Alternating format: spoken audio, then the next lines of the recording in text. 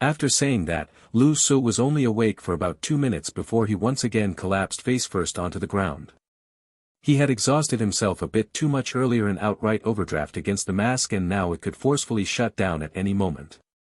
So he fell asleep again. Perfect life. I probably don't quite get it. He spoke while looking somewhat conflicted. What did he just say? Logically, he shouldn't have said that. If he plans to become an enemy and kill you later, shouldn't he have apologized in advance? Why was he fine a moment ago and suddenly said, "Serves you right"? Xia Antong stepped in at the perfect moment and sneered. Don't flatter yourselves. There's no cooperation here.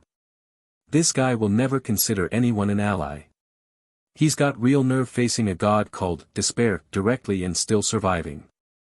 When she spoke, everyone tacitly chose not to respond, but the creator suddenly sensed something was off and unexpectedly looked up to ask. Wait, wasn't the game's live stream turned off? How do you know it was the god Despair who showed up? Xia Antong didn't actually know. When she heard that question, she was stunned. Wow, so her guess had actually been right. She had only planned to bluff a bit to extract information from the two witnesses. She never expected it to be true. Her head was spinning for a moment. She was shocked, and the others were even worse off. Each of them looked dazed. What does the god Despair mean? Wasn't that term a little too intense, too unfamiliar? Who did he fight just now? Weren't you two and the game's avatar the ones who attacked him? Chio-Ein asked, looking at Perfect Life and the creator with surprise. Heh, I don't have that kind of ability. The creator gave an awkward smile. That guy did something truly remarkable just now. Also, why were it the two of us and the game's avatar teaming up against him? At a critical moment, shouldn't players naturally unite against an outside threat? Chio-Ein froze. She had never considered a unified front. Normally it was already assumed that Sin would be the one everyone ganged up on. Is Sin not considered an outsider? The creator didn't elaborate much. He had no intention of broadcasting what had just happened from his perspective. However, what he said was correct. Future matches will probably focus on player versus player combat. From now on, everyone may be enemies rather than friends. In this game, none of us are truly free, it's a pity. As he spoke, his somewhat aged eyes looked at the remaining young people with regret. Jiu Tian quietly bowed his head and listened. This was, in his view, a crucial piece of intelligence. The others showed mixed expressions. Not many seemed to fully grasp what the creator meant. 10 minutes passed quickly. The competitors who had become co-victors had little time to swap feelings. They each opened their own settlement pages. Game over. Congratulations, player perfect clear. The familiar game tones and a warm sense of being wrapped in something arrived. Lu Su slowly woke and found himself back in his most familiar place. No matter how many perfect clears there were this time, at least he was guaranteed one.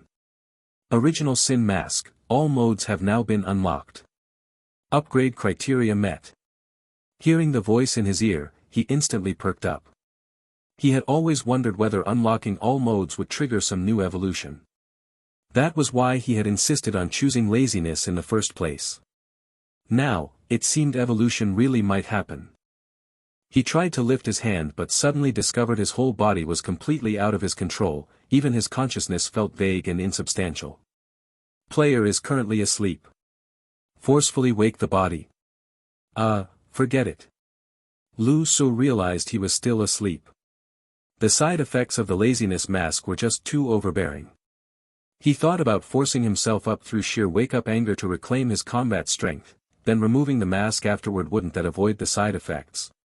No matter what form he was in, he couldn't escape the side effects. He had to endure them all. Use a portion of current game reward quota to upgrade the mask. Yes. A007, Soul of the Seven Deadly Sins, has been promoted to S025, Heart of the Seven Deadly Sins. Description: you have seen 1,000 sales and understand the fundamental sins of human nature. You can now dance with them.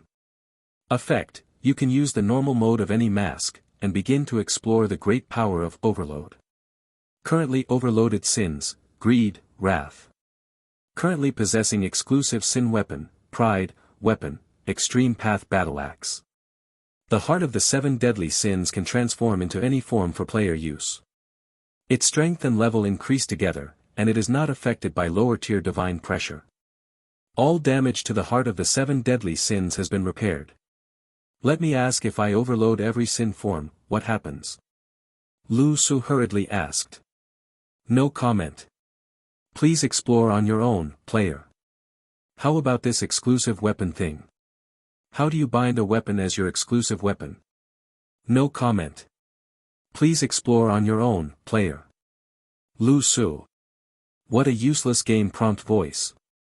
Still, the answer being, no comment, instead of silence allowed him to make a reasonable guess. The heart of the 7 deadly sins hadn't yet reached its highest tier, it was clearly a development sequence item that evolved over time. What he had gotten in the newbie tutorial continued to gain value. Just as he planned to check what rewards he'd earned this round, the game suddenly popped another strange notification. Routine game rewards have been placed in your inventory. Please check them. Due to the player's outstanding performance, you have defended your first place honor.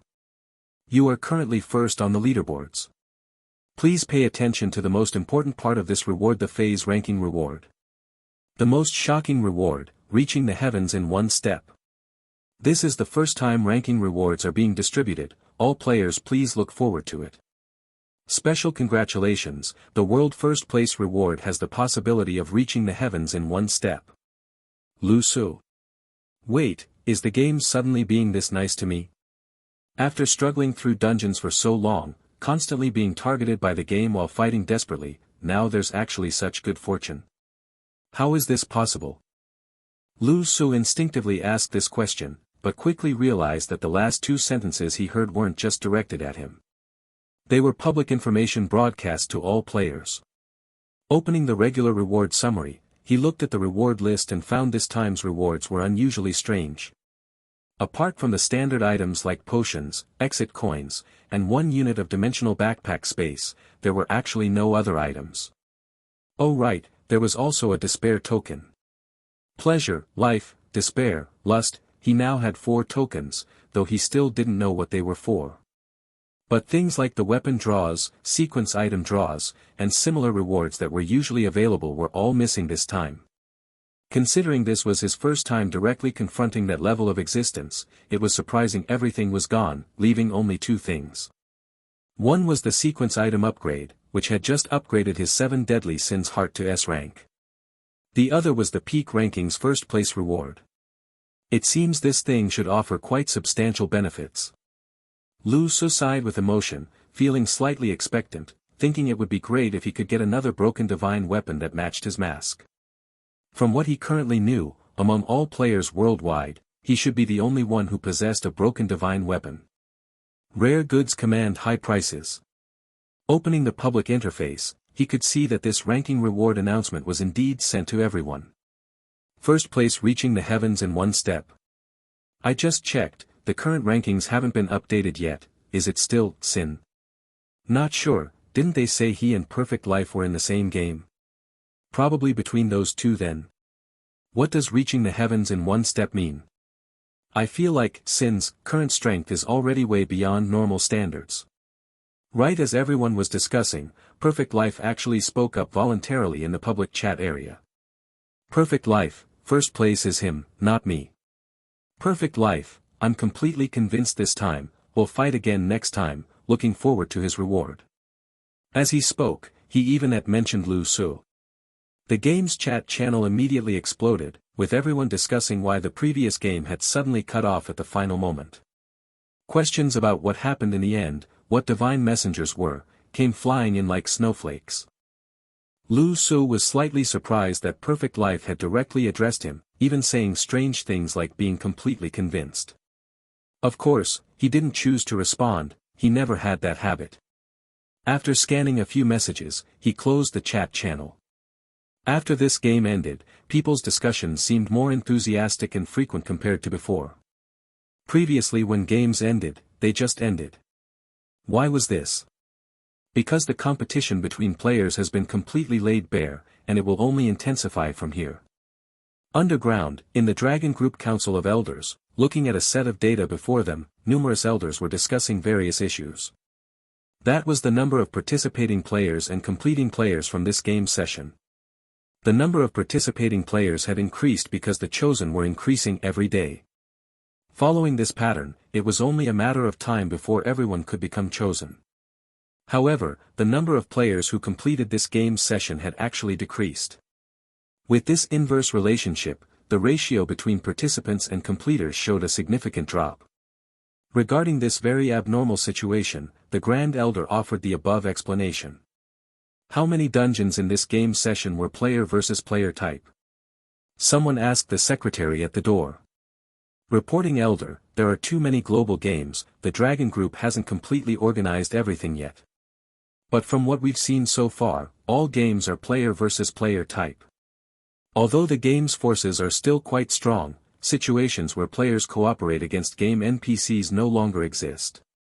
Hearing this, the Grand Elder nodded, exactly as expected.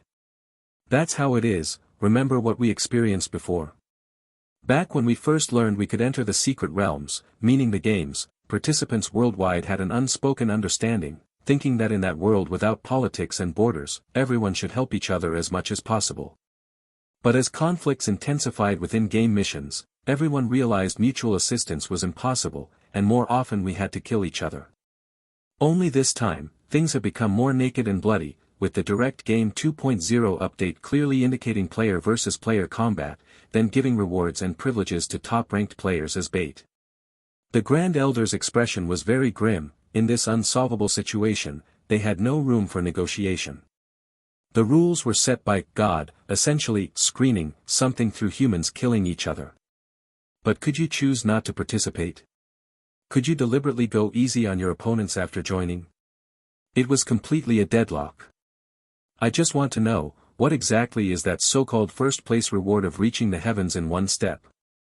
That will be the most tempting treat dangled before everyone's eyes, probably a poison treat too.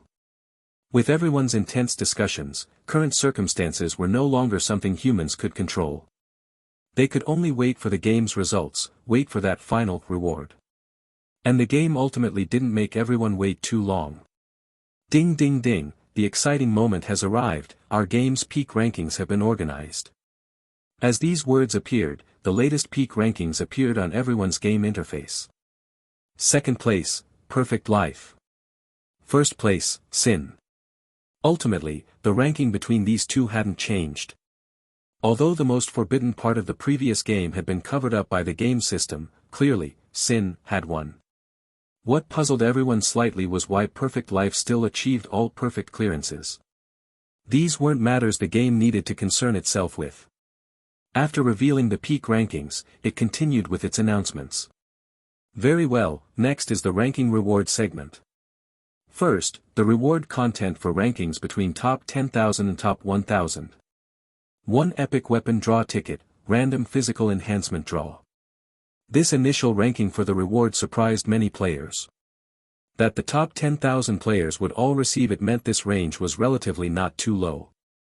Many people had originally thought this thing was specially for top players' benefit, with others getting nothing. Of course, from a global perspective, top 10,000 was already quite high. I actually get one too. Nice, I thought it was only top 10. What does random body attribute enhancement mean? Can someone explain? Wait. There are so many top 10,000 big shots in public chat. Big shots, share some gaming tips. As rewards were distributed, the public chat area instantly became active again. After all, the number of people at this stage was still relatively large. It felt somewhat more accessible, seeming like a ranking ordinary people could strive for. Next, rewards for peak rankings between top 1,000 and 100. As these words appeared on the game interface, Xia Antong slowly looked up. She never expected she barely squeezed in. Player, blank, ranking 998. Her ranking had originally been around 2,000, which was already quite high. But this time, she actually achieved a perfect clearance. Among the 4 players with perfect clearance, she was one. Poor Chio Ein, having served as a knife and only bullying the weak, didn't get any good rewards. But this perfect clearance directly propelled Xia Antong into the top 1,000, earning her this second-tier reward. All players receive one slot in their dimensional backpack and obtain one adaptive skill scroll. Adaptive skill scroll, obtain a random skill, can choose the type, and it will match your current state most appropriately. Adaptive? That's actually pretty good. Xia Antong was surprised. She hadn't had much expectation since benefits held little temptation for her. As a paying player, she had already bought almost everything available, and the all-seeing eye was absolutely sufficient. But adaptive superpowers were something she currently lacked, and it could also enhance her spirit too. Next, rewards for players ranked 100 to 10th. Legendary Weapon Lottery Ticket / S-Tier Back Position Sequence Item Lottery Ticket, choose one. At this stage, the rewards given were relatively top tier, all things that significantly boosted combat power. These were also things Wu Changkong and others needed. Next, rewards for 2nd to 10th place. Hearing this voice, Perfect Life, Chio Ein, Sun, and other top players all looked up simultaneously. Rewards above legendary weapons. But soon, the conclusion given made everyone freeze. Congratulations to 9 players for obtaining Divine Might Baptism. What was Divine Might Baptism? While most players were confused, veterans like the creator and the Dragon Group's Great Elder felt their hearts tremble simultaneously. Oh no! Does this thing really exist? Divine Might Baptism, receive comprehensive attribute enhancements including strength, psychic energy, perception, etc. Additionally, obtain life level elevation. In the game, those who have undergone Divine Might Baptism will be regarded as moving closer to divinity, possessing natural suppression over other players. Instantly, the world erupted. If previous rewards only made people envious, jealous, and yearning, this one turned into shock and doubt. What did this mean? Wasn't this just classifying humans into hierarchies? From the moment civilization was born, hierarchy existed too, but those were barriers constructed by humans themselves. Whether money or power, everything would eventually fade, nothing was eternal. But now, what did baptism mean? This meant that from today onward, the top 10 were different from those behind them. What does suppression mean? How does it work? No way, this is too much. Does this mean they stopped being human overnight? I think it's fine, the gap was already huge anyway. This didn't require any Dragon Group or Elder Council, even ordinary players could sense the severity of this issue. The prepared Dragon Group Great Elder now stood like a withered tree. He no longer cared about these things, he only wanted to know about that final thing. Players, please explore related questions on your own in the future. Next, our ultimate prize at the final moment. Our number 1. The game's voice became playful, even sounding somewhat expectant itself. The first place reward is Ascension. Player Sin can now choose whether to ascend immediately. Shed your current constrained mortal flesh. After Ascension, you will become a Divine Emissary, and also serve as law enforcer in the game. As for benefits, it's simple eternal life. And theoretically, you will gain unlimited potential power. Several consecutive announcements directly stunned everyone worldwide. What the hell? Was this right? Direct Ascension? The game's number 1 could directly become a god on Earth. Everyone who heard this news had their pupils instantly contract. This level of reward seemed completely different from previous ones. Please make your choice. At this moment, another voice appeared simultaneously in everyone's game interface. It was a somewhat lazy voice, the voice of Sin. I refuse. Like a clock stopping for an instant, the world fell silent. Why? Why should I need to explain to you? Refusal means refusal. Are you brain damaged? Think I'm easy to fool? The first place reward is being someone's dog. What crap is this? Hurry up and give me something better. In a game audible to hundreds of millions, Lu Su directly cursed as soon as he opened his mic. After several seconds of silence, the game's voice finally returned. Fine, reward equivalently replaced with highest tier Divine Might Baptism, with full attribute enhancement. Additionally, Perfect Life. Perfect Life, still immersed in shock, was momentarily dazed, wondering why the game would specifically call him. The qualification to ascend and become a divine emissary belongs only to the world's number one. Since he refuses, it cannot be passed down. If you want it, you can only defeat him to become the new world number one. If he keeps being unreasonable and refuses to accept, your ascension opportunities will be wasted. The gates of heaven have opened for everyone. Unfortunately, there's currently an ungrateful guy blocking the entrance. The game's voice spoke with a somewhat provocative tone. Perfect Life took a moment to react before realizing that this game was actually inciting him to become hostile toward Sin. The game's meaning was clear: if Sin chose to ascend, the first position would be passed down, giving Perfect Life the opportunity to ascend. In this scenario, Sin's refusal, regardless of his reasoning, effectively eliminated Perfect Life's subsequent opportunity. However, ascending to become a divine envoy. Recalling the previous game slightly, that being was probably in the state of a despair divine envoy. Having its head torn from its body, then having Sin step on its head while splitting it with an axe. Did this thing really have any unlimited capabilities? Although he hadn't actually fought seriously with the despair divine envoy, thinking back to those previous images made him feel it wasn't particularly impressive. If he used the despair divine envoy's strength as a reference point, it might not even be able to defeat Sin. That didn't seem like any instant path to supremacy, though eternal life might indeed be quite tempting. But at this stage, Perfect Life wasn't thinking that deeply about it, so he didn't feel any particular jealousy or yearning. Still within his game space, he asked with great confusion. I'd like to know, are there any disadvantages to becoming a divine envoy? Compared to your current human identity, it can be said there are no disadvantages whatsoever. The game was quite accommodating, perhaps having discovered that Lu Su was too difficult to handle, and began showing some patience toward Perfect Life. But that was the extent of it. It completely ignored any follow-up questions. Moreover, this conversation wasn't broadcast publicly to the world's game channel, remaining instead as some private communication. Meanwhile, in the outside world, after Sin made his outrageous declaration and outright refusal, all other players were somewhat shocked.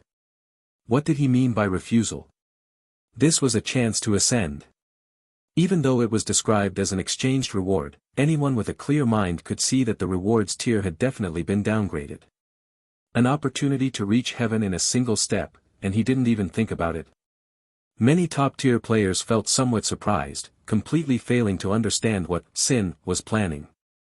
Although from their perspective, they knew this kind of ascension was somewhat similar to pacification with official posts. Anyone familiar with Water Margin knew that pacification never led to good outcomes. But reading about it was one thing; when it actually happened to you, you couldn't remain completely detached. In the current cruel and unknown state of the divine selection game, ascension, in a sense meant reaching safe shores. Yet he had still refused so directly, and in a manner completely disrespectful to the game, leaving himself with absolutely no retreat. Whether he was seeking death or not, this kind of courage couldn't help but inspire awe, and for a time the discussion forum's load capacity once again reached record highs. Different people had different opinions about his choice. If Perfect Life felt some respect, then Xia Antong was already starting to feel her eyelids trembling. She was someone who paid extreme attention to wording. Based on what she knew, Sin, or rather Lu Su, was someone who staked everything on pursuing the ultimate power. And just now, he had directly refused ascension, this opportunity to become a divine envoy. He had even outright said, "What's so good about being a dog?" This raised a rather serious question worth pondering. What exactly is the ultimate power you're pursuing? If you don't want to be a divine envoy, then what do you want to be? Thinking this far made her feel somewhat chilled to the bone. In this world, who could set such goals from the very beginning? She didn't view Lu Su as a madman; on the contrary, she always considered him an absolutely determined truth-seeker. From this perspective, she believed she couldn't be the only one who realized this. At the very least, the game should be aware. From the game's perspective, Lu Su was essentially declaring openly that he would take the game's benefits while still opposing the game. This was completely and utterly like snatching chestnuts from the fire. No concealment or endurance, everything was out in the open. She raised her hand to gently stroke her hair, her fingers trembling slightly. This is somewhat frightening. Do you really think the game can't handle you? Isn't this too risky? Meanwhile, the Dragon Group's Council of Elders felt both surprised and somewhat pleased. When the game's Ascension opportunity appeared, the Grand Elder felt like he was about to faint. This could be considered the worst news he'd heard. This kind of reward basically signified that opposing the game had become completely impossible. Being able to ascend and shed human identity would make the game appear as a kind of blessing in players' eyes. At the very least, top-tier players would likely stop at nothing to pursue that opportunity. Fortunately, however, Sin had actually refused. His refusal was the greatest pleasant surprise. I'd really like to know how he refused so decisively. It's equivalent to stepping on the brakes for this runaway era. I'm more curious about why he said divine envoys are just being dogs. The Council of Veteran Players was full of curiosity, recalling Sin's voice from earlier. To be honest, if they had such an opportunity back in their day, those grand propositions like resisting the game for humanity's sake probably wouldn't have existed. The Grand Elder, his heart quite unsettled, straightened his collar and said with a slightly trembling voice. I don't know, but I think we really need to make contact with him. While his decision attracted worldwide attention, Lu Su was undergoing his divine might baptism. His reasoning was actually quite simple. He knew that accepting Ascension now would definitely mean instant supremacy in the short term. But that would certainly sever all future possibilities. Divine envoys were most likely just being dogs for the gods, without any real autonomy. This had nothing to do with ultimate power at all. But this divine might baptism was, after all, his reward for being world number one. No point wasting it, as it definitely had benefits. In his vision, his body began floating in mid-air, undergoing a complete physical and spiritual transformation. And this transformation was literal in every sense. His skin and flesh began separating from his body, enveloped in a radiant light as they were reassembled. This was essentially equivalent to updating every part of his body before piecing it back together. It looked utterly horrifying, but Lu Su could clearly feel significant changes occurring within his body. Especially a certain restraint within his soul that seemed to be loosening. This initial ranking for the reward surprised many players. That the top 10,000 players would all receive it meant this range was relatively not too low. Many people had originally thought this thing was specially for top players' benefit, with others getting nothing. Of course, from a global perspective, top 10,000 was already quite high. I actually get one too. Nice, I thought it was only top 10. What does random body attribute enhancement mean? Can someone explain? Wait. There are so many top 10,000 big shots in public chat. Big shots, share some gaming tips. As rewards were distributed, the public chat area instantly became active again. After all, the number of people at this stage was still relatively large. It felt somewhat more accessible, seeming like a ranking ordinary people could strive for. Next, rewards for peak rankings between top 1,000 and 100. As these words appeared on the game interface, Xia Antong slowly looked up. She never expected she'd barely squeezed in. Player, blank, ranking 998. Her ranking had originally been around 2,000, which was already quite high. But this time, she actually achieved a perfect clearance. Among the 4 players with perfect clearance, she was one. Poor Chio Ein, having served as a knife and only bullying the weak, didn't get any good rewards. But this perfect clearance directly propelled Xia Antong into the top 1,000, earning her this second-tier reward. All players receive 1 slot in their dimensional backpack and obtain 1 adaptive skill scroll. Adaptive skill scroll, obtain a random skill, can choose the type, and it will match your current state most appropriately. Adaptive? That's actually pretty good. Xia Antong was surprised. She hadn't had much expectation since benefits held little temptation for her. As a paying player, she had already bought almost everything available, and the all-seeing eye was absolutely sufficient. But adaptive superpowers were something she currently lacked, and it could also enhance her spirit too. Next, rewards for players ranked 100 to 10th. Legendary Weapon Lottery Ticket / S tier Back Position Sequence Item Lottery Ticket, choose one. At this stage, the rewards given were relatively top tier, all things that significantly boosted combat power. These were also things Wu Changkong and others needed. Next, rewards for 2nd to 10th place. Hearing this voice, Perfect Life, Chio Ein, Sun, and other top players all looked up simultaneously. Rewards above legendary weapons. But soon, the conclusion given made everyone freeze. Congratulations to 9 players for obtaining Divine Might Baptism. What was Divine Might Baptism? While most players were confused, veterans like the creator and the Dragon Group's Great Elder felt their hearts trembled simultaneously. Oh no! Does this thing really exist? Divine Might Baptism, receive comprehensive attribute enhancements including strength, psychic energy, perception, etc. Additionally, obtain life level elevation. In the game, those who have undergone Divine Might Baptism will be regarded as moving closer to divinity, possessing natural suppression over other players. Instantly, the world erupted. If previous rewards only made people envious, jealous, and yearning, this one turned into shock and doubt. What did this mean? Wasn't this just classifying humans into hierarchies? From the moment civilization was born, hierarchy existed too, but those were barriers constructed by humans themselves. Whether money or power, everything would eventually fade, nothing was eternal. But now, what did baptism mean? This meant that from today onward, the top 10 were different from those behind them. What does suppression mean? How does it work? No way, this is too much. Does this mean they stopped being human overnight? I think it's fine, the gap was already huge anyway.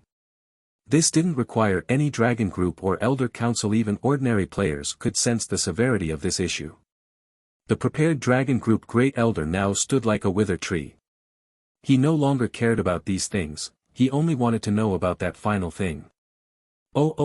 Players, please explore related questions on your own in the future. Next, our ultimate prize at the final moment.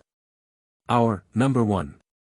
The game's voice became playful, even sounding somewhat expectant itself. The first place reward is Ascension. Player Sin can now choose whether to ascend immediately. Shed your current constrained mortal flesh. After Ascension, you will become a Divine Emissary, and also serve as law enforcer in the game. As for benefits, it's simple eternal life. And theoretically, you will gain unlimited potential power. Several consecutive announcements directly stunned everyone worldwide. What the hell? Was this right? Direct Ascension? The game's number 1 could directly become a god on Earth? Everyone who heard this news had their pupils instantly contract. This level of reward seemed completely different from previous ones. Please make your choice. At this moment, another voice appeared simultaneously in everyone's game interface. It was a somewhat lazy voice, the voice of Sin. I refuse. Like a clock stopping for an instant, the world fell silent. Why? Why should I need to explain to you? Refusal means refusal. Are you brain damaged? Think I'm easy to fool? The first place reward is being someone's dog. What crap is this? Hurry up and give me something better. In a game audible to hundreds of millions, Lu Su directly cursed as soon as he opened his mic. After several seconds of silence, the game's voice finally returned. Fine, reward equivalently replaced with highest tier Divine Might Baptism, with full attribute enhancement. Additionally, Perfect Life. Perfect Life, still immersed in shock, was momentarily dazed, wondering why the game would specifically call him. The qualification to ascend and become a Divine Emissary belongs only to the world's number 1. Since he refuses, it cannot be passed down. If you want it, you can only defeat him to become the new world number 1. If he keeps being unreasonable and refuses to accept, your ascension opportunities will be wasted. The gates of heaven have opened for everyone. Unfortunately, there's currently an ungrateful guy blocking the entrance. The game's voice spoke with a somewhat provocative tone. Perfect Life took a moment to react before realizing that this game was actually inciting him to become hostile toward Sin. The game's meaning was clear: if Sin chose to ascend, the first position would be passed down, giving Perfect Life the opportunity to ascend. In this scenario, Sin's refusal, regardless of his reasoning, effectively eliminated Perfect Life's subsequent opportunity. However, ascending to become a divine envoy. Recalling the previous game slightly, that being was probably in the state of a despair divine envoy.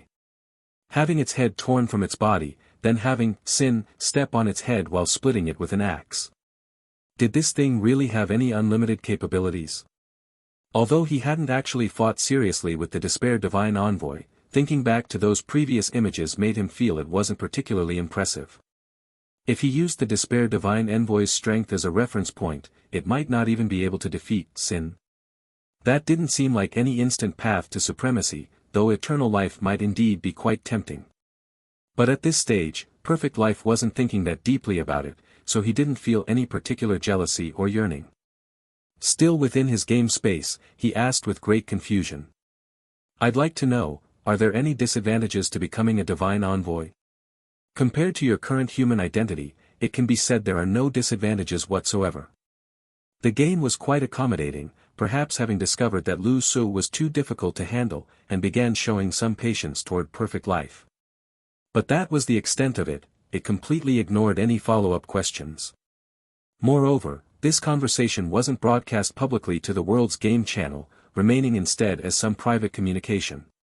Meanwhile, in the outside world, after Sin made his outrageous declaration and outright refusal, all other players were somewhat shocked. What did he mean by refusal? This was a chance to ascend. Even though it was described as an exchanged reward, anyone with a clear mind could see that the reward's tier had definitely been downgraded. An opportunity to reach heaven in a single step, and he didn't even think about it.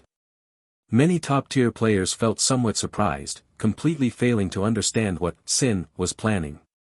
Although from their perspective, they knew this kind of ascension was somewhat similar to pacification with official posts. Anyone familiar with Water Margin knew that pacification never led to good outcomes. But reading about it was one thing; when it actually happened to you, you couldn't remain completely detached. In the current cruel and unknown state of the divine selection game, ascension, in a sense meant reaching safe shores. Yet he had still refused so directly, and in a manner completely disrespectful to the game, leaving himself with absolutely no retreat. Whether he was seeking death or not, this kind of courage couldn't help but inspire awe, and for a time the discussion forum's load capacity once again reached record highs. Different people had different opinions about his choice. If Perfect Life felt some respect, then Xia Antong was already starting to feel her eyelids trembling. She was someone who paid extreme attention to wording. Based on what she knew, Sin, or rather Lu Su, was someone who staked everything on pursuing the ultimate power. And just now, he had directly refused ascension, this opportunity to become a divine envoy. He had even outright said, "What's so good about being a dog?" This raised a rather serious question worth pondering. What exactly is the ultimate power you're pursuing? If you don't want to be a divine envoy, then what do you want to be? Thinking this far made her feel somewhat chilled to the bone. In this world, who could set such goals from the very beginning? She didn't view Lu Su as a madman; on the contrary, she always considered him an absolutely determined truth-seeker. From this perspective, she believed she couldn't be the only one who realized this. At the very least, the game should be aware. From the game's perspective, Lu Su was essentially declaring openly that he would take the game's benefits while still opposing the game. This was completely and utterly like snatching chestnuts from the fire. No concealment or endurance, everything was out in the open. She raised her hand to gently stroke her hair, her fingers trembling slightly. This is somewhat frightening. Do you really think the game can't handle you? Isn't this too risky? Meanwhile, the Dragon Group's Council of Elders felt both surprised and somewhat pleased. When the game's ascension opportunity appeared, the Grand Elder felt like he was about to faint. This could be considered the worst news he'd heard. This kind of reward basically signified that opposing the game had become completely impossible. Being able to ascend and shed human identity would make the game appear as a kind of blessing in players' eyes. At the very least, top-tier players would likely stop at nothing to pursue that opportunity. Fortunately, however, Sin had actually refused. His refusal was the greatest pleasant surprise. I'd really like to know how he refused so decisively. It's equivalent to stepping on the brakes for this runaway era. I'm more curious about why he said divine envoys are just being dogs. The council of veteran players was full of curiosity, recalling Sin's voice from earlier. To be honest, if they had such an opportunity back in their day, those grand propositions like resisting the game for humanity's sake probably wouldn't have existed. The Grand Elder, his heart quite unsettled, straightened his collar and said with a slightly trembling voice, I don't know, but I think we really need to make contact with him. While his decision attracted worldwide attention, Lu Su was undergoing his divine might baptism. His reasoning was actually quite simple. He knew that accepting ascension now would definitely mean instant supremacy in the short term. But that would certainly sever all future possibilities. Divine envoys were most likely just being dogs for the gods, without any real autonomy. This had nothing to do with ultimate power at all. But this divine might baptism was, after all, his reward for being world number one, no point wasting it, as it definitely had benefits. In his vision, his body began floating in mid-air, undergoing a complete physical and spiritual transformation. And this transformation was literal in every sense. His skin and flesh began separating from his body, enveloped in a radiant light as they were reassembled. This was essentially equivalent to updating every part of his body before piecing it back together. It looked utterly horrifying, but Lu Su could clearly feel significant changes occurring within his body. Especially AC. That feeling of confinement was triggered when he allocated his attribute points to reach 100 in strength, a gene lock. Specifically, the second-level gene lock that once again sealed his strength at 100 points. After that, he had stopped trying to allocate points, relying on his current strength and mask enhancements for combat. But now, that confinement was clearly beginning to loosen. As his body reassembled, an extraordinarily comfortable sensation shot straight through his skull. He had never experienced pain before, never knowing that this world contained sensations far more intense than mere pain. After all, he lacked such experiences. He nearly cried out on the spot, but though no one was around, he forcefully held it back. As the divine might baptism concluded, he seemed to hear a sound emerging from the depths of his soul. Click. Second level gene lock, open. With that beautiful sound, it officially marked Lu Su's entry into the next stage. This was probably what the game previously referred to as the shackles of human life. Becoming a divine envoy meant all gene locks would disappear, since one was no longer human, a form of ascension. But Lu Su didn't feel at a disadvantage. He knew that walking before a god and being dragged before a god were two entirely different concepts. If this gene lock could be broken, then presumably there were ways to deal with all the various locks that followed. He would choose the fastest path among all possible routes, but only if he could control it. My divine might baptism is the strongest. I wonder what effects others might have experienced. Lu Su murmured to himself as he slowly opened his eyes. Instantly, golden light shot out like twin lightning bolts, the momentary brilliance enough to stun anyone. With every movement, the feeling of lightness was exceptionally pronounced, making him feel somewhat unadapted once again. Even without allocating points, he could distinctly feel that he had grown significantly stronger. Status panel. At his call, Lu Su summoned his personal attribute panel to check his various stats. Since reaching the limit in strength last time, he hadn't even allocated points to other attributes. Just then, the game's voice suddenly sounded again. Divine Might Baptism has concluded. Next is full attribute enhancement. Please prepare yourself, player. Though it said to prepare, the enhancement began the moment the words finished. A powerful force instantly surged through his entire body, making Lu Su feel like he had expanded somewhat. The feeling of power came quickly and left just as fast. The sensation of expansion soon disappeared, but Lu Su could clearly feel balanced growth across all attributes. In this wave of baptism, all his attributes had increased by 10. Even these points included luck and spirit. His panel values instantly leaped to a new level. Strength, 100 to 110. Speed, 50 to 60. Coordination, 30 to 40. Luck, 3 to 13. Spirit, 7 to 17. It was worth noting that luck and spirit, since he rarely used them and their point allocation was relatively expensive, had always been neglected. Getting such passive growth was quite surprising, especially with luck. He had thought there should be some upper limit to this kind of thing. All enhancements completed. Player may organize accordingly. Reminder, your side effects have not disappeared. What side effects? Lu Su was stunned. He didn't recall any mention of side effects from the Divine Might baptism. 7 deadly sins: heart, sloth. Side effects still present. Please quickly select items to bring out of the game. No way. Lu Su was instantly shocked. Even after such a massive reconstruction, with his body disassembled and baptized, the sloth side effects were still there. This was terrifying. The mask's priority level was actually this high.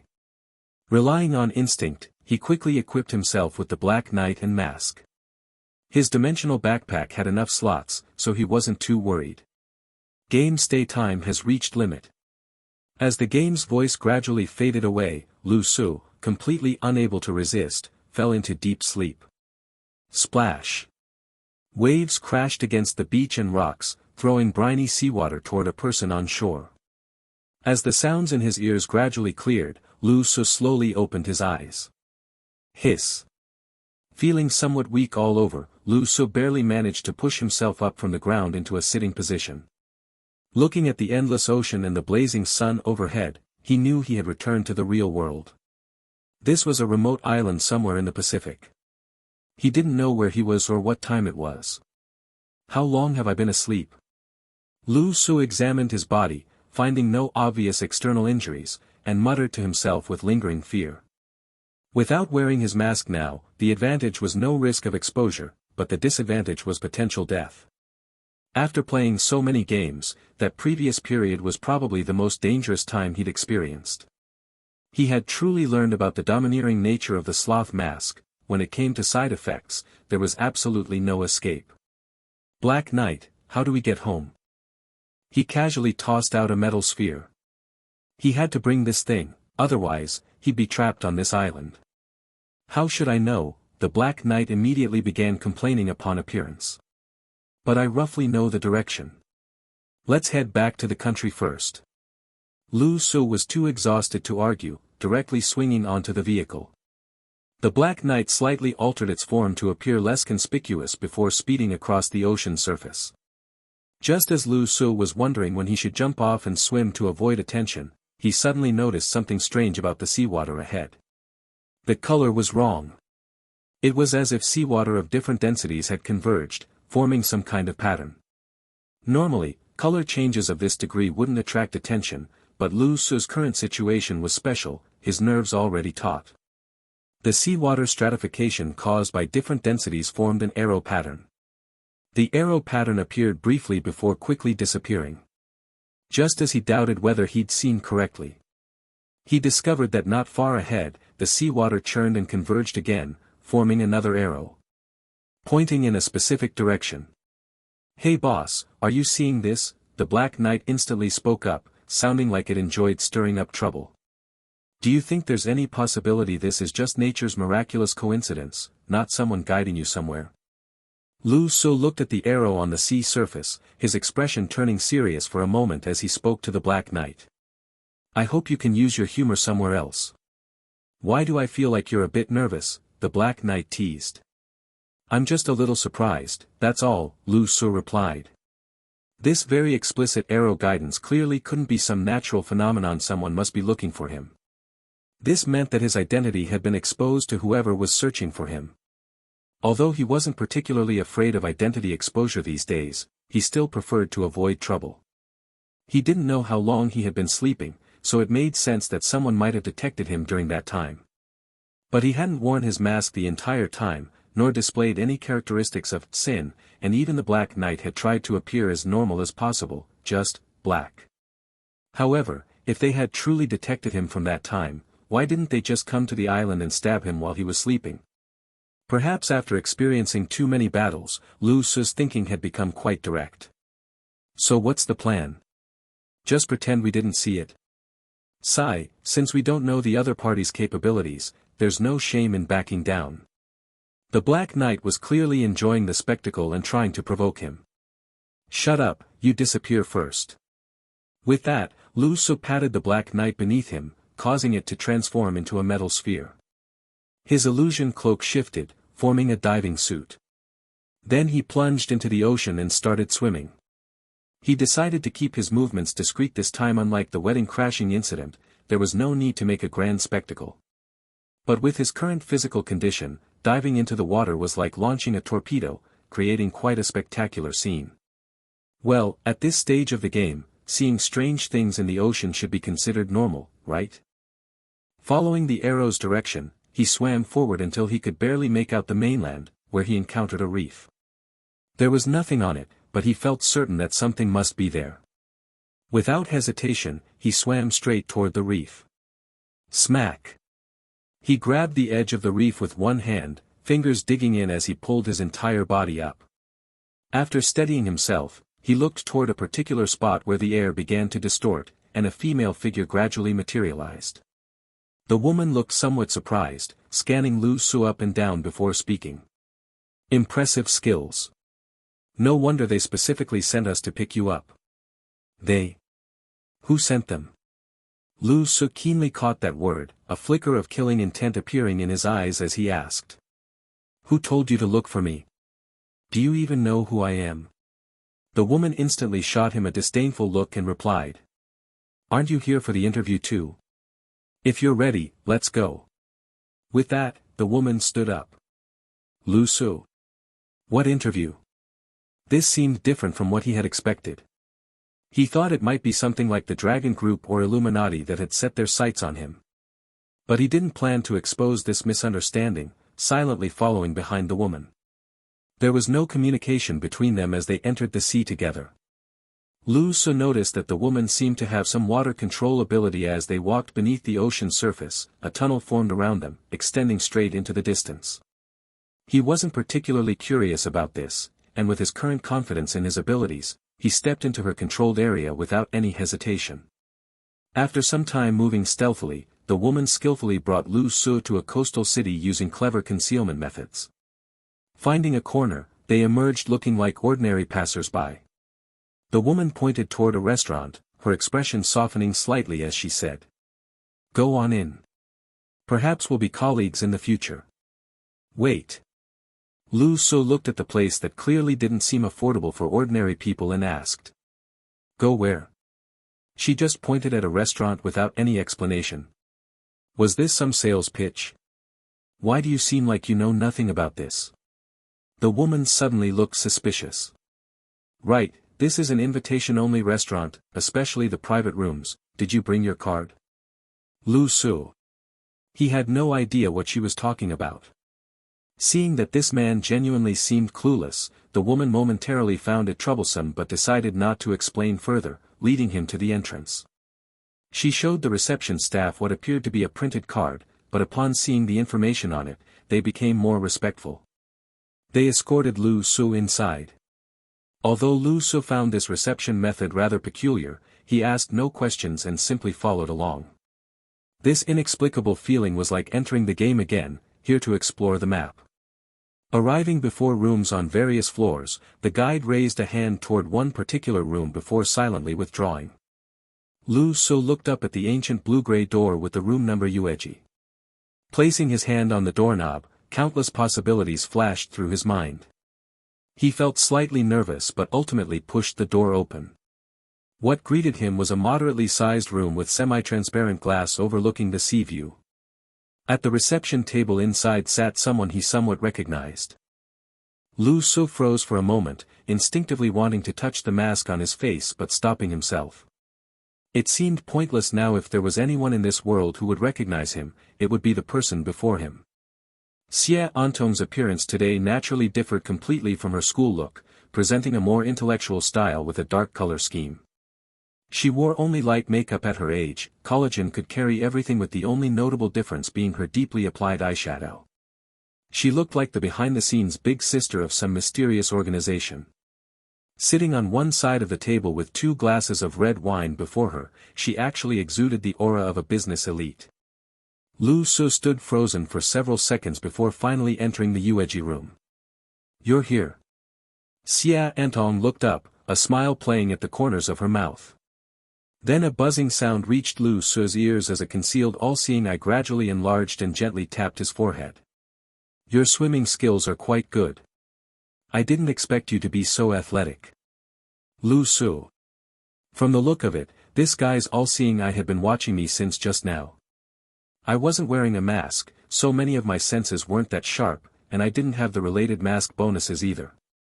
But he didn't care, walking forward and saying, "What's with today's outfit?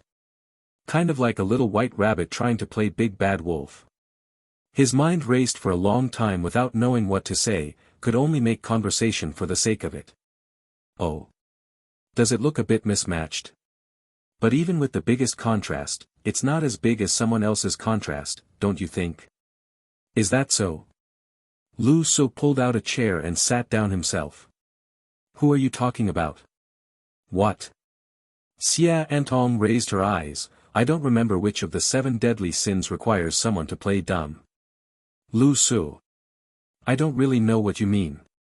He finally decided to awkwardly play along. "What did you need me for?" "I just went out for a swim and got called here. I thought at first someone was causing trouble." Xia Antong looked into Lu Su's eyes and said, "Need something? Can our relationship only meet when there's business? Can't I come find my classmate for a meal when I'm free?" As she spoke, she pressed a button, and a drawer slowly opened from the pearwood cabinet beside them. She took out a menu. Asking Lu Su, "What have you been doing this whole time? Why have you been at sea the whole time?" Hearing this, Lu Su suddenly remembered and quickly asked, "Oh right. How much time has passed since our game ended?" Xia Antong looked somewhat surprised. "Nearly 50 hours. What?" Lu Su was shocked too. He had actually slept for that long purely. "You're not trying to tell me you've been sleeping this whole time, are you?" Xia Antong asked with some astonishment, and after seeing the expression on Lu Su's face, she knew she had probably guessed right. "Xia Antong. Are the side effects of those masks of yours too strong? Are you really okay?" Since putting on the Sin mask, Lu Su hadn't spoken to people like this for a long time, and instantly felt an uncomfortable sense of fragmentation. It was like in this kind of conversation, he needed to forcibly integrate his 2 identities. He lowered his head slightly and said somewhat stiffly, "You don't need to worry about these things. It'd be good enough if you could control your own side effects and not cry every time after playing the game."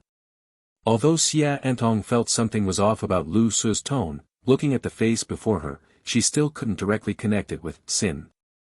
So she said with a smile, "You're not wearing the jealousy mask either, no need to be so venomous. Want to eat something? My treat." Lu Su looked at the menu handed to him, not really in the mood, and randomly pointed at something in French, saying, "I don't care, this one then."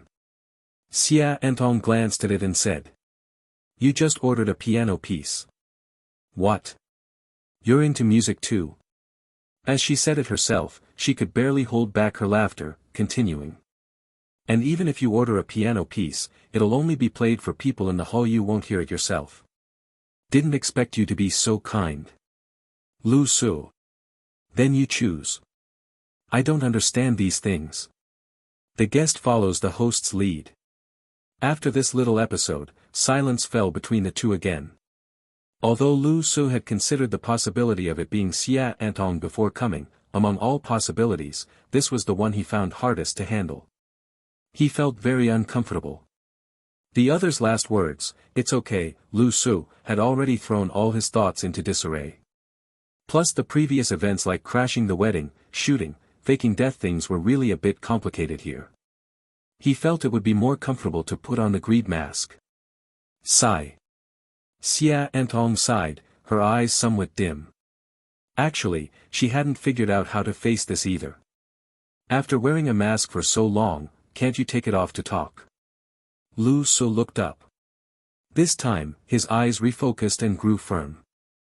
I need to remind you of one thing. Those aren't my masks. That's my face. Actually speaking, those performances are all me. Xia Antong shook her head. I don't care about that. I only know that I knew him before Sin became Sin.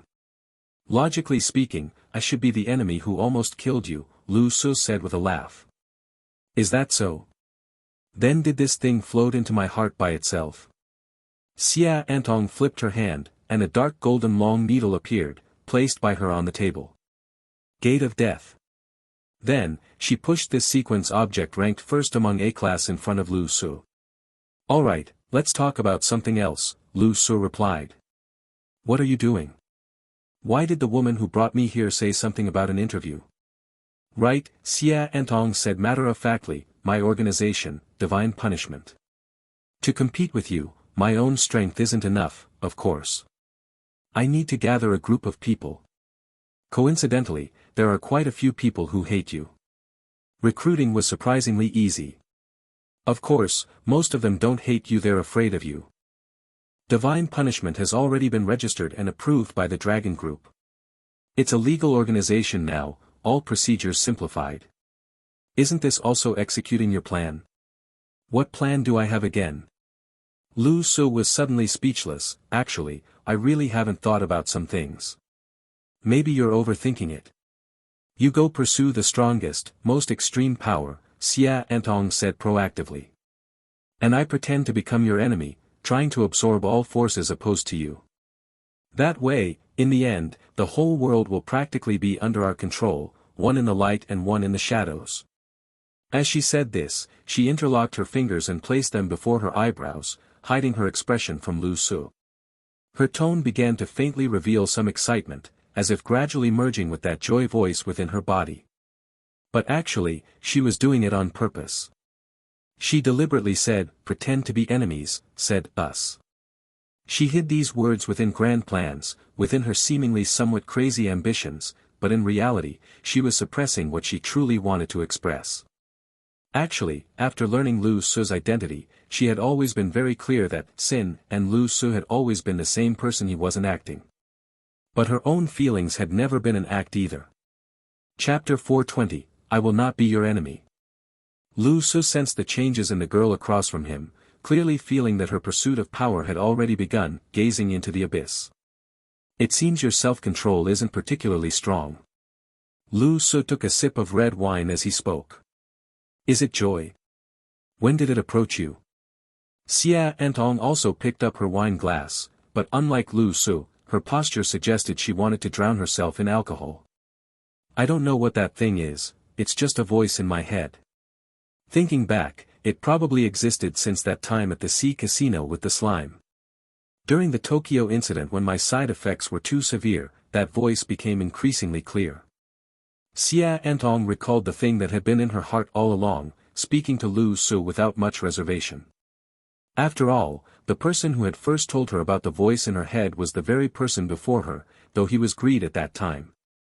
Are you very familiar with these things? Not familiar, I'm just speculating.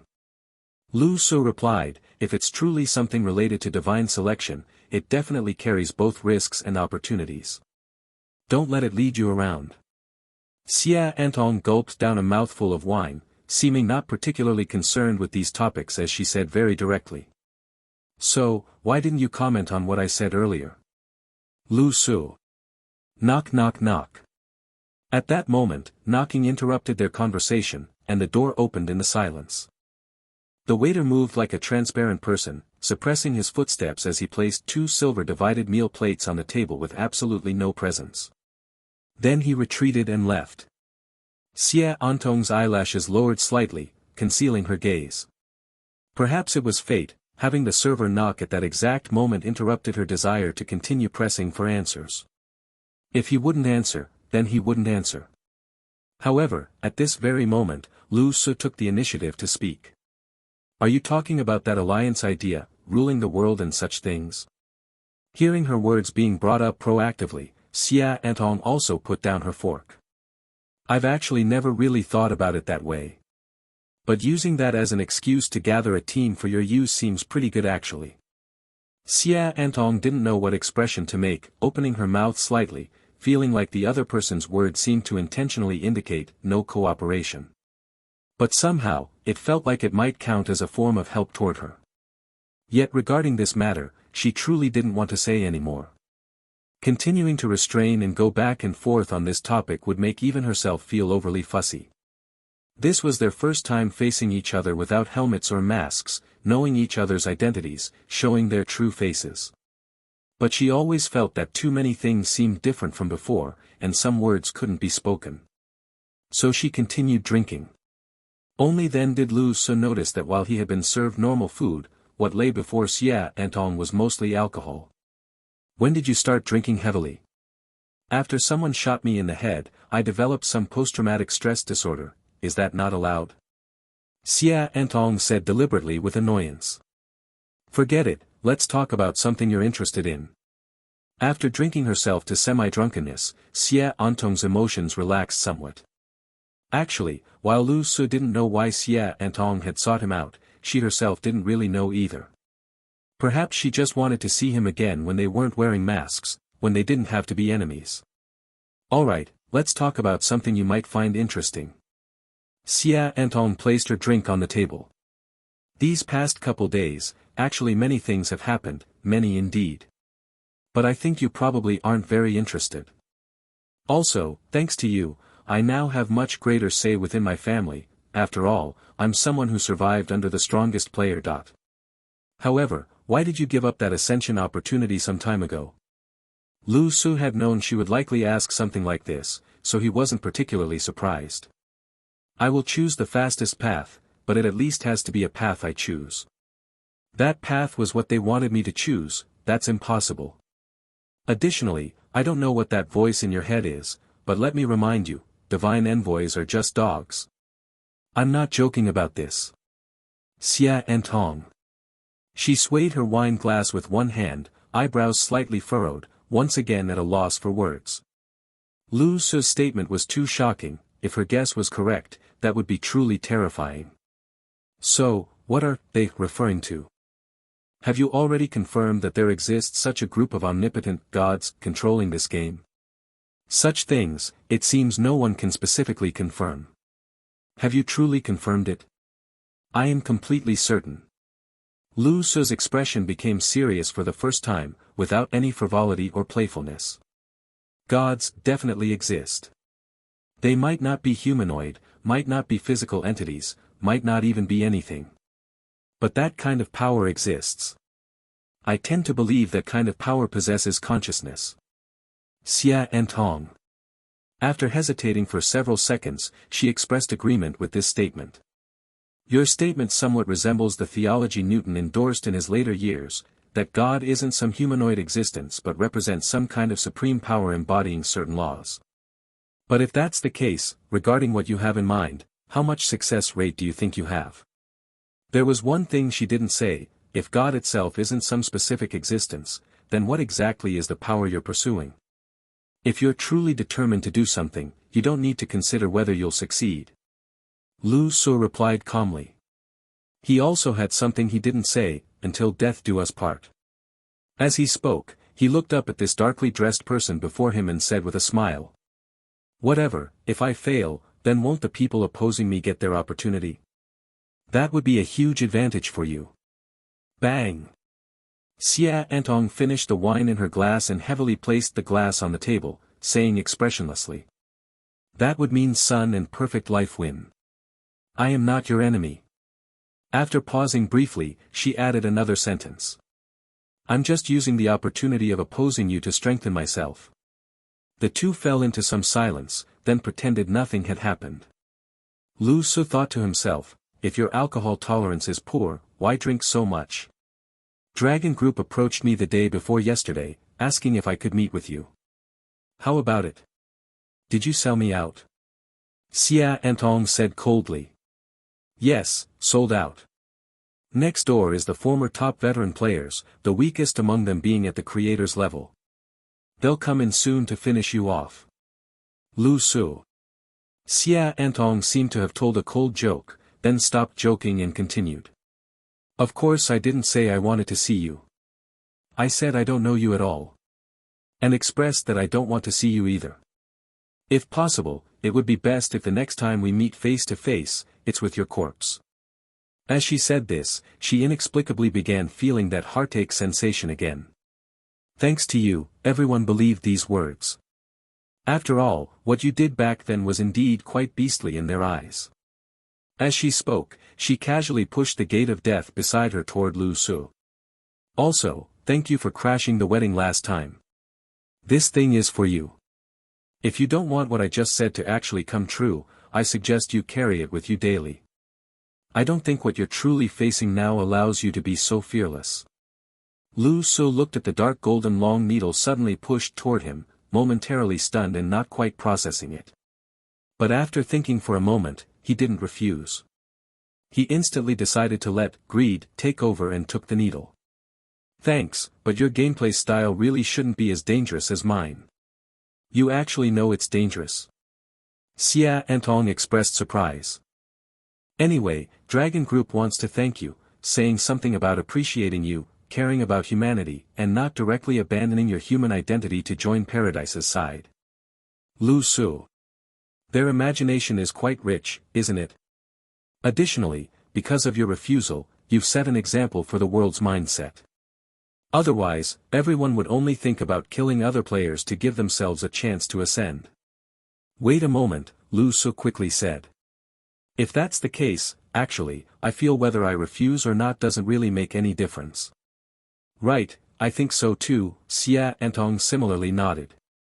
Actually, regarding this game, people's perspectives have already undergone a significant shift. Now, many who were selected but have been spectators all along are also starting to want to participate in the game. Everyone believes this game represents a great opportunity, only the selection process just looks slightly cruel.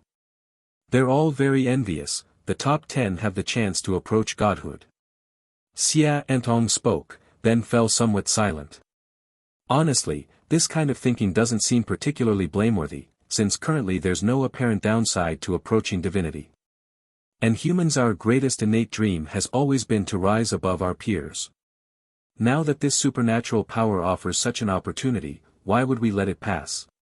Only this process feels too much like invaders offering benefits to divide humanity from within. Many people express admiration for your decision to abandon this opportunity.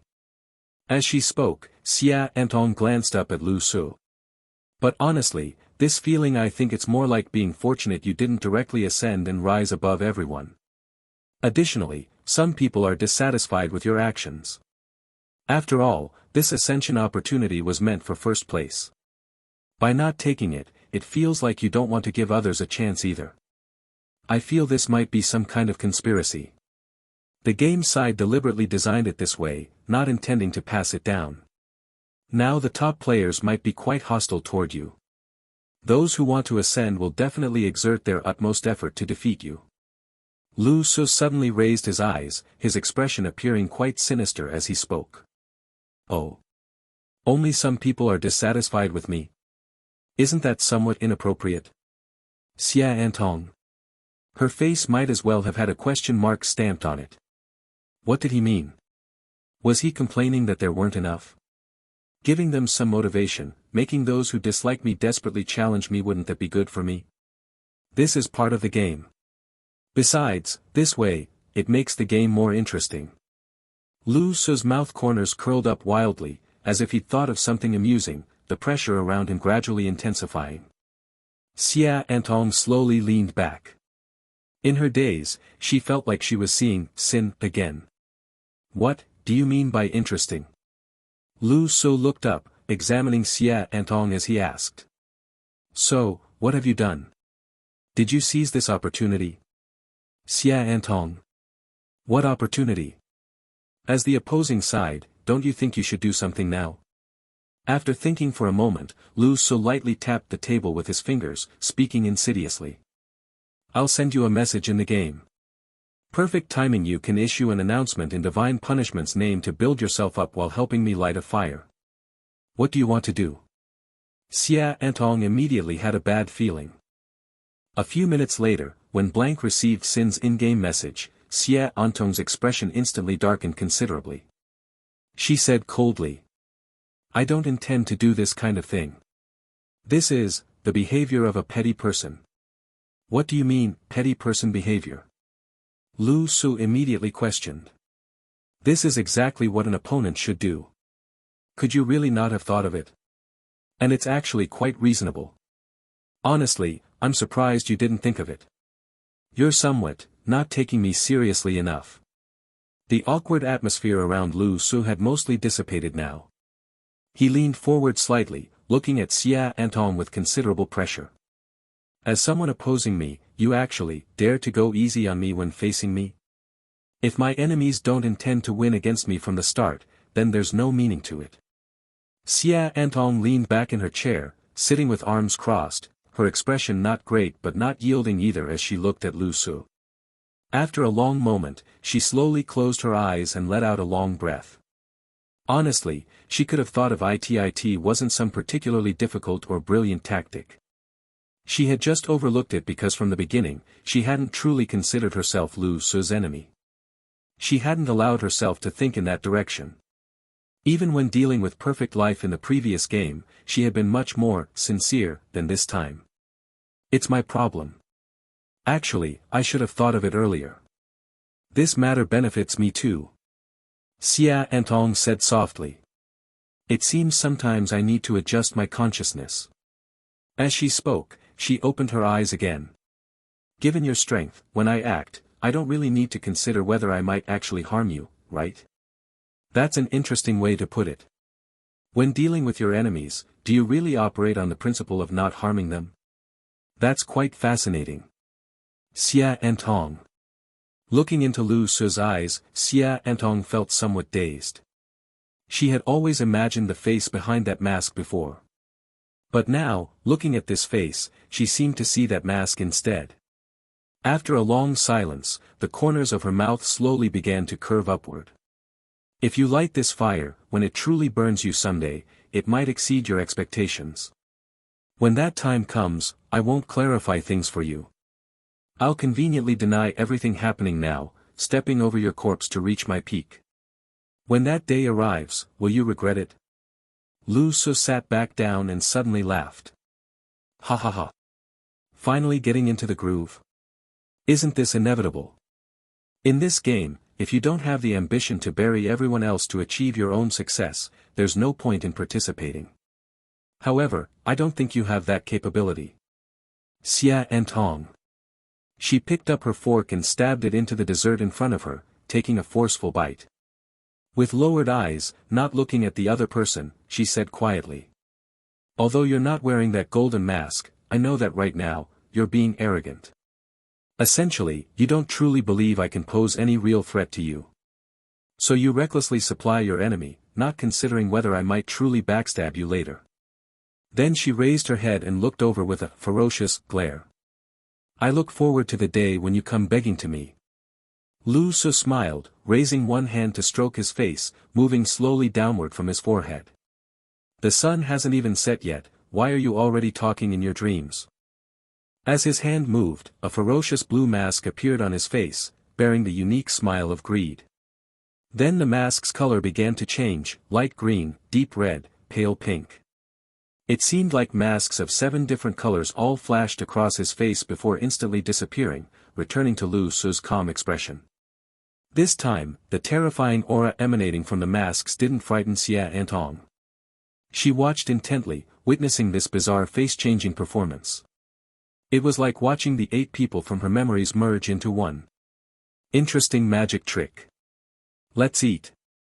Xia Antong lowered her head and continued drinking, eating her dessert. The two began eating in complete silence. Xia Antong didn't look up at the person across from her, not even with peripheral vision, because there was no need, after all, the all-seeing eye could see everything clearly. Although this exchange didn't seem pleasant, and she had proposed a cooperation plan while the other party didn't seem interested in cooperating. Even now, she wasn't quite clear about the exact relationship between them.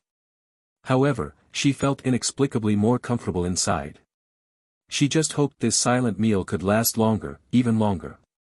I slept for 2 days. The new game should be coming soon. Finally, Lu Su was the one to break the silence. If there's nothing else, and the veteran player next door isn't planning to rush out and capture me, I'll take my leave. He ended with a joke. Xie Antong's eyelashes fluttered slightly as she spoke. Don't bother seeing me out. Lu Su stood up and walked straight to the door. Just as he was about to open it, he slightly turned his body. I look forward to the day when you can make me regret this. Then you'd better keep looking forward to it. Xie Antong said. Bang. The door closed as Lu Su left. Xie Antong didn't move, just continued drinking incessantly.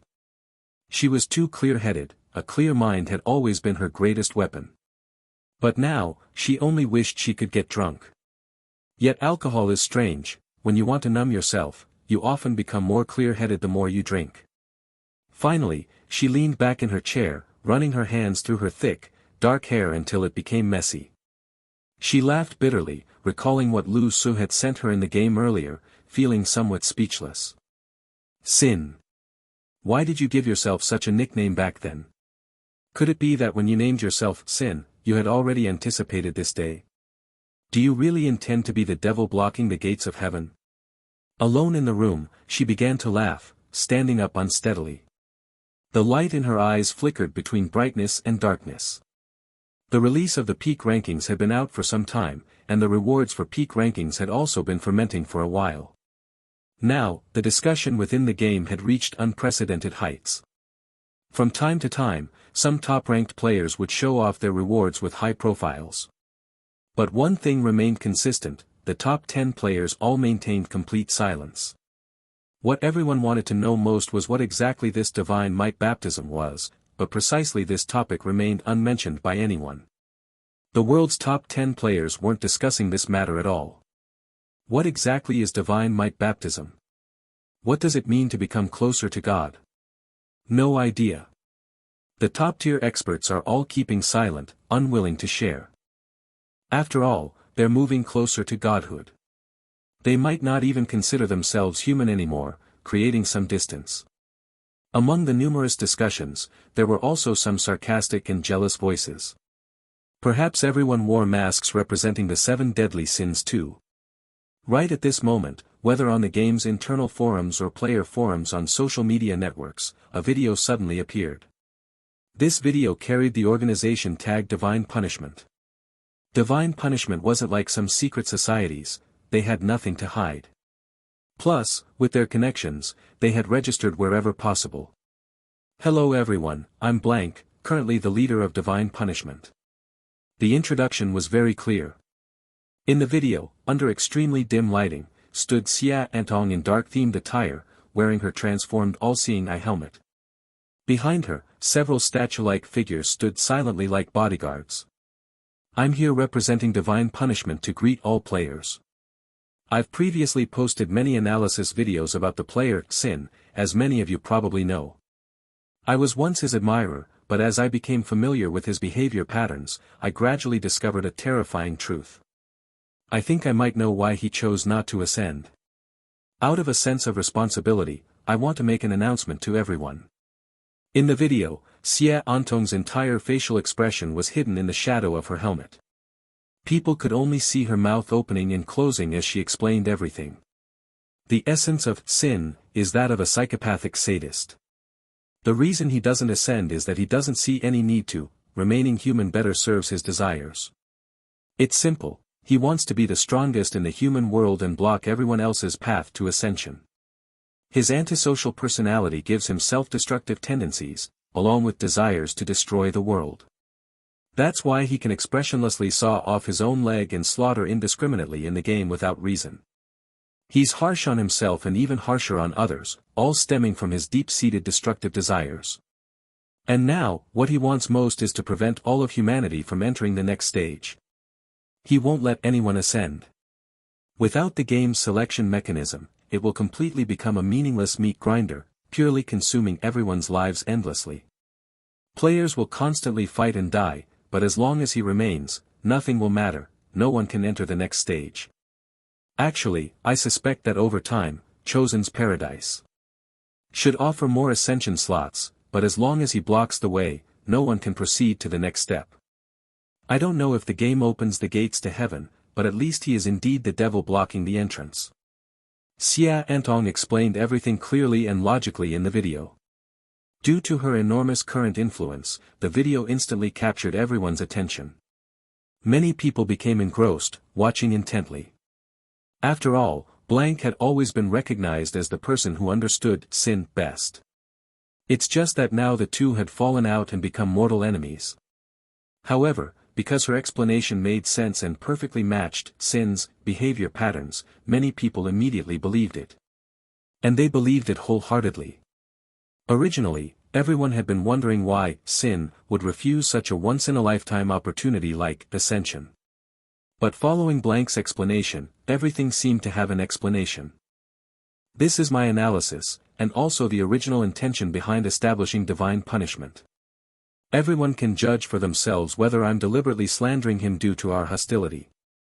I'm only sharing my own judgment. How strong must one be to single-handedly block the next evolutionary path of humanity? I don't know, but right now, Sin has indeed done it. Welcome to join divine punishment, executing heaven's punishment on Sin. At the end, Xia Entong very subtly advertised her organization. Then the video ended. At this current juncture, it was equivalent to igniting the flames of war. Or even saying it ignited explosives wouldn't be an exaggeration.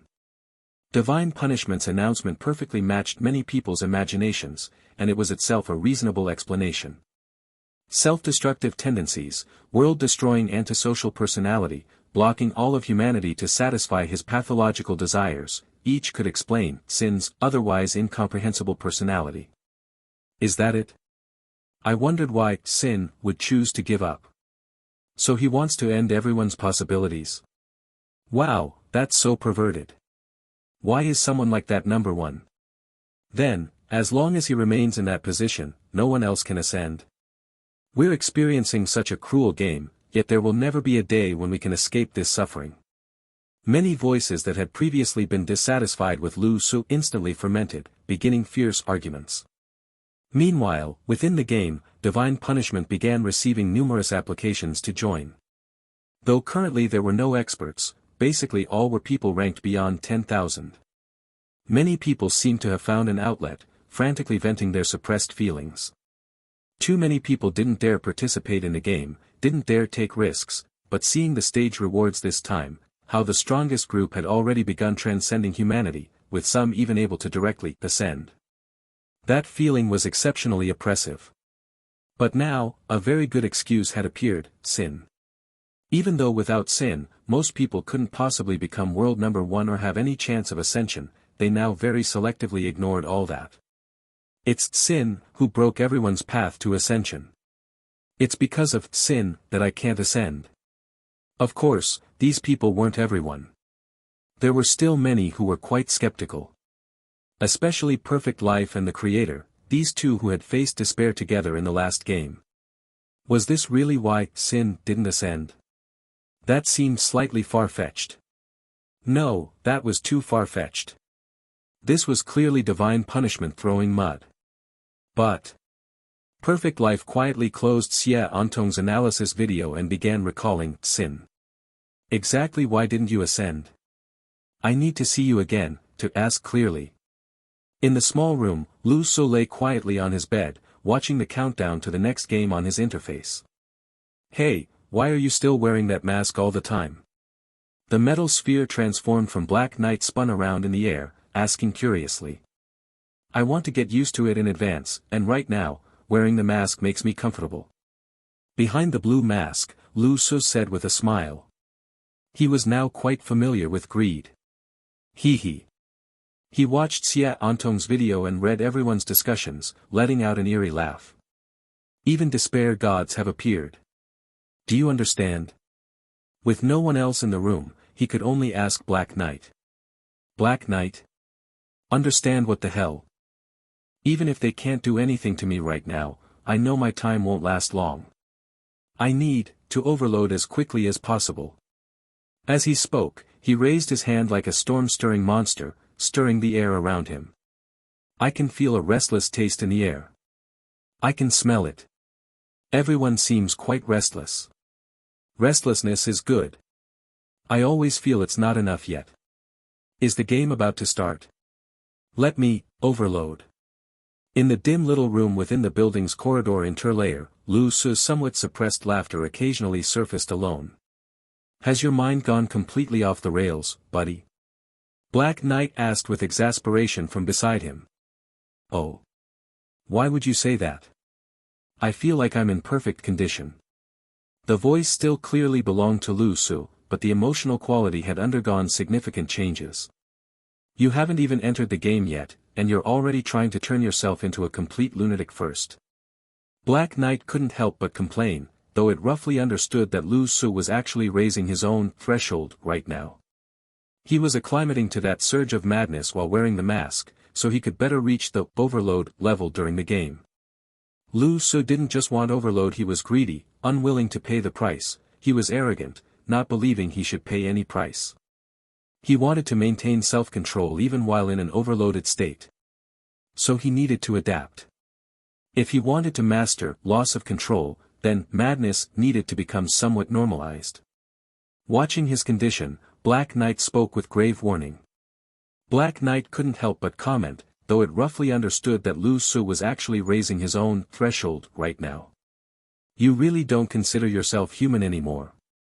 By the way, when you die, you won't drag me down with you, will you? Lu Su casually waved his hand, smacking Black Knight onto the table before clutching him in his palm. What nonsense are you babbling about? Attention, Supreme Player. The game is about to begin. Time remaining until next game start, 35 minutes and 59 seconds. Please choose whether to become a spectator or a player. Heh, interesting. This game's invitation sound is so persistent, and it's slightly different every time. Actually, I want to know, do you want me to participate more, or not participate? I genuinely want to know the answer.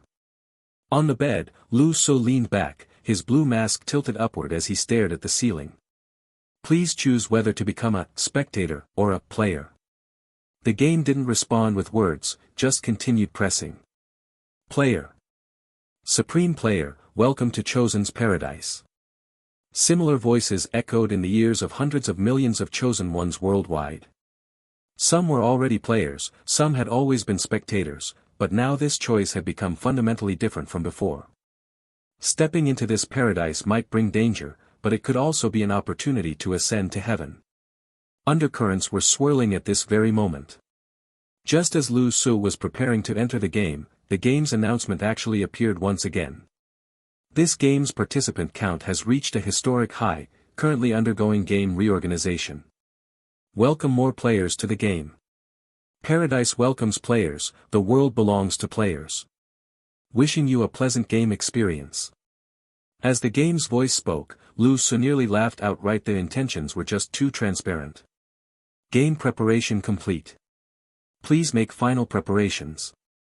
Welcome to Chosen's Paradise, Hell Mode, Garden of Amusement, Shock of Dreams. Game start. As the final voice faded, Lu Su had long been prepared, lying on the bed quietly waiting for the dizziness to arrive. Thanks to wearing the mask, the mental discomfort was completely dissolved. After the familiar sensation passed, Lu Su felt the solid ground beneath his feet. When he opened his eyes again, he had entered the game world. Before him stretched a massive amusement park with complete facilities, looking so luxurious it was almost exaggerated. The roller coaster directly ahead coiled like a winding dragon, while the roller coaster beside it truly shot straight into the clouds. Its peak seemed to have pierced through the heavens. Further away stood various other amusement facilities. This enormous amusement park definitely covered more area than any location on Earth. Amusing. Making it so flashy just to psychologically deceive people into thinking something good awaits. Hell Mode is really running out of new tricks these days. Lu Su, wearing some random mask, blurted out without thinking. Big brother. At that moment, a child emerged from somewhere, calling out in a milky, childish voice. In his hands, he held a bunch of bright lollipops.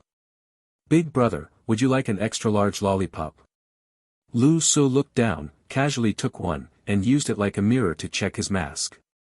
Since this game's session, he no longer had any unlocked mask forms, so one had been randomly assigned, though he could change it freely. But from Lu Su's perspective, unlocking was just the first step. He needed overload, and for that, it was best to use one mask extensively. To gradually adapt and then push the madness to its extreme. This time, he'd randomly gotten Pink Envy. Fine. This one hasn't reached overload yet anyway. Since the game content remained unknown, using it for now wouldn't hurt. Big brother, if you like it, please buy one. Just $1,000 for an extra-large lollipop. Just then, the child at his feet continued speaking. Ah. It costs money.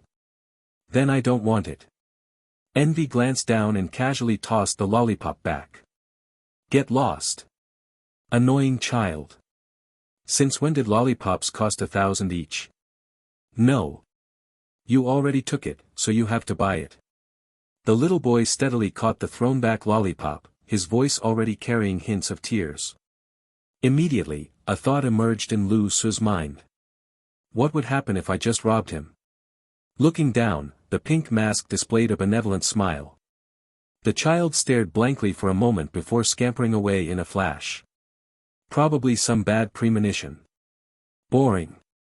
I presume everyone has seen the amusement park before them. Welcome to the large-scale entertaining game, Garden of Amusement, Shock of Dreams. This game has gathered 100 outstanding players for player versus player mode. We hope everyone competes with skill, competes with style, competes with TCH. Which divine envoy is it this time? Or some avatar thing? Could you be more direct? The pink mask showed clear impatience as Lu Su spoke scornfully. He'd already learned to identify these voices. This player versus player competition will divide into two major factions. Now, please choose your faction. Each person has the same two choices available for distinction. The game ignored Lu Su's insolence, continuing to advance the progress as it spoke. Then, before every player in the amusement park, two different virtual buttons appeared. One read Amusement Park. The other read Visitor. Okay. Everyone should have seen the available factions by now, and I imagine there's one common question on all your minds right now. That is, what do these two factions actually mean? Even though no one responded, the game's voice continued speaking with cheerful enthusiasm. Alright, no more beating around the bush, after all, your selection time is limited. Visitor faction, those who choose this will become visitors, free to enjoy this paradise tour to the fullest and experience the most amusing park attractions. This is truly a welfare opportunity. I'm even jealous of you all. Then why don't you join and play too, Lu Su interjected. As for the amusement park faction, that's quite simple. You'll become something like staff members, who maintain our amusement park and ensure our games operate normally. In other words, within the amusement park, you'll essentially be service personnel for the visitors. While this might sound somewhat unfair, there are benefits too. You'll get to use the facilities and equipment here to satisfy your curiosity. The game's voice sounded incredibly pleasant, describing everything as if it were some company team-building event. But this was hell mode, still in player versus player format. How could it possibly be as simple as described? None of them were fools. They could roughly guess the underlying concept. Most likely, the visitors would need to participate in various activities as challenge takers, possibly having some form of initiative. While the amusement park faction members would be like gatekeepers, who could utilize the game's internal powers. Utilize the game's internal powers. Lu Su stood in place, holding a lollipop he'd just snatched from a child moments ago. He muttered to himself, after all, if they could harness the game's power, that meant this wasn't purely player versus player combat. There should still be opportunities. But current information remained extremely scarce. No one knew what constituted victory or what this game was actually about.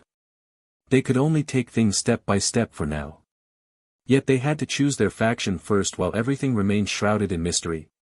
Just as the game announced, "Please choose," suddenly, heavy snow began falling from the sky.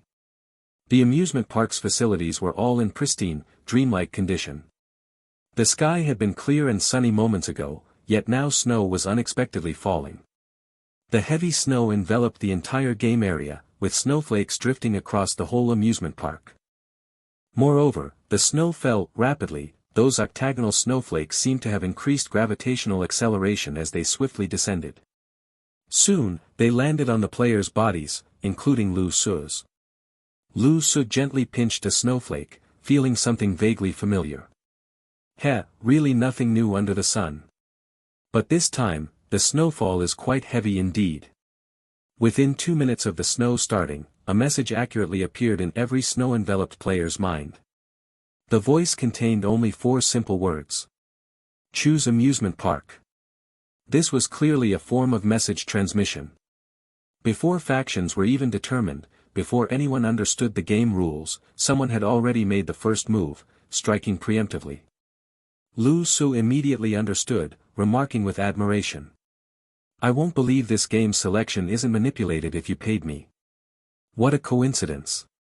Speaking thus, he without any further hesitation, firmly pressed the button before him. Visitor. Selection complete.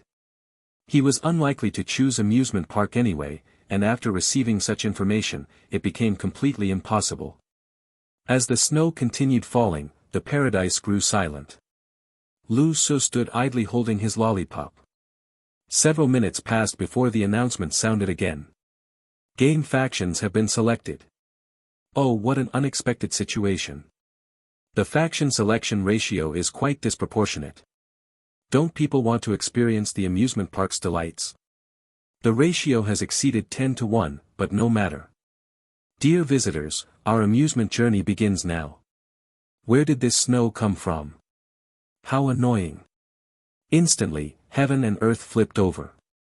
The world before them twisted terrifyingly as countless colors mixed together like an overturned pallet. The entire world crumpled like a piece of paper violently clenched in someone's fist, everything becoming indistinguishable. Every player experienced this terrifying sense of powerlessness within the chaos. Several seconds later, the world reassembled. The snow disappeared, and the amusement park returned to its original state unchanged. The difference was that all players had been relocated to different positions. When Lu Su opened his eyes again, he found himself on a high platform surrounded by 6 other players. If he guessed correctly, these should be the people who chose the visitor faction. Those who chose visitor under those circumstances, aside from mistaken presses, were probably mostly risk-takers. Recently, Lu Su's games always matched him with high-ranked players. This time, he encountered another familiar face. Sun. Before he could speak, Sun's rough voice spoke up first, immediately cursing. You. We meet again. What narrow paths. Why'd you get a pink face this time? Looks disgusting. Lu Su glanced up at him and sneered. What? Feel honored to encounter me? Don't worry about my mask color. You don't wear anything yet manage to look disgusting with that natural face of yours. Envy was a pure trash talker who never had problems with verbal sparring. Before he could observe the remaining people, the game's voice sounded again. Good, everyone has chosen their factions. You are the visitors who will experience exciting and fun amusement facilities under your guide's direction. Oh yes, let me introduce your game guide for this session, who also serves as your guide for this experience. Welcome. After speaking, a figure emerged from behind the rooftop, walking slowly forward to stand before everyone.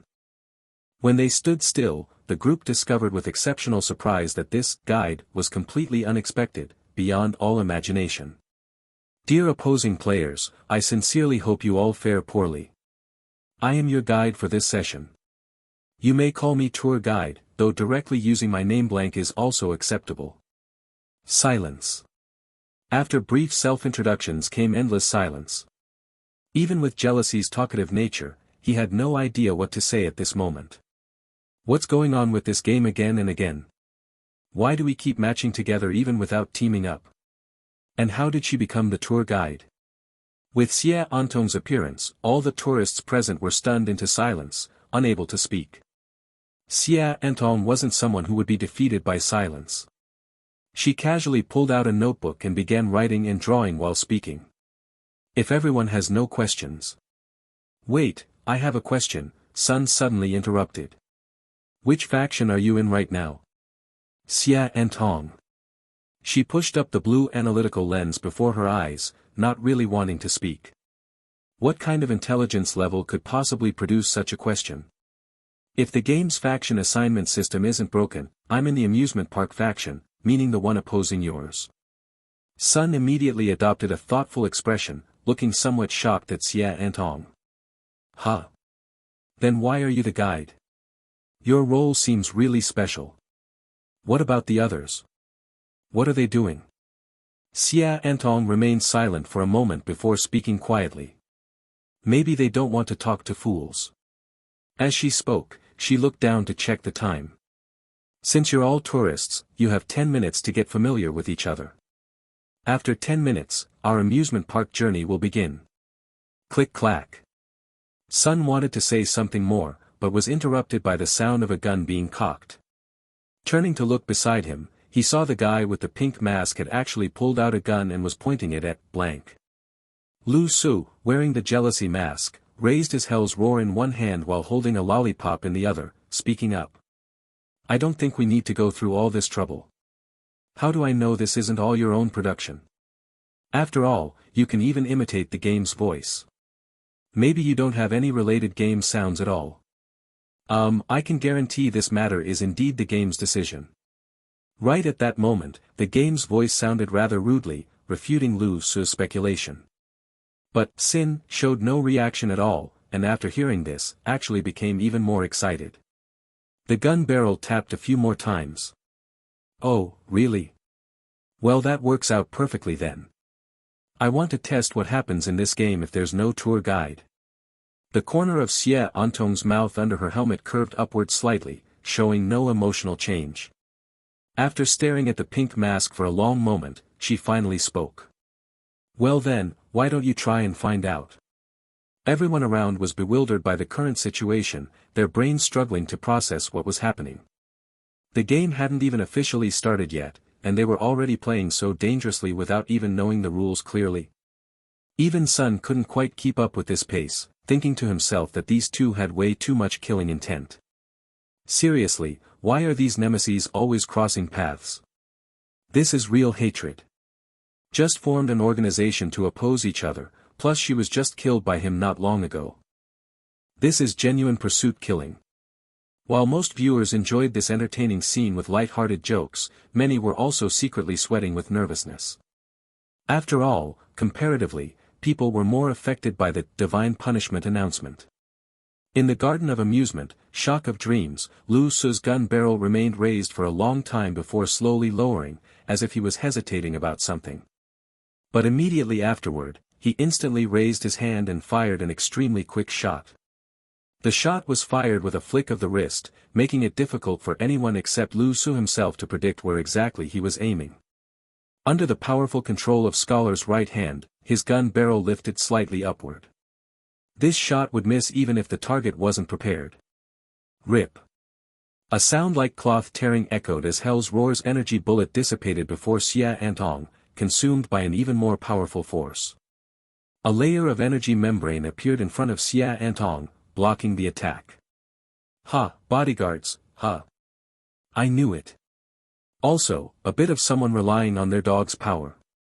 Lu Su lowered his gun, laughing as he spoke. Sorry, but the tour can't begin if you harm the guide. Wait, did a certain player just insult me? Xia Antong slowly lowered her head, relaxing slightly. This joint probe had been relatively successful. Indeed, the game's power would still interfere with gameplay, and her current identity was protected. The fact that even she herself hadn't been informed about this suggested this protection wasn't a hard rule. Xia Antong calculated silently in her heart.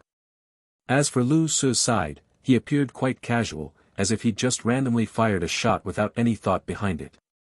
The jealousy mask really didn't give off particularly intelligent vibes. After this interlude, it finally came time for the tourists to get familiar with each other. There were 7 people on this platform besides Xia Antong, 5 men and 2 women. Sun and Lu Su went without saying, these two had been thrown together in plenty of games. They glanced at each other but didn't communicate. Among the remaining people, one woman was very outgoing. She blew her hair back quite domineeringly, crossed her arms, and spoke. Such a gathering of talents. I actually got matched with the strongest player. I wonder if we count as cooperative partners. Should we chat about why we chose this faction? As one woman spoke, the other remaining female spoke up, her voice exceptionally soft and timid. I don't know. I thought we were supposed to choose tourist. After all, the game is amusement park, how could we choose amusement park? Why are there so few people? Does that mean our opposing faction has many people? I hope everyone can protect me. Beside them, a man with a nose ring frowned, speaking somewhat exasperatedly. We're already at this stage of the game, and you're still talking about protection. Are you new? New players should just use exit coins. I sensed that heavy snowfall and worried it was the game's temptation, so I deliberately chose the opposite. Across from the nose ring man stood a black man who scratched his head and spoke with some distress. His accent, automatically translated into Chinese by the game, sounded somewhat amusing. And what he said was even more unreliable. Hey, not cool man, don't eat that sour radish. That word meant tourist. I wanted to choose amusement park. The simple exchange between these few people deeply demonstrated that this team was absolutely riddled with problems. Some chose wrong options, others failed to recognize the situation clearly, various issues could be described as emerging one after another. As for Lu Su, he had no interest in explaining why he chose to become a tourist, and no one bothered to ask him either. He perfectly decided not to offer any evaluation. However, observing how these players maintained distance from Lu Su yet didn't show particular fear, they probably weren't simple characters either. Except for... Are you, Sin? The strongest player right now? That girl who initially appeared quite fragile actually took the initiative, opening her large eyes wide, looking pitiful and delicate as she stared at Lu Su while asking. Can you protect me? Lu Su. Xia Antong. Sun and the others. Everyone was shocked, instantly turning their eyes toward her, staring at this woman in astonishment as if looking at a world-class rare species. What kind of brave soul was this? Did she know what she was saying? What Sin represented, after all this time in the game, everyone should have some understanding by now. How could there still be someone in this world who actively sought protection from Sin? If you wanted safety, staying far away from that person would be your best bet. Before Lu Su could even speak, Sun opened his mouth and said loudly. No way, which mountain did you crawl out from? How can you know nothing at all? Protection. Your main task right now should be staying as far away from him as possible. Trust me, being on the same team with him probably means you didn't do many good deeds in your past life, and now your retribution has arrived. This guy will most likely reach you faster than any danger in the game itself. The fragile-looking woman appeared quite cautious, shrinking her neck as if she was about to burst into tears at any moment. I don't know. This is my first time participating in the game, I just got selected. I thought being on the same team as the strongest player would count as newbie benefits, that he might be able to carry me to victory. Doesn't he even have a pink mask? He looks like he has quite a girlish heart. Girlish heart, Sin. Everyone was utterly dumbfounded, even Xia Antong in the distance took the initiative to speak. I think you genuinely have a death wish. As soon as she spoke, she felt like she didn't know why she suddenly became so harsh, wondering if she was getting too immersed in her persona, so she quickly closed her mouth again. Come on, little sister, just follow me instead. I'll try my best to help you, okay? As the only other female present, that girl who earlier had quite a feminine style pulled her behind herself, shielding her. Incidentally, this also prevented her from spouting any more crazy remarks, since someone like Sin was unpredictable about when he might go mad. Alright then, I'm called Sunday. No need for self-introductions anyway, since we came as tourists to enjoy the game. Sun proactively introduced himself. As for our team here, it doesn't look very promising anyway. Let's each do our own thing. However, aren't you being a bit too low-key? As he spoke, he turned his head to look at another person, the final member of their team. Does no one recognize you? That shouldn't be right. Although I don't have the habit of learning about other players, my team members seem to have mentioned you to me before. Called something like, Word Weaver, right? World's 5th rank. Only then did several players suddenly turn their heads to look in the direction Sun was speaking, surprised to discover that there was actually another person standing there. He had no external cover or concealment, he was just standing there, yet no one had noticed him. Only after Sun called his name did everyone finally see him. The man had Caucasian features, with a thick beard that made him look somewhat simple and honest. Oh. As expected of Sun, able to rank above me. Impressive. This world's 5th spoke up. My name is Wordweaver White. I chose Tourist because I feel my younger brother, Wordweaver Black, has already chosen the other side. I dislike him quite a bit, so I didn't choose to be with him. After briefly explaining, he nodded to everyone, then inexplicably said. Ah, thank you brother for your help, but I've already been spotted now, so I won't be needing it for the time being. Let's consider the previous matter settled. Next time there's a chance, I'll treat you to drinks. The vodka at my place can reach over 90 proof. Everyone. You, who are you talking to? Sun asked with a frown. Oh, just talking to the wind. It's nothing, let's begin. Wordweaver White said very naturally. A single thought simultaneously emerged in everyone's minds: this person's mental state wasn't normal either. Xia Anton watched coldly from the side, scanning these 7 people. Overall, this lineup was quite impressive. Because she recognized 5 of them. She usually collected extensive information on strong players, and could match at least the top 1,000 to their profiles. Among this group, there were 5 such players. Only that man with the nose ring and that fragile woman were unknown to her, probably weaklings. However, Wordweaver Black was on her side. Wordweaver Black was also world's 10th in strength. With such an expert present, why would they choose her to be the tour guide? Countless thoughts flashed through her mind as she watched everyone expressionlessly, calmly saying. All right, a simple familiarity is enough. Our tour is about to begin. I'm the tour guide. Everyone can ask me questions, but I might not answer, and if I do answer, it might not be the truth, so better not ask. Everyone, what's the first game you'd like to play? Wait a moment, the black man said somewhat dumbfoundedly, haven't we not explained the game rules yet? Why do we need to play the equipment, and how do we win? The game rules haven't been explained because I don't plan to tell you. This way my chances of winning are higher. Xia Anton glanced at him and said indifferently. The black man was instantly left speechless. How about we play the merry-go-round then, someone suggested. Let's start with something simple, without danger, to get familiar with things, someone else agreed. I want to go directly to the haunted house. Lu Su spoke up. Xia Anton glanced at him, lowered her head and wrote in her notebook while saying. Okay, then I'll put the haunted house last to play. Everyone. Wasn't this black-hearted tour guide being a bit too excessive? Openly cheating. Alright, based on my previous thorough collection of all tourists' opinions, our first game will be the roller coaster. Clearly no one had mentioned the roller coaster. Xia Antong suddenly became extremely sharp, her words exceptionally piercing as she went all out, independently leading everyone toward the amusement park area. The group exchanged puzzled glances. This was the first time they'd encountered a game where the host was also a player, and from the opposing faction at that. This novel format only added more layers of mystery to the situation.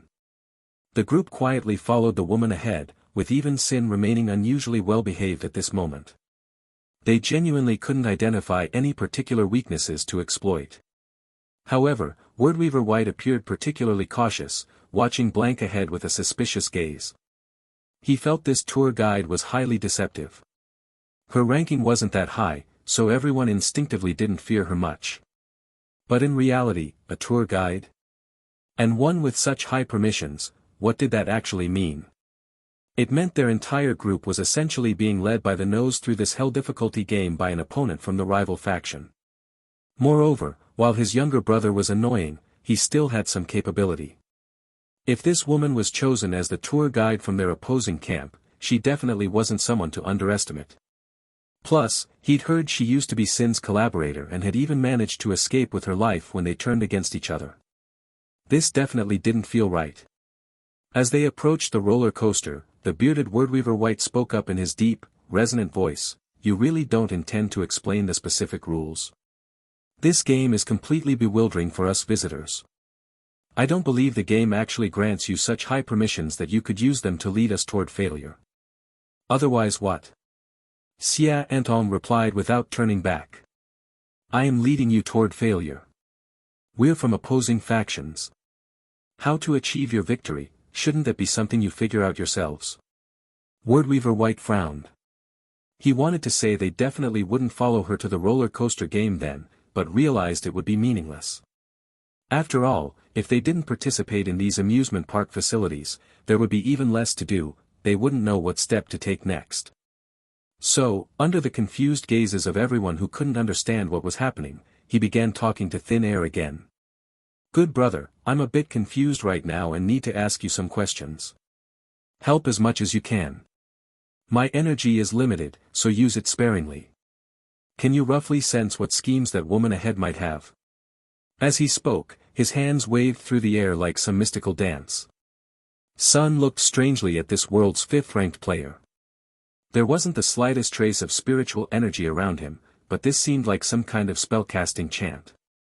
Xia Antong's heart immediately tightened as a peculiar mystical sensation enveloped her, bringing an inexplicable sense of danger. But she remained composed, appearing completely unaffected. She understood this world's fifth-ranked player's ability all too well. Word weaving. It was that ability where one could unleash powerful skills through special incantations, somewhat like wizards from Western Night Tales. However, White's word-weaving method was exceptionally bizarre. He didn't seem to have fixed incantations at all.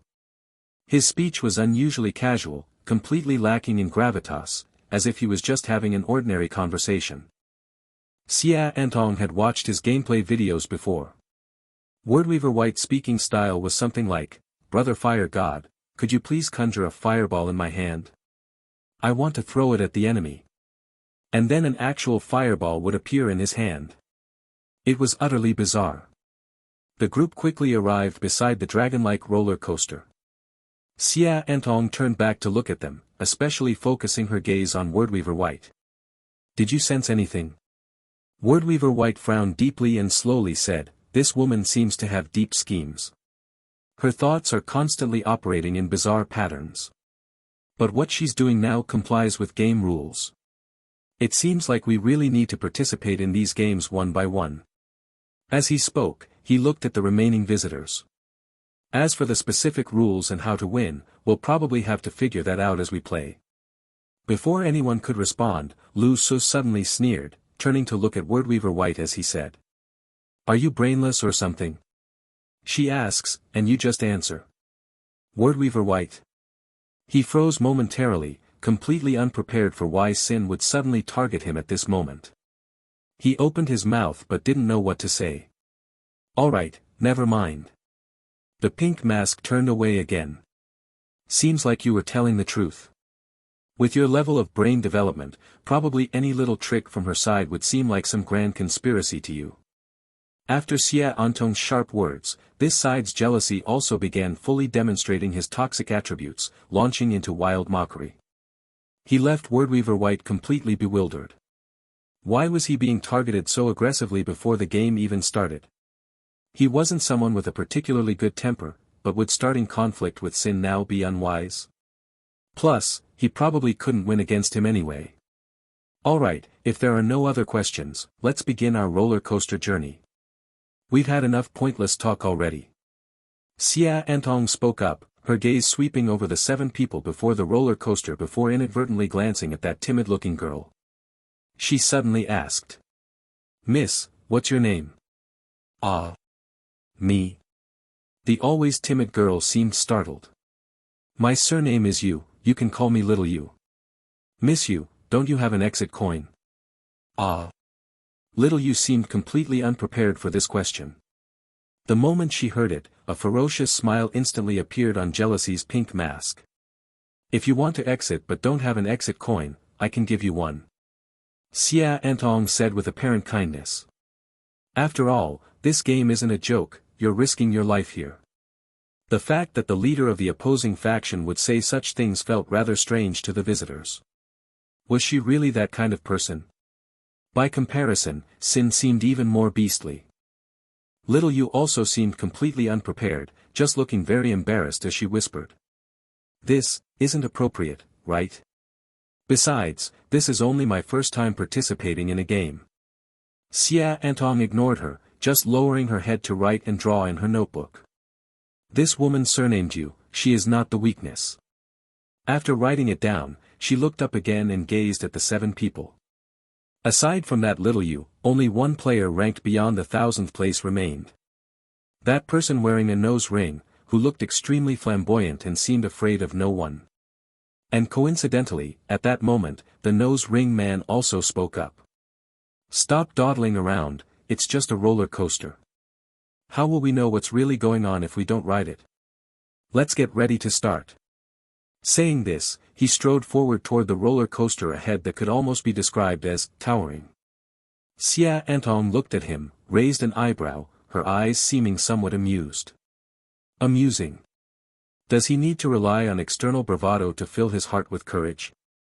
The nose ring man seemed to notice someone watching him, turned back to look at the group, curled his lip and said. What's up? Nothing, you're right, the game is about to start, Semi-Invincible said. Courage is about not fearing, or continuing to charge forward despite fear. But desperately hiding fear so others won't notice it, that has nothing to do with courage. The group arrived at the roller coaster. Only when they got close did they surprisingly discover how contrasting and outrageous this thing was. From a distance, it appeared to be the most magnificent amusement facility in the world, but up close, they could see how dilapidated it actually was. The roller coaster cars had absolutely no safety protections, just some wooden planks that appeared to be for sitting. The planks were exceptionally old-looking, covered in what seemed like a layer of permanently uncleanable grease from their appearance, along with splinters. The tracks were also abnormally twisted and crooked, visibly covered with rust at first glance. The rust was so thick it had completely enveloped the track's original appearance, making them look precarious. Loose nails, exposed nuts, and a pungent odor assaulted everyone's nostrils. The smell was hard to describe, as if multiple things had mixed together to form a unique sensation. However, most people present were battle-hardened veterans, and many recognized something familiar in that smell. Sun wrinkled his nose, his face gradually revealing a ferocious expression as he spoke in a low voice. The smell of blood. No way. How are we supposed to ride this roller coaster? Won't it immediately throw everyone off once it starts, the tomboy said with a frown. Could it just be testing balance? Whether we can stay seated, I don't think that would be much of a problem for anyone here. You'll see the specific content for yourselves during the game, Semi-Invincible said. The first game, roller coaster. Or, I'd also like to call it bone connected to flesh. Everyone, board the cars and prepare to depart. Lu Su stepped onto the car, found a spot to sit, and immediately started mocking. At this stage, even when pretending to be mysterious, they can't come up with something more sophisticated. Semi-Invincible ignored him, watching as everyone gradually boarded, then continued. This roller coaster does have protective measures to prevent you from being thrown off. However, the specific level of protection is for you to decide yourselves. Everyone instantly turned their heads in confusion. What did she mean by deciding themselves? Do you see the buttons beside your hands? Remember to keep pressing them. You can adjust the protection level yourself according to your thoughts. As her words fell, a scream instantly erupted. Ah! Damn it! The one screaming was Black Man. At this moment, his finger was pressing the button while blood gushed from his thigh. The sudden scream instantly startled everyone. Looking over, they saw that 2 clamping boards had instantly extended from below where Black Man was sitting, tightly gripping his legs. Within those clamping boards, countless dense long nails had deeply pierced into his thighs, with blood seeping outward along the clamping boards. Black Man's forehead instantly broke out in fine beads of sweat as he shouted at Semi-Invincible. This is protection. Release it. How do I release it? Xia Antong looked at him coldly, speaking without any emotion. Releasing it now might not necessarily be a good thing. But if you want to release it, just keep pressing the button while thinking about releasing it. Black Man gritted his teeth. Soon after, the clamping boards lowered.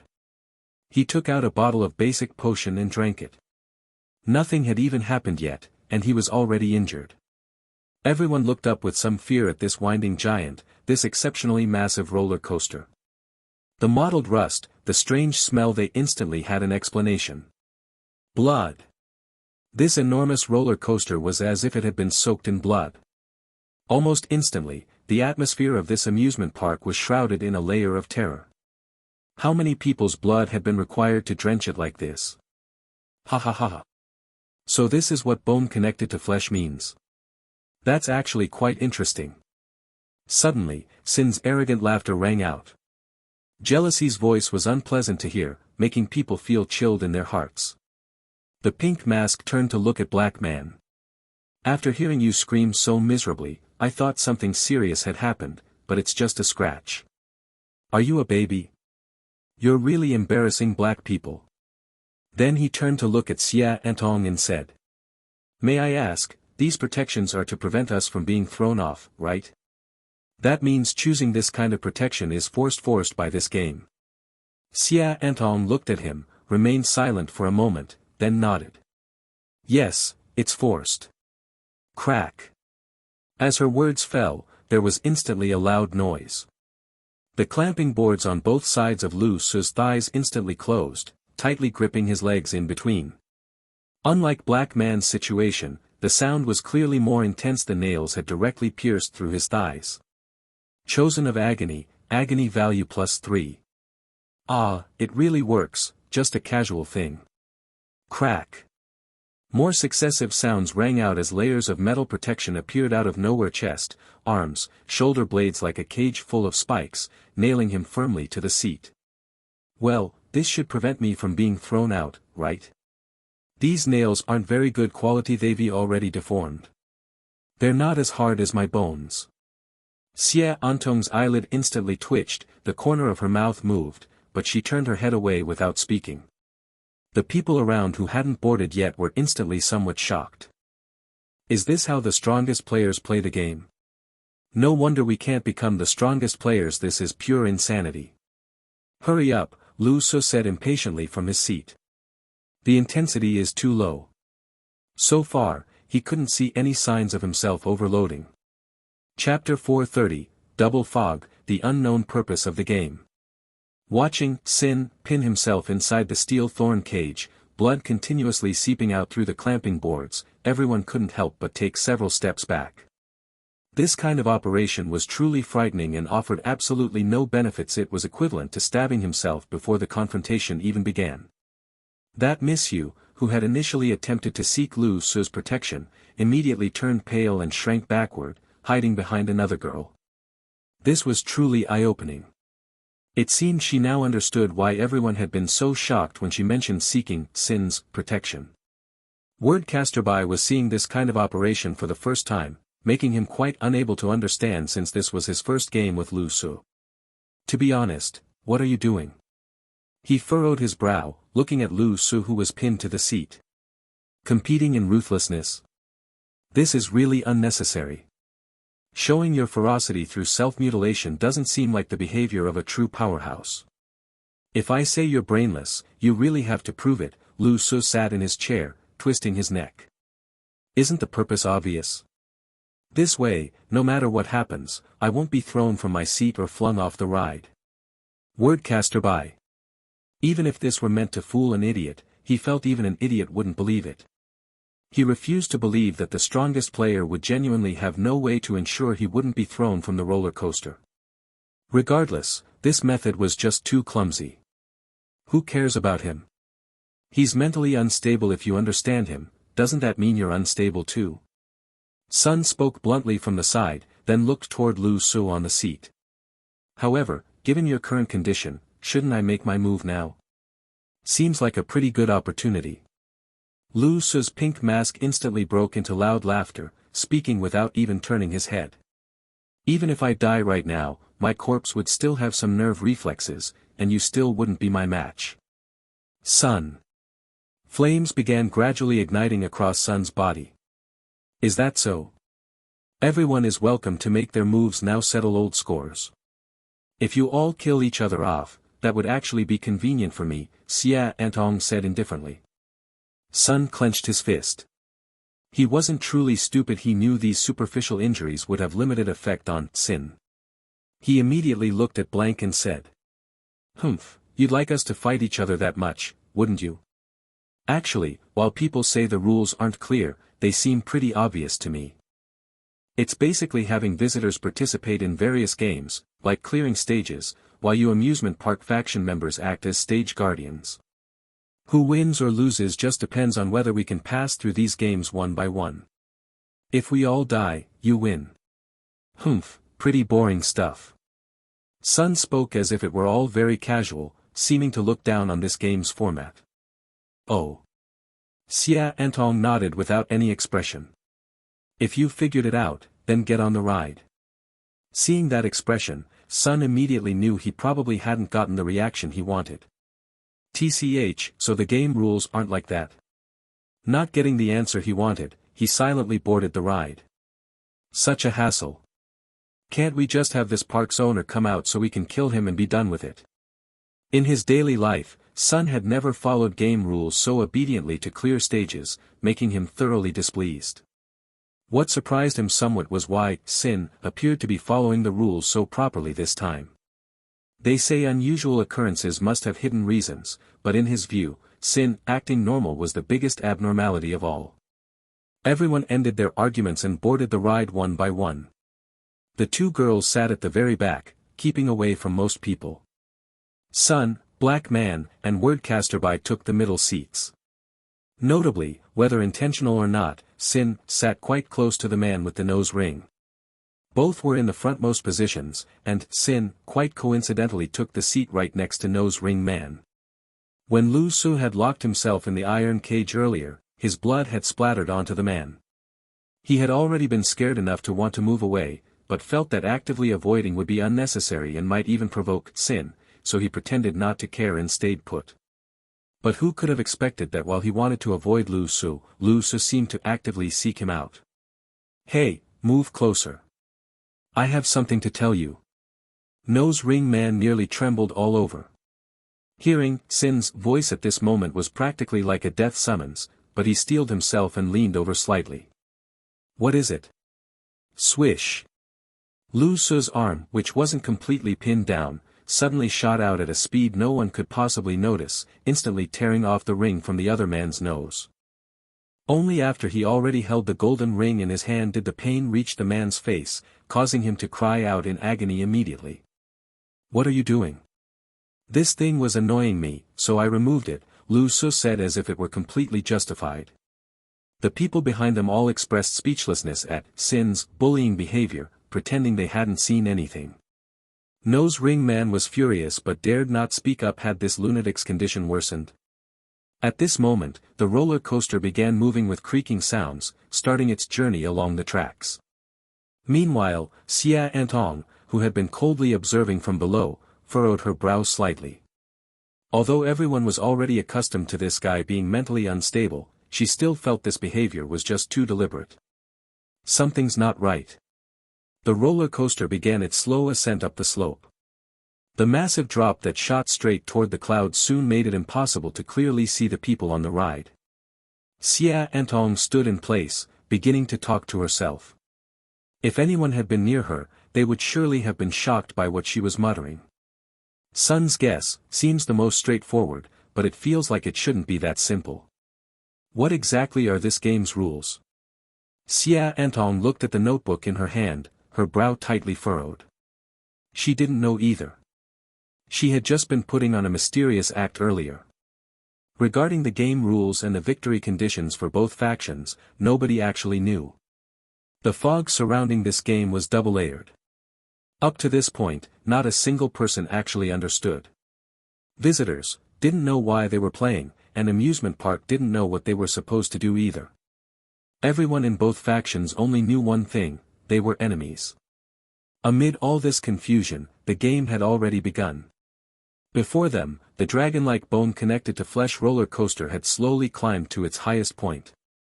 Xia-Antong looked up with a grave expression, watching the roller coaster that was already swaying as it charged into the clouds. This time is even worse than last time. Nobody knows the rules at all, there's just an opposing faction, and already we have to start killing each other. This. Xia-Antong pinched the bridge of her nose in frustration, feeling completely at a loss. Even if nothing was said, the players from Paradise distributed along this roller coaster track would definitely go all out, regardless of life or death. Because, even without knowing any rules, one rule was firmly fixed in everyone's mind: if your opponent dies, you win. So, no matter what the final game victory conditions actually were, players from both factions could only engage in slaughter.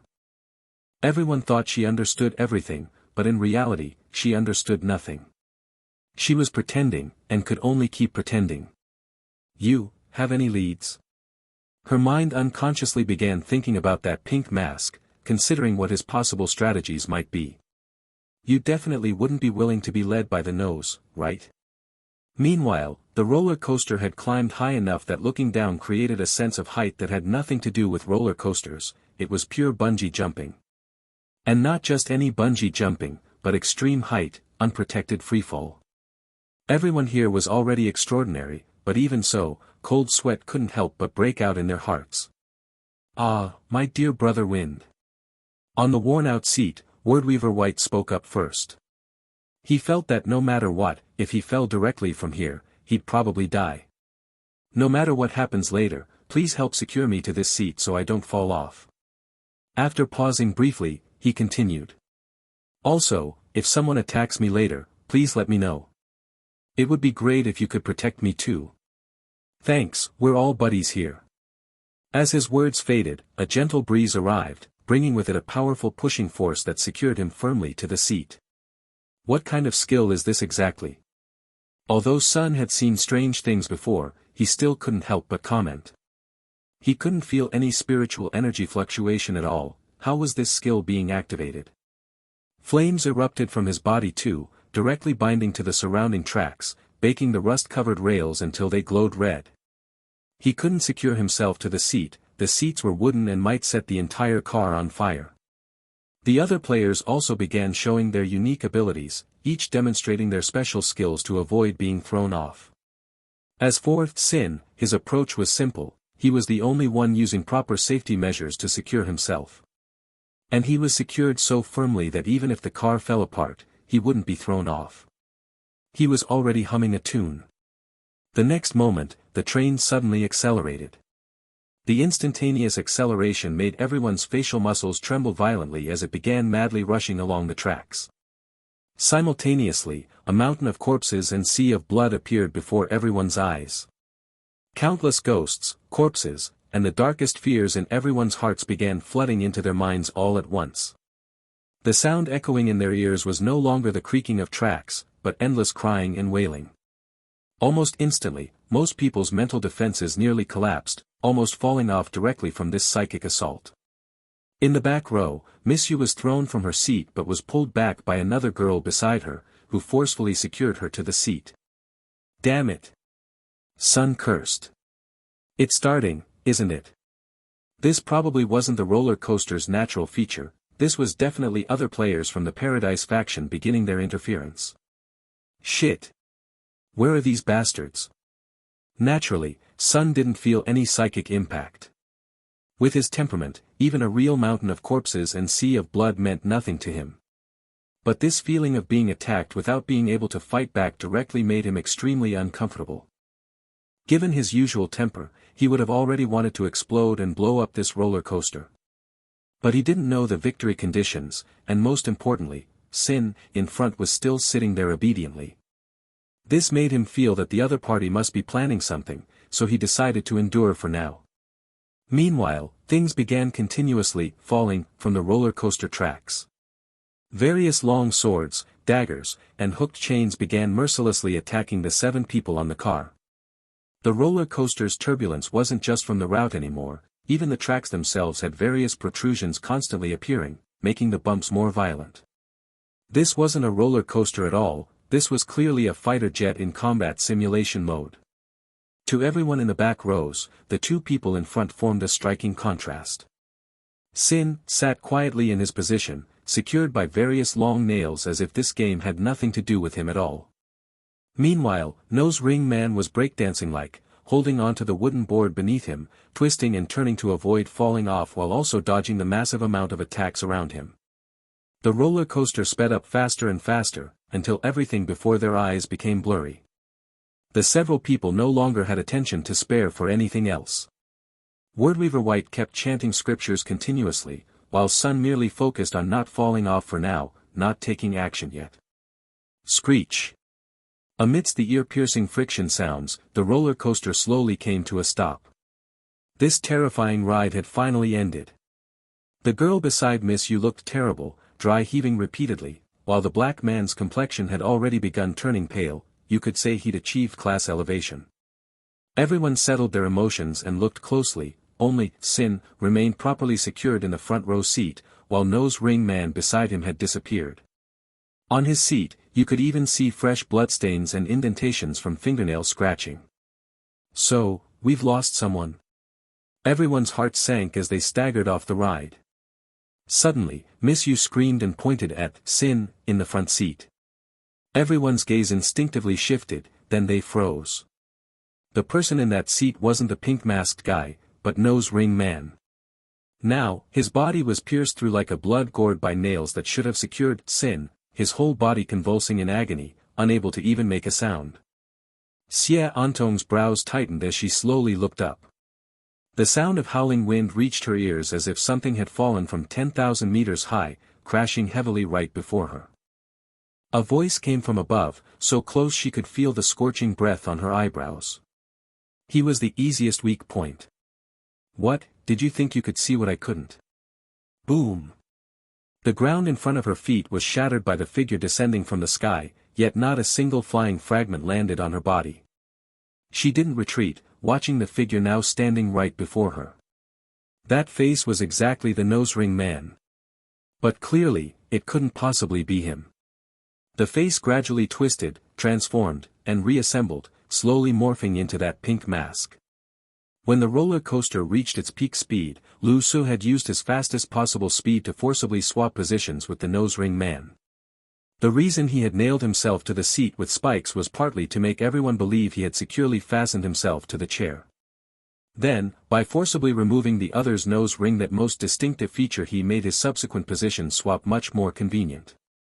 From the very moment Xie Antong first looked at this Nose Ring Man, Lu Su had already set his sights on him, preparing for this positional exchange. The biggest challenge here was how to execute the lightning-fast swap without anyone noticing, stringing the Nose Ring Man onto his own seat while he assumed the other's appearance. Assuming the other's appearance, being identified by amusement park as the primary target. Thus, turning the carefully chosen breakthrough point into the killing god that was Sin. Thud. A figure landed on the ground. Only then did Xie Antong notice that Lu Su was holding someone in his hand, casually tossing the clearly severely injured person onto the ground. This person had no other visible wounds, but there was a terrifying depression in their chest. It looked like they had been struck heavily by some powerful mechanism, completely shattering all the bones in that area. Apparently, this was another contestant who couldn't withstand a single punch from Lu Su, resulting in chest collapse. Time was limited, and these sneaky bastards were really difficult to catch. Only managed to grab this one. Lu Su sneered, wiping blood off himself while looking at the person on the ground. How unusual. Xie Antong glanced at the amusement park faction player on the ground. Someone actually survived after Sin made a move. Just then, painful coughing sounds from behind interrupted their conversation. Wordweaver White had already released the Nose Ring Man, removing the restraints and taking the now sieve-like man down from the chair. While such injuries would mean nothing on Sin, looking at this person's condition, he seemed genuinely close to death. Chanting some spells while administering potions, the seemingly dying Nose Ring Man gradually began breathing again. Thank you. The Nose Ring Man struggled painfully on the ground, his first words upon regaining mobility being gratitude directed at Lu Su. Though he'd been turned into a sieve, he knew that in mid-air, there had definitely been more than one presence locking onto his aura. Sin's clever positional swap had essentially saved him. Sun carefully examined the situation nearby, and after figuring out the whole sequence of events, his entire being experienced pupil-trembling shock. Wait, are you telling me that Sin's actions just now were actually saving someone? Truly incomprehensible that someone like Sin would actually reach out to save another. Seeing that no tourists had been casualties after this roller coaster ride, Xia Antong spoke with sarcasm. That makes sense too, since we don't know the rules anyway. Before Lu Su could speak, Miss Yu suddenly spoke up, her face pale with fright, making her sudden interjection somewhat surprising. What if the final rule is that if even one tourist dies, we automatically lose? Her words provided a new perspective, immediately making another girl nearby tense up. It usually wouldn't be that strict, Wordweaver White said from the side. While that's a possibility, you're probably just worried about your own safety and laying groundwork in advance, aren't you? As if realizing her little scheme had been exposed, Miss Yu blinked and chose to remain silent. The reason for saving him is simple. I certainly can't let certain clever schemers achieve their goals so easily. The pink mask displayed an extremely malicious expression as it laughed, staring directly at Xia Antong. It seems your plan has failed. This roller coaster round should be our victory. Oh. Is that so? Xia Antong neither confirmed nor denied, her gaze shifting to the seemingly dying nose-ring man not far away. You're thanking him? What's there to thank? How do you know what would happen if you fell into our hands? Maybe your outcome would be better than it is now. The nose-ring man wrinkled his nose, thinking to himself that falling into their hands would mean certain death. But just then, Xia Antong frowned, her eyes becoming somewhat unfocused as she looked at Lu Su before her.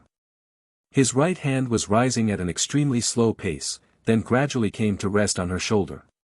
Heh heh heh heh. You don't know, do you? Xia Antong felt immediate relief, thinking to herself that he had indeed figured it out. Their previous ambiguous conversation about wins and losses had essentially been Lu Su verifying information. Now things were getting interesting. She didn't know the game's rules either. And that hand on her shoulder was slowly moving upward, clearly about to grasp Blank's neck. The voice that had previously mentioned game protection for tour guides didn't appear. This indicated it wasn't a passive rule-based protection, but purely depended on, some entities, very subjective actions. Xia Antong was forced to lift her chin, her face slightly flushed as if from breathing difficulties. Ha ha ha ha. So that's how it is. Suddenly, the pink mask burst into mad laughter. As he spoke, he turned to survey everyone present, looking at each person in turn. This garbage game you're playing is so boring. Let's play something interesting. With that, he placed both hands on Xia Antong's shoulders, and the two instantly began spinning at high speed like a black whirlwind. The game has protective measures for tour guides. Finally, that voice appeared again in the air, a glow enveloping the swirling dust. But within the rotating sandstorm, Xia Antong didn't feel any harm. She only felt warmly enveloped, everything spinning around her. A faint voice reached her ears. Don't worry about what we're doing. Think about what it wants. The words in her ear were crystal clear. Xia Antong felt that the other party had pulled her into that frantic spinning just to deliver this single sentence. When the spinning finally stopped, she was still digesting the meaning of those words when she looked up and saw another version of herself. Black long hair, helmet, identical appearance, even the expressions were remarkably similar. Staring at this mirror image face, Xia Antong immediately felt a wave of dizziness. So this is how it is. This is way too similar. Although she had previously participated in games with jealousy and knew about this ability, seeing the other transform into her and appear right before her eyes. This feeling was still rather peculiar. Last time, she had just used voice imitation to temporarily replace the Despair Divine Envoy, and now, after just one short game, this real and fake Monkey King scenario was playing out on her. You. Is this amusing? How many times are you going to play this trick? One of the blanks spoke up. Thief crying, stop thief. The other blank also wore an unpleasant expression. After this brief exchange, both fell into silence, staring intently at each other with grave expressions. This imitation actually replicated the personality perfectly too. Blank, upon knowing that Sin had imitated her, would definitely understand that engaging with the other was pointless and would certainly quiet down first to strategize. So both were now completely silent, frowning as they watched each other. The surrounding observers, the black man and several others who didn't know Sin well, were staring in astonishment at the two identical individuals before them. What kind of spot the difference game was this? Completely identical appearances, even identical personalities and speech patterns, absolutely no distinction could be made. The real and fake Blank stood in confrontation, both restraining themselves, neither speaking. What do you want to do? I want the game to continue properly, not have you randomly transform to disrupt the game like this. Their dialogue showed no flaws, completely like a single person talking to themselves. The frantic jealousy from just minutes ago seemed to have vanished into thin air. Bro, this acting ability is way too strong. One of these has to be Sin. LOL, last time with this color mask I saw it too, but back then, Sin's personality was almost immediately recognizable as different. Now I can't see any distinction at all. Is this what understanding looks like? Don't love too much, both expired sugar and rival sugar are so sweet. Get that love-struck brain out of here. Inside the game, Sun looked at the two blanks before him and suddenly burst into loud laughter. Ha ha ha ha. I knew it, I wasn't used to you playing the game properly today. This is more like it. If you don't do something unusual, I'd find it boring. But well, seems like the current situation is actually quite simple. As he spoke, flames erupted from his entire body, instantly transforming him into a powder keg. Fire tongues flickered in his eyes as he immediately entered combat mode. His hands raised upward, and almost instantly, a massive fireball appeared in his palms, hurling directly toward both of them. Wouldn't hitting them reveal which one is stronger? Boom! Amid the explosion, the game's voice sounded simultaneously. The tour guide is protected during the game. After the explosion, both emerged completely unscathed. Within the burning flames, two identical faces turned in unison, looking at Sun with a certain tacit understanding. They spoke simultaneously. Do you really think it could be that simple? Then, with remarkable synchronization, they looked at each other in surprise before simultaneously speaking again. How did you manage it this time? What Lu Su was thinking, nobody knew right now, but Xie Antongshi was genuinely shocked. She never would have imagined that the person before her could imitate even the personality so well, so synchronously, that even she felt like she was looking in a mirror. This was clearly not right. Last time's jealousy mask definitely didn't have this level of skill. What changed this time? The two Xie Antong suspiciously looked at each other, narrowed their eyes, and turned their gaze to the remaining 6 tourists. Regardless, the game still needs to continue. In unison. Next attraction, Rapids Ride. Next attraction, Carousel. As expected. Wordweaver White frowned. Indeed, the real and fake tour guides had diverged in their plans for the next step. What kind of illness has this Sin contracted again? But from what just happened, whenever he has these episodes, there should be a purpose behind them. How can this work? What are they doing? Nearby, the black man complained in broken accent. Stop messing around. No matter what, we should follow the real tour guide for this game, right? If we follow Sin, wouldn't that mean we have no purpose at all, just wandering around aimlessly? The black man's words were quite direct, but they expressed what most were thinking. They genuinely couldn't understand it. Sin's behavior was completely about harming his own side while also harming himself. No purpose could be discerned at all. Right, so actually I'm quite puzzled too, blank number 1 said calmly. Choose whoever you want. It would be best if you all believe him. That works in my favor. I don't know what illness he's having, but what he said is what I wanted to say too, blank number 2 immediately followed up. Perfect timing. We just finished one game without any reductions in your numbers. If he can actively help me reduce your numbers, I'd really thank him for that. Then, both crossed their arms, looking coldly at everyone before speaking simultaneously again. So, regardless, you choose for yourselves. You'll bear the consequences. Once you've chosen, we'll immediately split into separate groups. Looking at these two indifferent individuals before them, both seemingly hoping the tourists would choose the other person, the several players immediately felt their heads swelling. That saying was indeed true, any game with sin is top-tier torture. Sin always finds ways to torture you before the game itself gets the chance. The game rules weren't even clear yet, and they were already dealing with this nonsense. Several players were grinding their teeth in frustration. This game was starting to change flavor again. Sun's flame armor gradually covered his body. It seemed he had been holding back for quite some time and wanted to take action. Suddenly, a hand rested on his shoulder. Wordweaver White stood beside him, speaking seriously. Wait a moment first. Then he closed his eyes and began to chant. Friend, I've genuinely encountered difficulty here and need your help. If you can lend a hand, please do. I can definitely pay the price. See how much mana I have left, use it as you wish. But right now, I need to know, which of them is stronger. As Wordweaver White's voice sounded, everyone immediately fell silent, even Sun temporarily extinguished the flames on his body. It seemed like they were worried, concerned about affecting his performance. Both blanks turned around simultaneously, scrutinizing Wordweaver White with examining gazes, seemingly curious about what answer he could provide. For a moment, the scene became inexplicably quiet as everyone began staring at Wordweaver White in the center. TSK, this whole situation, Sun couldn't help but speak up, feels kind of like those two monkeys going to see the Buddha. Can you actually do this or not? And which brother did you contact earlier anyway? Naturally, no one paid attention to his mood-killing comments.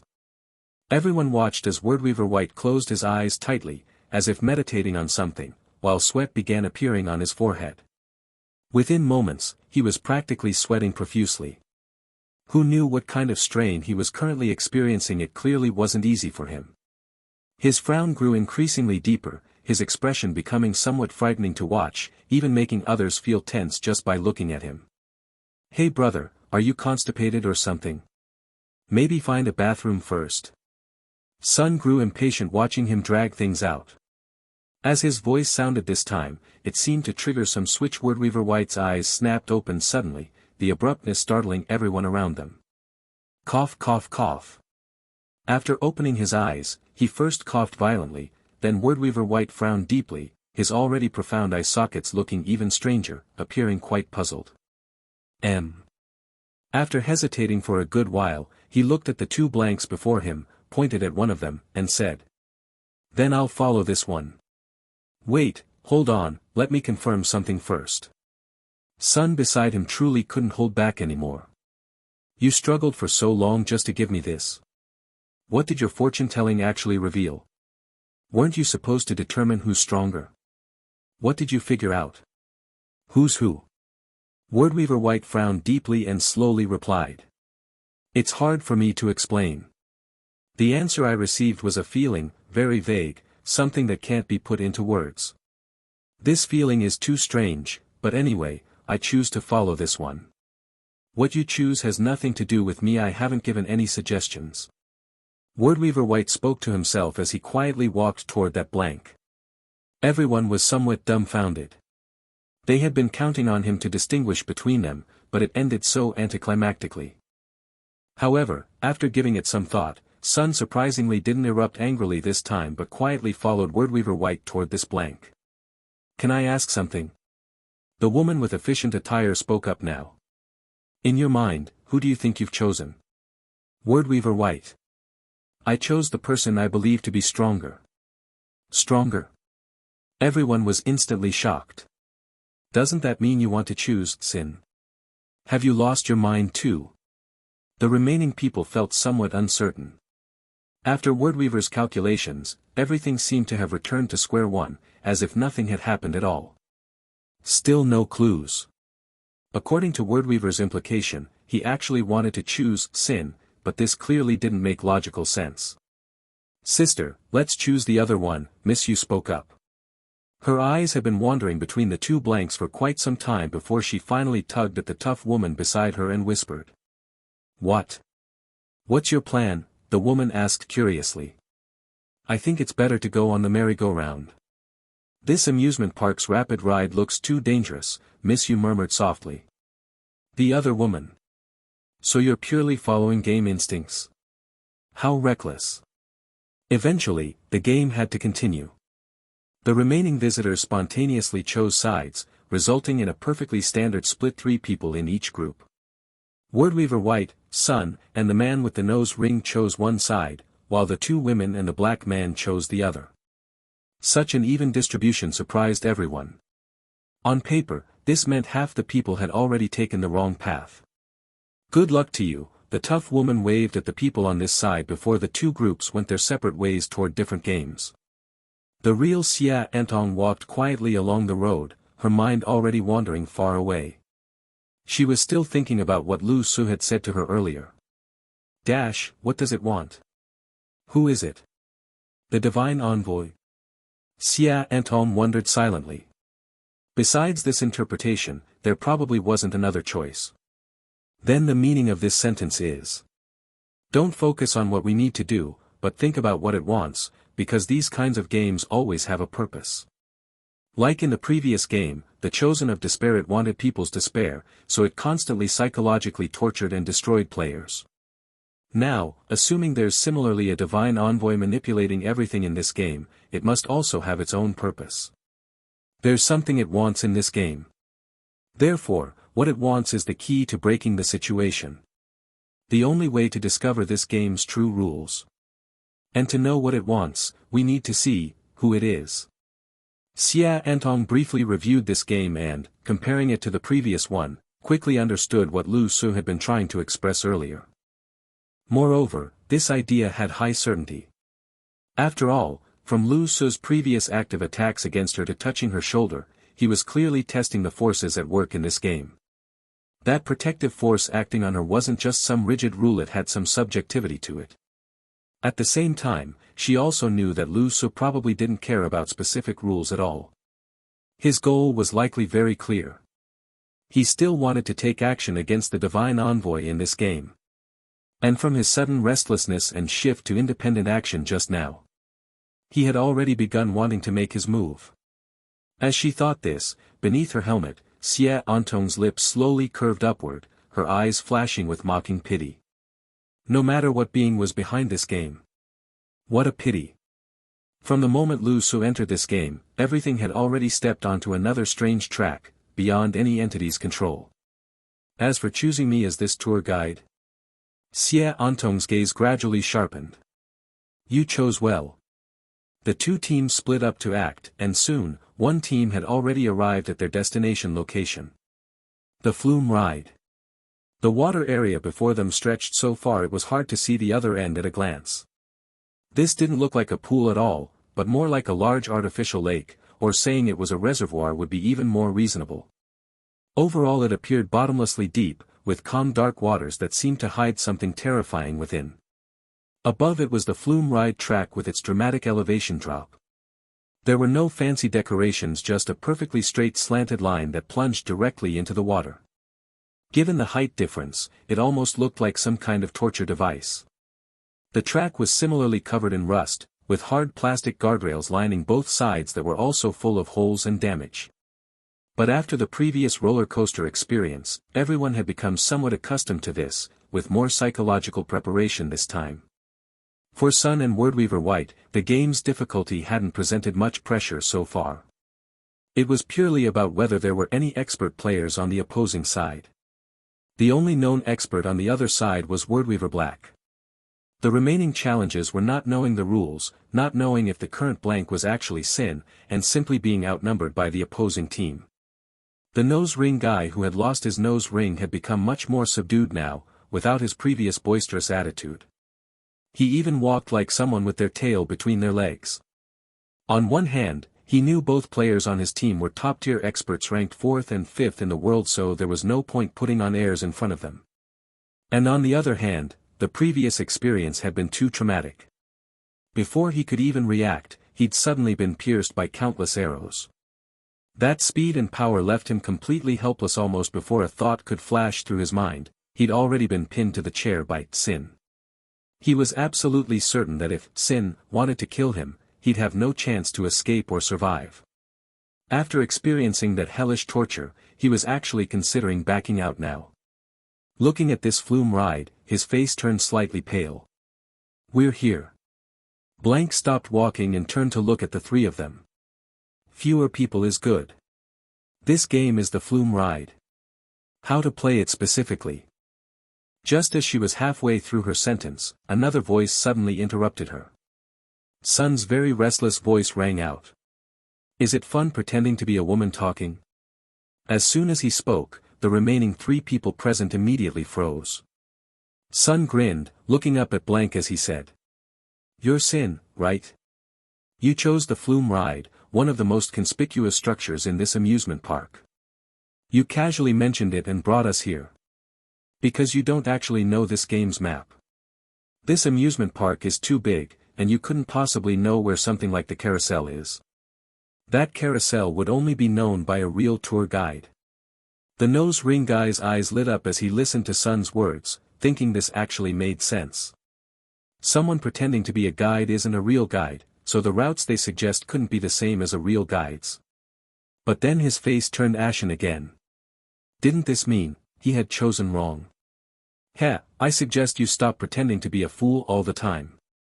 If you pretend for too long, you might actually become one." Blank sneered coldly, looking at Sun as she spoke. "But what surprises me is that you actually guessed right this time. I am Sin. So what now? Should I kill you to silence you right away?" Blank's tone didn't change at all, still that cold, dead fish demeanor. "It's been quite some time since our last fight." As Sun spoke, that ferocious flame armor once again enveloped his body. "Yes, I hope your regression isn't too obvious," Blank said calmly.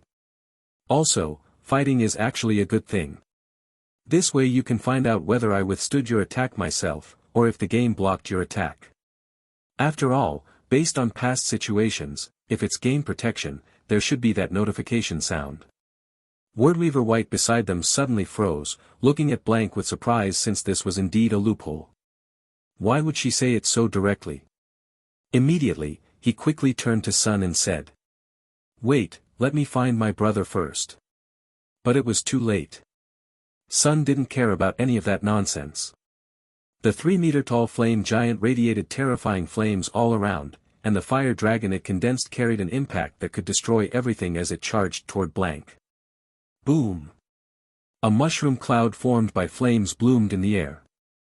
As the smoke and dust cleared, Blank inside remained completely unharmed.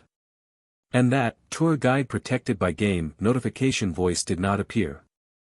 Finished attacking? Blank raised her head, the smile on her face suddenly turning sinister. "Thank you. So, hiding inside a woman's body, you're not planning to fight back?" Sun said with a fierce smile, taking a step forward. Wordweaver White reached out to stop him, saying, "Wait a moment." The nose ring guy beside them looked at this chaotic scene and instantly felt dizzy. Although he had worked hard to get where he was today, he was genuinely considering using his exit coin right now. "Since the performance has already started, I naturally want to see it through to the end," Blank said. "I'll deal with you later. Besides, I was just messing with you. I am actually not Sin. If there's nothing else, let's start the game. Prepare to board." The ground beneath Sun's feet had turned into molten magma, the scorching heat making it difficult for anyone nearby to approach. "Bored? Ha ha ha ha ha." Mad laughter erupted as Sun shook his head. "I've been holding back ever since entering this game. Weren't you just saying how boring this trash game is? What a coincidence, I feel exactly the same way." As he spoke, he slowly raised one hand upward, the strained movement making it seem like he was lifting an entire world. In his hand, a fireball swelled violently in the wind, rising into the sky and overshadowing the light of the actual sun above.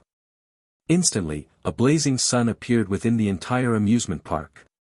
"If we're playing casually, we should enjoy ourselves properly. Eat this." As his words fell, that sky-obscuring fireball descended forcefully toward the flume ride equipment before them. "Holy shit! Wordweaver White's pupils instantly contracted. What the hell kind of people are in this game? What are you doing? Wordweaver White instantly roared, immediately grabbing for Sun's arm. He was Caucasian, with a very tall build, but compared to the current Sun, he was still like a child. Get lost. Sun casually waved his hand, sending the Wordweaver before him flying with a slap, crashing into a roadside trash can.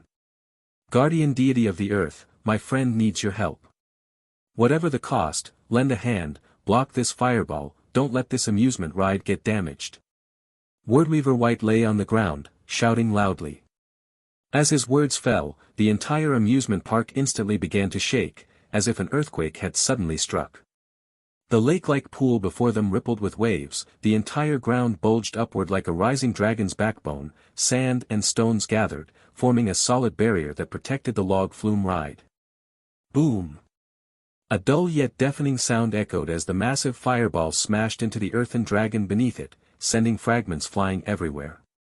The raised earth shield sank heavily but didn't collapse, actually withstanding this blow. Black smoke shot skyward, carrying large amounts of dust with it. This magnificent amusement park instantly became the most chaotic battlefield. Sun was momentarily stunned. Since Chio Ein, this was only the second time he'd encountered someone who could match him in magical bombardment. Quite remarkable. Heh, but then, you who have no spiritual energy throughout your body, your strength is only at this level. As he spoke, he raised his hand in a summoning gesture, and the clouds above trembled before another massive fireball squeezed out from within. Like some abnormal hatching process, the fireball with its trailing flames descended with terrifying momentum, crashing down toward the original fireball below. Boom! The two explosive forces collided, instantly creating what seemed like doomsday. Everything nearby was immediately covered in a meteor shower of fire. Scattered fireballs rained down, ravaging everything around them. The nose-ringed man instantly scrambled for cover, never imagining that the scenario of, when immortals fight, mortals suffer, would play out here. His agility rivaled the world's best parkour athletes, but no matter how skilled, he couldn't withstand fireballs. For a moment, he dodged left and right in a flustered manner, appearing to be in constant peril. Nearby, the blank, whether real or fake, sat on a park bench with smiling eyes, having found a seat. She crossed her left leg over her right with light grace, as if watching an interesting magic show, sitting there watching completely detached from the events. Around her, countless flying fireballs whistled as they fell, yet not a single one landed on her, as if they all deliberately avoided her. The dry grass on the ground began to catch fire. She sat amidst the scattered sea of flames, chin propped on one hand, watching the magical attacks before her. Oh! Suddenly, her eyebrows twitched, and she couldn't help but look in a certain direction, as if someone was there. By now, Wordweaver White was pale-faced, continuously reinforcing his defenses, but it was clear he was struggling to hold on. His eyes held a trace of astonishment. He and Sun were ranked 5th and 4th respectively, so why was it so difficult? This guy's combat power was incredible. Who was Sun? Someone who reached that ranking purely through combat prowess. In this game, when it came to fighting, he had never bowed to anyone. Seeing that his opponent could still hold on, Sun laughed heartily and raised his hand, actually preparing to summon another one. Brother Earth, I still need. Wordweaver White, seeing his opponent could continue, was about to start another chant when suddenly another voice appeared on the battlefield. Most profound, most substantial, deity of the earth. I praise your greatness, request your blessing, speak your name. Please withdraw all defenses, let destruction destroy, let restoration restore. From the shadows, precisely in the direction Blank had been looking earlier, a figure slowly emerged. Clad in black robes, holding a staff in hand, he recited the incantation with great devotion. You! Little Black! Wordweaver White's pupils instantly contracted, but it was already too late. Instantly, the raised earth collapsed, disintegrated, and merged back into their original location. And the fireball, now without any obstruction, descended from the sky, crashing heavily onto the log flume ride. The roaring sound rang out once more, everything turned to dust. The terrifying high temperatures instantly destroyed everything.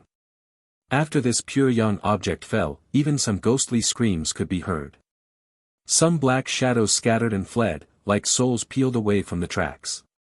Those were probably players from paradise. Wordweaver Black emerged from the shadows. It was he who had just removed White's defenses.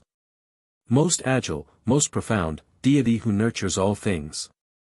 I praise your greatness, request the energy of water. Please extinguish the great fire, calm everything, soothe irritable hearts. Instantly, the lake surged with massive waves, like standing walls of water that came crashing down. Sun's great fire was extinguished, and the scorching sensation in the air somewhat subsided. Wordweaver Black looked at White and spoke quietly. What's wrong? My dear younger brother. We're on opposing sides. Naturally, I need to make you lose. Since this lunatic is willing to actively destroy the game's facilities, why shouldn't I help him? White stood up from the ground, straightened his clothes, and brushed off the dirt, as if unwilling to appear disheveled before his brother. You're the younger brother. I'm older than you brat. These were White's first words. Wordweaver Black shook his head, his eyes full of disappointment, then shifted his gaze to Blank beside them. The tourist refused the game, broke the rules, and actively damaged amusement park equipment. Shouldn't there be punishment, or an immediate loss declared?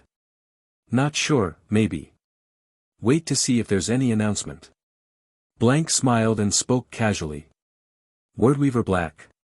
His expression instantly froze on his face, looking at Blank with disbelief, unable to react for a long time. What, do you mean you don't know?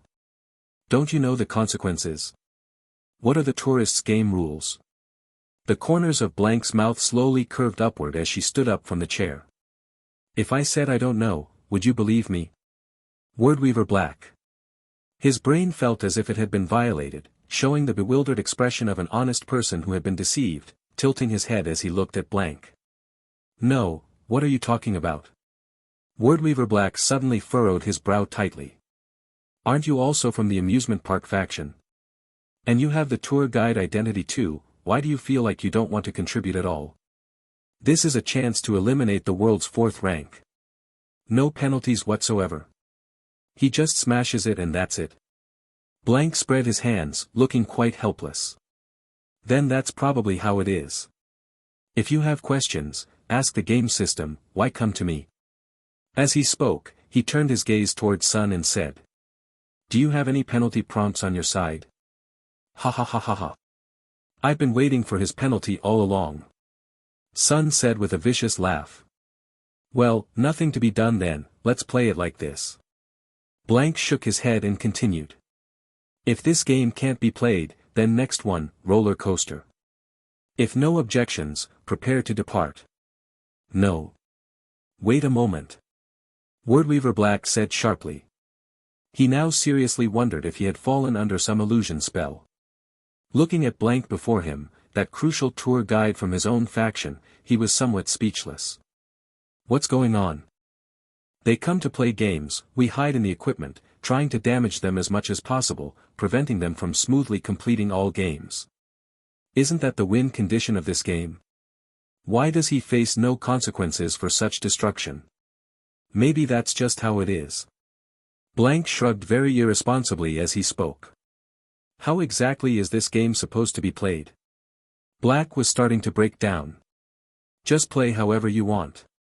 Ha ha ha ha ha. Right, just play however you want. Sun chimed in from the side, looking exceptionally pleased too. Actually, I'm quite curious why all of you are so hung up on this. Sun's armored giant claws opened and closed, playing with the fireball in his hand as he looked at the remaining people. What's with all this rules nonsense? Weren't the rules of this game already made perfectly clear from the very beginning? Meanwhile, the other Blank had brought the trio to the carousel. As they were approaching, they heard what sounded like the sky collapsing in the distance, followed by the 2 giant fireballs strung together exploding far away. Among the 4 people here, except for Blank, the other 3 nearly popped their eyeballs out in shock. What kind of development is this? They just split up and someone already pulled off such spectacular moves. This is way too dramatic. No, this? The black man's head swiveled back and forth like a rattledrum, speaking with utter disbelief. Is this within the rules? It seems like they're destroying game facilities over there. Don't know. This blank similarly shrugged, looking somewhat helpless too. Since that guy started messing around, there basically haven't been any rules in this game. Just play. Besides, those three who chose to follow him are basically done for already, no need to pay them any mind. Let's focus on our own game. As he spoke, Blank looked up and scanned the three people. We're here. You know how to play carousel, right? Get on, ride, and it starts spinning. Of course, if any of you also want to do something interesting like blowing this place up, I'd welcome that too.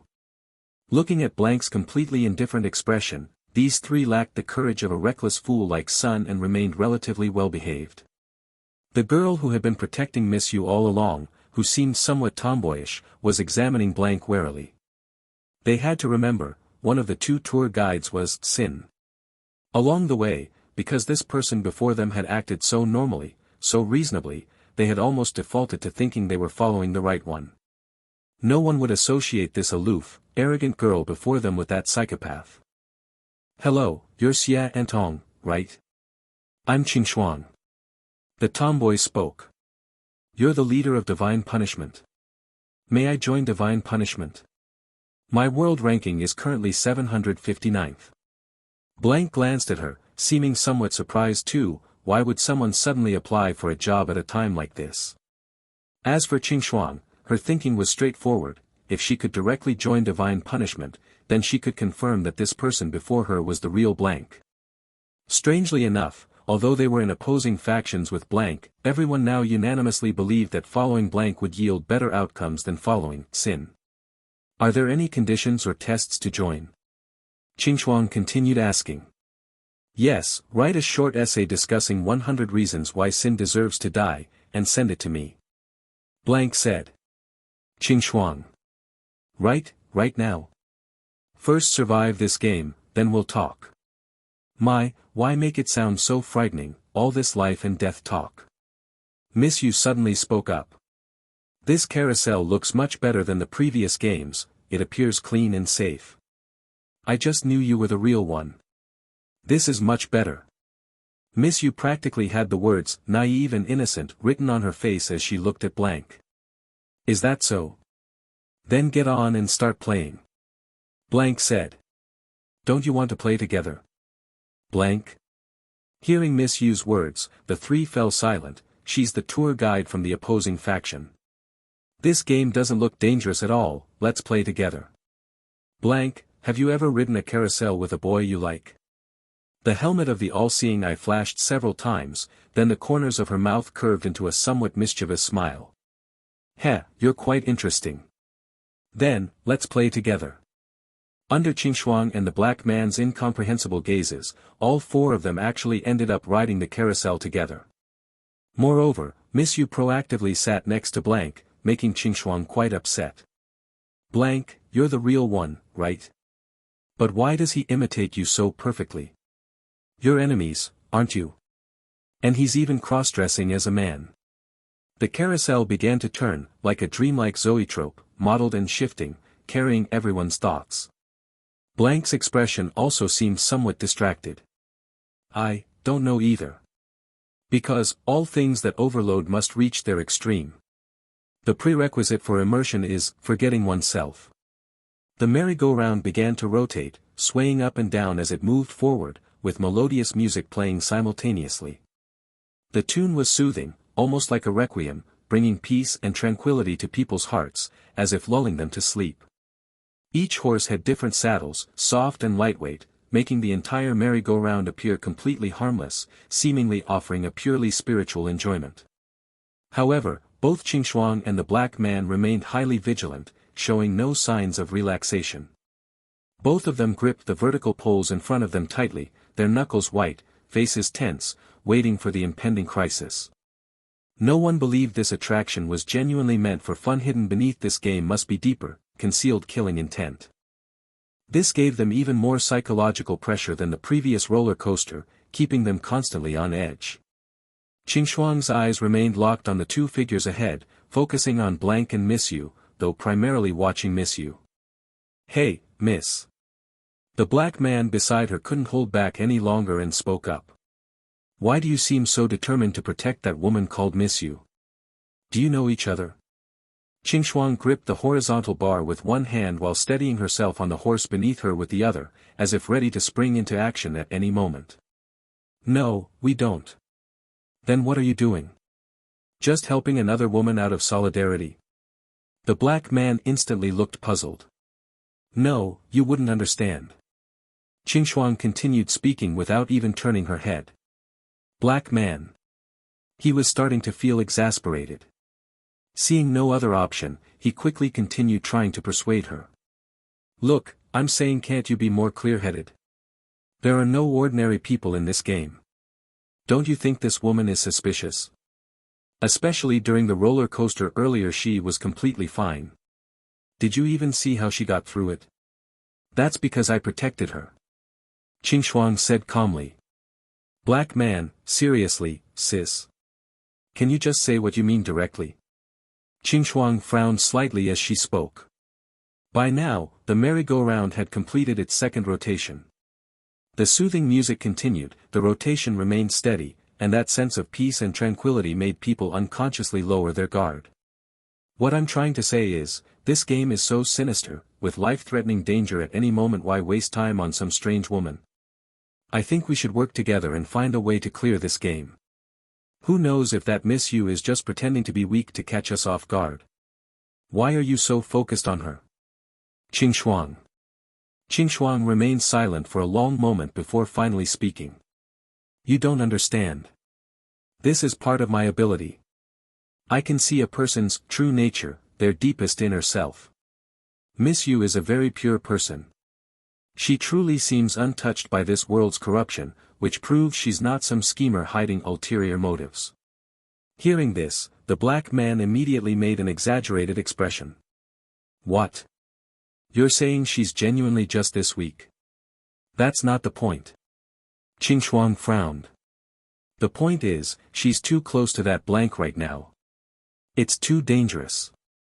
And that Blank, the feeling she gives me, is too heavy. Her true nature is completely dark and chaotic, utterly impossible to see through." The black man shuddered violently, almost falling off his horse. "You're saying, the one we're following might be fake? She's that sin? Wouldn't that be disastrous?" "No." Shuang shook her head. "Both of these Blanks are equally profound. Even the real Blank is just as dark and chaotic. There's no difference." Black man. Their conversation grew increasingly deep, even revealing details about their respective abilities to each other. Without even realizing it, as the merry-go-round continued turning round after round, their wariness gradually faded, and they even loosened their grip on the poles. Ahead, Miss Yu blinked her eyes while looking at the girl beside her and said, "They seem to be discussing you back there. Whatever. Should we talk about something too?" "Up to you." Blank appeared quite indifferent at this moment, but Miss Yu didn't care at all and continued speaking on her own. "Do you know why amusement parks have merry-go-rounds? Because the gentle rotation and repetitive motion provide a sense of security, making people want to open their hearts. Does he know you well? Why can he imitate you so perfectly? And do you know him?" Blank remained silent as the merry-go-round kept spinning, as if carrying people's thoughts along to transcend and soar. She turned her head to look at Miss Yu before her and spoke. "I know that perhaps he understands me very well. Maybe if he wants to, he can understand anyone in this world. As for whether I understand him, I don't know, and I don't care." Quite unexpectedly, Blank actually took the initiative to answer this question, genuinely starting to chat with Miss Yu, her eyes showing a hint of confusion. "Oh." Miss Yu's eyes instantly lit up like a college girl hearing gossip, her eyes sparkling with excitement. "Sounds like there's a story there." As she spoke, she even reached out to pat Blank's shoulder. This dangerous action made Shuang, sitting behind them, frown deeply. In the central control room, a pair of eyes slowly opened. He had merged completely with the central cylinder of the merry-go-round, coldly watching the four people before him as if staring at his prey. Seeing all four had completely let down their guard, the corners of his mouth began to curl upward slightly, as if admiring his captured prey. The mental confusion is about sufficient. It's time for you all to show your killing intent. He seemed like a master strategist, assigning tasks for the final net closing. Qingxuang and the others' initial judgment hadn't been wrong. How could this game possibly be just for fun? However, this Paradise player at the central position received no response whatsoever. Those hidden teammates seemed to have no intention of moving at all. Everyone was using Paradise privileges to merge with various facilities, ready to strike at any moment, so why was there no movement now? Can you hear me? This is merry-go-round number 1. It's time to act. Merry-go-round number 1 transmitted the message through his method. From his perspective, he could even see that the horse the black man was riding had been transformed from another player. Number 1. What's going on? The melodious music continued to play, the merry-go-round kept spinning, everything remained peaceful and tranquil, yet in his eyes, it all felt somewhat eerie. Wait, is there something wrong with my communication? Can't you all hear me? I said we can take action now. The player codenamed Trojan Horse 1 couldn't bear this cold treatment any longer, speaking with a hint of horror. As a player whose abilities were related to mental powers, he naturally realized that something unexpected must have happened to cause all this. Through the pillar in front of him, he watched the continuously moving merry-go-round outside, looking at the four people on it. Who exactly? Whose ability is this? No, the game has reached my turn, but I don't know any of the rules. If I just let this pass without doing anything, won't I face punishment? Won't I be judged as losing? Trojan Horse 1's heart was filled with conflict, and ultimately he decided he couldn't just wait for death, he had to stand up and make an effort. If these teammates couldn't be relied on, then he'd do it himself. As he spoke, he prepared to take action, but moments later, he made a horrifying discovery: he couldn't move at all. Not even his eyeballs could shift slightly. It was completely impossible. What? His entire body was immobilized, as if truly embedded within this pillar, fused into one with this object. Instantly, he now felt he couldn't even speak anymore, as if the game had been taken over by something else, and they players had been temporarily, forcibly, logged out. Ha ha ha ha. Come on, tell me more. I didn't know much about this before, never paid attention to these things. Miss Yu covered her mouth with laughter as she continued speaking to blank beside her. Isn't he ranked number 1 in the world? When we first entered the game, it seemed like everyone was somewhat afraid of him. Are you afraid of him? Probably yes. The rationality in Blank's eyes had completely vanished, replaced by a dazed and confused look. If you're afraid, why become enemies? Miss Yu pressed on. Because Ta wants to kill me. Oh. Why is that? Miss Yu instantly expressed great surprise. Because, Ta doesn't allow himself to have weaknesses, Ta doesn't allow himself to be threatened. The amount of information in this statement was overwhelming, making Miss Yu cover her mouth in astonishment. At this moment, among the four people on the merry-go-round, only she could still display such rich expressions. The remaining people answered whatever was asked of them, their faces also somewhat dazed. Moreover, they didn't seem to notice any of this themselves, as if everything were completely normal, nothing out of place. They didn't realize that the merry-go-round had now completely turned into a game of truth or dare. No matter what question they received, they answered without any defense, especially the two people at the back. Qingxuang and the black man chatted intermittently, having already blurted out all their abilities, rankings, family backgrounds, real names, and everything else. Without the slightest guard. Boom!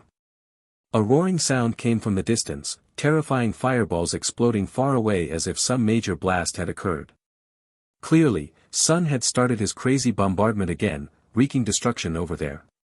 But even with such loud commotion, the four people present showed no reaction whatsoever, as if they hadn't heard anything. No one even glanced at the mushroom cloud. This merry-go-round in the amusement park seemed to have become a pure land within the game. Miss Yu maintained her innocent, sweet appearance, seemingly getting carried away with the conversation as she continued asking.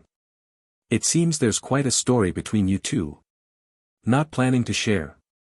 Why such hostility? Do you really want to be enemies with him? No. I actually didn't want to originally. Blank answered this question quickly.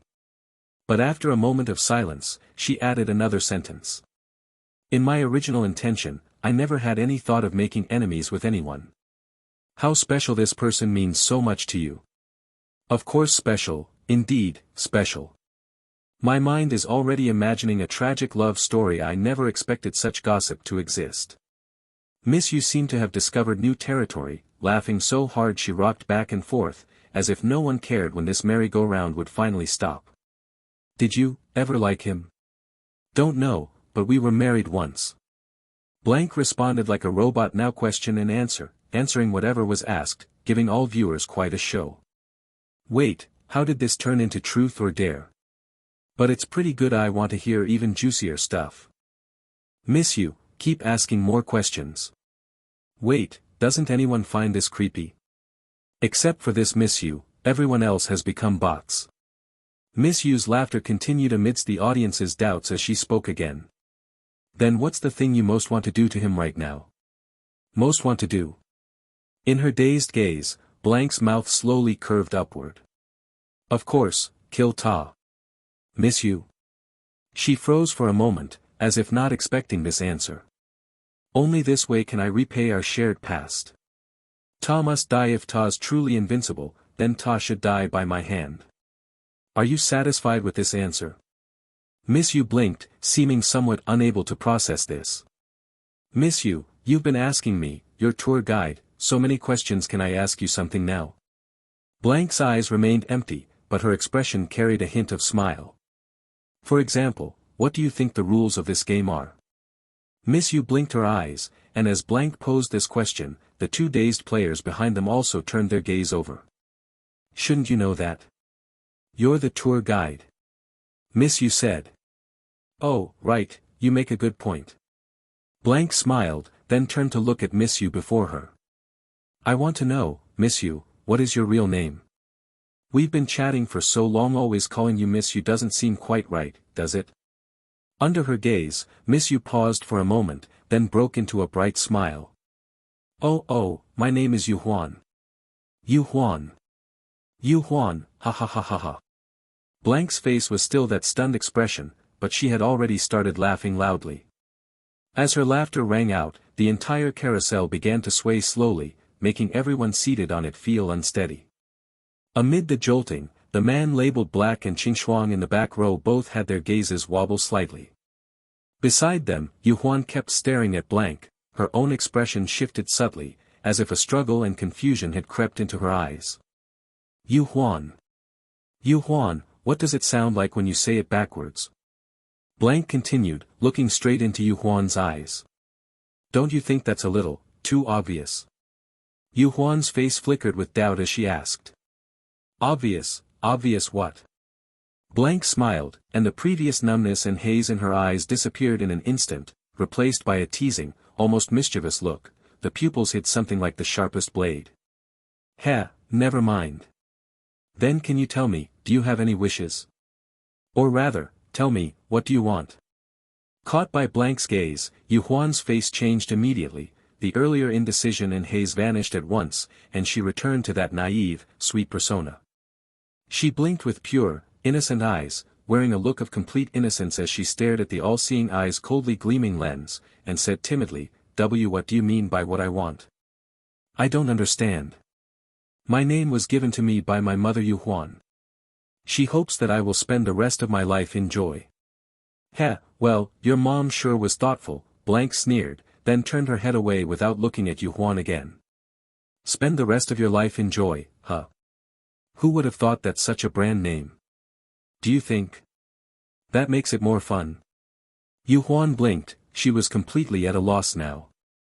At the same time, in the central control pillar, Trojan Horse One, who had been completely immobilized and frozen, suddenly discovered he could move. The previously frozen atmosphere vanished in an instant. Outside, Qingxuang and Black, who had been sitting on the carousel, also trembled all over as if waking from a stupor, looking around in confusion. It was as if everything that had happened moments ago was false, as if they had entered another space or had sleepwalked. Qing Shuang's face changed instantly, cold sweat pouring down her body. Heh, spend the rest of your life in joy. Up front, Blank kept repeating that phrase obsessively, talking to herself with a smile. What's wrong? Yu Huan asked beside her, puzzled. Nothing. Just a suggestion, protect yourself. The moment those words fell, something unexpected happened. Qing Shuang at the back leaped up, twisting once in the air and drawing a long sword. With a harsh sweep, the long sword slashed through the air beside her. Clang! A crisp metallic clash rang out as Qing Shuang's blade collided with something head-on, sending ripples through the air. A figure suddenly materialized. In fact, without Trojan Horse One's command, all the ambushers in this game rose up the moment the restraints were lifted and began to strike. They could hardly be blamed. What they had just experienced left psychological scars. Without knowing the game rules, they had nothing left to do but unleash everything and attack opposing players. The carousel began to twist. One by one, silhouettes emerged from the equipment. The wooden horse beneath Black contorted and deformed, and he pulled out a dagger to stab upward. He swung in anger. He was practically fighting to the death. Originally he had only been pretending to act. Who would have imagined he would end up ridden by Black? Then he inexplicably couldn't move, forced to spin round and round under that heavy guy. He wanted to die. Black howled and jumped up, quickly joining the fight. In an instant, the once peaceful carousel became a flash of blades and swords. Yu Huan looked frightened, shrinking back toward Blank as if seeking protection again. Blank showed no reaction. She stayed seated firmly on the wooden horse, as if everything around her had nothing to do with her. Even though the horse beneath her had been carved with scratches, the combat ripples had not affected her in the slightest. Consequently, Yu Huan was sheltered and remained unharmed. Creak, creak. The carousel groaned under strain, and after a few more revolutions, it collapsed with a thunderous crash. It wasn't pulverized like Sun's side, but it could no longer turn. Its function was gone. With its fall, the game ended. Blank rose slowly and stepped off. Yu Huan, Black, and Qing Shuang followed her out of the carousel's area. Black and Qing Shuang, as the main fighters, were covered in wounds and limped as they walked, keeping a wary eye on their surroundings. Because of the earlier truth-telling segment, Qing Shuang and Black had coordinated seamlessly, as if they'd been fighting together for a long time. Black fared worst. He was still bleeding from his rear. That upward sneak attack had been too hard to defend against. They all noticed hostile gazes lingering in the ruin's shadows, watching them. But as they withdrew, no one pursued them. Qing Shuang wondered if that was one of the rules.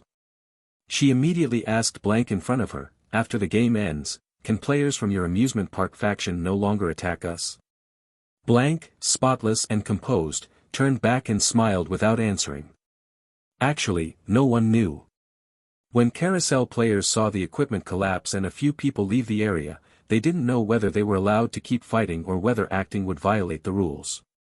Everyone guessed blindly, adhering to rules that no one actually knew. Seeing Blank refuse to answer, Qing Shuang was unconcerned and continued, no matter what, I guess we won this game. What's next? But Blank no longer wore her previous icy demeanor. Her eyes carried amusement as she teased, doesn't matter. Play whatever you want.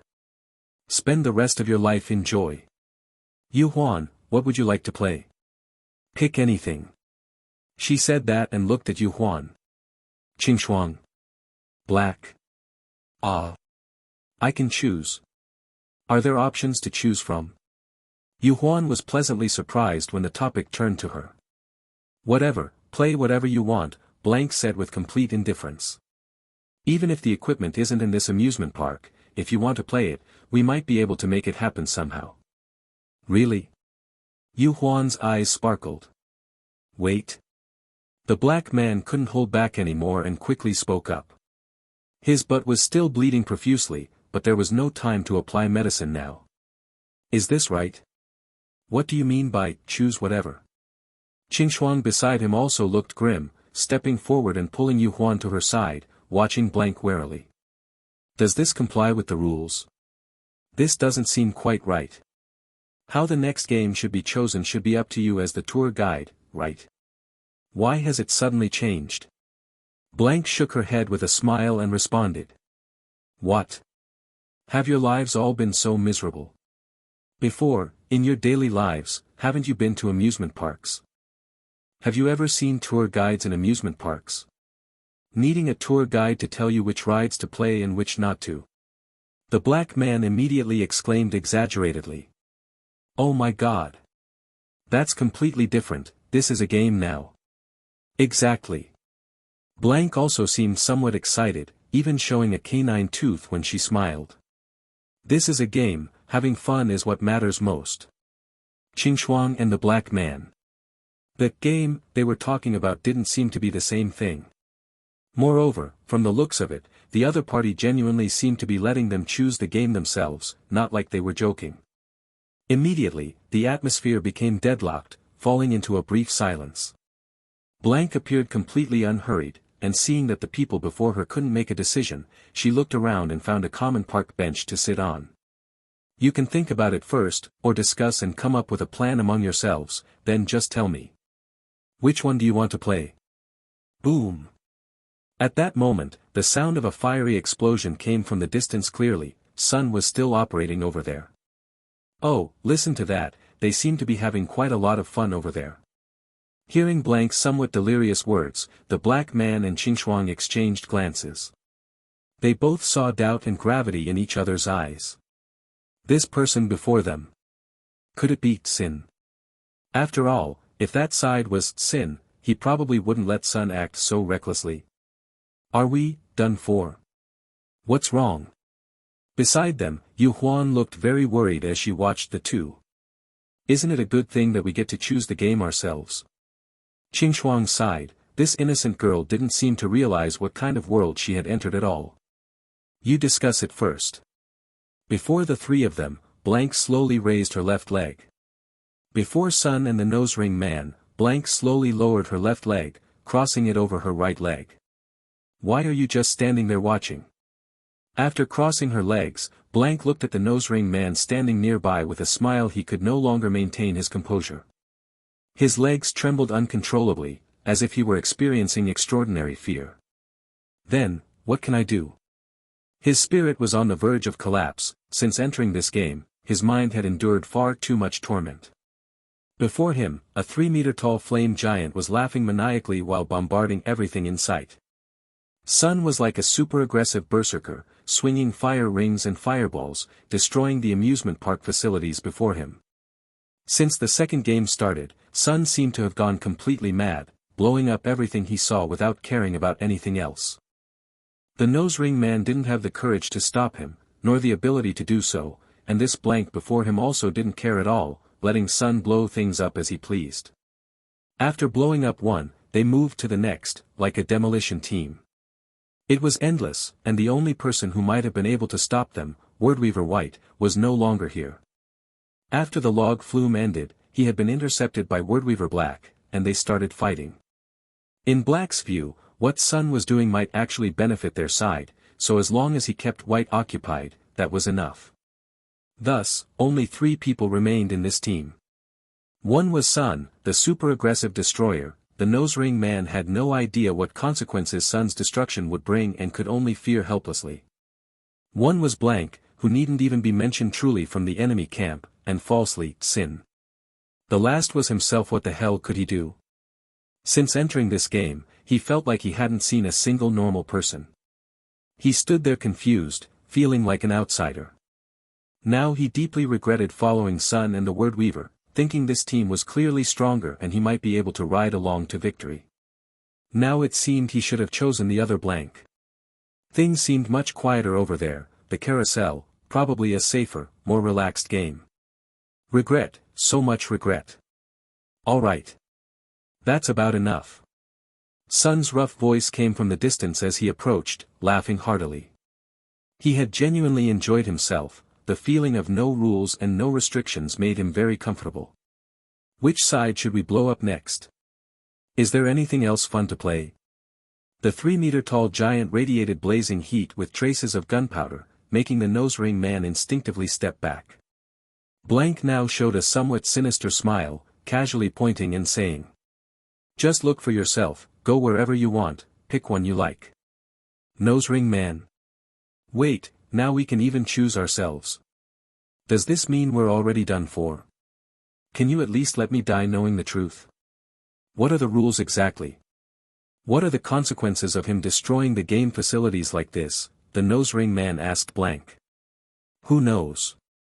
Blank stood up and spread her hands. Who cares about that sort of thing? Sun also glanced at him disdainfully. With that, the two walked toward other areas, each with satisfied smiles. Nose ring man. And within the ruins swallowed by the great fire, some figures trembled and moaned in pain. Under Sun's merciless bombardment, no one had been spared, most ended up with broken bones and shattered tendons. Does this count as us losing? What does this even mean? This game, can it really be played like this? Amidst the ruins, helpless soul-searching questions emerged. That was Sun. And he was completely ignoring the rules at full power. Which player among them could possibly withstand that? The players from the Paradise faction who had already been taken down were filled with grief and indignation. The physical pain wasn't too bad, but the uncertainty about their future made them feel utterly helpless. Things had already reached this point. Their equipment was destroyed, they'd been beaten up for no reason, and that rule-breaking Sun didn't seem to face any consequences. What about the rest of the game? Were they just finished like this? How would wins and losses be calculated? How exactly is this game supposed to be played? Among the players still active in the current game, there wasn't a single person left who could stop Sun now. In a short time, he had achieved an invincible state within this game. This state was Sun's comfort zone. Usually, this was exactly how things went when he participated in games. In his most familiar state, he could casually bulldoze through everything according to his whims, completely disregarding so-called game rules. No matter what conspiracies or schemes existed, blowing everything up would eventually reveal the truth. Even if he truly violated rules, shouldn't something come to sanction him? With Blank's assistance in his tyranny, completely ignoring the rules, Sun was now thoroughly enjoying himself, specializing in blowing up everything wherever he went. Let's go there next, blow up that stuff over there too. Sun casually pointed and turned, striding forward. Blank walked beside him while behind them, the nose ring guy followed like a soulless zombie walking aimlessly forward. Suddenly, Sun abruptly stopped and looked back at Blank. Heh. I just thought of something. Tell me, how big is this amusement park anyway? Blank glanced up and said something obvious, probably pretty big. Yeah, it's big, but not that big. If I wanted to, it shouldn't be a problem. Sun scanned his surroundings, his words somewhat disjointed. His smile gradually twisted into something ferocious as he stared at Blank, saying something terrifying. Tell me, should I be more direct about this? If I'm willing to go all out, just blow up this entire amusement park, what do you think? Blank's eyelid twitched slightly as she responded. Up to you, but do you actually have that capability? If it's possible, I'd quite like to see it too. Sun looked up, his flame giant scanning everything around them, but ultimately shook his head. Destroying everything simultaneously would probably require going all out. That kind of all-out opportunity should be saved for Sin. Why bother going all out against this mere amusement park? Besides, that would reduce a lot of the fun, wouldn't it? Missed tour guide. On the flame giant's face, blazing fires outlined a manic smiling expression. Ha ha ha ha ha. Blank suddenly laughed. Fun. Not bad, very good. Excellent judgment indeed. So, Sun, what do you think it wants? What? Who? Sun countered, clearly not understanding. Or to put it another way, what do you think the actual rules of this game are? This kind of question that everyone assumed the tour guide should know perfectly well, when raised by Blank now, somehow didn't feel out of place at all. Sun across from her had zero interest in such topics and immediately turned to keep walking. More of these boring topics. Didn't I already say? The game rules were clearly explained. It's you people who insist on pretending to be deaf. The visitor faction is supposed to properly experience and thoroughly enjoy this garden tour. And the staff are supposed to maintain the equipment and ensure normal operation of the amusement park. I don't want to serve others, so I chose to be a visitor, and now. As he spoke, Sun raised his right hand, flames rising from his palm, dancing fire sparks like a symphony of life. I'm properly enjoying my garden tour, properly completing my game mission. This description was exactly what the game had told everyone at the very beginning. Only everyone else believed these two sentences hid secrets about how to oppose, while only Sun took them at pure face value. The smile forming on Blank's face became increasingly pronounced. The best way to get somewhere is to go there directly. It seems you've never been a fool after all. Both wore satisfied smiles, appearing to be thoroughly enjoying themselves as they headed to the next bombing location, the nose-ring guy following helplessly. While one story branch blossoms, another requires attention.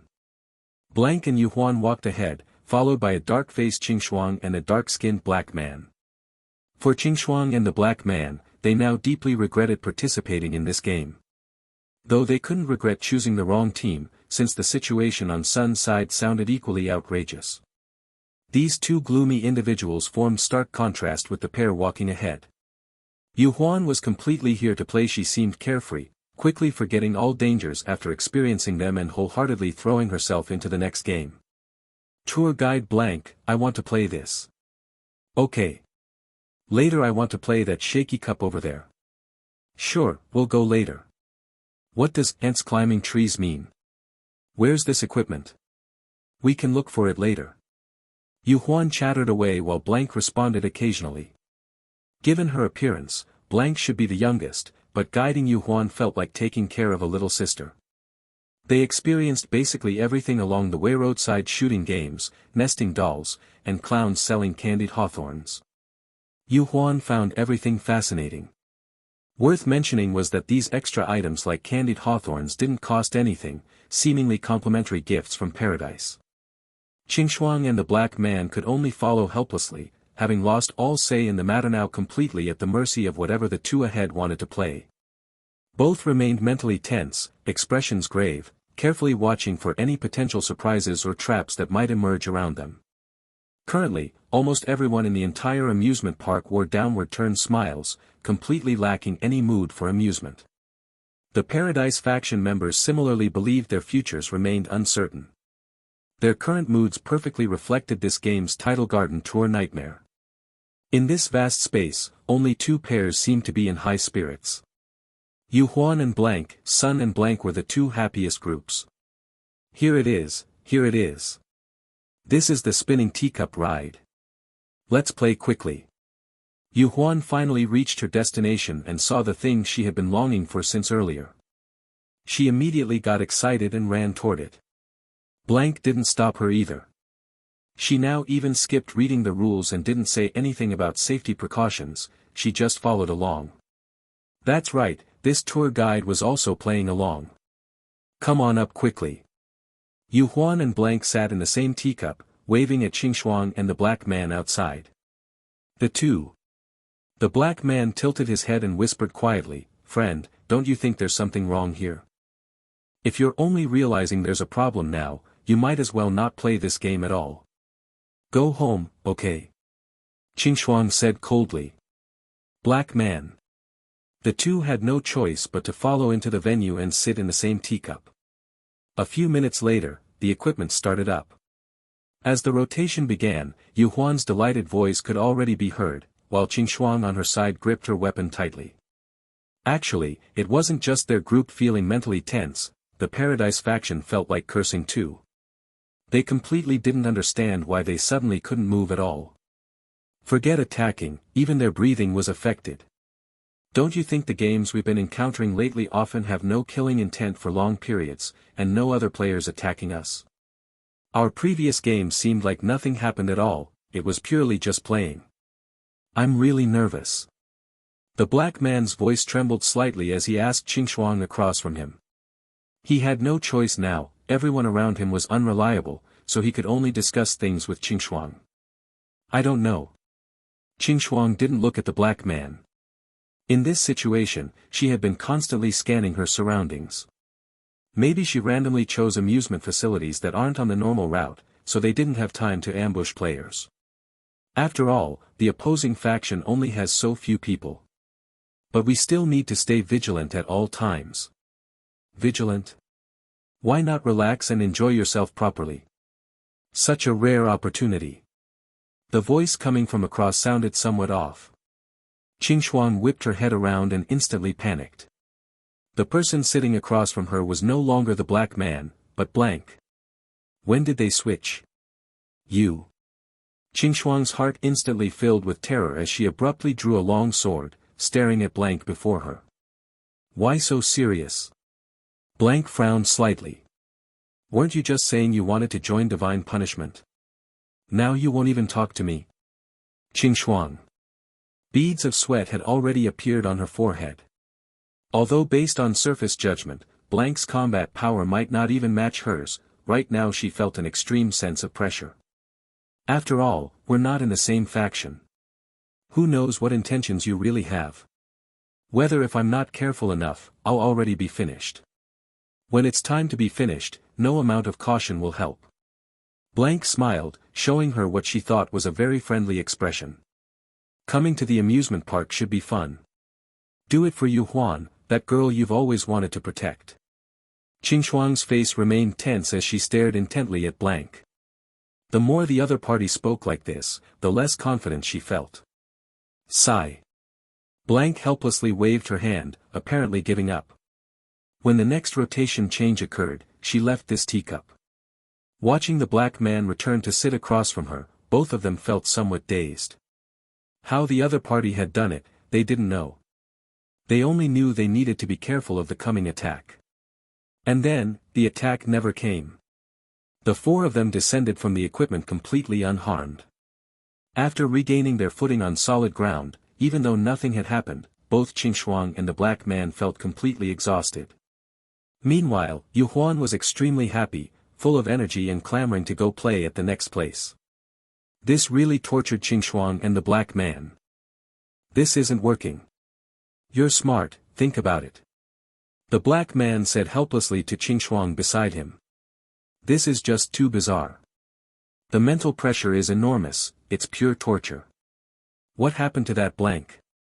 How did she become like this now? Ahead, Yu Huan said excitedly, it seems like nothing's happening suddenly. The previous attacks and dangers have all disappeared. Thank you, Guide Blank, for choosing games for us. Blank's face carried an eternal unchanging smile as she responded, you're welcome. These were all your choices.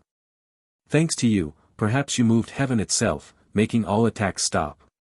Really? Ha! Yu Huan laughed. No, this woman's expression is just too creepy. Behind them, the black man couldn't help but continue muttering. I remember she was completely expressionless at first. Why is she always smiling now, and it feels like such an evil smile? The feeling she gives off is becoming increasingly dark and complex. Qingxuan's face remained tense as she stared fixedly at Blank. The more the other party spoke like this, the less confident she felt. Holy shit. I only realized after hearing them, why do both Blanks have the same expression? Really, I went to check too. Whether it's Sin or Blank, both their smiles look so similar, like they were carved from the same mold. They were imitating when they were together, but now they're separated so far apart. Why can they still be so synchronized? Wait, isn't anyone going to say that rather than Sin imitating Blank, it's more like Blank is imitating Sin? That's right, someone among the audience had raised the biggest question. This was also the most puzzling issue for high-level observers like the Elder Council. In their observations, it was clearly Sin who had transformed to look like Blank, there was no doubt about this. But now, the two were so far apart, yet both had acquired some of Sin's mannerisms. Like the smile, like the sharpness in speech, like that wicked nature. This was the most perplexing thing. Moreover, in the Elder Council room, two holographic screens were currently displaying two different scenes. One showed Sun and Blank, the other showed Yu Huan and Blank. Both Sun and Yu Huan were laughing unrestrainedly along their journeys. And the two Blanks were eerily similar. Even their walking gait seemed carved from the same mold. Complete synchronization.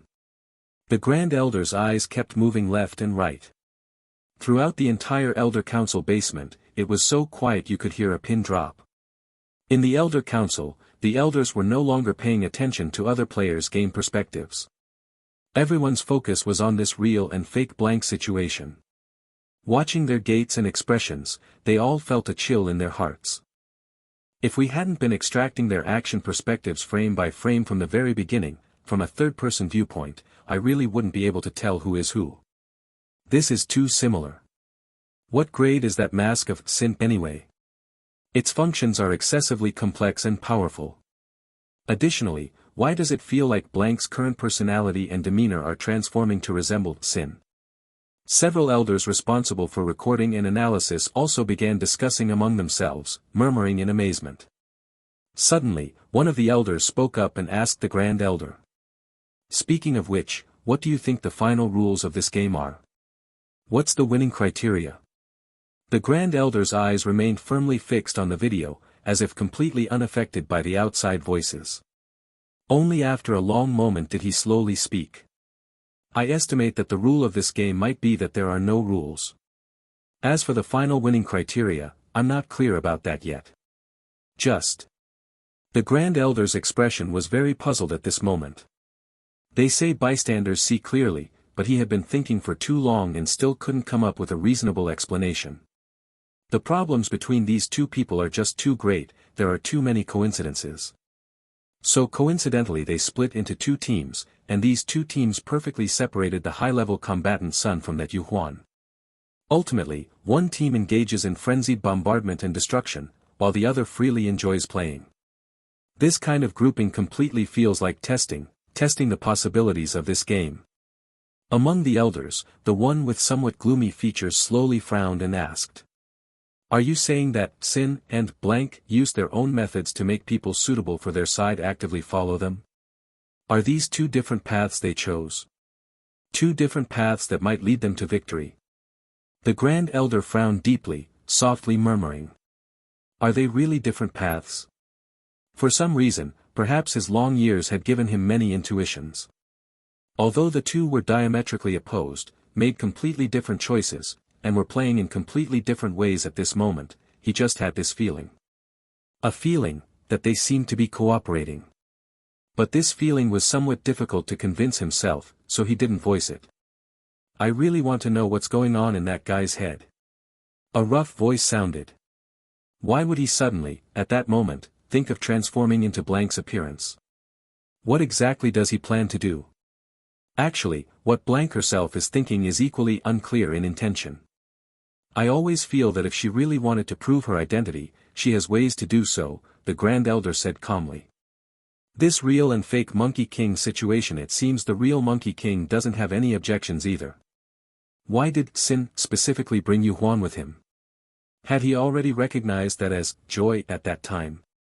And, is she really Joy? Isn't it a bit too early and too obvious to be exposed? If she really is, then can she recognize which one is Sin and which one is Blank?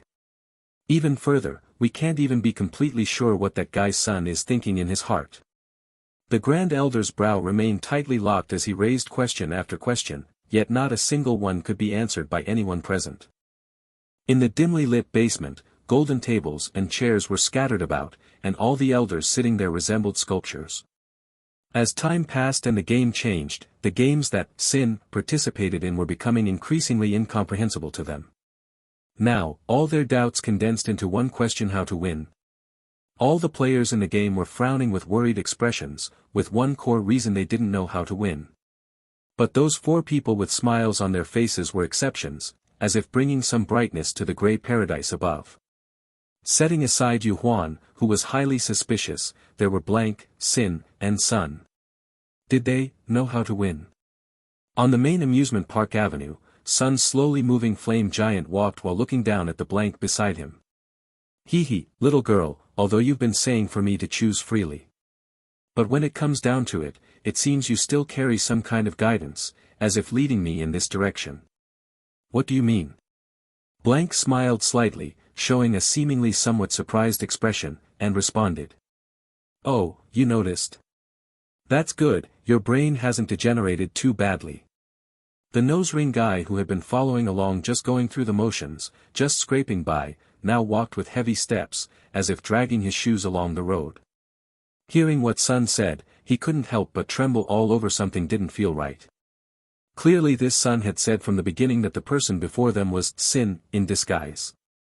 Why was he now directly calling her little girl? What did this mean? Was it humiliation? Or was this blank actually real?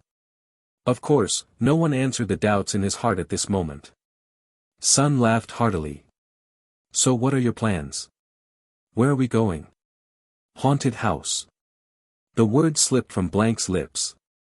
Didn't we say it before? Our final stop is the haunted house. Guide Blank, this journey has been so interesting. What else are we going to play? Yu Huan laughed freely, bright and brilliant, thinking about the next game, completely ignoring the zombie-like Qingxuan and the black guy behind her.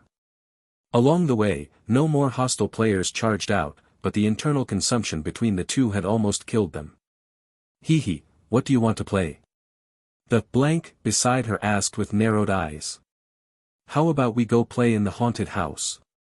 Yu Huan replied, even making a fierce grimace that held no intimidation whatsoever. Good. Beside her, Blank's eyes narrowed into beautiful crescents. Viewed from high above, the two teams that had initially gone their separate ways, after making a round through the amusement park, ultimately found their paths converging again. They began moving toward the same destination, also the final destination, the haunted house. All the elder council members and audience watching this couldn't help but recall a certain dialogue. A dialogue between Blank and Sin from the very beginning of this game. Blank, what do you all plan to play? Sin, I plan to go straight to the haunted house. Blank, fine, then we'll save the haunted house for last. This moment was exactly like that moment before. Without any prior discussion, both teams simultaneously chose the haunted house as their final destination. Wait, are these two actually keeping their promises? Really going for the haunted house after all? Why do I feel like their previous confrontation was some kind of message exchange? That can't be right. Wasn't it Yu Huan who suggested going to the haunted house on their side? The audience immediately began chattering away, discussing whether this final haunted house visit was mere coincidence or something more. Two different cobblestone paths led all visitors toward the same final direction. The haunted house. Seems we've arrived. Can I start now? Sun looked up at the massive structure before him, grinning viciously as he raised the fireball in his hand. He was ready to launch a zero-frame attack immediately, intending to smash this thing to pieces. After all, destroying the facility of this final game should reveal what comes next, right? But Blank beside him raised her hand, signaling him to hold back. Surprisingly, Sun glanced at her and actually lowered his fireball, suppressing his urge to attack. Back in the live stream, members of the Heaven and Earth Society were practically popping their eyes out. Since when could this woman called Blank start giving orders to their leader? But they soon understood why. From not far away, another path echoed with silvery laughter. Before Yu Huan even appeared, her excited and cheerful laughter had already reached everyone's ears. The group emerged from that path, and the two real and fake Blanks finally faced each other again. The two teams met in front of this haunted house. The black man and Qingxuan, along with the nose ring guy on this side, stared at each other in shock, momentarily unable to process what was happening. What did this mean? Why had they also reached the final stage? Weren't these two Blanks fake? And how had they survived Sun's bombardment? While these three were confused, the other four showed little reaction. Oh. You've lost a member. The Blank beside Yu Huan spoke with a smile, scanning the group. He noticed that Wordweaver White was clearly no longer with the opposite team. He and his brother had some private matters to handle, having a friendly exchange over there. The Blank on this side narrowed her eyes, replying with an equally smiling expression. Hi. Hello there. At that moment, Yu Huan called out loudly, even waving enthusiastically at the people across from them, appearing quite delighted. How was your experience? We had a wonderful time along our route. Qingxuan and the black man behind her felt speechless, thinking to themselves that only she was having fun. Our side had a pretty good time too, I suppose. Blank beside Sun shrugged, glancing at Sun as she spoke. Then she turned her gaze toward the opposite, blank. But speaking of which, do you have some cross-dressing fetish? Even at this point, you're still going to keep acting. This game of real and fake Monkey King continued to play out, and truth be told, even now the others present couldn't determine the truth. Heh, I don't want to waste time on useless chatter with you. The blank on the other side suddenly showed an eerie smile. I just want to ask you, have you figured it out? The question blank also smiled, looking at the opposite figure as if gazing into a mirror. Thanks to Sun, I have a general idea. Sun, huh? This involves me too. Heh, my situation was simpler than yours. Miss Yu Huan told me directly. Huh? Yu Huan blinked blankly, completely out of the loop. But she remained delighted, instantly moving closer to link arms with the blank beside her. However, blank subtly shook her off, avoiding physical contact. Yu Huan. Blank beside Sun froze momentarily since she'd been with the other team and didn't know Yu Huan had already introduced herself here. But upon hearing this name, she completely lost her composure. What did you say? She's called Yu Huan. Ha ha ha ha. Then what are you still waiting for? Her eyes suddenly narrowed, her entire presence becoming dangerously threatening. Her demeanor underwent an almost earth-shattering transformation. That chilling aura made the nose-ring guy beside her shudder with fear as he looked up at her in terror. He now felt certain this must be Sin. What am I waiting for? I'm waiting for the haunted house. The conversation between these two had become incomprehensible to everyone else. Qingshuang and the others felt like they'd been dragged into an extremely bizarre confrontation, their limbs turning cold. At this moment, the icy atmosphere needed someone to heat things up. What's with all this dilly-dallying? Are you insane? Sun snorted dismissively, his voice filled with impatience. I think you've really lost your mind, Sin. How interesting is it to pretend to be a woman? This is the final game. If you're going to make a move, hurry up and do it. What's the point of coming here to speak in riddles? If there's nothing else, I'm starting right now. As he spoke, he stopped wasting words. A pillar of magma and fire shot skyward, carrying an aura of destruction as it gradually formed flame-shaped clouds in the air. Clearly, he was about to begin the destruction. Just at that moment, the game's voice that had been absent throughout the entire game finally resounded. The final game has been triggered. All visitors, please prepare to welcome the final game. Haunted House of Terror. Everyone, please enjoy to the fullest. Everyone shuddered instantly. Qingshuang and the black man tensed up again, preparing for the unknown that might follow. Wahahaha. It's starting, so exciting. Yu Huan's voice chimed in amidst the tension. Simultaneously, the haunted house's entrance suddenly expanded violently, transforming into a door hundreds of meters high that reached between heaven and earth, like a gateway to the cosmos. The dark golden door was covered in blood-red patterns as it crashed downward. Enveloping everyone present, it pulled them into another space, the haunted house dimension. As the scenery began to transform before her eyes, Blank instinctively turned to look toward the other side. There, the other Blank's face began to twist and distort gradually, a pink mask emerging from within. On the mask, a mouth shape formed, silently speaking to her. Our game has begun. What? Blank's mind suddenly became extremely chaotic. What? Looking at Lu Su within her field of vision, watching the mouth movements on his pink mask, Xia Antong fell into complete confusion. Just as she narrowed her eyes, wanting to carefully verify whether her lip-reading interpretation was correct, everything before her eyes had already turned pitch black. Instantly, an overwhelming sense of absurdity enveloped her. Even with the all-seeing eye that made it impossible for her to see wrong, she now began to doubt herself as well. What did he mean by, our game has begun? Our game? What does that mean? Her mind became chaotic, instantly flooded with countless frantic thoughts that made her thinking and consciousness less clear. Didn't he take her form precisely to test what the gods or divine envoys in this game wanted through different gameplay approaches? Through this method, he would identify what the corresponding divine envoy was, then find the path to final victory. But didn't that highly suspicious woman already say her name was Yu Huan? Yu Huan, joy. Joy. Wasn't this already an open reveal? This final game should be about how to lure out this divine envoy or whatever it is, then win by directly defeating it, right? Just like the previous game. Her overall judgment must be correct. She might not know the proper victory method for this game, but Lu Su definitely intended to play it this way. But, why was he looking at her? Our game has begun was that, said to me. Xia Antong felt extremely uncertain. Was she that crucial?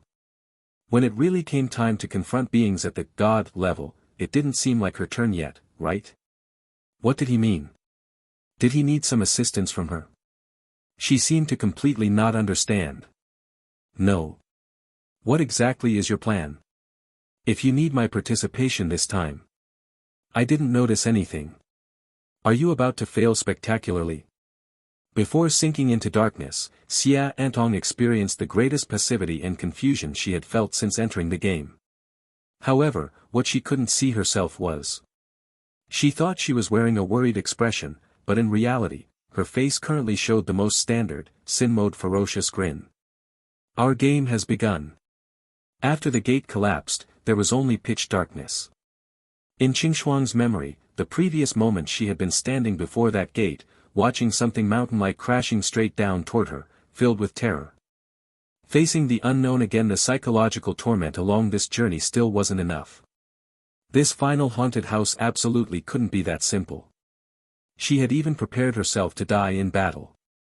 Just as she assumed a defensive stance, the entire gate had already covered her, transporting her into another space. Everything before her eyes was pitch black, and complete dead silence filled her ears. Darkness was humanity's most primal fear. When faced with impenetrable darkness, Qingshuang instantly raised her alertness to another level. She drew a pair of twin blades and forcefully clashed them together before her. Clang! In the clear sound of metal collision, sparks flashed and hung suspended in the air, the bright sparks floating quietly in the darkness, giving her some illumination. After seeing her surroundings, she couldn't help but take a step back, every hair on her body standing on end. Opposite her stood another herself. Her hands holding the twin blades trembled slightly, but she quickly calmed down, realizing she shouldn't scare herself. It was a mirror. In the surrounding environment, there were many such mirrors, not arranged closely together but scattered quite disorderly. In terms of size, these mirrors resembled stone pillars connecting heaven and earth, reaching toward skies of unknown height. As for width, they were only about one person's width, appearing very slender overall. Standing in such an environment, her peripheral vision kept catching glimpses of human figures, her own reflections. On the other hand, aside from these things, the surrounding space was exceptionally empty, just pure darkness as if nothing existed. Standing here felt like countless eyes were watching her from within the vast black emptiness. You couldn't tell whether the gazes coming from those dark areas were your own reflections in the mirrors or something else entirely. Terror-haunted house. Qingshuang swallowed hard, gripping her twin blades, carefully testing her way forward as she advanced. By the way, it's worth mentioning that all the players who had been beside her earlier were now nowhere to be seen. In a completely unfamiliar place, pitch black, and completely isolated without support. This scenario was truly quite terrifying. Suddenly, from behind a mirror, faint rustling sounds emerged. Qingshuang spun around sharply, watching that area warily, twin blades held tight as she slowly advanced. Suddenly, a human figure dashed out from there. Ah! That scared me to death. What kind of haunted house is this? Not a single sound. Not fun at all.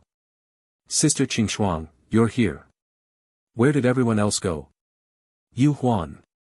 The careless girl who rushed out was none other than the Yu Huan who had been clamoring to play the game.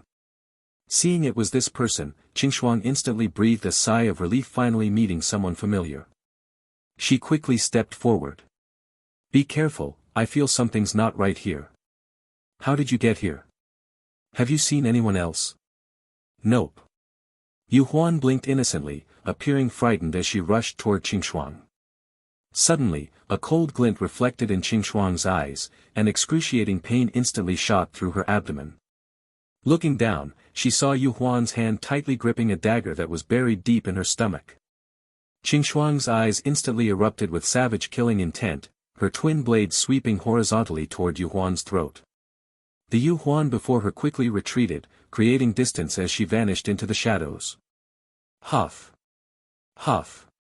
Qing Shuang supported herself with one hand on her blade, the other hand pressed against her bleeding abdomen, teeth clenched tight.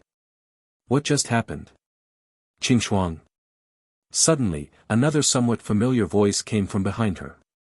Turning around, she discovered it was the black man. In this pitch-black environment, being able to identify a black man was quite an achievement.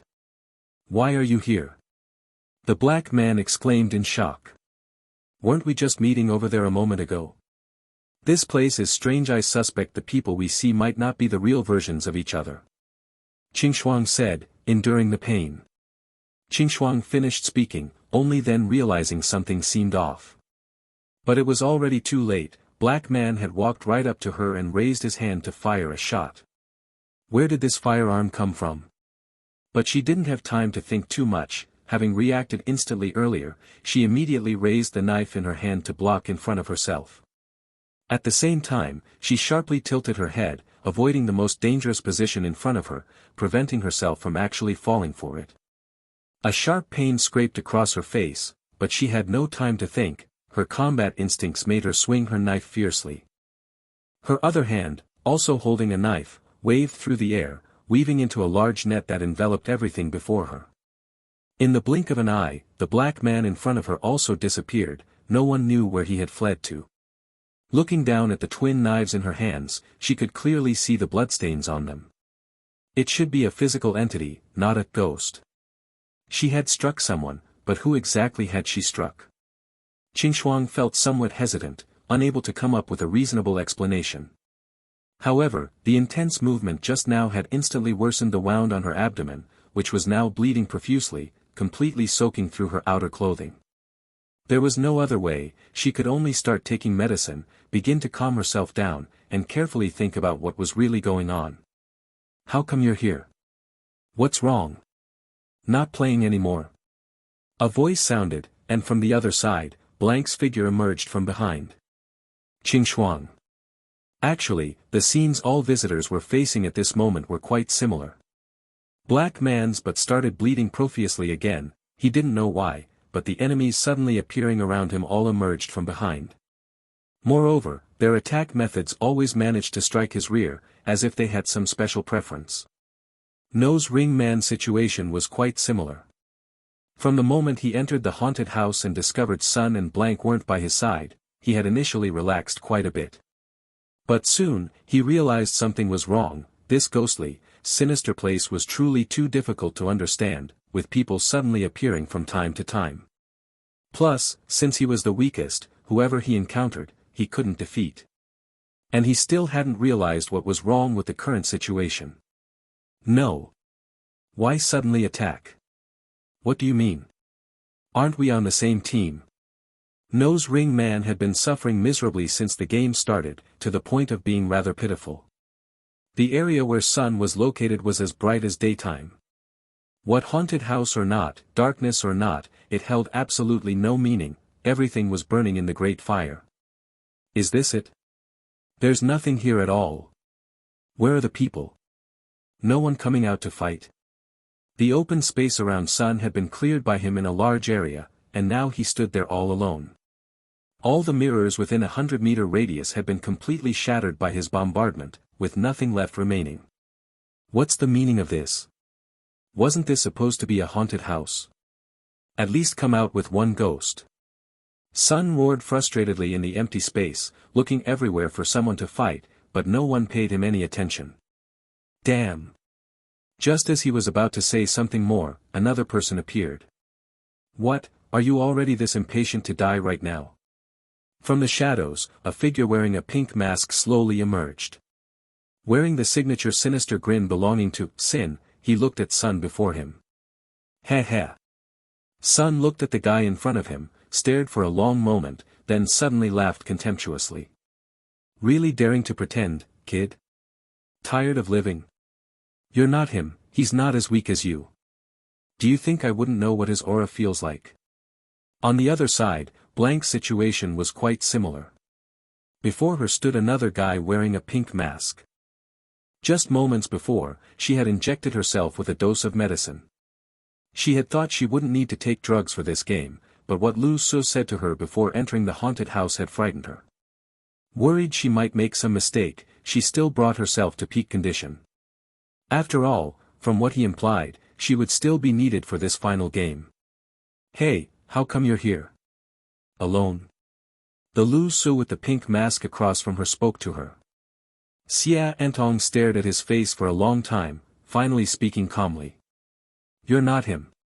He wouldn't speak to me like that. Or rather, the him wearing the jealousy mask wouldn't speak like that. Perhaps Lu Su might speak that way. The person across still wore a sinister grin but didn't respond, though he didn't approach either. Xia Antong simply stood in place, watching him, frowning deeply as she thought for a moment, then continued. Don't you yourself not even know what face you're showing in my eyes right now? This haunted house, whoever you think of in your heart, that's who you see, isn't it? The Lu Su across seemed somewhat stunned, as if mentally paralyzed by Xia Antong's few words. It seems I guessed correctly. We're on the same team, so there's no point in you coming to find me. Come here and tell me about your plans. The other person. He probably hadn't expected that the guide on their side would be so intellectually sharp, figuring out the haunted house's mechanics in just 2 sentences. The only problem was, such a capable person was clearly on their team, so why did it seem like they weren't doing proper work? And in this haunted house, there was one place with the heaviest ghostly aura. Sin's location. Since he entered this game, not a single person had come looking for him. He sat directly on the ground without taking out any lighting tools, just sitting there in the darkness. Heh heh heh. Sinister laughter echoed through the space, while countless mirrors around him reflected his countless faces. Those faces were exceptionally frightening, and it wasn't just a single mask. It was a face that constantly shifted forms, mostly appearing as blank, and occasionally as that ferocious pink mask. The surrounding mirrors all reflected his different faces, creating an extraordinarily eerie scene. Perhaps because this scene was too horrifying, no one disturbed the area around him. He kept laughing, then suddenly, he sharply lifted his head, stretching his neck forcefully like someone about to drown, and spoke. What do you think pleasure plans to do? At the same time, Xia Antong, located who knows where far away, suddenly had her expression instantly change. With the exact same face and expression as Sin, she very abruptly spoke in perfect unison. What do you think pleasure plans to do? The player transformed into Lu Su across from her. The player whom Xia Antong had cornered took a few steps back, his expression flickering as he looked at the woman in front of him. What did this mean? What's the matter? Why aren't you answering?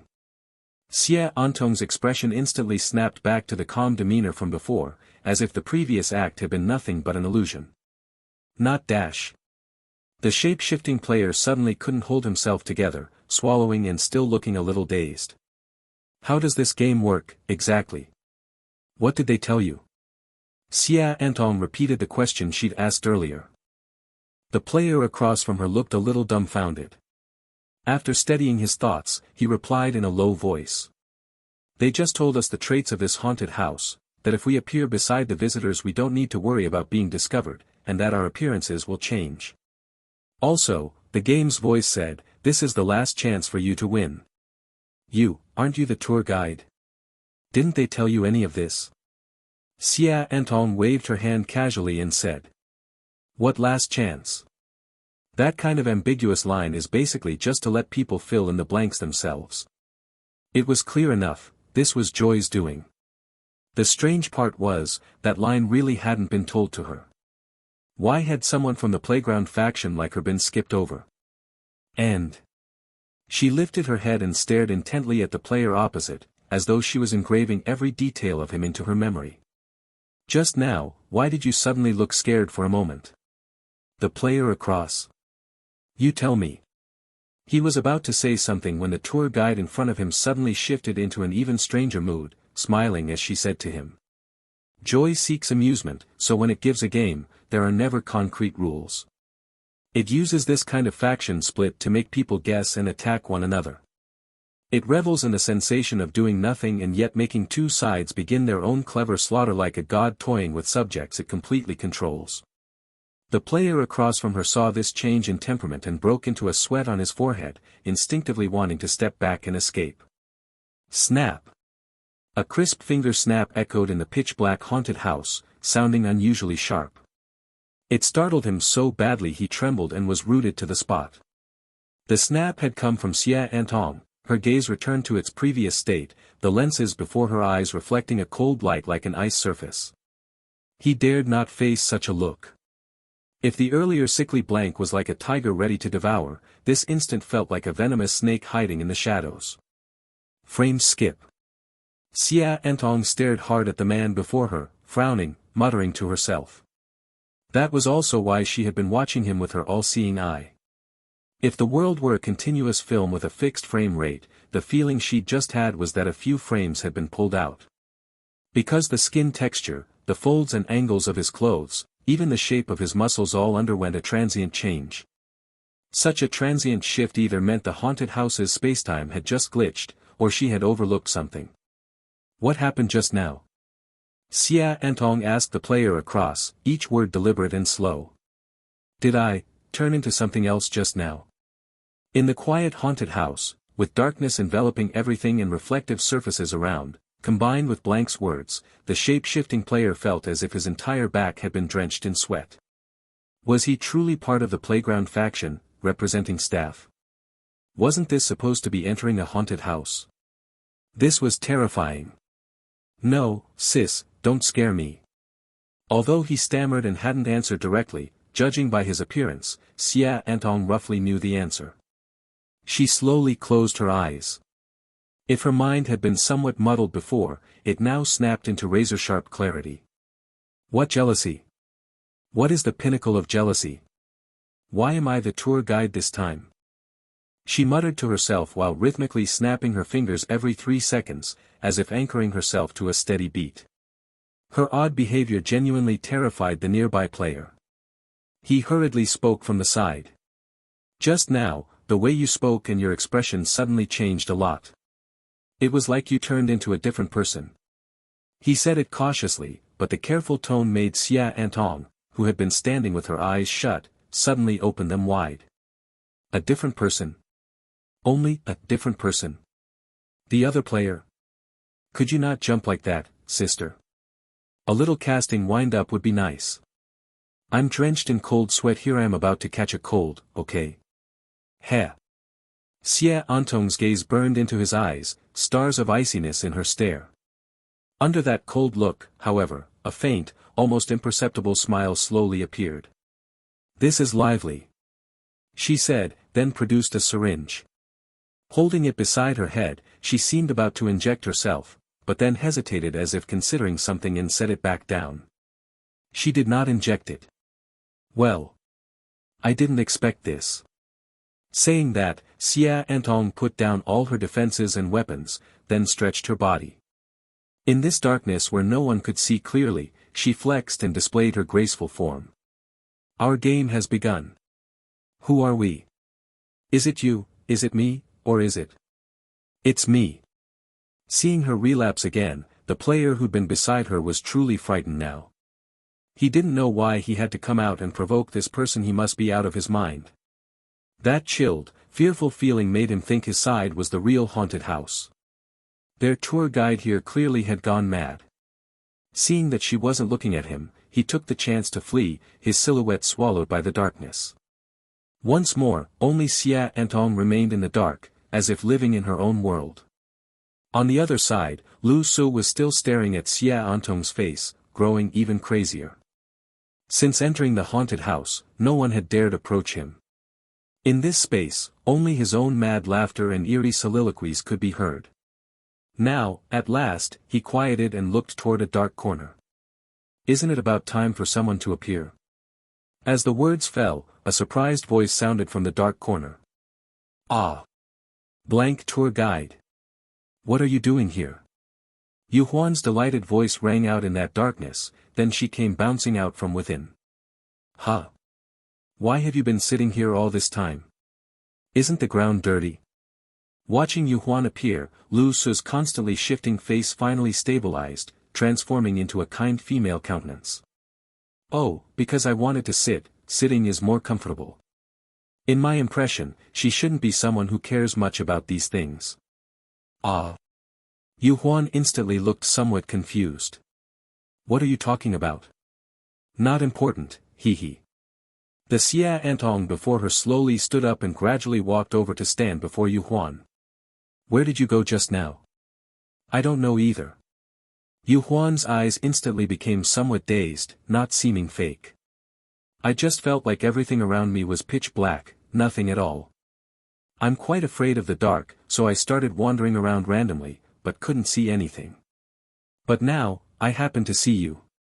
Hee, that's good too. Blank tour guide is the best. How do you play this haunted house? Why is there nothing here? Lu Su walked to Yu Huan's side, smiling as he looked at her and spoke. Nothing here. Can't be. Could it be that you can't see it? As he spoke, he extended a finger and drew a circle through the darkness ahead, explaining to Yu Huan before him. Isn't it filled with haunted house things? The most terrifying things in this world. Yu Huan opened her big eyes wide and looked around, shrinking her neck slightly as she spoke. Really? Why don't I see anything? Blank tour guide, you're not deliberately trying to scare me, are you? How could you not see it? Lu Su's sinister voice sounded by her ear. This is a haunted house. Look ahead, it's everywhere filled with demons and monsters. Suspicion, cruelty, the viciousness of, better you die than me, those manipulated pieces who completely cannot control their own minds and judgments. Fear, the unknown, those who arbitrarily play according to their preferences, extracting nourishment from the lives and souls of those at the bottom. These terrors and pains that constitute everything, constructing joy. Aren't they all within this haunted house? Of course, jealousy is also in this haunted house, that most disgusting, most deserving of death, most should be eliminated thing in the human world. Did you know that? Yu Huan.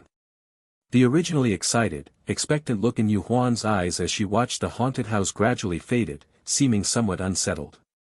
Blank tour guide, what are you talking about? I don't think I quite understand. Aren't we in an amusement park? Why does it sound so not fun when you put it like that? Ha ha ha ha ha. Suddenly, hearing her words, Lu Su burst into loud laughter, as if he had heard the funniest joke in the world. Not fun anymore. That's what makes it fun. What's the most thrilling game in this world? Tell me. Yu Huan's expression turned somewhat strange as she looked back at the blank tour guide beside her.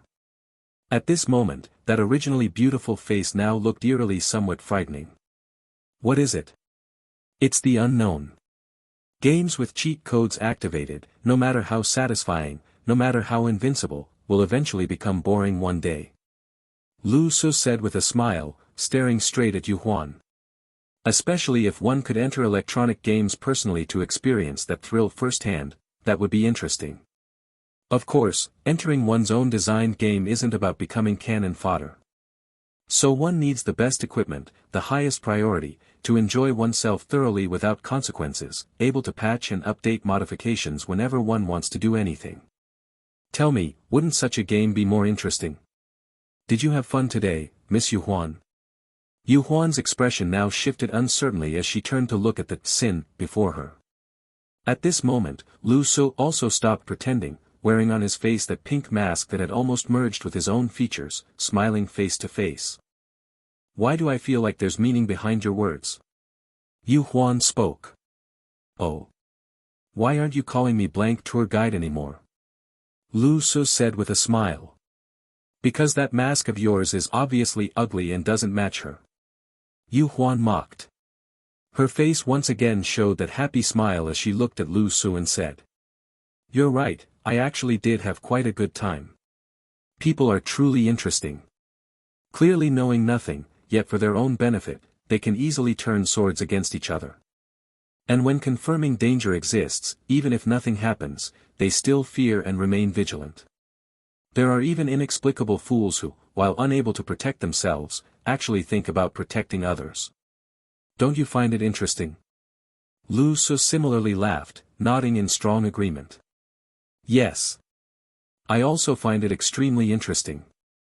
Honestly, along the way I almost couldn't resist laughing at them loudly. Should I thank you for letting me watch this great show? Yu Huan looked at the excited face behind the pink mask before her, the corner of her mouth twitching uncontrollably. She couldn't help saying. You are, truly terrible. But so what, Mr. Sin, our strongest player? Although her words said, strongest, her tone clearly carried obvious disdain. Going to make a move now? Kill me. Kill the joy before you to realize your grand plan of challenging the gods. Lu Su looked down at her and shook his finger. No, killing people is just incidental, not the core topic. I don't care what this Yu Huan is, whether a real person or something created. But she is Yu Huan, not Joy. She's just a shell, a container. You figured that out? Not so easily fooled after all. Yu Huan raised an eyebrow, then spread her hands. Well, nothing to be done then. What else can you do? Yu Huan's expression was exceptionally mocking as she looked at the jealousy before her. Nothing to be done. No, there seems to be a bit of a problem here. Because if it's just like this, the fun isn't big enough, not joyful enough. Perhaps in this game, there's another better container.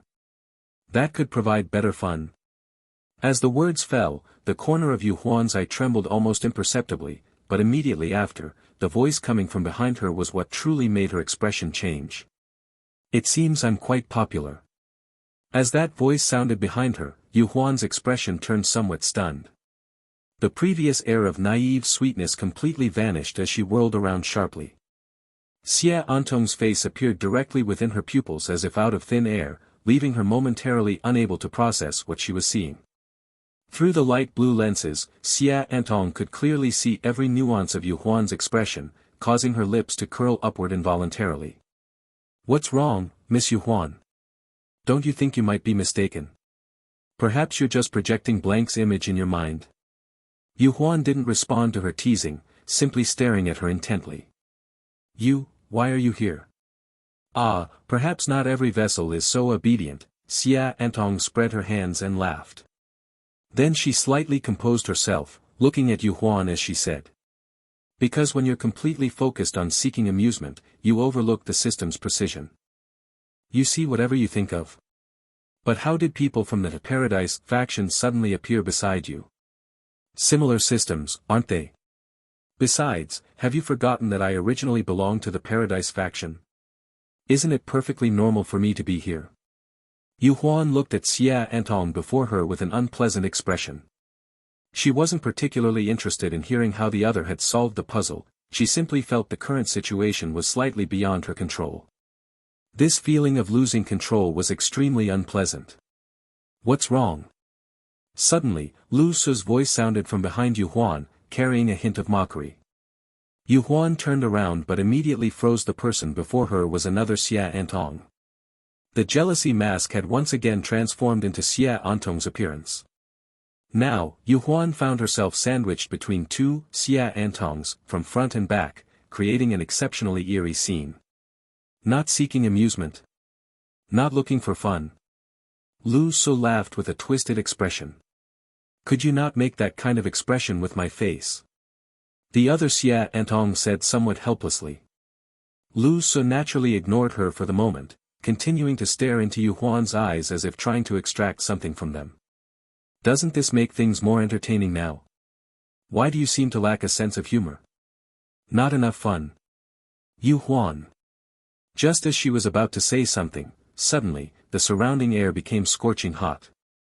A straight line of fire came from the distance, its end impossible to see at a glance. This fire trail had pierced through countless spaces, sweeping away all darkness as it crashed toward them. Bright and glaring, it charged directly at Lu Su. Boom! The flames exploded before Lu Su. His face reverted to the pink mask form as he raised his hand to swat at the flames before him. Amid the explosion, a somewhat domineering voice echoed through the space. Just knew there must be something interesting going on in here. What kind of fun? Mind if I join? As he spoke, a charred black circle suddenly appeared on the ground before the three of them. A massive figure slowly stepped out from the blackened ring of fire. What were you all talking about? Someone completely unexpected by everyone had arrived with shocking abruptness. Due to this game's mask requirements, Lu Su's focus had been entirely on Xia Antong, paying little attention to Sun's presence. So much so that even he hadn't anticipated the scene before him. Sun had arrived wearing heavy flame armor, a 3-meter-tall flame giant radiating blistering heat that instantly made all three before him seem insignificant. Ha ha ha ha ha ha. Amid the scorching air, unrestrained laughter suddenly erupted. After Sun's arrival, Lu Su laughed so hard he doubled over. His mocking laughter echoed through the silent space, sounding exceptionally piercing, like nails scraping across a blackboard. Then, under Yu Huan's furrowed gaze, he looked toward Sun. Why has someone who shouldn't be here also come? This feast wasn't prepared for you from the beginning. Is that so? Sun raised his hand, drawing a smiling face on his helmet with his finger.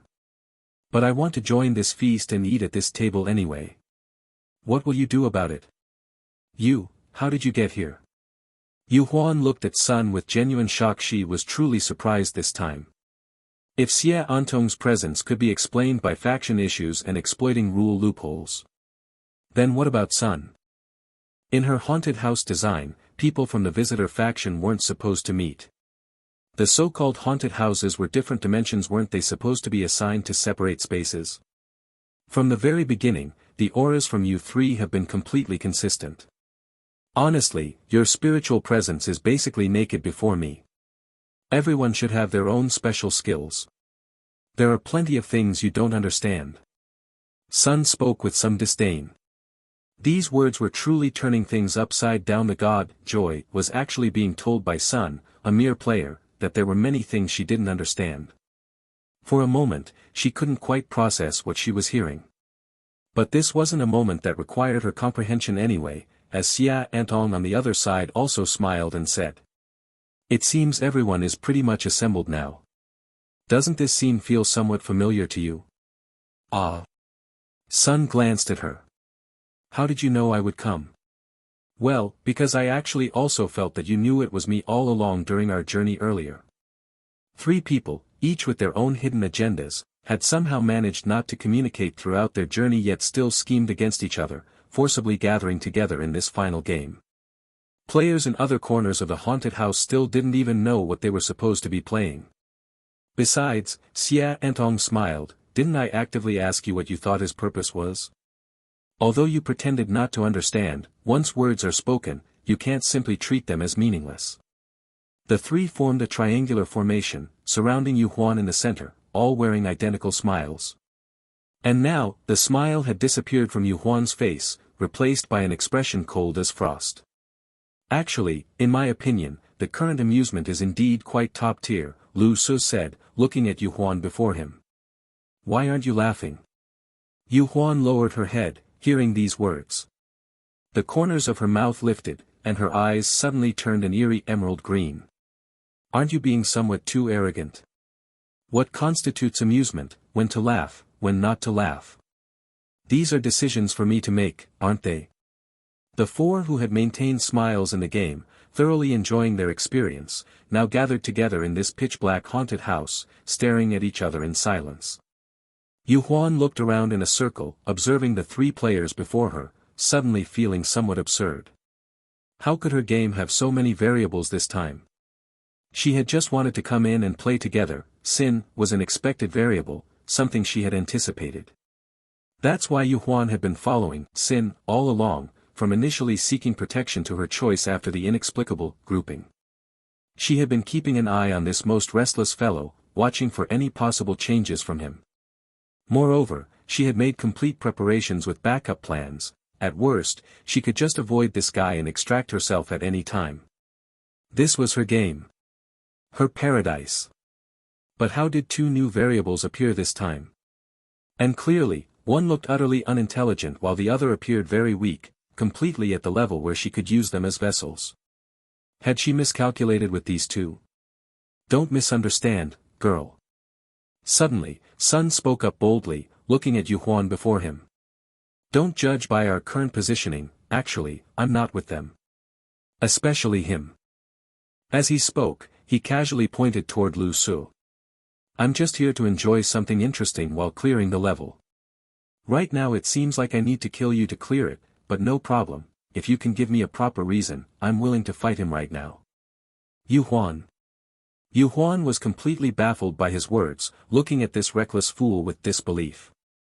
How could you speak so disrespectfully, as if you could handle me whenever you want? Who do you think you're talking to? Do you even know what you're doing? Have I been, giving you all, too much leeway? Yu Huan seemed to have completely switched personalities, speaking with a slightly unpleasant expression. But just as she was about to continue, she was interrupted again. Snap!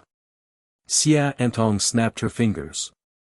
Then she took out 3 sticks of soul-burn incense, lit them, and smoke began to spread. Snap! Snap! She began snapping her fingers with precise regularity, every 5 seconds, while holding the soul-burn incense in her other hand. Yu Huan. What's the meaning of this? Is everyone here mentally unsound? What are you doing? Sun asked from the side, also somewhat confused. Nothing, just playing. Xia Antong said calmly, then added, also, what do you mean you're not with them? I'm not with him either, I'm here for my own amusement. Your amusement? Sun looked her up and down. Speaking of which, shouldn't you be leaving now? With your power level, if things really come to blows later, you probably shouldn't be here. Any plans? Sun's question seemed completely casual, but Xia Antong clearly understood the underlying meaning. Glancing back at him, she said. Are you done yet? Haven't you used this, playing the brute probing tactic a bit too many times? But. Snap. Even while speaking, Xia Antong persistently continued snapping her fingers, as if she had some condition. As she spoke, that previously seen eerie expression reappeared as she looked at Sun. I might not be suitable to leave for the next game. Perhaps I'm a bit too crucial. Sun. Now it was his turn to be baffled, as this didn't sound like something Blank would say. Just as he was about to say something more, an intense sense of danger enveloped him. Boom! Yu Huan's seemingly frail body suddenly slapped a palm toward the side, violent force field fluctuations creating powerful shockwaves that instantly sent Sun flying. From outward appearance, it looked like 2 beings of vastly different sizes suddenly erupting with explosive confrontation, and the giant Sun was sent flying accordingly. A #mark appeared on Yu Huan's forehead, veins bulging as she coldly looked toward where Sun had been sent flying. Clueless fool. Lu Su and Xia Antong showed no reaction to this sudden change, as if they had expected it. Watching the speed at which Sun was sent flying, the same thought occurred to both of them. Mediocre strength. Not Sun's, but Joy's. The Joy before them was unlikely to be the true form. Having witnessed the true form of despair last time, Lu Su clearly knew what kind of pressure that was, it couldn't possibly fail to kill Sun with one slap. Absolute power suppression, eliminated. Doesn't seem like a divine envoy. Xia Antong murmured. Some kind of power? Or an avatar that still needs to find a host? Xia Antong's calm voice instantly triggered Yu Huan, who turned around angrily. In that instant, Yu Huan's eyes became completely empty, while Xia Antong's expression suddenly turned extremely manic. Is that so? A voice came from Xia Antong's mouth. She raised her hand and gently stroked her own face. A vessel carrying traces of my aura dares to arrogantly claim she's important here. Don't know your place, what makes you think you're so clever? You should know, you can't even your own. Snap. A finger snap, and Xia Antong's eyes instantly regained their previous clarity. Oh. Her eyes focused, looking at Lu Su opposite her. You. The smiling face on Lu Su's pink mask twisted grotesquely as he slowly shook his head, then suddenly bowed his head, standing there motionless while muttering incomprehensible words. Yu Huan's eyes snapped open wide, looking up with disbelief as her gaze met Xia Antong's eyes. She knew seizing blank wouldn't be that simple, but being expelled in such a short time was unexpected. What was that finger snap? This was far from over. As she was expelled and re-entered the Yu Huan vessel, flames were already rushing toward her. Fire gathered and roared, tearing through the darkness as it violently crashed into Yu Huan's body. The flames were dissipated by powerful force, but not completely defended against. Parts of the body's surface began to carbonize. This vessel was too weak. What did you just do? Yu Huan said, looking at Xia Antong. Sorry, I had some simulation training before. Xia Antong said while rhythmically snapping her fingers. Also, I told you, not every vessel is that obedient. Yu Huan narrowed her eyes, watching the guy before her, staring at his fingers that kept snapping continuously. If her judgment was correct, this snapping was similar to a psychological anchor, creating a mechanical action to constantly remind her own spirit. This feeling sounded simple in theory, but was almost impossible in practice. Unless the other party had experienced being possessed before and had long been in a state similar to schizophrenia, only then could they deliberately control their own spirit like this. It was somewhat surprising this game of hers really had quite a few strange characters appearing.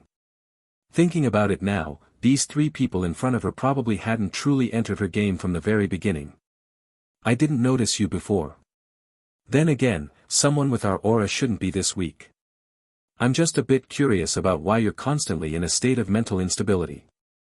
Just as Yu Huan's curious voice finished speaking, Sun's roaring ring of fire was already at her face. I told you long ago, there's still plenty you don't understand. Using some little girl who hasn't even grown all her hair yet to come here and play mysterious tricks. Gilded divine power radiated from Yu Huan's body, colliding with the flames. The violent impact sent Sun flying back once again.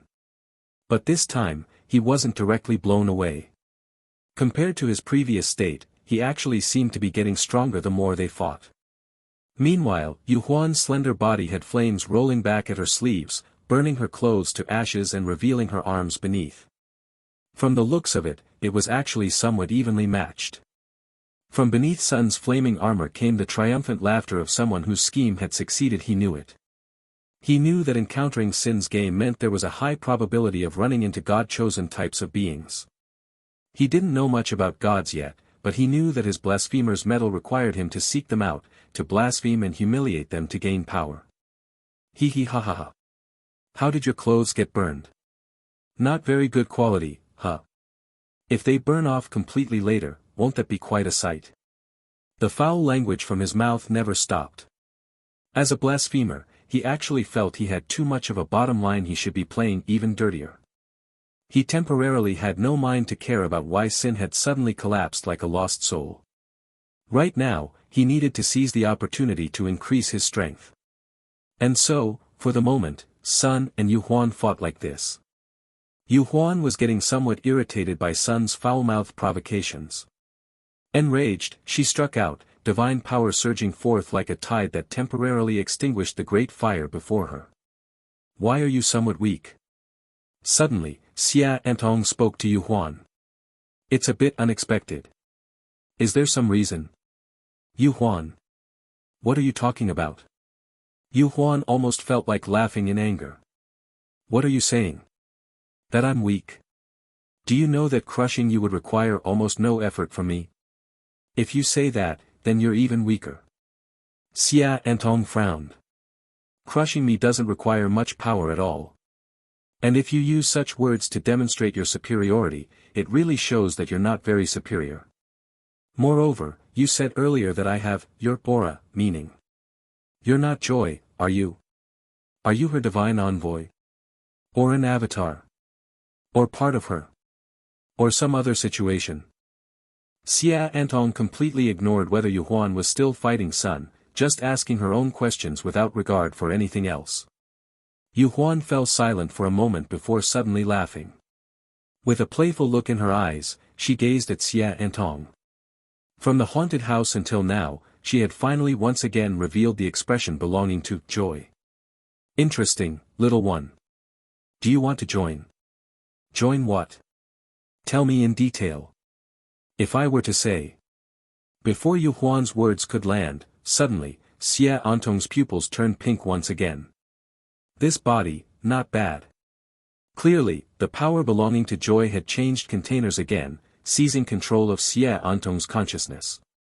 Meanwhile, Sun, who had been blasted away earlier, was now charging forward as a fire dragon, still targeting Yu Huan. Fool. Red lips parted slightly, and Joy's voice came from Xie Antong's mouth before she casually waved her hand. A more violent impact than any before shot from her hand, the power forming a solid energy blade that seemed to slice through space itself. The powerful energy cut through the air, cleanly bisecting the 3-meter-tall Sun at the waist. The power wielded using Xie Antong's body was clearly much stronger than Yu Huan's. But at this moment, Sun's upper body, burning with flames, continued charging forward without pause. Hee hee. The sinister laughter didn't stop. Without the slightest fear or surprise, his upper body, carrying destructive flames, instantly engulfed Yu Huan's body. Without the slightest hesitation, and meeting no resistance, the raging flames mercilessly destroyed this ordinary person. The corner of Xie Antong's eye twitched instantly. Crack. Sun's upper body fell to the ground, then used his hands to push himself up and stand. He didn't care whether Yu Huan was some exploited ordinary person. In his eyes, there was only whether the goal could be achieved, not innocence or guilt. Beneath his massive body came his hoarse voice. It seems your container is gone now. His upper body used its hands to crawl toward the opposite side while his lower body strode forward, apparently intending to piece himself back together. The power belonging to joy now wore an unpleasant expression, just about to make a move. Suddenly. Snap. A finger snap, and Xie Antong timely regained her consciousness. But with the other container gone, a faint shadow resembling herself suddenly appeared around Xie Antong, wavering unstably. Her expression was somewhat unpleasant as she quickly said. Her control is very strong right now. I might have some difficulty regaining control.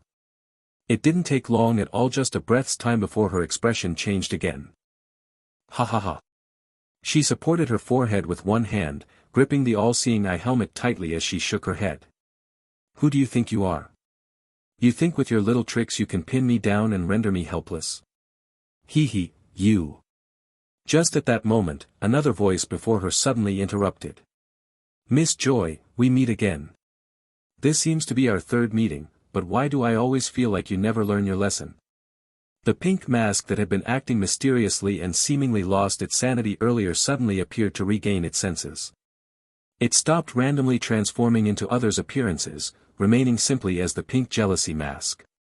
Looking up at Xie Antong before it, or rather at the entity known as Joy, it spoke. Or perhaps this was just a fraction of Joy's power. Oh, is that so? Joy's voice spoke calmly, its previously aggressive demeanor somewhat restrained when facing this presence. Though it hated to admit it, the truth was that while it held hostility toward Sin, it also carried a degree of wariness. As Sin had said, this was indeed their third encounter. As an existence at the level of a god, it had become the entity that appeared most frequently before Lu Su. The female doctor during the novice assessment phase, the slime at the sea casino, both were parts of Joy's power. And of course, the current presence before them was too. Yes, our third meeting. Xie Antong spoke coldly while looking at Sin. It made no attempt to hide this fact, since during the last encounter between the slime and Lu Su, it had already demonstrated that its memories were connected with the female doctors. However, Xie Antong's lips curved into a smile that didn't match her usual personality. What does that matter? I'm not like those two useless predecessors who couldn't even handle a juvenile, Sin, when they had the chance. Truly incompetent. I didn't say anything, why are you getting so defensive? The pink mask on Lu Su's face said with a smiling expression. Why so eager to distance yourself? Seems like you're not very confident after all. Joy, hashtag. Staring at Xia Antong's face, it grew somewhat irritated and pointed at itself saying. What are you talking about? Heh, you're even more self-important than this guy. The gap between our levels is something you can't even comprehend. The jealousy mask showed no signs of anger at all, instead sitting cross-legged on the ground, hugging its knees and swaying side to side. Ah, I can understand that. There is indeed quite a gap between the two of us. Joy. In that instant, it felt something was off and immediately spoke sharply. I meant that my existence is superior to yours. I never said I was the superior one. What are you imagining on your own? Lu Su spread his hands. Veins were beginning to bulge on her forehead. After taking several deep breaths, she suddenly realized something felt wrong. Why had the conversation devolved into something resembling children arguing? For some reason, looking at this pink mask always gave her a sense of unease. It was easy to become irritable, perhaps because through the memories of those former colleagues, she indeed felt some wariness toward this guy in front of her. Maybe it was just an illusion, even though this was clearly an existence with significantly lower life level than herself. Heh, I won't waste time arguing about meaningless things with you here. As she spoke, Xia Antong raised her hand and examined her palm. This vessel is indeed much stronger, just slightly harder to control. But... She looked up provocatively at Lu Su. It's not that difficult, is it? Maybe I just need a bit more time to adapt. She will never be able to. Snap. A sudden sharp snap of fingers abruptly cut off her words. This snap came from Lu Su. But Xia Antong's eyes regained their own consciousness, while behind her, that faint, floating shadow continued to tremble. If one looked closely enough. Never be able to what? I'm listening. Lu Su said quite maliciously after snapping his fingers. Of course, Joy couldn't respond to him now, the one who could respond was Xia Antong. There's a strange feeling. Xia Antong moved her limbs curiously. My spirit is still here, able to watch my body's movements from a third-person perspective, and even exert some influence. But I just can't control it anymore, though. It's a wonderful power. As she spoke, she actually seemed to savor the sensation as she clenched her fist. Of course it's wonderful. That's divine power. What nonsense are you fantasizing about? Suddenly, Joy's power once again seized control of the body and began shouting angrily. Her expression actually showed a trace of panic. She herself didn't understand why she had been suddenly forced out of control. Was this woman's mental explosive power really that strong? How could she know that Xia Antong, who had been using the all-seeing eye since the beginning of Chosen's paradise, if there was any area where she could reach world-class level? It would be her mental strength. Of course it wasn't something that could be controlled so easily. TCH. The moment she regained control, Joy's power met Jealousy's amused gaze. Immediately, she began to feel somewhat embarrassed. She had originally intended to put on a good show, but now this happened, interrupted before she could finish speaking.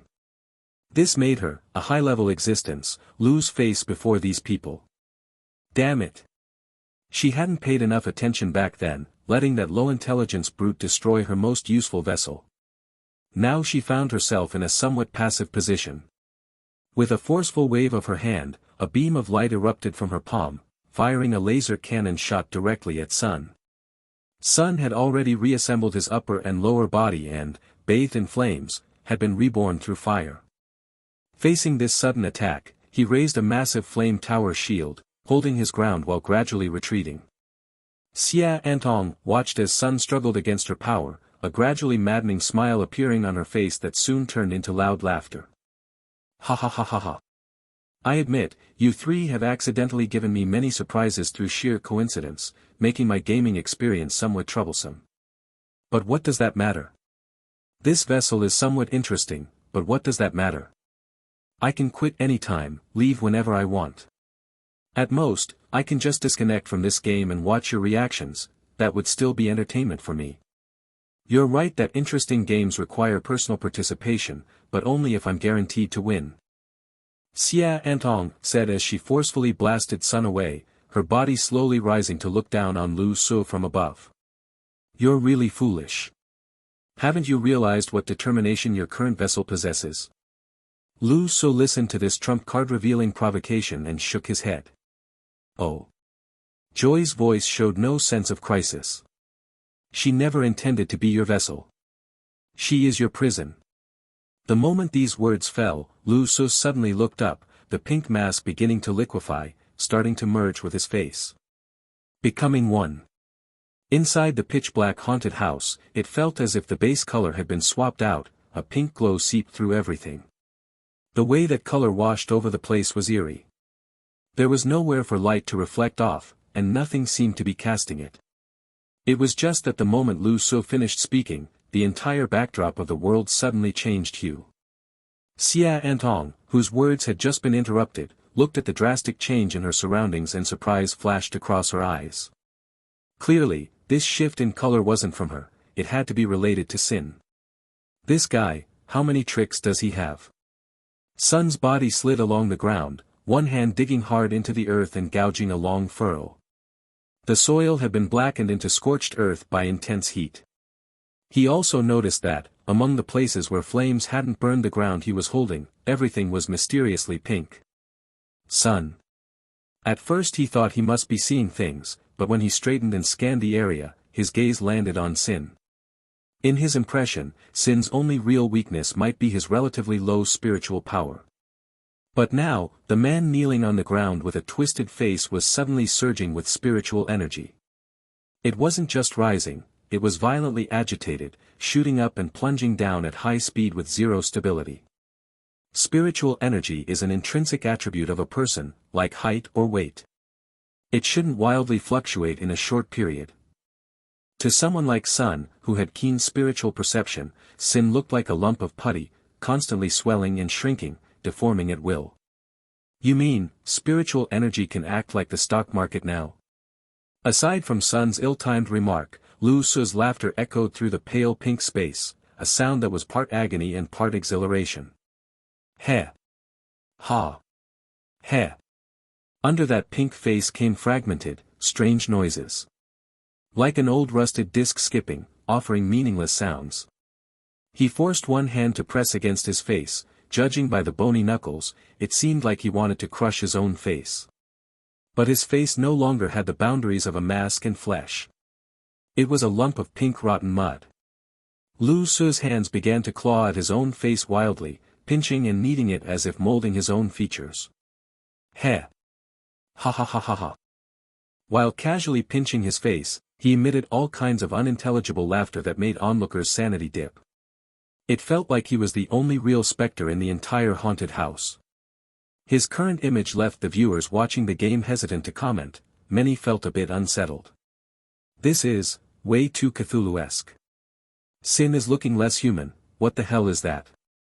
Kind of scary. That appearance made me furrow my brows. I don't know what this joy thing is, but honestly, Sin in this state is far scarier. It's pure hell. This unsettling image naturally made Joy feel something amiss. Although it didn't want to admit being wary of the human before it, the eerie transformation still put it off balance. Snap.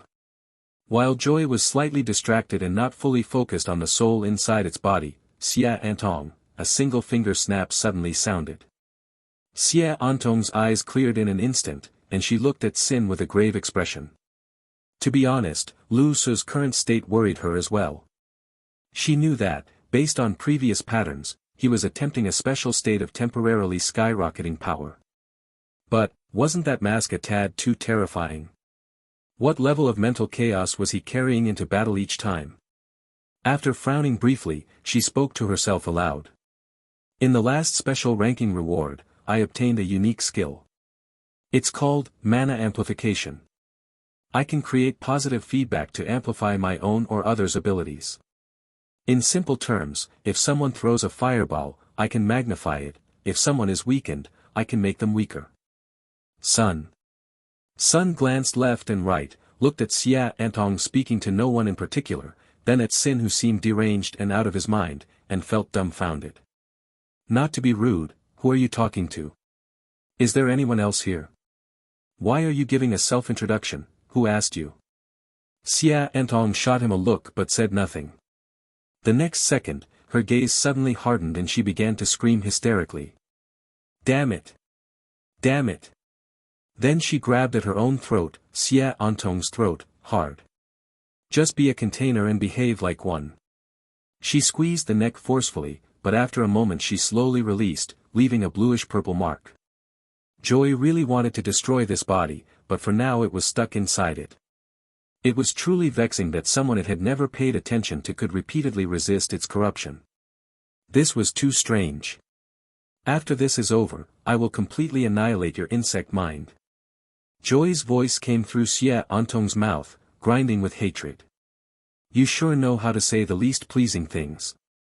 A voice came from directly ahead. Lu Su, his face turned to rotten mud, spoke. Joy said nothing, only frowned and raised a hand. From its palm shot a pillar of golden energy, which it blasted at Sin. No matter what changes were happening to him, hit first and see what happens. But then Joy's pupils contracted sharply. It saw an utterly unbelievable scene. The other side also casually raised a hand, and in Sin's palm a beam of light shot out and collided with Joy's beam. Their auras and power were exactly the same. Jealousy, overload. Boom! In the violent explosion, two identical energy pillars collided, neutralizing each other before vanishing completely. The sensation was peculiar, like water dissolving into water, without the slightest hint of discord. That completely identical power source made even Joy begin to feel somewhat disoriented. What exactly had just happened? No one could answer its confusion. Before its eyes, Lu Su slowly stood up.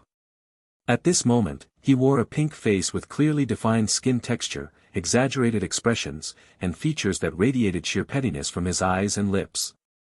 The mask had fused with his face, jealousy, overload. Finally, met the conditions. Lu Su turned to look at a broken mirror in the distance, his face reflected in the mottled light. Ha ha ha ha. Success. He laughed wildly, his laughter arrogant and piercing, sounding like the triumph of some petty villain that made people extremely uncomfortable. The requirements for jealousy's overload were simply too high. It wasn't that jealousy was stronger than wrath or greed, but rather that this particular emotion wasn't very familiar to Lu Su. As the extreme of evil, merely imitating others and transforming into their appearance wasn't enough. He needed true immersion to experience jealousy. In his memory, Lu Su always felt like he had never particularly experienced this emotion. Although everyone around him since childhood had lived better lives than him, jealousy truly wasn't something he had much time for. It was actually a somewhat luxurious feeling. After entering the game and coincidentally encountering Xia Antong again, he was genuinely startled. So he began to recall. Had he once felt some jealousy toward her? Jealous of everything she possessed, that spirit that could only exist in another world. Thus, he decided to casually give it a try. As it turned out, this casual attempt led him to discover something unusual. Why did it seem like he wasn't the only one targeting her? It appeared the protagonist of this game might not be him after all. But this was fine too, he could skip using his brain entirely since the mastermind behind this game had delivered themselves to his doorstep. So from that moment on, he had been genuinely enjoying playing this game. But that wasn't all, his previously difficult to overload jealousy mask had unexpectedly succeeded as he began to imitate and assimilate both Xia Antong and Joy simultaneously. Familiar person, familiar movements, combined with the catalytic influence of Joy's divine power, allowed him to successfully enter overload at this moment. Moreover, this wasn't complete loss of control like with Wrath, his controllability was much higher. 7 Deadly Sins Heart, jealousy, has achieved overload. Welcome to the real world, where all morality built on falsehood has been eliminated. In his own game interface, the relevant description appeared immediately. Overload effect, your personal strength will not directly increase due to overload. Your spirit will enter a deep state of jealousy, gaining 2 special effects. Shape shift, you can transform into any form you wish to become, possessing the target's exact replicated strength. Cannot exceed upper limits. Description, why can you be what I want to become? Why can you possess what I don't have? Assimilation, you can assimilate others, making them possess your traits while their spirit becomes occupied by you. Description: why can you avoid suffering everything I've endured? Jealousy's overload differed from the previous two. It didn't provide direct strength enhancement but instead granted two special effects, or rather skills. These two skills profoundly embodied the essence of jealousy. Shape shift, assimilation. These novel skills made Lu Su himself feel thoroughly amused as he walked toward the Xia Antong before him, or rather, Joy. He. What were you saying earlier? Which of us is more superior? Lu Su's questioning erupted like thunder. At this moment, he was exceptionally joyful, wearing a reckless smile as he swaggered forward. It was even somewhat horrified. In its eyes, the person before it was completely another itself. Identical aura, identical divine energy perception. Wasn't he a player? Even if imitating, how could the imitation be so precise, so similar? You, who are you? Xia Antong's face was full of confusion as she asked in disbelief. Perhaps ordinary viewers wouldn't notice anything, perhaps players wouldn't detect any abnormality, but for Joy at this moment, it was too bizarre. It suddenly felt that this game was becoming completely not fun anymore. Ha ha ha ha. Who am I? You don't even know who I am anymore. I am you. Xia Antong's pupils contracted to pinpoints as she stared coldly at the person before her. You don't seem very happy. Lu Su continued. Stop with these mystical tricks. Joy's voice coldly snorted before bringing its hands together in a strange gesture. Opposite it, Lu Su simultaneously made the exact same movement without the slightest difference. Space instantly twisted, energy fluctuations crumpling everything before them like paper balls, making everything appear wrinkled. Xia Antong's expression completely changed. It knew perfectly well that it had never even used this move before. The person before it, the current situation, there were simply too many variables. It began to feel that perhaps it was truly time to leave. It needed to withdraw from here, return to the game's god perspective. Facing him now made it feel genuinely creeped out. Heh, keep playing your mystical games by yourself, goodbye. As these words fell, suddenly, the jealousy opposite it sharply looked up, its pink face instantly transforming. Is that so? The same voice simultaneously came from both their mouths. Jealousy's face had now completely transformed into Xia Antong's appearance. What is the pinnacle of jealousy? Assimilation. Two identical faces, identical expressions, staring at each other face to face. The next second, Xia Antong's face also began to twist slightly. Joy's shocked voice came from her mouth, even cracking slightly. He, discovering that you can't leave now?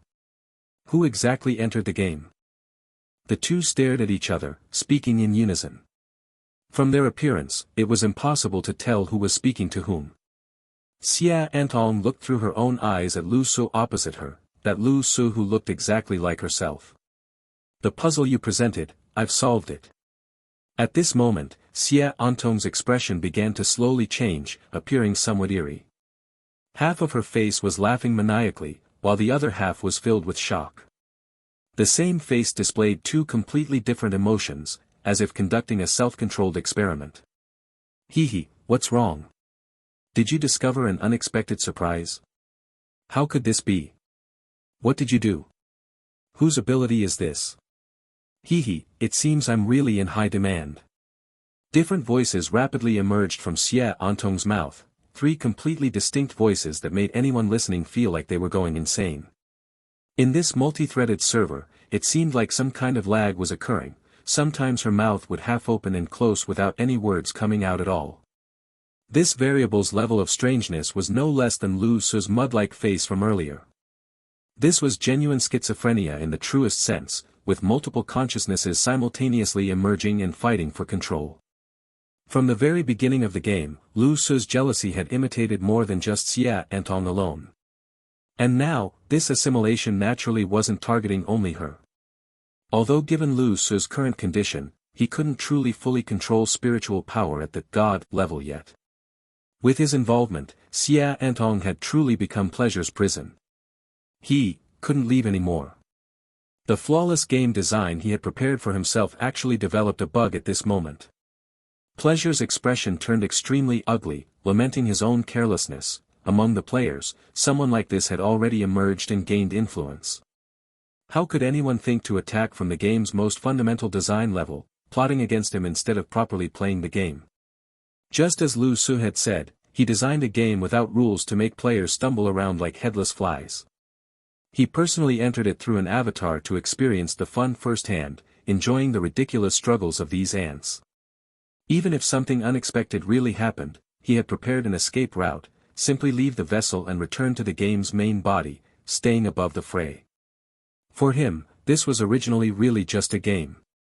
All his previous emotions were at most just displeasure and surprise because his fun had been disrupted. He had always been the one finding amusement from others, so how could these lowly players start finding their own amusement now? This was unacceptable. But as things progressed, something felt increasingly wrong. A reckless fool emerged and destroyed his most familiar vessel. Left with no choice, he could only temporarily enter an unfamiliar vessel, but this vessel was too disobedient and could actually resist his control. And now, he actually couldn't leave anymore, truly beginning to sink into this quagmire himself. At this moment, the half of Xie Antong's face belonging to him began to be slowly consumed and eroded. It seemed like he was about to be gradually overwhelmed by the sin that was enveloping Xie Antong. He actually faced the risk of complete annihilation. Upon realizing this, Pleasure's pupils instantly contracted as he stared venomously at the sin before him. You deserve death. I should have killed you when I first saw you. Ha ha ha ha. Lu Su and Xie Antong laughed simultaneously, saying, "Why are you so anxious? Fear and anger are moving further and further away from pleasure. All your amusement, your stimulating pleasures, are they only built upon absolute safety and absolute power? How truly weak and boring. Only daring to take risks when you know you'll win, that's not called adventure. Your level is really too low." Jealousy in overload mode was basically pure beast, wildly insulting the pleasure before him, somewhat like beating a drowning dog. "Hey!" Pleasure's voice sounded gritted with teeth. "You seem to be just a beginning, still far from winning. You. He he he he." Suddenly another voice sounded, this voice also emerging from Xie Antong's mouth, forcibly interrupting the previous sentence spoken by himself. At this moment, Pleasure was surprised to discover that this laughter actually came only from Xie Antong's mouth, that sin before him hadn't spoken. "It's me, stop looking." Xie Antong's voice came again, carrying a hint of mockery. "Beg me." Pleasure. After her voice finished speaking, the entire space seemed to fall silent for a moment before being instantly swept by raging divine power. Pleasure's power went crazy, beginning to rampage and sweep through everything. "Ah, thank you." Sun spoke up with pleasant surprise from the side, beginning to absorb these scattered divine powers. Pleasure. How was this reckless fool still here being disgusting? As the energy slowly calmed, the half of Xie Antong's face belonging to Pleasure snarled ferociously. "What did you say? Who are you talking to?" "Hee hee." Xie Antong's voice showed no retreat either. "I'm talking to you, Pleasure. I told you to beg me." Pleasure was completely stunned, seemingly intimidated by that imposing presence, somewhat confused as he said, "I think you've gone mad, you." "Enough nonsense, I told you I'm important." Xie Antong immediately interrupted, never having been this assertive before. "You can't overpower sin, I can see you lack overwhelming strength. Right now 3 consciousnesses are fighting for my body, and I'm the weakest. But whoever I side with will win. So, beg me." Pleasure was instantly speechless, somewhat blustering as he said, "What are you talking about? Do you want to be assimilated by him? He's your enemy, do you think he's some kind of good person? Besides, what does it matter to me if you want to be assimilated?" Xie Antong's pupils sparkled with unusually excited light, speaking with measured emphasis. "If I get assimilated, you get assimilated too, that's why you can't leave now. As for what it matters to you, you know he's not a good person either.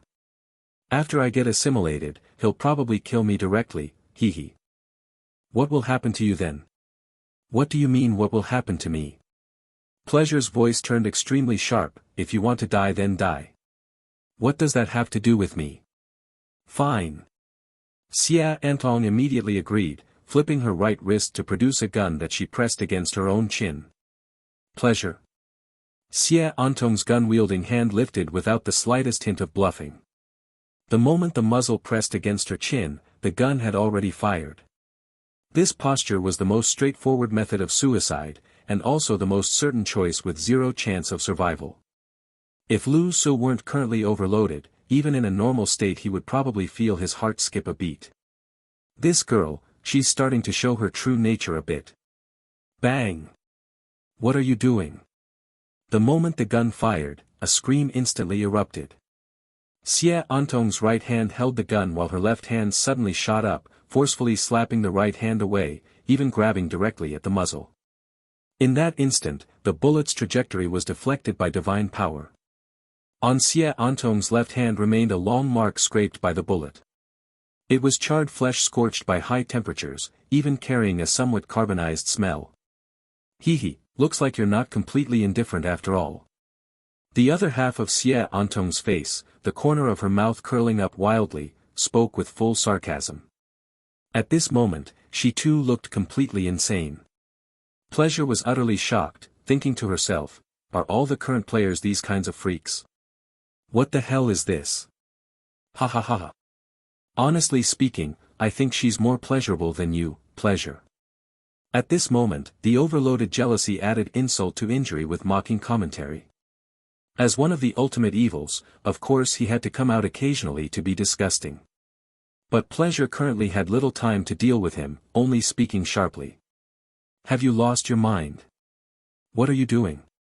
Do you think I would really be affected? Well, actually it would have some impact on me.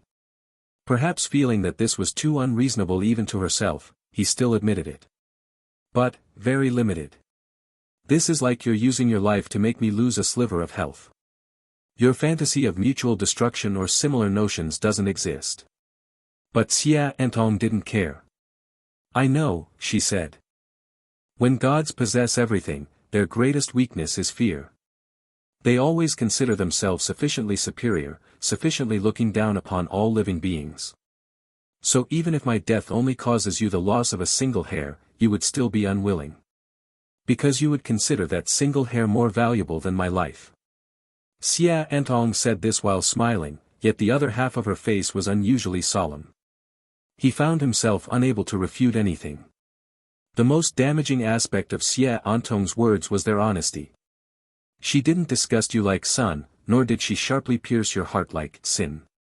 She was even elevating you while demeaning herself. Yet it was irrefutable, even forcing you to act according to her words.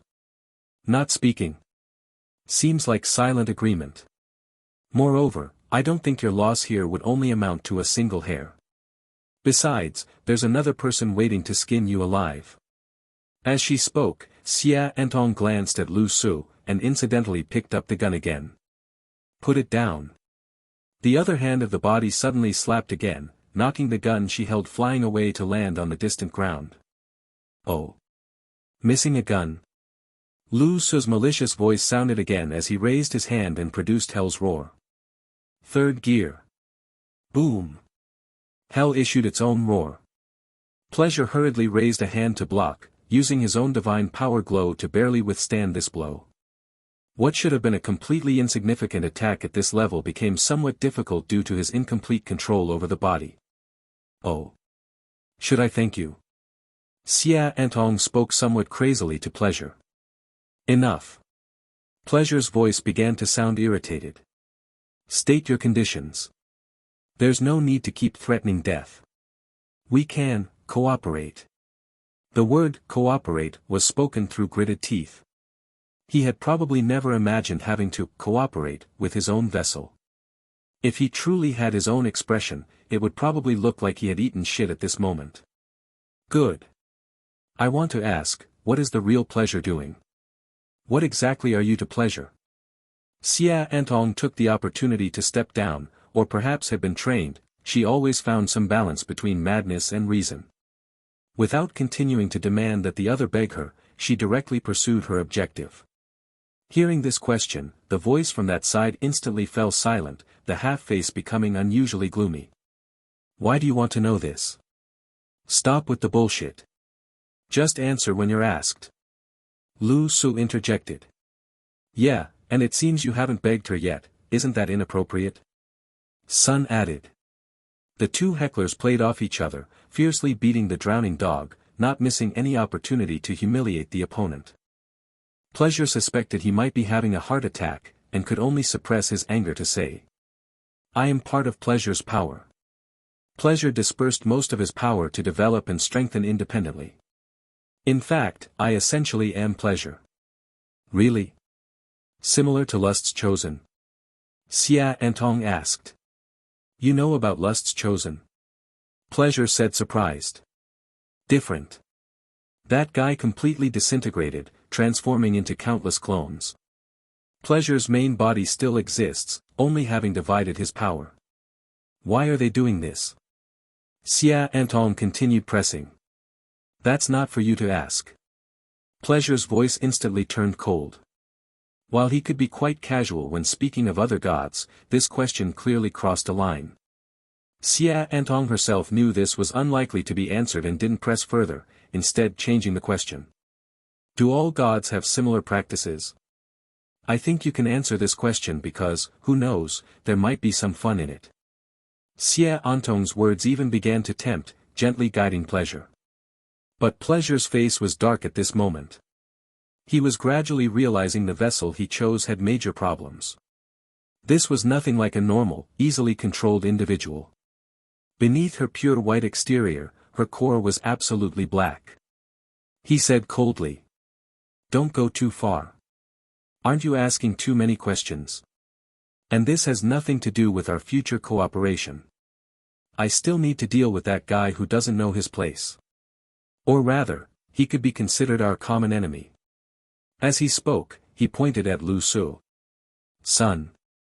Wait, so I don't count as a person. I demand you answer. Xia Antong continued speaking forcefully. She felt this was an opportunity, a chance to understand that gods. I won't answer. The moment Pleasure finished speaking, Xia Antong began looking around as if searching for the gun on the ground. Need to commit suicide? What, borrowing a gun? Before her, that common enemy, Lu Su, ever eager to stir up trouble, was preparing to hand over his Hell's Roar.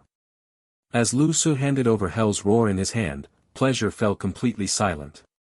This world could truly invent another idiom Lu Su offering a gun, to describe the most vicious act of kicking someone when they're down. Sin's vicious act of kicking someone when they're down. Pleasure's power well, one could say it was currently a bit speechless. It looked around, surveying the three people surrounding it. These three fellows, each of them could laugh quite well now, like fucking devotees of pleasure. You know what? If it could turn all three of them into divine envoys of pleasure, there would actually be some merit to it. But it couldn't be done. Oh. Not coming to take it. Do you want me to deliver it to you personally? Seeing that no one was accepting the gun he offered, Lu Su smiled as he spoke, casually raising the barrel slightly. After all, the power of a god was still divine power. Pleasure's strength remained immensely powerful, and Xia Antong's bodily movements were still under its control. Of course no one was going to take Lu Su's gun. Besides, what decent person offers a hand cannon with the barrel pointed directly at someone? Oh. He. It seems your conversation needs a little catalyst. An exaggerated expression appeared on Lu Su's pink face, followed by gunfire. Third gear again, another shot. Crack, crack. The sound of explosion didn't occur, instead, the sound of space shattering resembled breaking glass, crackling and snapping. This was Pleasure's power striking out in contained fury. Third gear Hell's Roar still didn't qualify to cause it actual damage. However, the area of Xia Antong's facial expression under its control began diminishing again. Damn it! Pleasure cursed inwardly. This couldn't continue. Without being able to freely use its power, it was really quite passive. You should just answer my question quickly. Xie Antong's teasing voice spoke up. Don't you think letting everyone learn about the gods' private lives would be quite pleasurable? Surely you don't worry about consequences when seeking amusement. Concerned about offending the gods. What nonsense! Hearing Xie Antong's voice, Pleasure felt like cursing aloud. Looking to die, are you? Offending all other gods, just for some amusement. That's how Agony died back then. The problem was this was a global broadcast, at least hundreds of millions of insects worldwide were watching. Although insects couldn't accomplish anything, speaking recklessly still wasn't quite appropriate. You're wasting time, Pleasure said with clear annoyance in its voice. That sin over there could make a move at any moment. If you continue like this, I truly might not be able to protect your body. Hearing this, Jealousy on the other side immediately knew it was his turn to speak and quickly said. Oh ho ho, I'm in no hurry. Killing you all would just be incidental anyway. You've been holding out for so long, I'm genuinely quite curious now. No rush at all. As he spoke, he casually sat cross-legged in mid-air, crossing his legs with a smile on his pink face, looking like a spectator enjoying the drama. Pleasure? Are you Pleasure or am I Pleasure? Weren't you from Agony's side? Sin had gained some notoriety at their level recently, especially after getting involved with Agony, so they'd all been paying some attention. Nearby, Sun also chimed in, nodding as he said. Right, I'm in no hurry either. Any player with sense knew how incredibly rare it was to obtain information from a god's perspective here in Chosen's paradise. In short, this benefited them all, so even Sun could restrain himself without any intention of making a move. Pleasure remained silent for a moment before finally saying. Whether it's avatars, divided power, or divine envoys, each god has their own specialized methods of operation. All I can say is that since this game began, every god has had their own objectives and has been acting accordingly. That's all. You'd better not push your luck any further. Today must have been the unluckiest day of its 8 lifetimes to be forced into such a predicament by an ordinary player under these special circumstances. Blank, it would remember this name. Fine, then here's the final condition. Xie Antong knew when to stop and quickly spoke again to prevent this additional condition from making Pleasure lose control completely. I demand that when my consciousness later submits to you, I retain partial control over myself. What? Pleasure nearly lost its composure instantly. What kind of demand was this? Wouldn't that be exactly like the current situation?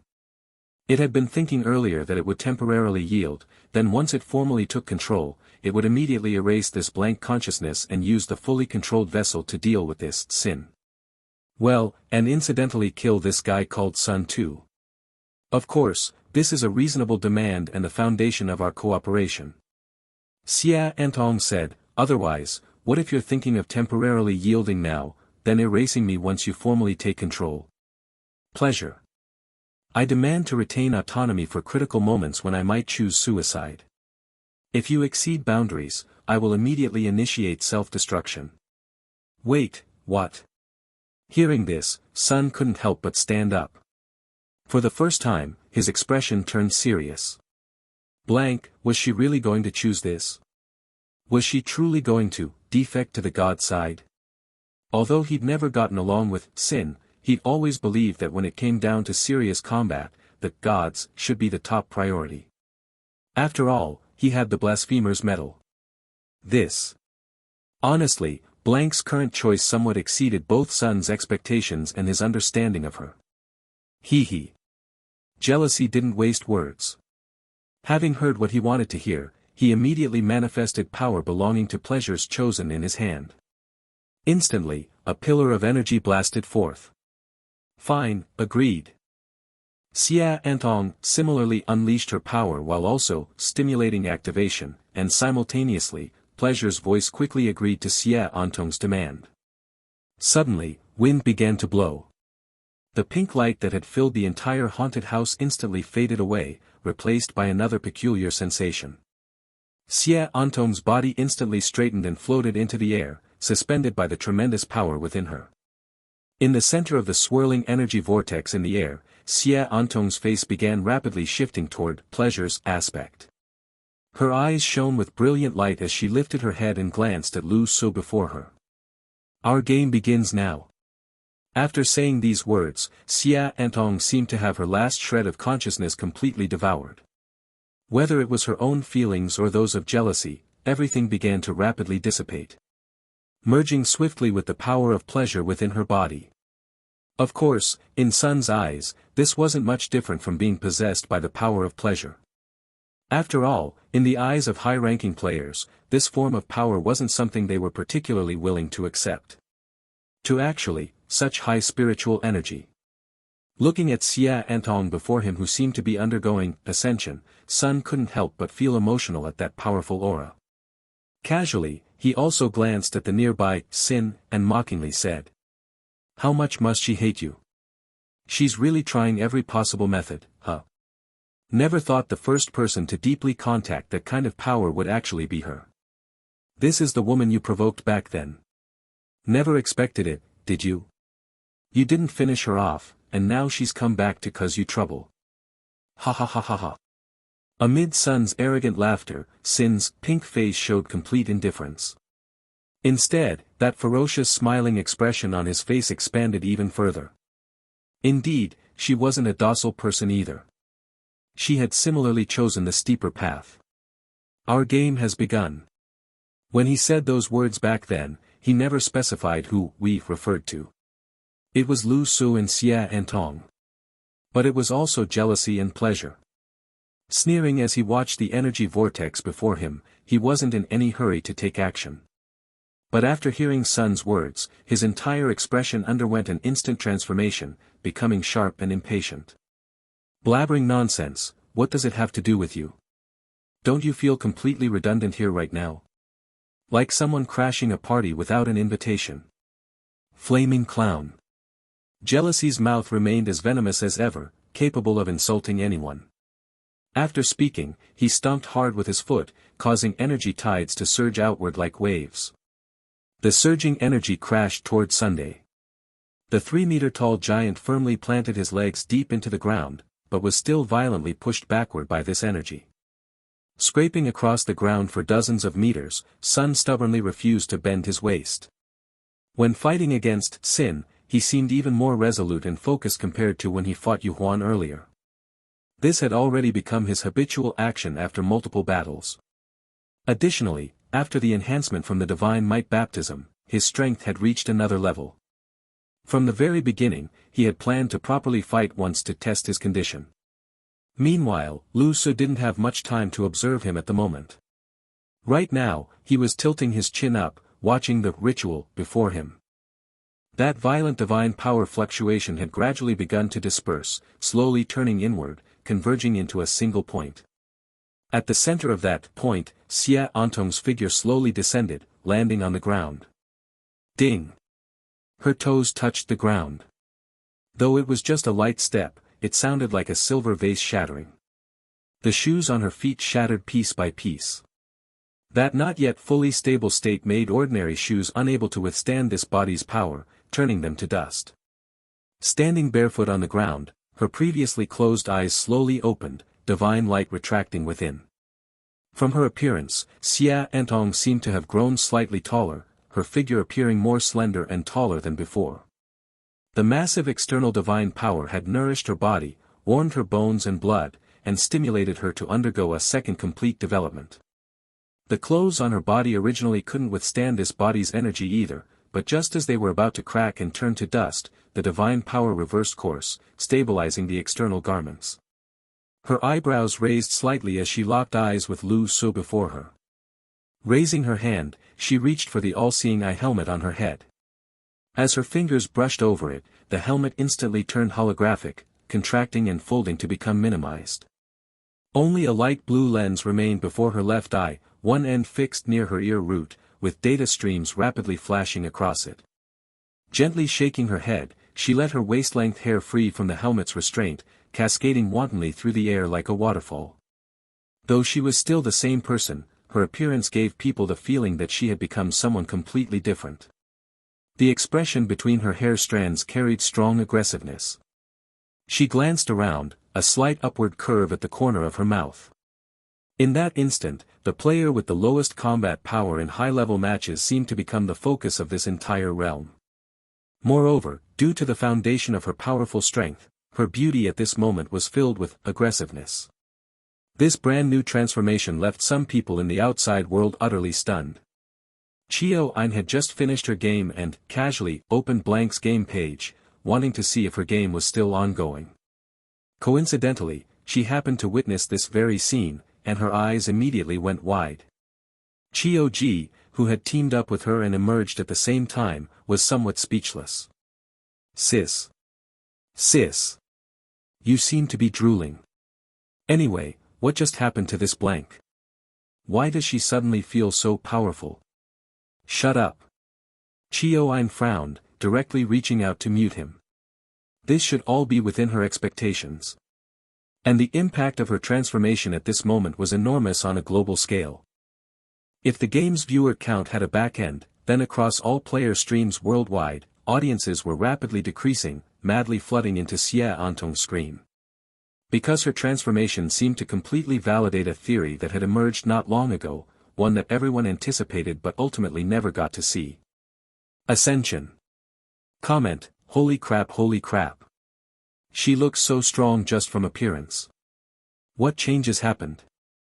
Comment, no idea, seems like she merged with some god's power or something. How come all the top experts have such top-tier looks too? Comment, does this count as an ascendant? Is this what an ascendant looks like? Comment, no wonder she dared to directly reveal her hand and challenged Sin. So she had this kind of opportunity, truly unexpected. Since this game's rankings were announced, this was the first time someone's viewer count had approached Lu Su's. This sudden attention was absolutely an unprecedented spectacle. Even within the Dragon Group, they had opened one of her streams. Finished? Troublesome enough. Jealousy had no idea about the external situation, he never cared. At this moment, his piercing voice spoke up. It feels. Xia-Antong also spoke. Absolutely perfect. The exchange between the two was utterly meaningless, almost like they were just exchanging pleasantries. Yet after they spoke, the very atmosphere in the space grew razor-sharp. It was as if the air currents throughout the area had become filled with razor blades. Fortunately, all three present were top-tier combatants who could withstand it without issue. None of them even seemed to notice. If someone like the nose-ring guy had been here, they'd probably be struggling by now. Sun looked back and forth between the two, his expression showing excitement yet his eyes filled with solemn gravity. His excitement and concern stemmed from the same observation. Though both had returned to their original appearances and were easily distinguishable, their auras both carried that intense, divine quality. How did both of these people suddenly become divine envoys just from a simple disagreement? Game triggering special circumstance. Game now entering berserk mode. Suddenly, the game's voice echoed throughout the entire haunted house range, reaching every player's ears. This time the voice was purely mechanical, suggesting that when the relevant game's referee entered the field, the game voice would switch to this mode. Everyone within the haunted house, regardless of faction, froze simultaneously. Injured players like Qingshuang and the Black Man, both covered in wounds, felt their hearts skip a beat in unison. Then more and more figures emerged around them, various attacks pouring down like a violent storm. The irony was that this announcement actually only concerned the three-person battlefield where Lu Su was, it had nothing to do with the other players. These three were actually bearing the game's final and greatest pressure, but the other players didn't know this, and some were even fighting more fiercely than before. Including those still outside the amusement park, the verbalist Black and White were still battling, their conflict nearly erasing the very laws of existence. Ha. Berserk mode. This is it. Jealousy's voice roared with laughter, the exaggerated features on his pink mask seeming ready to leap off and bite someone. A mentally fractured guy gets healed and that's called berserk mode? How cheap. Mentally fractured. Are you referring to someone with 8 ugly faces? Xia-Antong retorted with equal sarcasm. Now she truly embodied some of pleasure's charm. As she spoke, she stepped toward Sin, her pure white feet treading on the darkest ground as she closed the distance step by step. Simultaneously, her powerful aura pressed forward. The overloaded jealousy naturally didn't retreat, standing his ground with that malicious expression. Only when they were less than a meter apart did she slowly stop. Xie Antong's voice carried the same aggressiveness as she spoke to Xin. How rare. I finally have the chance to stand before you like this. No one understood what she was really saying, it sounded somewhat inexplicable. Remember last time, in Pleasure's game, that offshore casino? When it reached the end, it seemed like I was facing you too, but back then I chose mental combat since I had no other choice. And now, it's the second time, hee. Are we going to start with physical combat this time? As she spoke, Xie Antong leaned forward, staring directly at that pink face. Seems like this face's combat power is somewhat weak. Xie Antong's voice carried the same aggressiveness as she spoke to Xin. Should we switch to that green face now? As her words faded, the smile instantly vanished from Jealousy's face, replaced by an unusually gloomy and terrifying expression. No one understood what she was really saying, it sounded somewhat inexplicable. Xie Antong wore a smile, dangerous light flashing in her pupils as she spoke word by word. I said. Jealousy is weaker than wrath. Boom. If jealousy hadn't already been overloaded, this statement alone might have pushed him over the edge. While the two exchanged provocations and friendly greetings, Sun unusually refrained from playing the brute. He kept watching Xie Antong, sensing her manner of speaking, feeling out her every state. He just felt that something seemed very off. Originally, when he saw Blank choose to merge with that pleasure thing, he felt it was somewhat regrettable. He thought this behavior amounted to spiritual suicide, completely irrational, the kind of wrong path one takes for power. But listening now, he started feeling like the situation might not be what he assumed. As her words faded, the smile instantly vanished from Jealousy's face, replaced by an abnormally gloomy and terrifying expression. Instead, the previous pleasure seemed to have disappeared. The same confusion primarily occurred among the Dragon Group's Council of Elders. In the underground facility, when Xie Antong ascended, all the elders had already reached peak tension, especially the Grand Elder. This was completely behavior approaching divinity, probably no one in this world had imagined that the first to take this step would be her. Yet they also hadn't expected Xie Antong to maintain such a high degree of autonomy in her current state. From the looks of it, her fusion form with that pleasure power seems to be a kind of co-control, with simultaneous initiative. Strange, could it really be this form? Doesn't seem like a god's style. The grim-browed elder spoke, offering his assessment. Little Xie's earlier words had some effect, the Grand Elder's voice came leisurely. But more importantly, pleasure might be doing this intentionally. He's seducing. The group fell silent. The elder with the somewhat rough voice asked. This power should only be temporary fusion, right? Can't she separate later? Perhaps she can, perhaps she can't, the Grand Elder replied. But would anyone truly give up? This is equivalent to directly ascending in some sense. Letting someone who might never have hoped to become world number one suddenly experience ascension-level wonderful power, even directly suppressing sin. Your initial thought might be to maintain your original heart before such power, but perhaps soon, you'll unconsciously corrupt, leaning toward that power, completely voluntarily assimilating, being devoured. Like some people who always claim they can resist the temptation of money and power, but in reality, it's probably because those temptations never truly presented themselves before them. As the Grand Elder spoke, beneath his black robe, his eyes were bloodshot, veins bulging as he stared fixedly at the screen showing what appeared to be Xie Antong's second form. She won't withstand it. After the Grand Elder finished speaking, he let out a long sigh, his entire aura becoming somewhat withered. It seemed as if he had suffered some kind of blow, as if he really didn't want to face this current situation. After a long while, he spoke to himself as if engaging in self-comfort. No one would voluntarily give up this kind of power. But from the moment this game went global, this day was bound to come eventually, wasn't it? Better to prepare early. It's just a pity, such promising talent. The Grand Elder looked at the video feed and suddenly began muttering like an old man. Enough, stop the nonsense. Do you really think you can manage everything? A somewhat rough voice rang out, sounding like criticism but also like comfort. No one knew what the first ascendant among humanity would look like, or what impact it would have.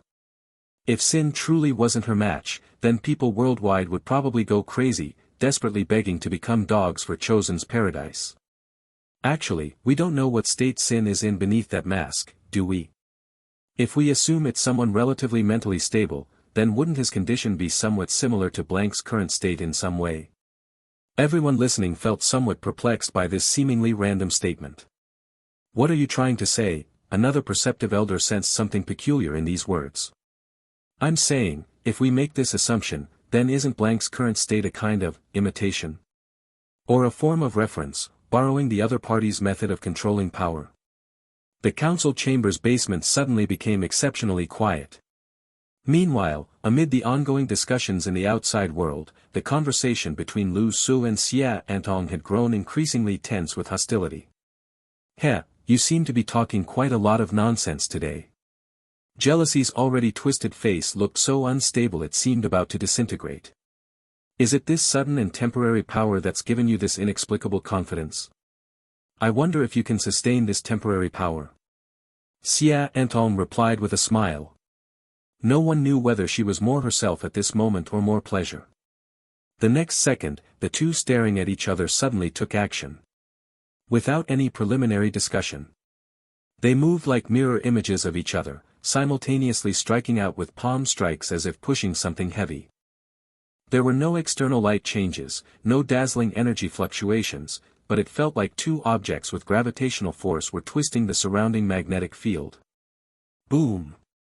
Amid the violent explosion, their hands slammed together, creating a massive curtain of light. The light screen connected heaven and earth, as if splitting the entire world in two, separated by this colorful phenomenon. The light continuously surged and trembled, maintaining a fragile balance through the vibrations. The colors were beautiful, like auroras. Card change. Lu Su was currently imitating the opponent's power, replicating it exactly 1-to-1. Identical power constructed this balance, but Sun watching from the side could see clearly. This light screen contained terrifying power and such exquisite balance to maintain this phenomenon. It felt like blowing a soap bubble as large as the Egyptian pyramids using soapy water, and completely impossible energy equilibrium.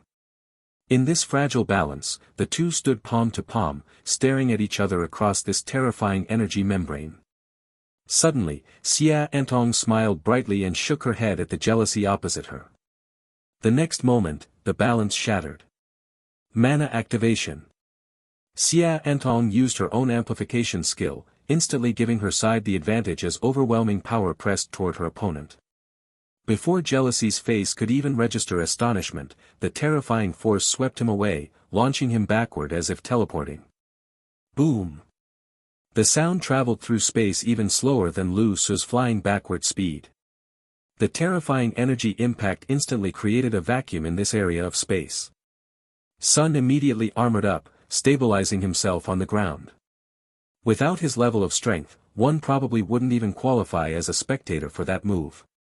As the sound faded, he gripped the ground with one hand, sliding for a long time before barely stopping. This was the first time Sin had been at a disadvantage against a player in the game. Excellent! Outside, Chio-Ein screamed hoarsely, startling her clan members nearby. The sound was almost comparable to seeing the Chinese team win the World Cup, exceptionally excited. Chio-Ji felt his heart might not handle this well.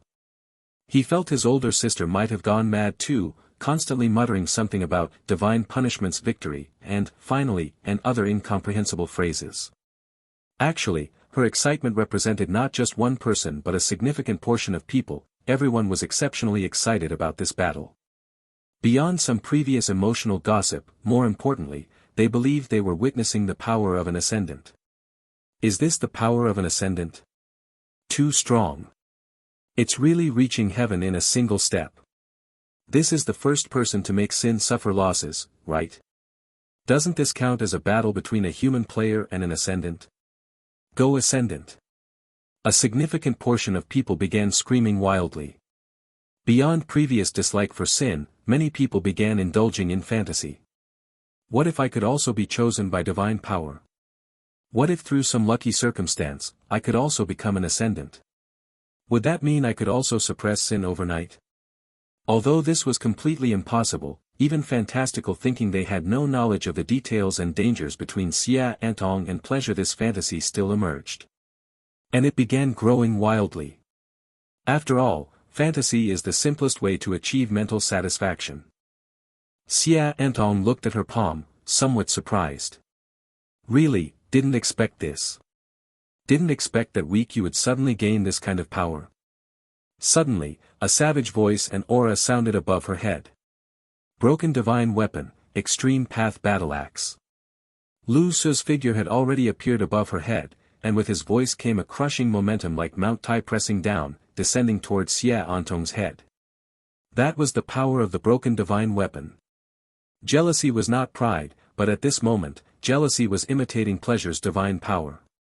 In other words, his rank was sufficient to forcibly activate the broken divine weapon. The axe didn't appear particularly large in size, yet it gave people the illusion of being endless at first glance. This was the inherent oppressive aura of the broken divine weapon. The moment the axe appeared, shock and gravity also emerged in Xia Antong's eyes. That was the expression belonging to pleasure. He probably hadn't expected how this thing had been brought out either. After all, the divine messengers who had previously seen this axe were either dead or were despair's true form, who disdained spreading the word everywhere. This thing could break the boundary between human and God, and they wanted it too.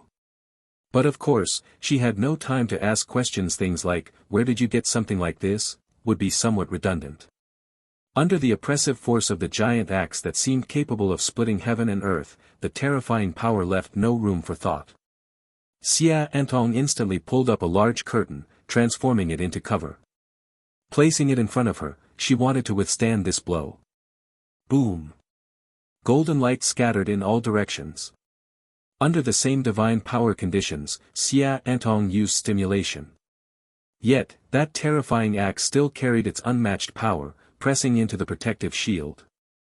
Like a giant axe splitting a shield. Crack, crack. Jealousy's sneering face appeared exceptionally clear before her eyes, and the piercing sound of energy explosions rang right beside her ears. The golden extreme path battle axe had already chopped through, and it was clear that her own power was somewhat unable to withstand it. Snap! Instantly, the light shield shattered. The terrifying explosive force swept out to both sides as Xia Antong rolled underneath, dodging this attack. Her expression remained calm, but her eyes were filled with astonishment. This was the first time since the fusion that her facial expressions showed such unreasonable fragmentation.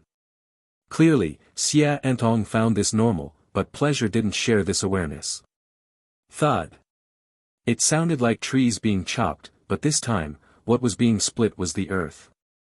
A thick fissure appeared across the entire haunted house floor, like a man-made canyon extending infinitely, its end nowhere in sight. Even Lu Su himself was somewhat surprised by this power. If one day, an overloaded pride-possessing divine power personally used this axe.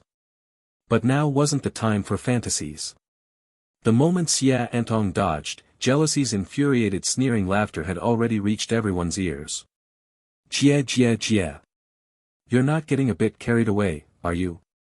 You think with your meager power, plus this pleasure, you can defeat me? You think I myself don't know how to use power? Although the words were mocking, the tone clearly carried some anger. Obviously that previous strike had angered him.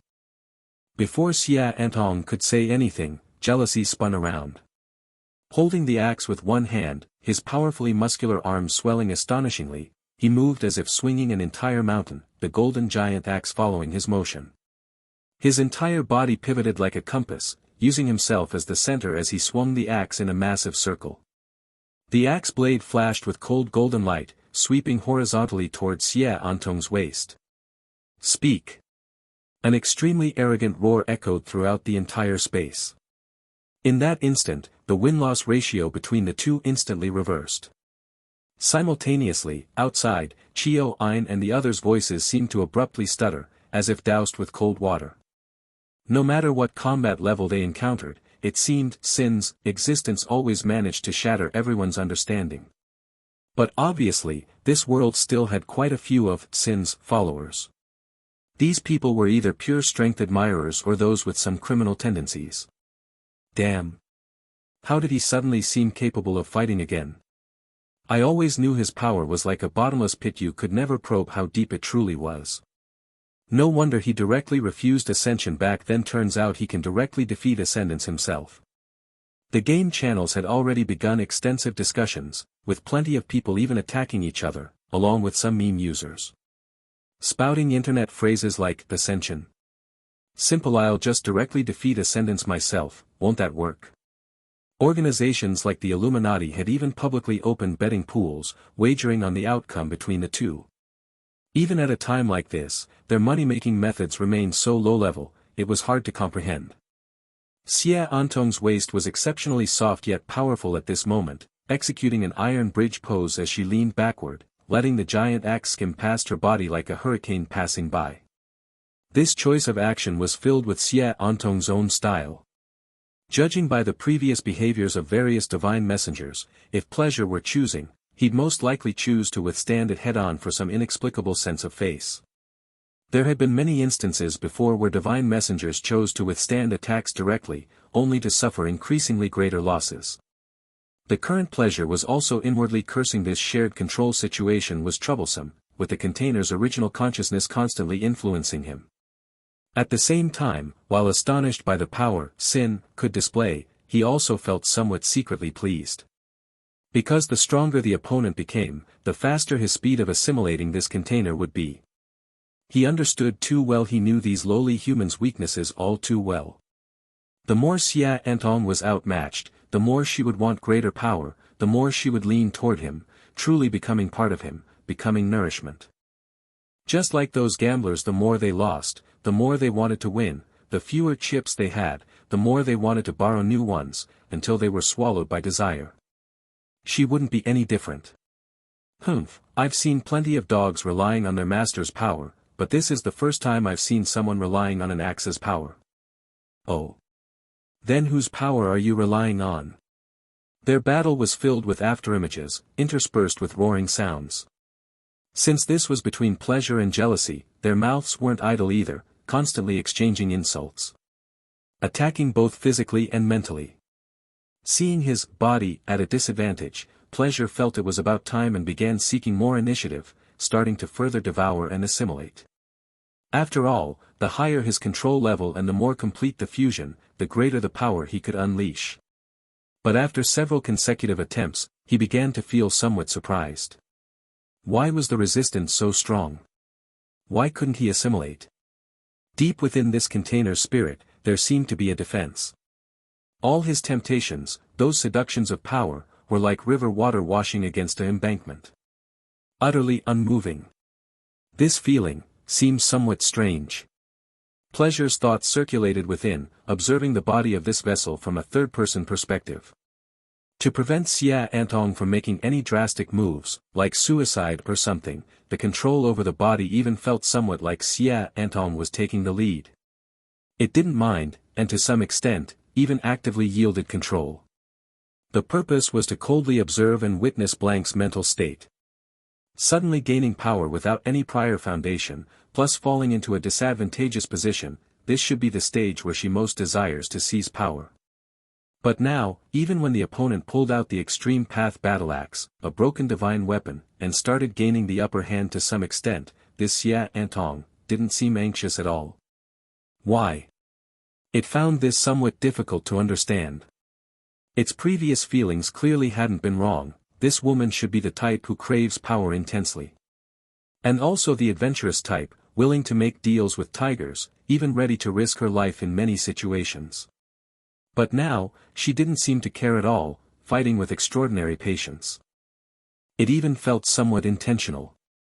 The massive battle axe swept through the air, carrying terrifying hurricane forces that filled the entire space with howling sounds. Xia Antong's flexible figure twisted and turned through this dense attack network, swaying left and right, managing to pass through a field of flowers without touching a single petal. Not that she could afford to touch any, getting hit would probably mean serious injury or complete incapacitation. Why so quiet now? Doesn't using power that doesn't belong to you feel rather awkward? Still not planning to give up? Why not sell everything to pleasure and let it fight me? Your current strength is still somewhat lacking. After gaining some advantage, jealousy's innate evil seemed to overflow, spilling out through his words. His words even sounded like he was helping pleasure with its seduction, but simultaneously, they alerted Xia Antong that abandoning autonomy meant losing everything. Is that so? While dodging and weaving, Xia Antong didn't seem provoked by these words. But in my impression, if you were truly confident about killing someone, you wouldn't talk this much. Why so talkative this time? Her eyes held a madness mixed with extreme calmness. She was struggling to find balance, dealing with the pressure from the world's #1 combatant before her, resisting the seduction from pleasure deep within her spirit. Before her eyes, the all-seeing eye operated at high speed, the data flow moving so rapidly that it connected into a continuous stream. Like a curtain. This legendary weapon had never operated so efficiently before. This weapon always had one characteristic: its power, analytical capability, and energy consumption were all linked to the user themselves. That's why Xia Antong frequently needed to inject medications to maintain high mental concentration and increase load capacity, all to enhance her strength. Now, with her energy comprehensively enhanced in all aspects, it naturally provided significant bonuses to this device. No one paid attention to her own strength, her analysis, her omniscience, her power activation. But she herself remained clear-headed. She was deliberately pushing her own abilities to their limits. That feeling of skyrocketing to the top was indeed marvelous, that sudden power to rival Lu Su was truly intoxicating, but she chose to let this power serve as support. To combine with her own strength, to adapt and digest. Through pale blue lenses, emotionless data deconstructed everything, no killing intent, no crisis, only pure mathematics.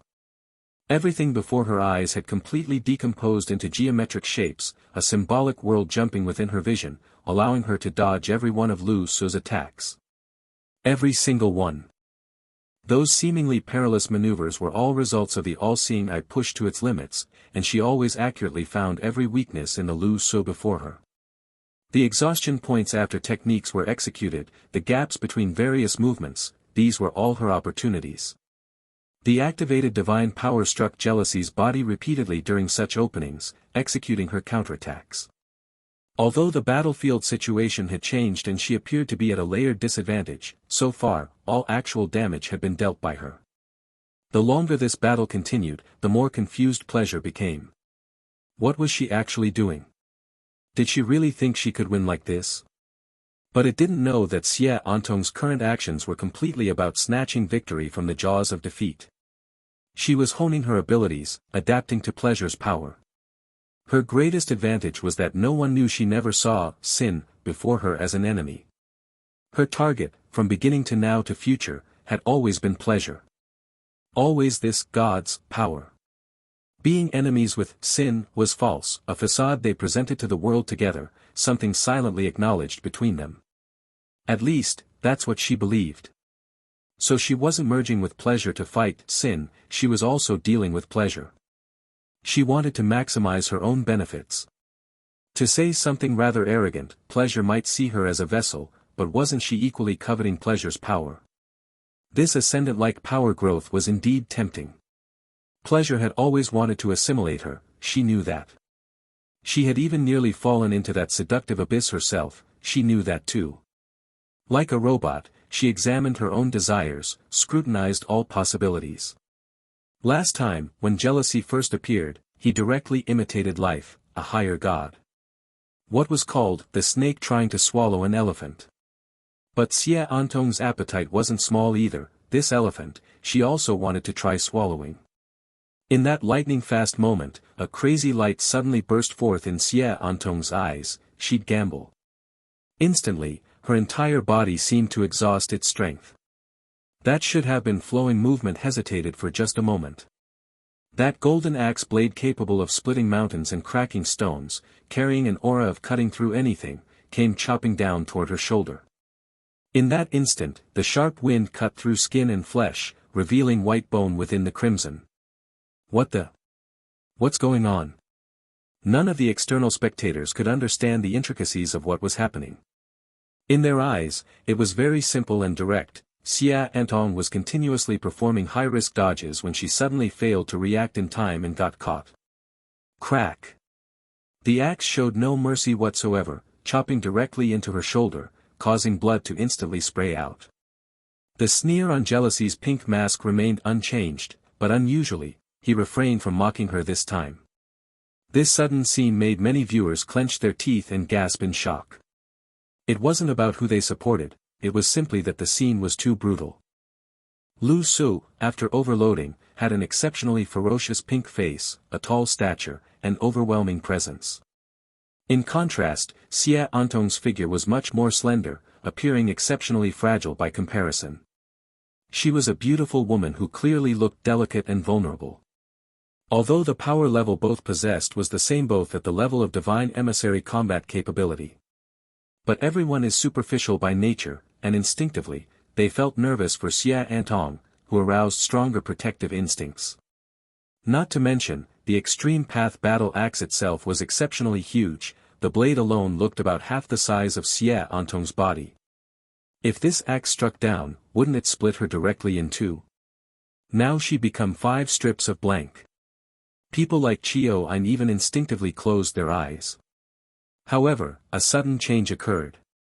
At the moment the giant axe pressed down, about to sever tendons and bones, a burst of intense divine light erupted from Xia Antong's body. This suddenly erupting power sent the axe, along with Lu Su himself, flying backward instantly. It was as if he had struck some kind of rebound shield. The axe spun through the air but ultimately landed back in Lu Su's hand. Lu Su, who had been flung backward, also steadied himself. Looking at his opponent, the powerful energy around Xia Antong now rapidly contracted and restored, as if she had recovered. The corner of her mouth lifted slightly as she looked at Lu Su and said, "What? Were you almost starting to get carried away with arrogance?" But although she said this, inwardly, she felt a surge of intense excitement. The gamble paid off. Pleasure's power didn't fully erupt. And it could still protect her. Actually, she had known this all along, because pleasure's temptation toward her soul had always been. Only through complete fusion could it unleash its full power. Complete fusion, wouldn't that mean she would directly lose herself? Seemingly gaining power, but actually losing everything. But she had just made a bold speculation, the power pleasure erupted with at such times must come with a cost to some degree. Definitely. For example, right now, that formidable divine power erupted and then rapidly withdrew inward, but she could clearly feel that a portion of it hadn't returned. Where did it go? She didn't know. Maybe it was stolen by a thief, maybe it just couldn't return. But in any case, this was a weakening of pleasure. Most people might think that weakening pleasure now equated to weakening herself, but she saw it clearly, what didn't belong to her and what she couldn't control was ultimately useless. She wanted to swallow an elephant. Preferably, a slightly smaller elephant. Oh. You still have such a trump card or ability? Jealousy twisted his dislocated shoulder, saying with surprise. You guess. Xia Antong smirked arrogantly, lifting her chin with an arrogance she didn't usually show. Pleasure. What are you pretending for? You made a mistake, all right. You almost got yourself killed. If I hadn't quickly protected you, this vessel of mine might have died. It had been distracted earlier, thinking about how to assimilate and devour this vessel, so it temporarily neglected control. As a result, this woman almost got herself killed. Really, what was she thinking? Her combat experience was far too lacking. Even with good theoretical analysis, such accidents could still happen. Sin was clearly the battle-hardened type. This woman was a bit too theoretical. Although her theoretical level was indeed not low. Pleasure roughly defined her in its heart. Me, guess. Jealousy shook his head with some amusement, holding the axe with one hand and pointing it toward her. Your shoulder is still bleeding profusely, you know. Actually, as he said this, Lu Su paused slightly. He somewhat inappropriately wondered, if he used his assimilation ability now, would the other party possibly get a pain points +1? Of course, he didn't bother testing it arbitrarily. Is that so? Then your axe is really quite painless. Xia Antong replied indifferently, quickly applying some potion to herself to heal rapidly. She wasn't immune to pain, it actually hurt quite a bit right now. She was just putting on a brave face. Pleasure found it strange. Looking at this woman forcing a brave front, she didn't seem like someone with particularly strong willpower. She made a mistake and still cared about face theoretically, such people shouldn't be hard to tempt, right? Meanwhile, elsewhere. The son let out a light sound of doubt. He suddenly felt that the power he was absorbing seemed to have increased abruptly. That's right. The divine power wasted after Pleasure's earlier eruption was absorbed by him. Divine power thief, the son. He had been thinking all along about how to make a move, how to absorb some power, whether attacking these two could trigger the blasphemer's metal, and so on. Now, this was great. Where did this power come from? He was momentarily startled, then immediately turned inward, focusing on himself without saying a word. First, quietly reap the benefits, deal with matters later. Despite being such a prominent target, no one paid him any attention now. Under normal circumstances, he would definitely cause trouble, but now, he cunningly behaved himself a bit more. Soon, Lu Su and Xia Antong clashed again. They fought fiercely, each move a lethal strike. Xia Antong, with her lack of combat experience, revealed openings several times during this process. Sometimes, Pleasure's control helped her dodge or block. But other times, Pleasure was forced to erupt with power it shouldn't have used, just like before, to confront sin. Whether attacking or defending. Pleasure was furious. This woman was so incompetent yet so stubborn. After all this time, she still hadn't succumbed to temptation. Really, very hard to understand. Moreover, as time passed, it gradually noticed something wrong. Why is my power decreasing? What's going on? After noticing the change in her power, Pleasure immediately became fully alert, beginning to realize the severity of the problem. Everything else was unimportant, but her power was the most crucial thing. Because she herself wasn't really a thing, she was essentially a strand of Pleasure's power. Losing power was equivalent to a person losing a chunk of flesh. How could it go unnoticed? The reason she needed a vessel was because if her power appeared directly in the world, it would become dispersed and potentially diminished. But that brief power outburst earlier shouldn't have caused this problem. Where did the consumption go? Through Xia Antong's eyes, she looked at Lu Su before her, at the undisguised malice in his pink-colored face. Was it him? How did he consume my power? Was it the effect of the broken divine weapon, or was it agony? Unconsciously, she had already placed sin at a relatively equal level, beginning to consider the unknowns about him. Meanwhile, in the struggle between envy and Xia Antong once again failed to react quickly enough. This time the axe was coming straight for her neck. Pleasure. What are you doing? In an instant, she angrily intervened, forcibly seizing control and using her divine power to twist her own body. Simultaneously, the power around her surged once again. Rip. A violent collision sound, like hot oil splashing into cold water, the golden great axe was knocked away by energy, while simultaneously she slapped envy away. But that was it. As her power increased, Lu Su's power grew simultaneously.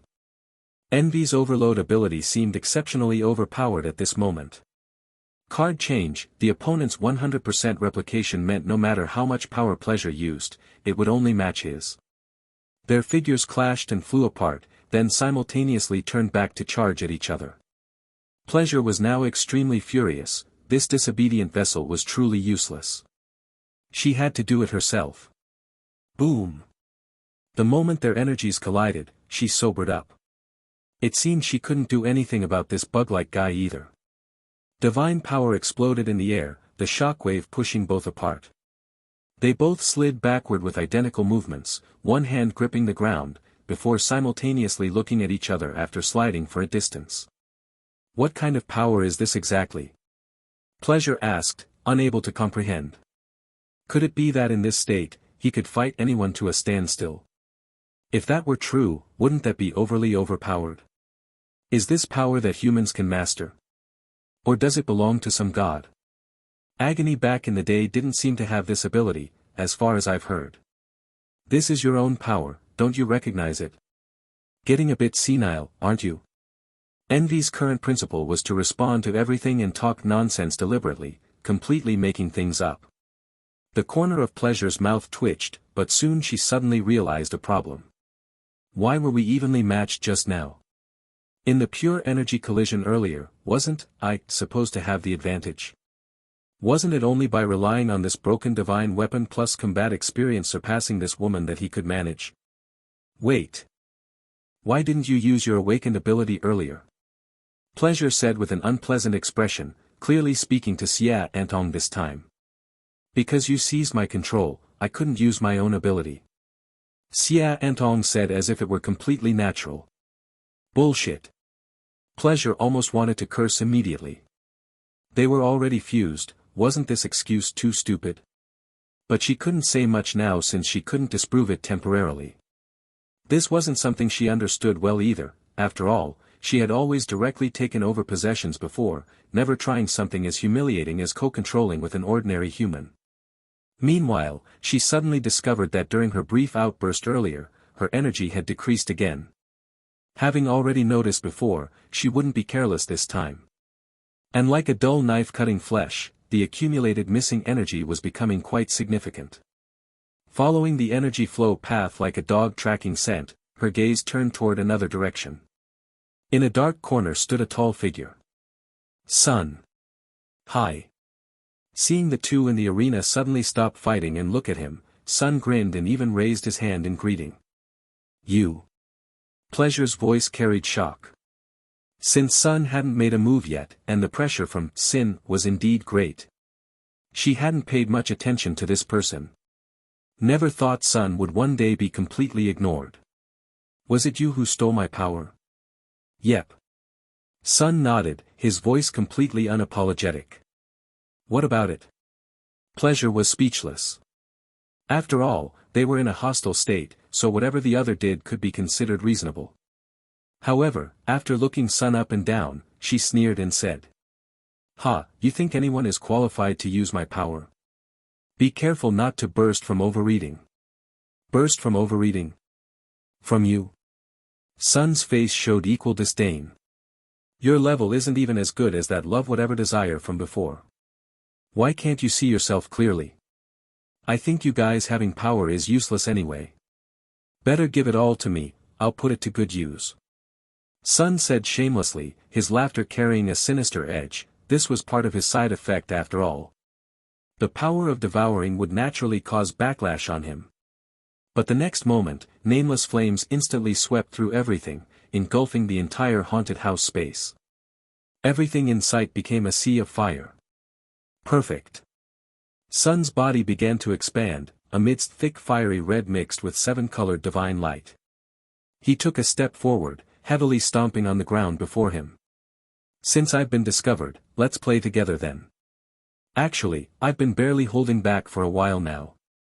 Amidst the raging fire, Sun walked forward like this, becoming part of the battle. He was taking significant risks, after all, he could tell that both opponents before him currently had higher energy levels than himself. But the advantage was that no matter who he fought, the blasphemer metal would trigger. Come on. Don't just stand there.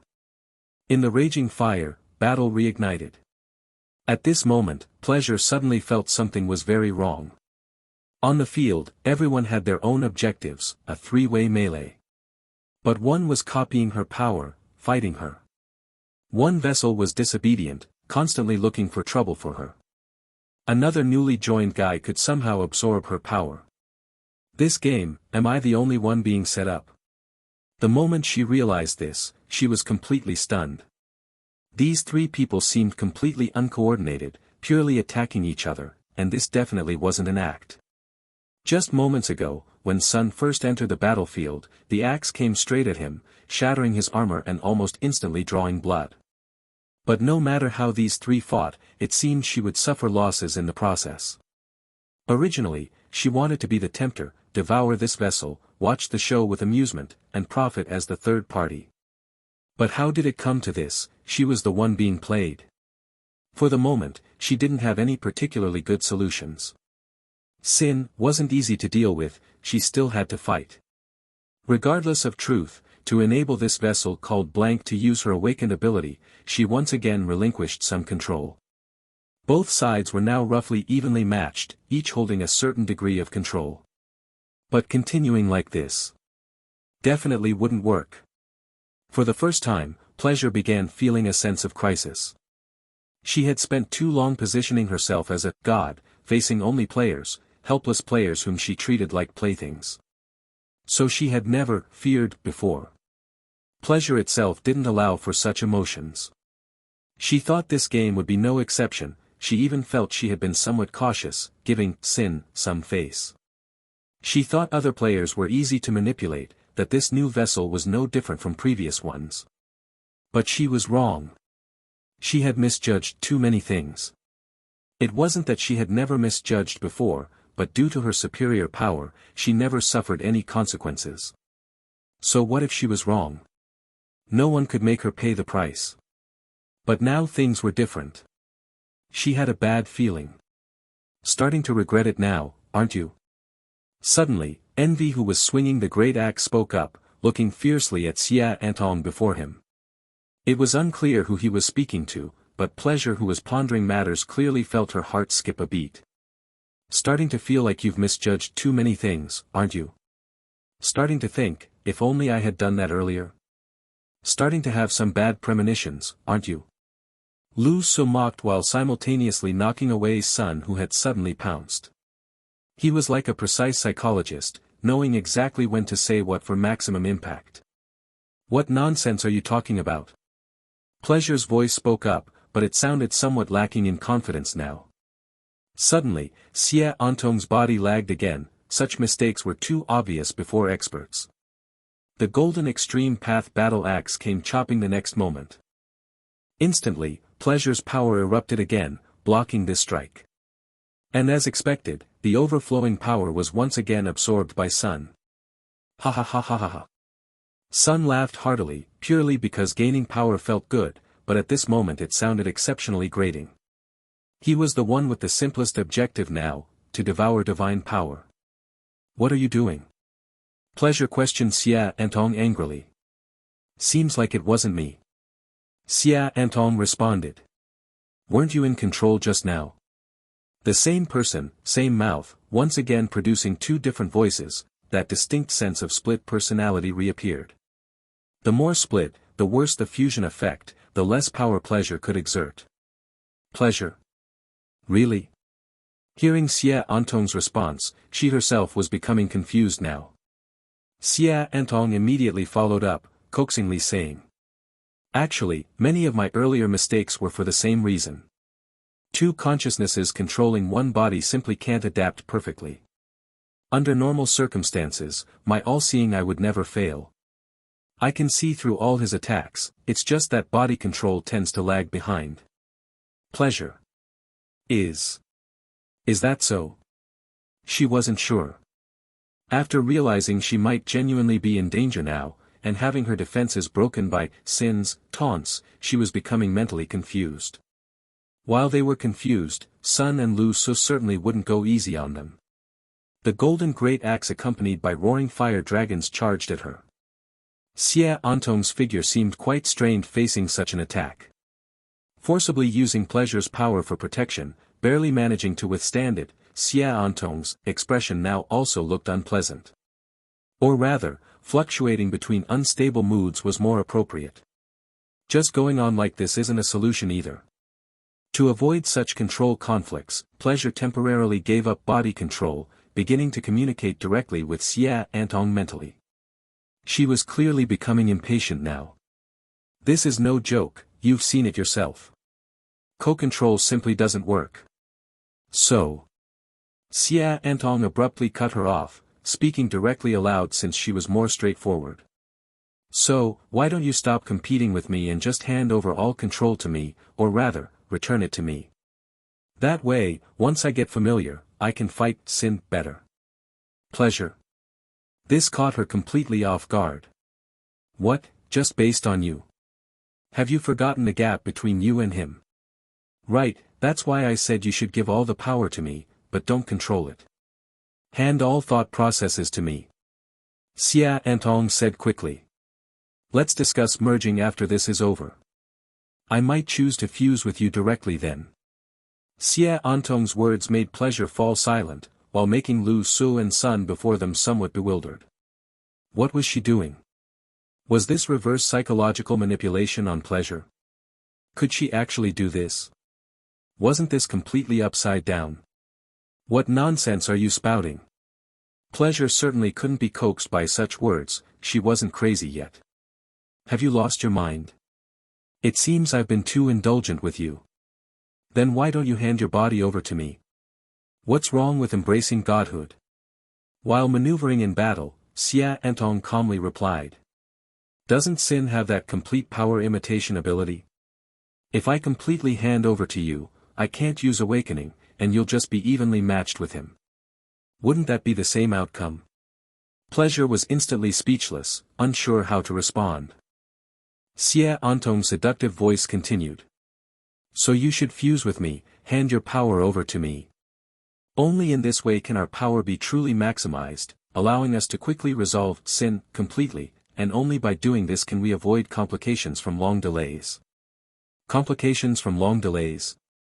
The voice of Pleasure suddenly rose sharply, its tone filled with extreme surprise. Have you mistaken his position? Who's facing complications from delays? I am the one.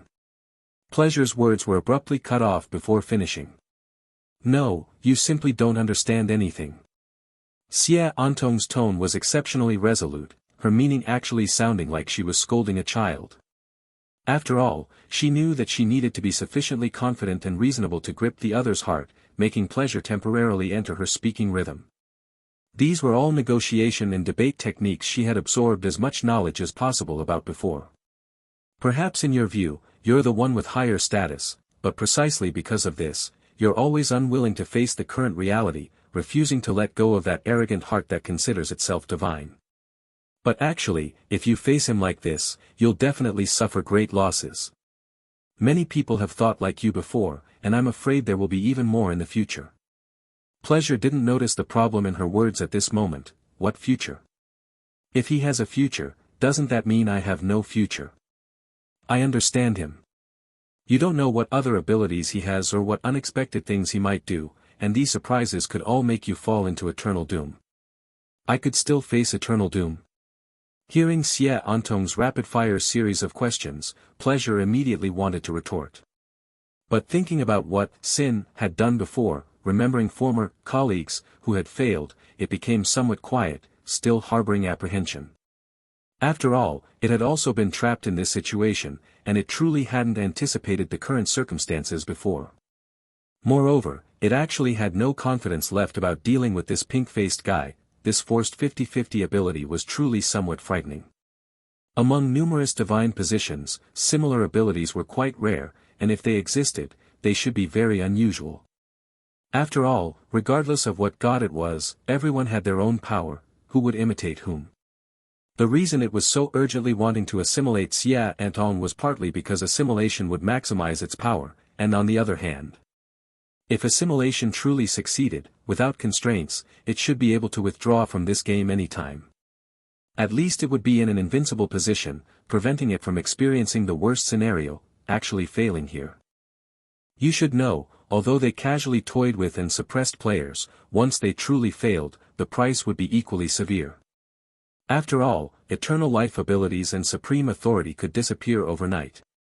Seeing that Pleasure remained silent, Xia Antong continued her deception. No one truly understands my body and my ability state better than me. So, completely hand your power over to me, let me control it. I'll deal with him, I know his weaknesses. Pleasure. Hearing Xie Antong's continuous reverse psychological manipulation, it was rendered somewhat speechless. This guy, why does it feel like she's using all my lines? Could it be you want to assimilate me instead? What kind of pillow would make you have such dreams? What weaknesses of the opponent, how come I haven't noticed any? If I were to fight, there might be a chance, but in your condition, you look completely unable to defeat him. It had originally been using power to tempt rationality, using characteristics to corrode spirit, stimulating the other's thirst for power to complete assimilation. But now, the other party was indeed thirsty for power, and had indeed started demanding power, but this form, how does it feel somewhat different from what I imagined? Is this right? Why do I always feel like you're trying to treat me as a fool with these words? TSK. And now the biggest problem is, this woman's heart, why does it feel like there's no opening at all? While the two communicated, time simultaneously passed. In the raging flames, the battle continued. The golden axe seemed capable of splitting heaven and earth, carving cracks even in the formless fire. GGG, thanks for the praise, but who are you discussing with? A roar from ahead startled Xie Antong, who had been focused on psychological games with pleasure. At this moment, overloaded jealousy turned around, the golden extreme combat axe once again smashing down toward her head. Earlier, her dialogue form with pleasure involved her speaking directly aloud, while pleasure spoke within her heart. To outsiders, it looked like she kept talking incessantly and randomly about Sin's various dangers, right in front of Sin, too. Extremely arrogant, not even bothering to hide while scheming against the other party, not worried whether the opponent hearing might lead to some early countermeasures. As if specifically saying it for the other party to hear. And overloaded jealousy showed no mercy at all. While Xie Antong's mind was still constantly thinking, the murderous combat axe was already descending. This was no joke, if Xie Antong truly showed no reaction, she might really die. All her body hairs stood on end. Withstanding all pressure throughout her body, changing her body's movement tendency, at the critical moment, she forcefully shifted sideways backward a few inches. Swish. It felt like a gentle breeze brushed her face, but she could sense instant moisture on the tip of her nose. Lifting her hand to touch it, it was covered with dripping fresh blood. Xie Antong immediately felt somewhat horrified. The oozing crimson constantly reminded her, this was a battle against Sin. Any possible mistake could come with painful costs. Surrounded by great fire, nothing else was visible besides the flames. The scorching heat would have dried her up if not for divine power protection. And that Sin, before her seemed like a demon emerging from the great fire, flames burning right on his body, the axe in his hand still bearing some of her bloodstains. Thud. A heavy muffled sound made the surrounding flames shake and sway. The giant axe in his hand heavily struck the ground. A trace of disdain appeared on Jealousy's face as he slightly shook his head. He actually temporarily stopped, hands resting on the axe handle, speaking. If this is all you've got, it's somewhat boring. Saying this, he raised his head, his gloomy and cold eyes locking onto Xie Antong opposite like an eagle's. Won't your face be ruined? Though, this is already the lightest outcome. That last strike, consider yourself lucky to be alive. But I feel you're almost done too. Jealousy sneered as he spoke. Then, an hourglass even appeared in his hand. He dripped a drop of Xie Antong's blood onto it, placed it aside, letting it slowly flow away. That was the hourglass of life representing her remaining lifespan. The flowing sand inside slowly descended, making a person's elusive life visible, watching one's life move toward its end. Xie Antong's eyes were inevitably drawn to it, she understood this item's effects. She was surprised to discover that it had already decreased by 1/3. She had absolutely no awareness, how had her life flowed away? She felt perfectly fine. Could it be that, from when she became a vessel, engaging in battles beyond her limits, her life had already been flowing away?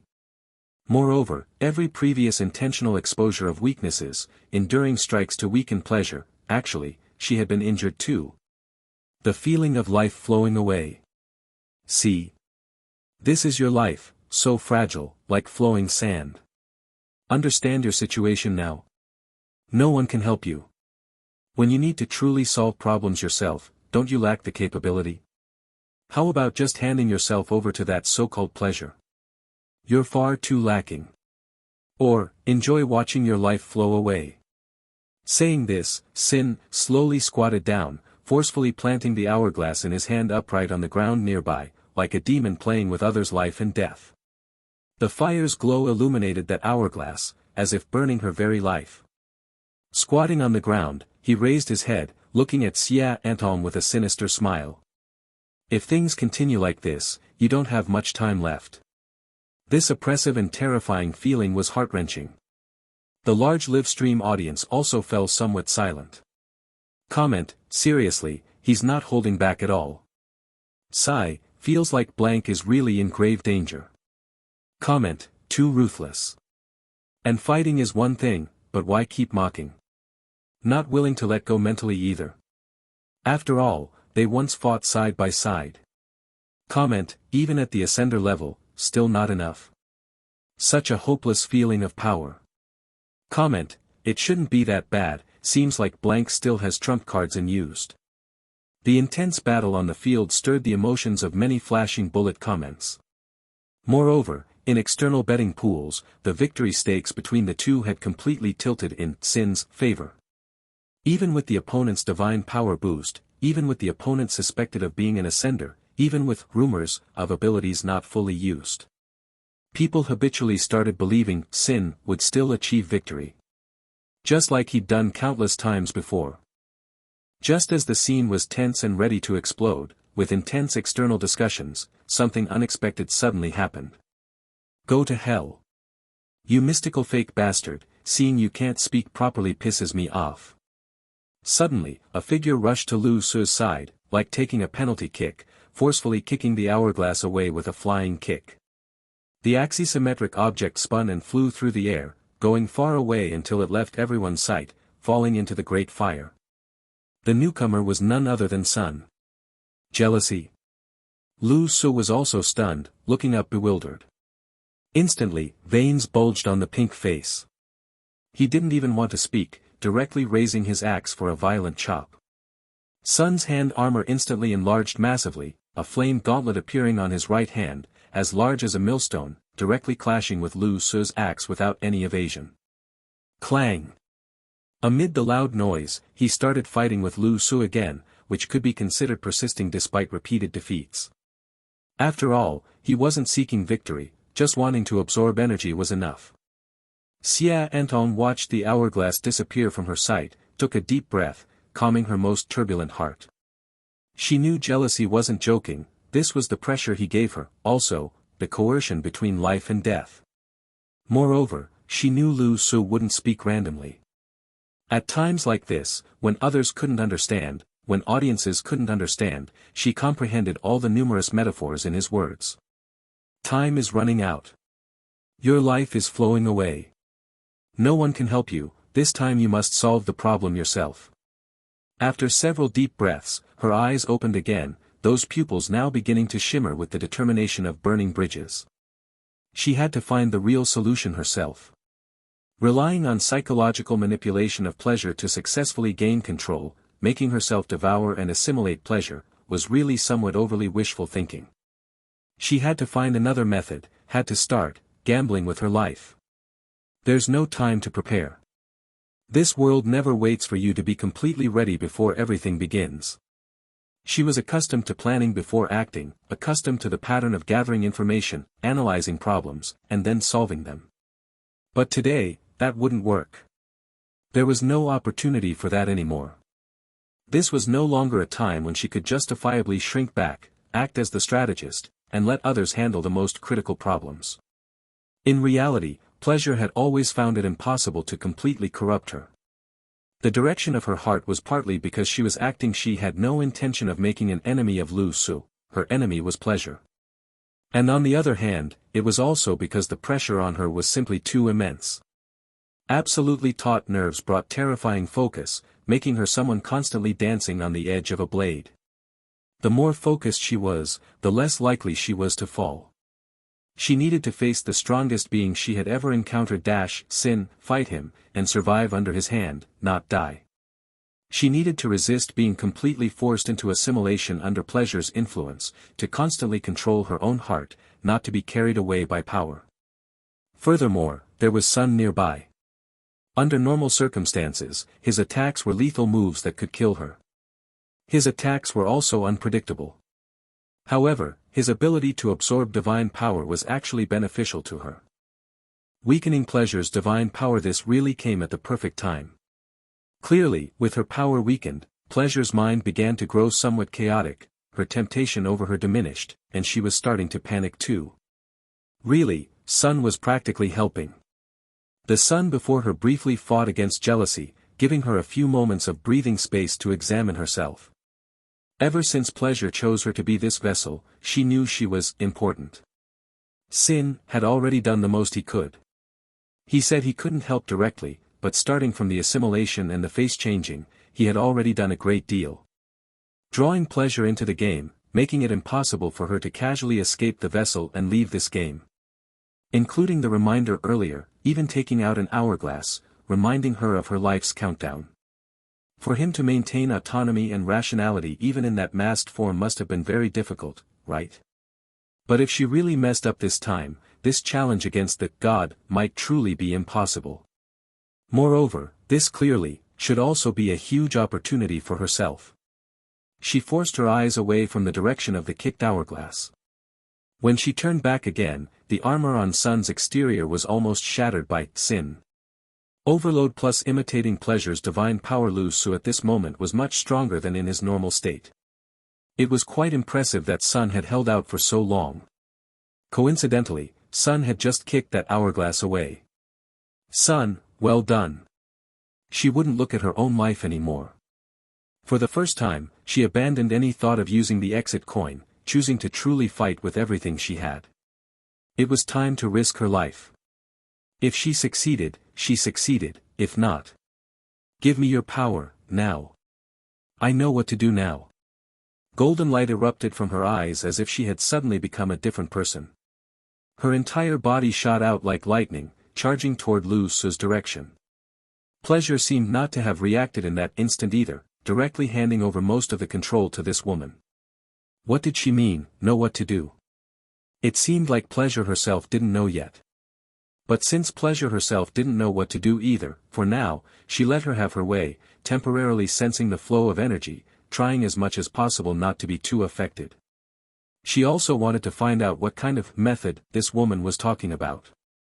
In an instant, Xie Antong's figure was like a swimming dragon. After the long period of high-intensity, practical combat training, she was already very clear about how this power should be applied. That fluidity was like using her own arm, without the slightest hesitation. She traced an arc through the air and charged toward the jealousy opposite her. Incidentally, she also knocked Sun flying through the air. At the moment of impact, she could still feel that the pleasure power on herself seemed to have been absorbed somewhat. Good. Such a distance was covered in the blink of an eye for them. Xie Antong quickly arrived right before Lu Su. What, so impatient? Jealousy laughed as he spoke, watching this suicidal behavior of daring to fight him in close combat. He wasn't going to go easy. The golden giant axe in his hand instantly whipped up a whirlwind, swinging once again. However, Xie Antong's movement this time was clearly a bit unusual. The moment Lu Su swung his axe, she closed in instead, pressing right up against him. An inch longer, an inch stronger, an inch shorter, an inch more dangerous. Experts who often used weapons knew that the greatest advantage of a long weapon was its attack range.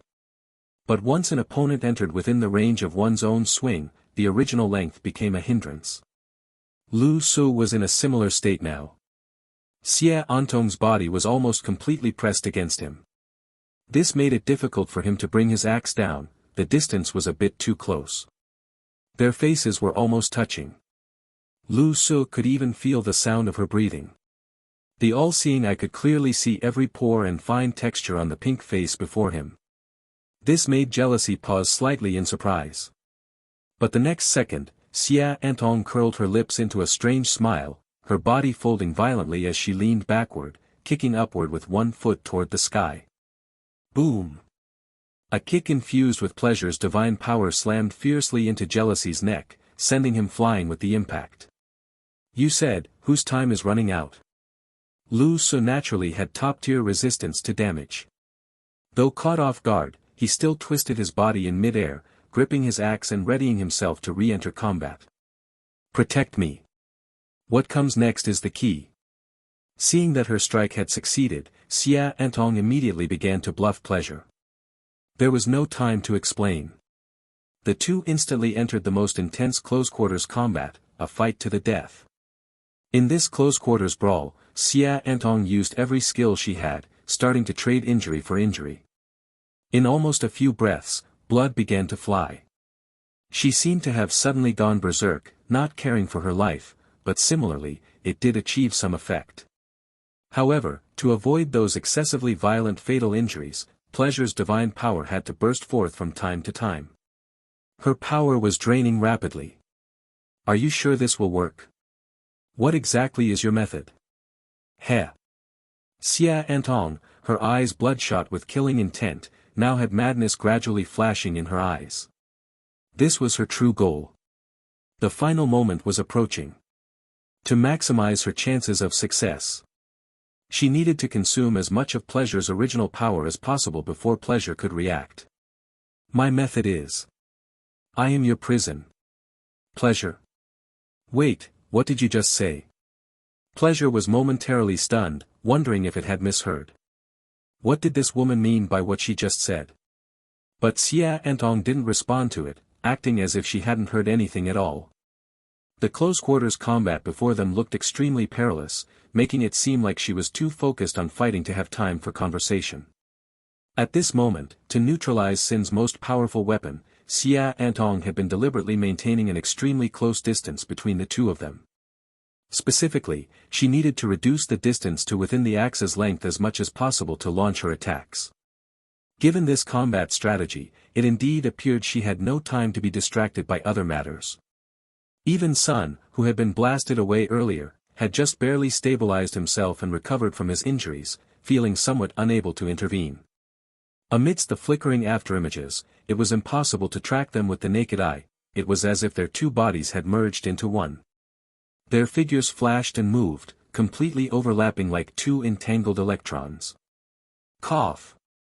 Sun forcefully coughed up a thick glob of blood, frowning slightly as he watched the scene unfold. What are they even doing? Their current fighting style was excessively dangerous. The previous deafening clashes of weapons had vanished, replaced instead by various dull thuds. This form of combat was extremely unique, something that basically only Xia Antong could execute at this moment. First, she had to perfectly coordinate with the all-seeing eye, capturing every single one of Lu Su's movements, every possible opening and weakness, just to be able to stick to him so closely. Simultaneously, she had to attack relentlessly without defending, making her assaults sharp and fierce, while entrusting all the openings on her own body entirely to pleasure. Protect me. I'll seize the opportunity. She roared loudly at pleasure. In these extreme circumstances, she completely ignored the axe hooking towards the back of her head, forcibly using that moment to attack Lu Su's throat. This behavior was essentially trading her own life for a chance to injure her opponent. A very disadvantageous choice, but right now, there was still pleasure. Pleasure's primordial power erupted again and again, ensuring Xia Antong's safety. With this almost cheat-like fighting method, she actually managed to inflict some damage on Lu Su. It seemed the tactic was genuinely working. It was precisely because of this that pleasure's power briefly trusted her, truly continuously erupting with its primordial energy for Xia Antong to expend freely. But it was also because of this that its power began to constantly deplete. Xia Antong's eyes remained locked on the pink face before her. She knew that her current actions were akin to drinking poison to quench thirst. This was practically a declaration of hostility. Sooner or later, it would realize something was wrong. It couldn't possibly allow her to squander its power completely. When that time truly came, it would be the final moment. Her eyes were filled with this pink visage, but looking past this face, Xia Antong's mind was completely occupied by another face. It was Lu Su's original face, the one she remembered from before. The two seemingly completely different faces slowly overlapped at this moment, making her feel somewhat dazed. Jealousy's ability is imitation. Imitation. She could imitate too. How did he do it? How did he maintain his original self, remain who he was, amidst all those completely different masks? Hey! Our power is continuously decreasing. By now, pleasure was getting restless. It had already lost too much of its power. That was something it had accumulated over thousands of years. It was genuinely painful. No matter the final outcome today, it was suffering a huge loss. How could it possibly lose by playing this game? Glancing at the cross-legged fire giant in the distance only made it gnash its teeth in hatred. How could such a coincidence happen in this world, that this detestable guy was right here? Under normal circumstances, even if its power overflowed, the consequences wouldn't be too severe, but damn it, now that guy was absorbing it. I hope you choke, you beast. Daring to take any power, don't you value your life? Naturally, Sun didn't care what it thought. Sitting there, he was almost laughing out loud. Thanks for the gift, nature. Last time, to absorb Lust's ability, he had to fight desperately. Now, it was great, he could just sit back and reap the rewards. He didn't really understand what Sin and Blank were doing either, he just focused on absorbing frantically. Call it an experience farm. Pleasure finally realized things weren't as they seemed. Its voice instantly turned extremely serious as it spoke directly to Xia Antong. Just hand your body over to me. Merge with me. That power will still be yours. There was never any real difference between us to begin with. If you really don't want to merge after we deal with him, we can separate directly. I might even gift you a portion of my power. By this point, it had started lying outright. But now, Xia Antong completely ignored it. She kept looking at the person right in front of her, and in her mind, memories of everything that had happened before began to flash by like a revolving lantern. The last time they met, Lu Su had clearly told her that those masks were actually him, just amplified versions of himself. Therefore, he was the master of his power. And there was what Wrath had said to her before: what you call liking is just you pursuing excitement and restlessness in your boring life. Did she inherently have a side that craved madness deep in her heart? Was that why pleasure had sought her out? And back in Tokyo, when greed overloaded, it taught her how to control her state and suppress the side effects. Arrogance, on how to enhance her autonomy. Sloth, in that game, how it resisted the power of the god. All the past games rapidly replayed in her mind, allowing her to deconstruct and imitate the way Lu Su had controlled the masks. So this is our game. I think I understand now. In her murmuring voice, pleasure was nearly going insane. Your method has failed. You can't kill him like this. Give me control of the body. My method hasn't failed. Xia Antong suddenly declared. I already told you earlier, my method is that I am your prison. Pleasure. Have you noticed something? In fact, compared to you, I'm the one who seems more like pleasure. Xia Antong had completely dropped the act. As she finished speaking, the corners of her mouth began to twitch upward unnaturally. Her expression at this moment looked exactly like the posture she had adopted when previously controlled by pleasure. But it was very clear now that this was her true self, the genuine article. Or rather, her current state resembled the manic feeling she had when she overdosed on the injection before. Just like how wrath, greed, and other emotions were to Lu Su, this was originally supposed to be part of her. You said. What? Pleasure's voice gnashed with teeth in her heart. Even a fool should have realized something was wrong by now. This damned vessel actually had plans to scheme against her. Was she insane? What kind of players were this generation? Why did they feel so different from the ones encountered before? She was starting to feel genuinely panicked. She just couldn't quite understand why this woman dared to scheme against her while simultaneously being enemies with Sin, especially when she was the weakest in actual strength on the field. What kind of lunatic was this? Seeking thrills at the cost of her own life? If you said this brought more pleasure, then she really had nothing to say. You were truly taking pleasure to the extreme. Ignoring Pleasure's loud questioning, Xia Antong knew the mask was off. This was the ultimate confrontation, and there was no need for pointless chatter.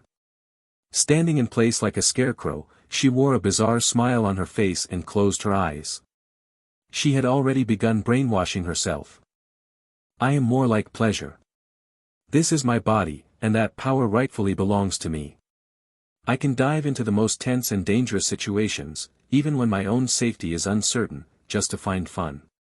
This is my first victory, your first defeat. You only dare to torment and play for amusement when your power and status far exceed others, but over time, that only brings boredom. This is my second victory, your second defeat. Hee hee. The murmuring whispers held no clear meaning. Xia Antong's voice echoed through the space of the haunted house. No one knew who she was talking to, it seemed like she was speaking to Sin. After such a fierce battle earlier, suddenly stopping like this seemed quite abrupt. Hee hee. The Lu Su in front of her, seeing her suddenly stop to chant, naturally knew what she was doing. He let out a ferocious laugh, then hurled an axe straight at her. Xia Antong, who was murmuring with her head lowered, didn't look up.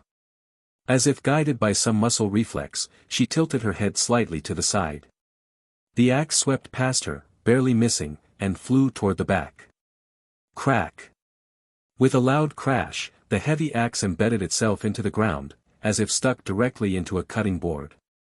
Lu Su wasn't Draven, once the axe was thrown, it didn't fly back on its own. He chuckled softly, then sat down cross-legged, watching the seemingly insane Xia Antong before him. Where did that idiot kick the hourglass to earlier? TCH. Aren't you about to die? What are you babbling about? Trying to pull off some 10 victories, 10 defeats argument now? All useless talk. Want me to add a bit more for you? For example, you now have 2 victories, and she only has 1, so that's your 3rd victory. Jealousy's mouth never stopped. Seeing that Xia Antong's condition was off, he immediately started talking again. As he spoke, he cracked his neck and shook off the blood on his body. He took out a potion, crushed it directly in his hand, and gulped it down. Although his injuries weren't extremely severe at this point, they were still quite frightening, and he was covered in blood. Xia Antong hadn't held back earlier. That level of divine power collision left him uncertain whether he had internal issues like bone fractures. In any case, the earlier storm of actions had given him a bit of agony value. Now, the audience, finally catching their breath, found his words oddly amusing. If we're going by that logic, I could also say she now has 3 victories, while the opponent still has 0, making that the 4th victory. Stepping on your own left foot to spiral upward, huh? If this keeps going, you could easily have 10,000 victories or more. Isn't anyone curious about what she's saying? I don't get it. Who is she talking to? That God's power? True, I haven't understood either. I thought she was already considered an ascendant. Strange. Many viewers, seeing the previously intense battle temporarily halt, thought they could take a breather and relaxed a little. But the relevant experts knew very well that the most critical moment had now arrived. Especially the top 10 who had undergone the Divine Might baptism, as well as veteran players like the Dragon Group. Their nerves were stretched taut. The game had been running for quite some time, and most other players had already exited. When they killed the Despair God's emissary last time, it was due to perfect timing, favorable terrain and human unity, luring it into a trap, plus the joint annihilation by the world's top 3. That prevented the other side from fully exerting itself, allowing them to kill it in a relatively straightforward manner. But now, this was a mental possession type, not a direct head-on clash. Moreover, blank. Damn it, as a vessel, you should have the awareness of a vessel. Go die properly. Suddenly, the expression on Xia Antong's face underwent drastic changes, as if she were enduring immense pain, her features twisting violently. Pleasure's words directly came from her mouth, completely insane, with none of the earlier casualness left. Thud. With a dull sound, she dropped to one knee. The impact was so sharp it sounded like a heavy hammer striking down. Pleasure's power erupted violently. Realizing her precarious situation, she held nothing back. Xia Antong gritted her teeth, unable to speak. Supporting herself with one hand on the ground, she flipped out a knife with her right hand and forcefully stabbed it into her left hand. Excruciating pain shot through her, but it also kept her somewhat clear-headed. Seizing the moment of clarity, she immediately injected herself with 3 doses in one go. She had no way out. Her current mental state didn't even allow her to halfway activate the exit coin. And she had to take this step. She wouldn't let this opportunity slip away. Many people mistakenly thought she had directly ascended, but she knew there was no such easy gain. She wanted to assimilate this power, imprison it within her body, just like how Lu So mobilized the mask, gradually digesting such power. Although she risked possible loss of self and corruption, this was the price of making a deal with a god. If she failed, she would fall into the abyss. If she succeeded, she would forever gaze into the abyss from then on. Cough, cough, cough. Xia Antong began to cough violently, as if she were going to cough out her very entrails. But then her voice abruptly cut off, as though she were choking, giving everyone the uneasy illusion of being unable to breathe. From the 7 orifices of her head, it seemed something was leaking, emitting swirling, multicolored smoke that looked terrifying. She was gradually losing the ability to make sounds. Only one hand remained, the other still holding a knife that had been driven in, her fingers clawing the ground. Blood trickled slowly down the knife handle. Jealousy sat across from her, propping his chin with one hand, watching her with keen interest. Oh. Internal conflict. This is somewhat interesting. His tone revealed no clear emotion, but the horrific changes happening to Xia Antong were nevertheless terrifying. She was now engaged in the most violent kind of fusion struggle, trying to seal that power into her own body. Pleasure, of course, wanted to erase her and take over. The clueless masses had earlier thought Xia Antong had ascended to godhood. They had been fighting well, and suddenly she began to have seizures for no obvious reason. The game's comment stream was almost entirely filled with 4 characters meaning, "What's happening?" But the elders of the Dragon Group and those top-tier players all stood up at their respective locations simultaneously. Perfect Life watched the screen in front of him. Although he agreed with the decision, no calculation of his could find a good chance of victory. Could it be a bit too hasty? Chio Ein looked anguished and distressed, her face full of worry as she watched the screen. She strongly approved of Xia Antong's choice. Counterpossession was indeed the right move, but Sin is still there. TSK, this guy wouldn't move at a time like this, would he? The creator stood in his courtyard, full of ancient style. He said nothing, fists clenched. His back was straight. From the intensity of his posture, it was obvious he was unsettled. Great. She is also a resistor. Ever since Sin appeared, those frontline players had not bowed to the game. Although the last time he was exiled it was because of resistance, and that generation of old players ultimately failed because of resistance. He still felt a little moved as he watched Xia Antong now. These players around here are something else. Child. I wish you success. Those in the Dragon Group who had earlier believed Xia Antong had ascended toward the gods were now staring wide-eyed. They no longer cared about saving face. No one spoke, the elders' meeting room was as silent as a morgue. In their era, the difference between a god's avatar and a divine envoy wasn't clearly defined. Anything with its own consciousness and carrying godly power was broadly called a divine envoy. That a divine envoy would be corrupted by possession and yet attempt counterpossession to seize the opponent's power, this was unprecedented in human history. At least, there was no record of such a thing in the Dragon Group's archives. So no one could say anything, they only wanted to see if this bold girl could possibly succeed. At the same time, the greatest worry rose in their hearts. Sin shouldn't strike at a time like this, should he? From what they usually knew of Sin, he would disdain acting at such a moment. And he should have his own grievances against that god, right? That would be the normal assumption. But the face before them now was jealousy, the extreme of evil, the sum of humanity's darkest traits, the thing without moral restraint. Heh heh. A low chuckle, and that pink face rose from the ground. He twisted his neck, it made an odd cracking sound as he walked slowly towards Xia Antong. Each step felt like it was pressing on the hearts of the dragon group members, making them grit their teeth. No way. Could humanity's attempt to open heaven and split earth be buried by Sin's hands? After a few steps he stopped, bowed his head, and looked down at Xia Antong from above. Xia Antong's expression was full of suffering, while he seemed to be thoroughly enjoying it.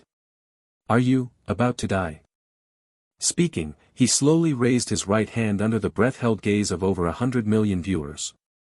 But in the end he did not attack, instead he placed his hand on his own face and pressed his 5 fingers slowly with force. Heh, such an interesting game. Why should only you get to play? How about letting me join? In an instant his face changed into Xia Antong's, yet still worn his trademark smile. Simultaneously, the real Xia Antong's expression began to synchronize. But the next moment, as if rebounding, an expression never before seen appeared on Lu Su's face. Pain. Then, an inexplicable entanglement formed between them. Their faces began to switch rapidly. Different expressions and emotions flickered and flipped. Sometimes Xia Antong's face would suddenly take on a pink hue. Lu Su began to genuinely overload his mask. He and the Xia Antong opposite were like two performers playing a rapid-changing face trick. This was abnormal, a silent war among 3 entities, invisible and untouchable. They had reached a kind of quiet equilibrium. What is this? Peaking opera face-changing? Sun, not far away, looked at the two of them incredulously. The next second, a sharp roar split the heavens as 7-color divine light wrapped around Xia Antong and Lu Su. Violent energy swept like a hurricane. Fuck. Sun was instantly shocked, then ecstatic. He absorbed it indiscriminately, regardless of whether he could handle it. Pleasure saw Sun in this state and fell into despair. How could it be so convenient, that there was him here? Awe. A tragic, loud cry echoed through the space, sharp and lingering. It was Pleasure's voice of despair. It began to feel like it could not hold on. The dagger continued to twist in Xia Antong's hand, sustaining its spirit. And now, for reasons unknown, another frenzied and resilient spirit had come to disturb things. So what should have been a chaotic 2-way struggle had unexpectedly become a 3-way, encirclement against it. Ah! Let go of me. Freeing me does you no good. You cannot use my power as you please. It will watch you, you will die miserably. It will watch you, it will see you. You will die badly, you will regret this. Let me go. The voice representing Pleasure was now filled with despair and pain, not a trace of its former amusement-seeking heart remained. It even sounded somewhat shrill and desperate.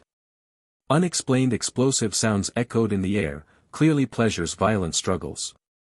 Sun didn't know anything about cooperation at this point, but he had become the most perfect support in this world. Under the intense absorption of divine power, his spirit began to waver, his body and face started to deform. But he kept absorbing. However much came out, he absorbed it all, showing no concern about the risk of his body exploding. In his extreme pursuit of power, his madness was second to none.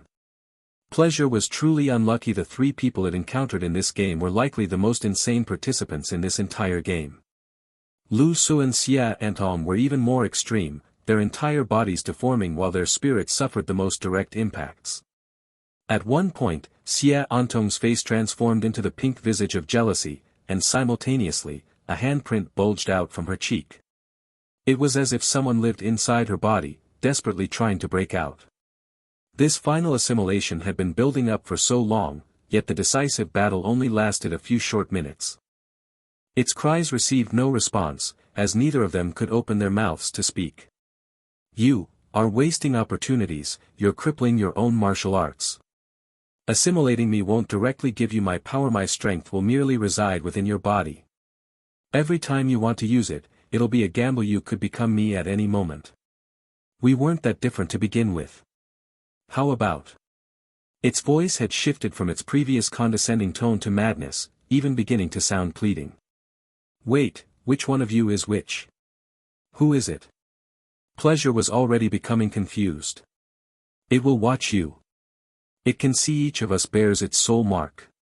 As it spoke these final words, violent power seemed to stir spatial turbulence, destroying everything in sight: the ground, mirrors, all the facilities in the haunted house. Including the 3 people present, all were sent flying by this suddenly explosive power, spinning and floating in the air as if they'd entered space. Even someone with Lu Su's power had no chance to resist. Everything was directly shattered. After tumbling and colliding through the air like garbage bags for what felt like ages, they finally landed slowly, all 3 crashing heavily to the ground as if dead. "It is watching you. You have been marked." A voice in the air grew increasingly distant until it disappeared completely. Everything returned to calm, the ground ravaged by energy now completely littered with debris. "Huh." In the Dragon Group's underground facility, the Grand Elder couldn't help but emit a rather unintelligent sound. Compared to the previous situation, didn't this ending seem a bit too abrupt? Is it over?" The surrounding crowd also asked uncertainly. "Succeeded? Did we succeed?" Someone exclaimed excitedly. "They actually managed to assimilate it. Are the people okay? No problems, right? These 3 are all our Chinese people." In the room, individuals whose youngest members were already in their 70s or 80s chattered like students, all appearing extremely excited. But some still found Pleasure's final words strange. What did "it is watching you" mean? What was that soul mark thing? These concepts seemed to touch upon gaps in their knowledge. Over. Lu Su's face returned to its pink appearance, and the face began to gradually loosen, apparently reverting to its mask-like state. Jealousy, having endured the most intense phase of assimilation, now seemed unable to maintain its overloaded condition. Struggling to sit up, he drank a potion and scanned his surroundings. During the confrontation, his agony value had almost constantly been increasing. Clearly, the divine power's death throes were extremely difficult to withstand. He had thought there would be one last difficult period, but it seemed the final moment had abruptly ended. As if some powerful, overwhelming force had indiscriminately taken something away, ending everything directly. Was it Pleasure's true form? Damn! In the distance, Sun struggled to stand up, divine power swirling around him. He had suffered the most severe injuries. "It's over." "Hey! Are you still alive? What were you doing just now?" As soon as he stood up, he shouted toward Blank on the other side. Hearing his voice, Lu Su simultaneously turned his head. Seeing the figure in the distance struggling to sit up, he gave an almost imperceptible nod. Xia Antong sat on the ground with hollow eyes, her disheveled hair giving her a somewhat broken appearance. Then a weak voice came from her mouth. "Pleasure's soul mark."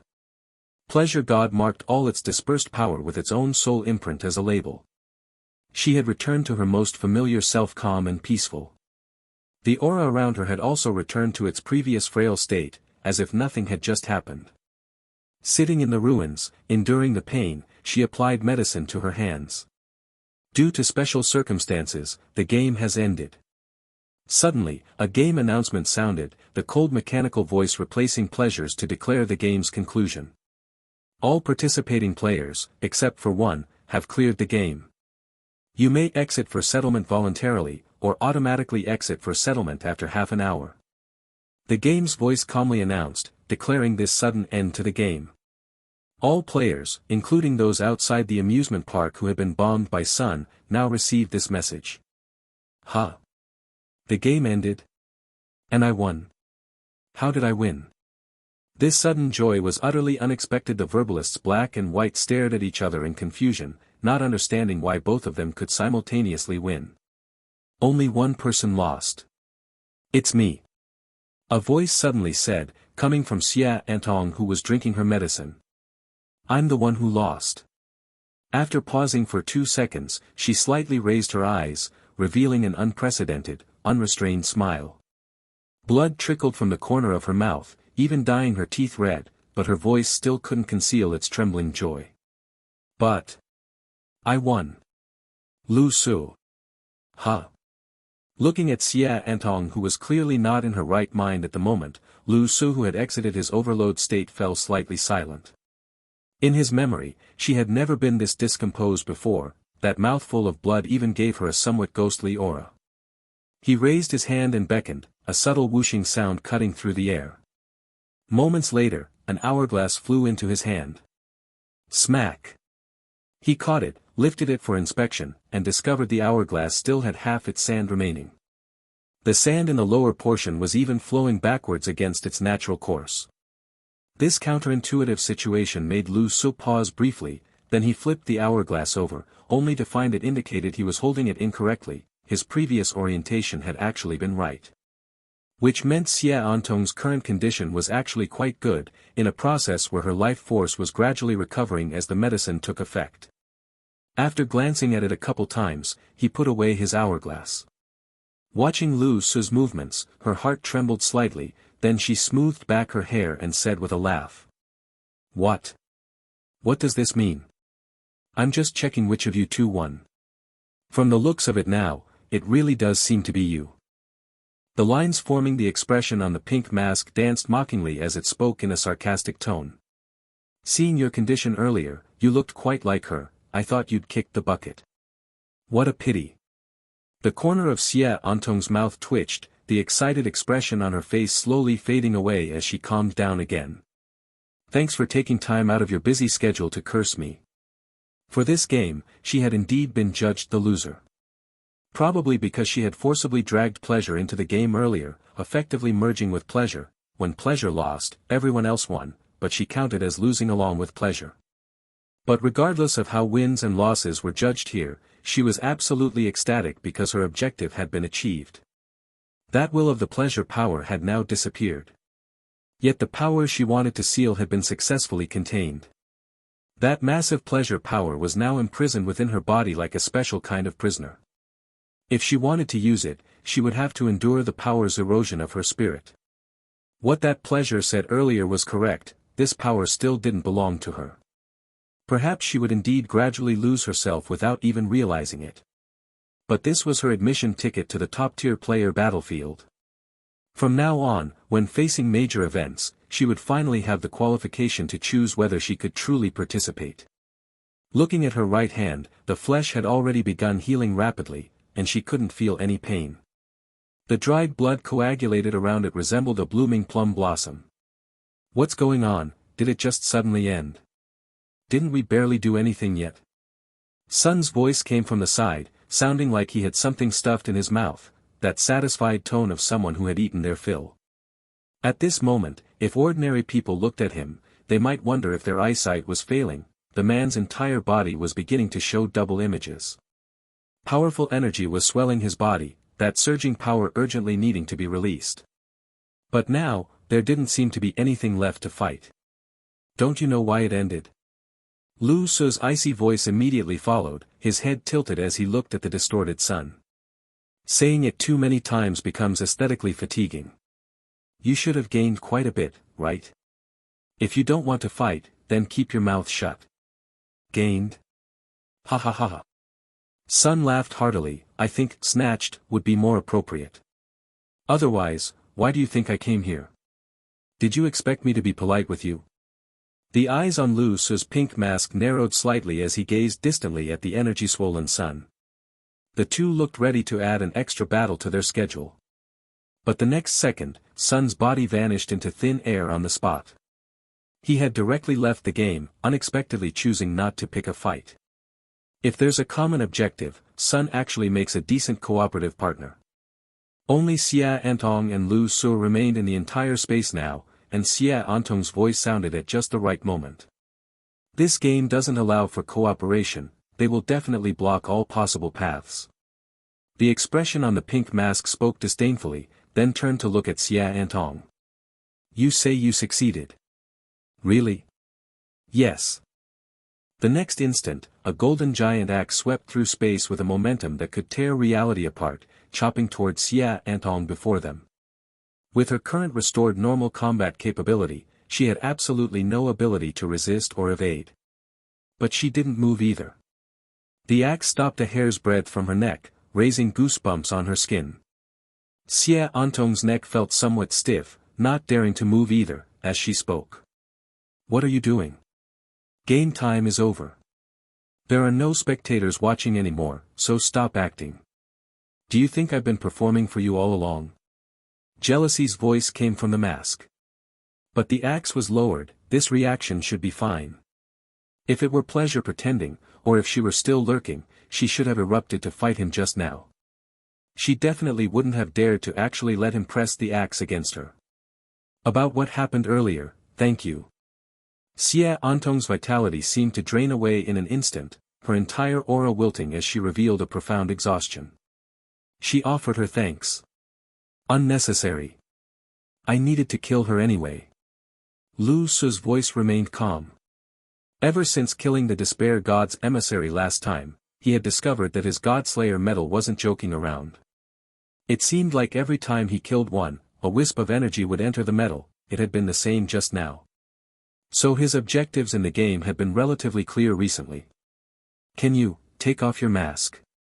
Xie Antong's voice softened somewhat as she spoke weakly. I want to see you. I haven't confirmed your state when you personally remove the mask. The game has ended. Lu Su. You should be more careful with what you say from now on, pay attention to hiding your inner thoughts. What? Xie Antong felt somewhat disappointed at the topic change, but then immediately froze.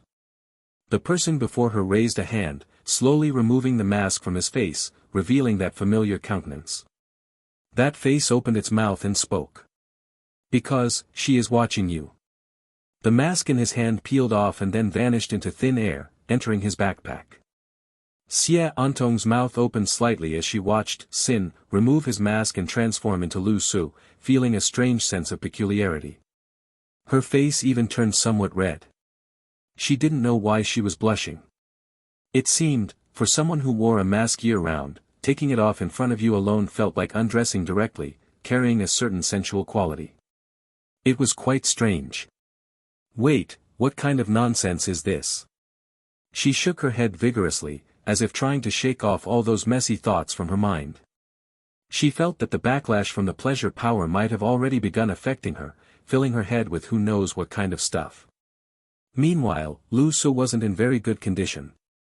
He had never experienced what it felt like to remove his mask after excessive use, or what the side effects would be. Under normal circumstances, after finishing a game, he would directly enter the perfect clearance repair page. After the repair was complete, he would wake up without any sensation. It was all seamless switching. This time he said he'd try it, but as soon as he took it off, that dizzy feeling was exceptionally severe.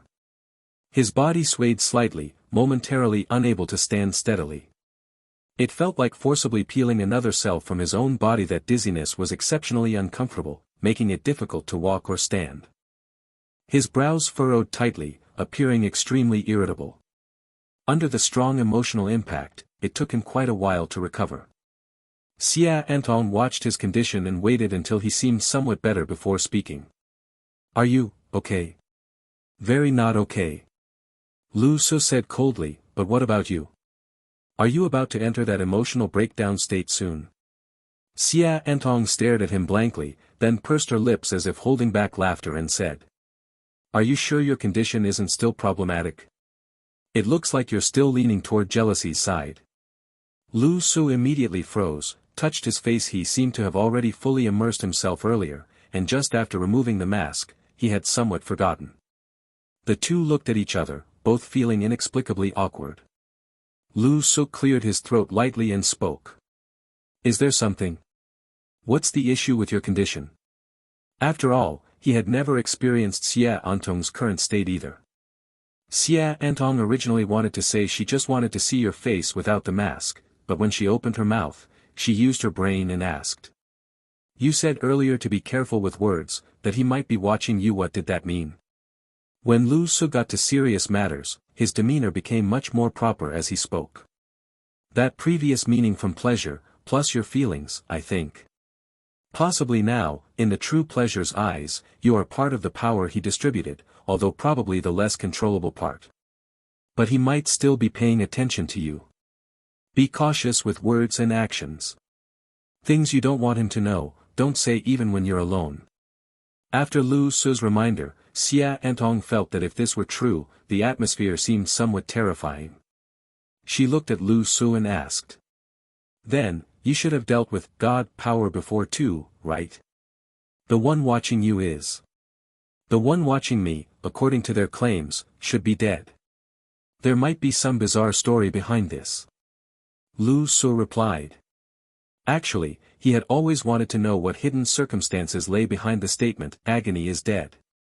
Unfortunately, he really couldn't access that information now. Dead. Xia Antong felt a bit headache. Having just stepped into this unknown field, she couldn't yet contemplate further things. She raised her head and looked somewhat confused at Lu Su without his mask. If he really is watching me, then you taking off your mask now. Not watching you in the literal sense. Lu Su replied. Moreover, this was originally a kind of experiment.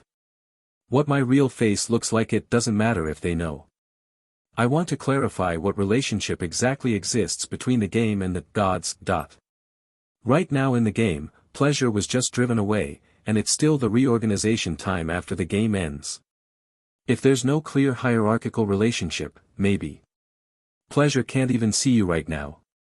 If that's really the case, then this period after each game ends is worth utilizing.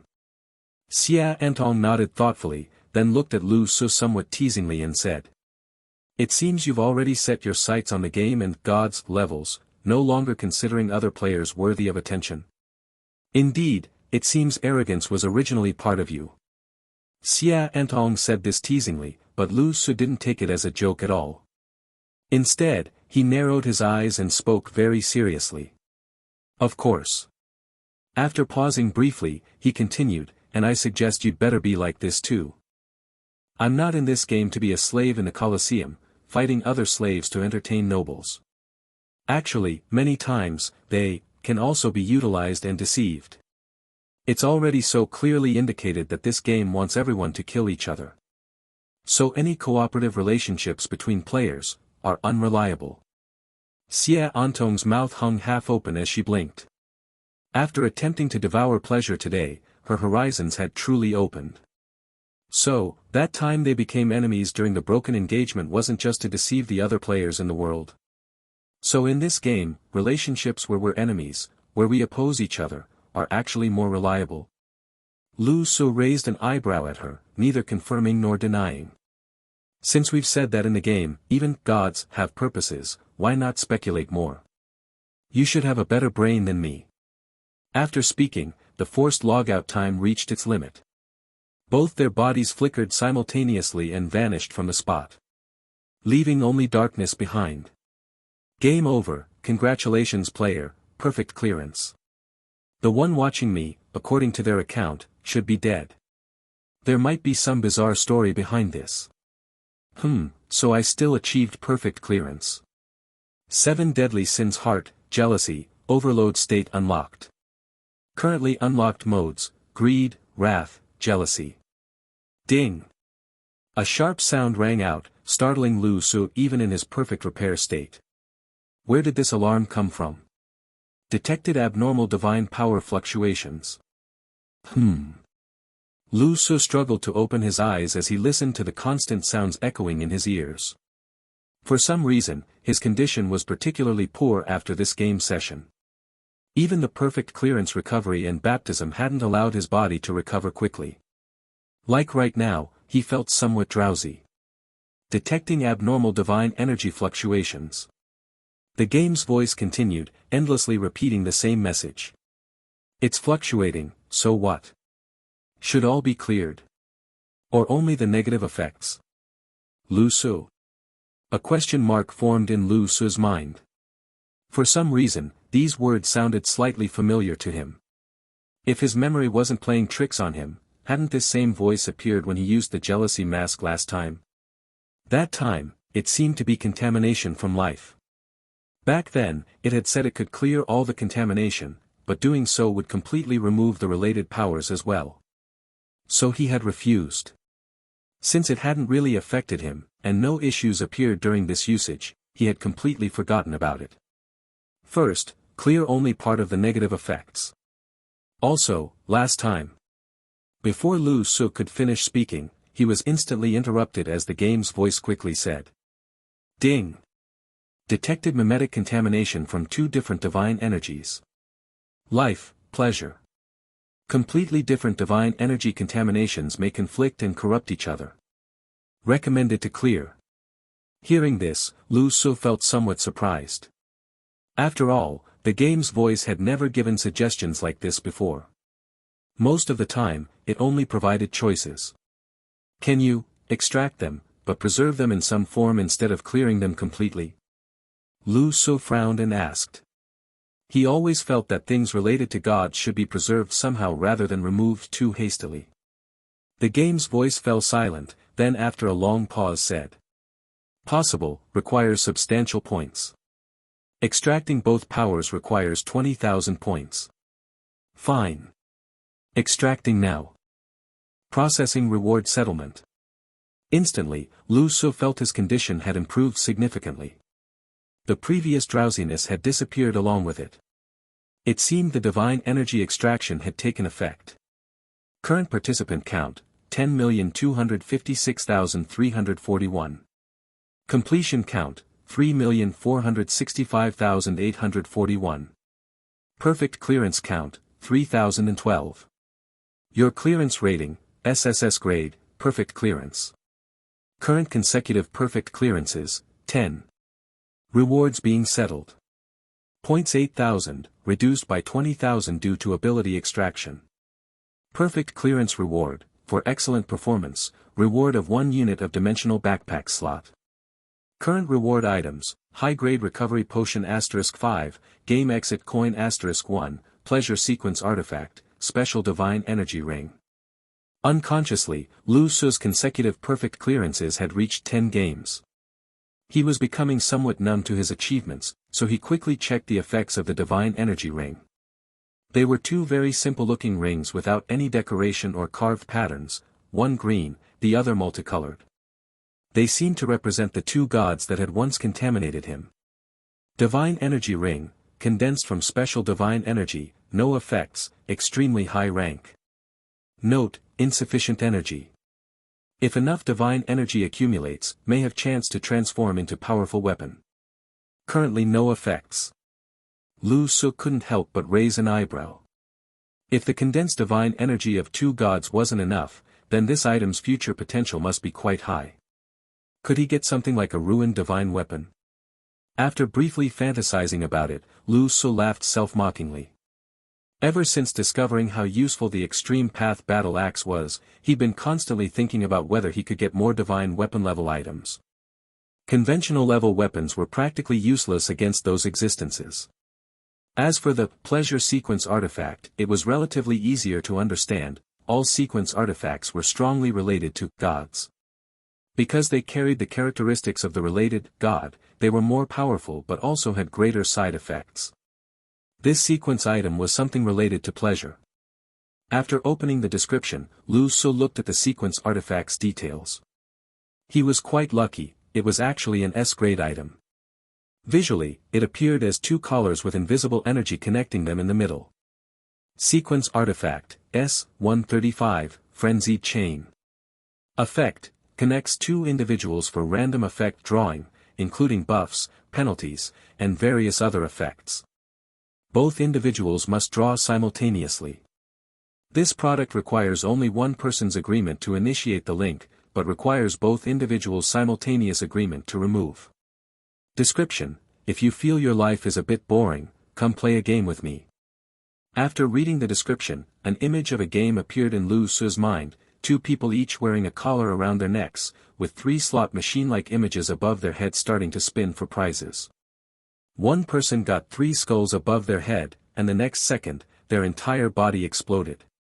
The other person got 2 smiley faces above their head, and instantly, their power massively increased.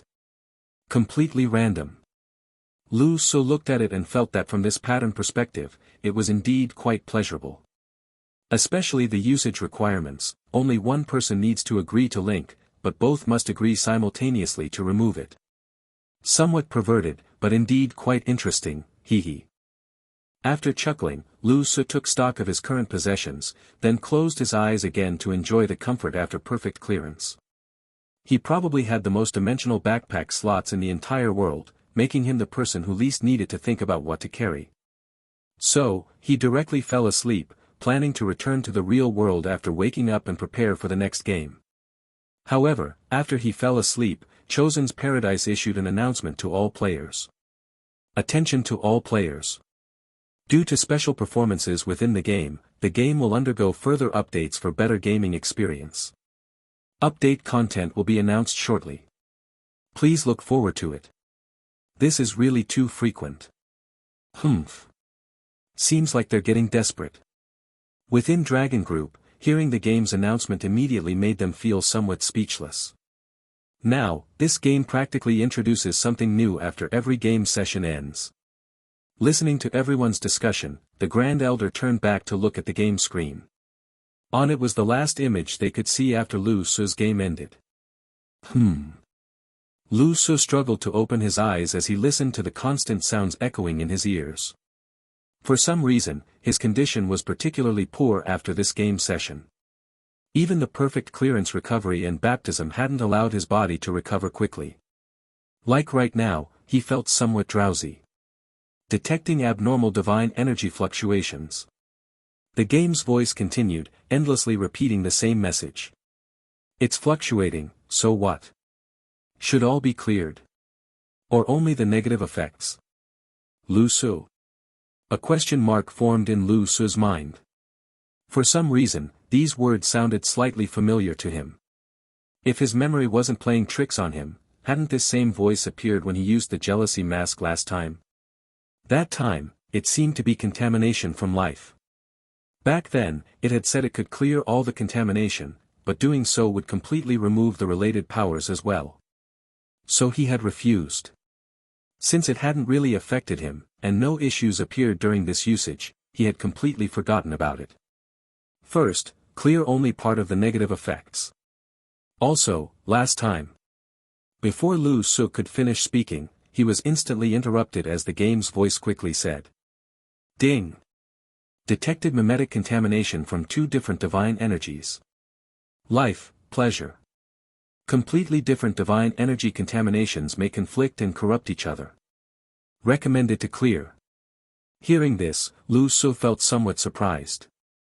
After all, the game's voice had never given suggestions like this before. Most of the time, it only provided choices. Can you extract them, but preserve them in some form instead of clearing them completely? Lu Su frowned and asked. He always felt that things related to God should be preserved somehow rather than removed too hastily. The game's voice fell silent, then after a long pause said. Possible, requires substantial points.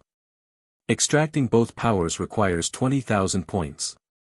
Fine. Extracting now. Processing reward settlement. Instantly, Lu Su felt his condition had improved significantly. The previous drowsiness had disappeared along with it. It seemed the divine energy extraction had taken effect. Current participant count, 10,256,341.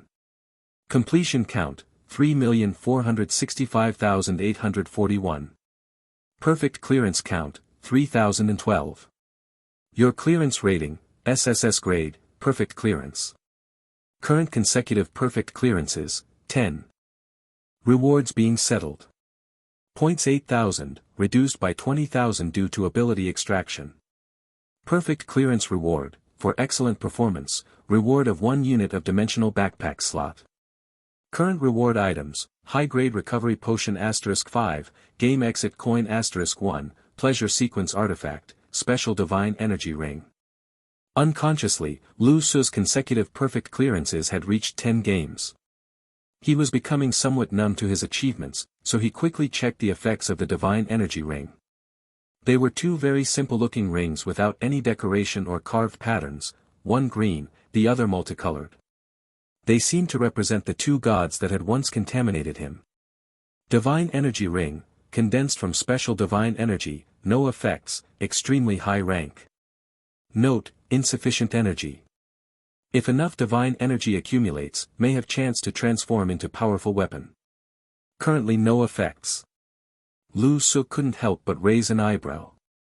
If the condensed divine energy of 2 gods wasn't enough, then this item's future potential must be quite high. Could he get something like a ruined divine weapon? After briefly fantasizing about it, Lu Su laughed self-mockingly. Ever since discovering how useful the Extreme Path Battle Axe was, he'd been constantly thinking about whether he could get more divine weapon level items. Conventional level weapons were practically useless against those existences.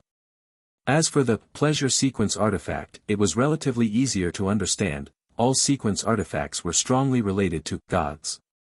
Because they carried the characteristics of the related god, they were more powerful but also had greater side effects. This sequence item was something related to pleasure. After opening the description, Lu Su looked at the sequence artifact's details. He was quite lucky, it was actually an S-grade item. Visually, it appeared as two collars with invisible energy connecting them in the middle. Sequence artifact, S-135, Frenzied Chain. Effect, connects two individuals for random effect drawing, including buffs, penalties, and various other effects. Both individuals must draw simultaneously. This product requires only one person's agreement to initiate the link, but requires both individuals' simultaneous agreement to remove. Description: if you feel your life is a bit boring, come play a game with me. After reading the description, an image of a game appeared in Lu Su's mind, two people each wearing a collar around their necks, with three slot machine-like images above their head starting to spin for prizes. One person got 3 skulls above their head, and the next second, their entire body exploded. The other person got 2 smiley faces above their head, and instantly, their power massively increased.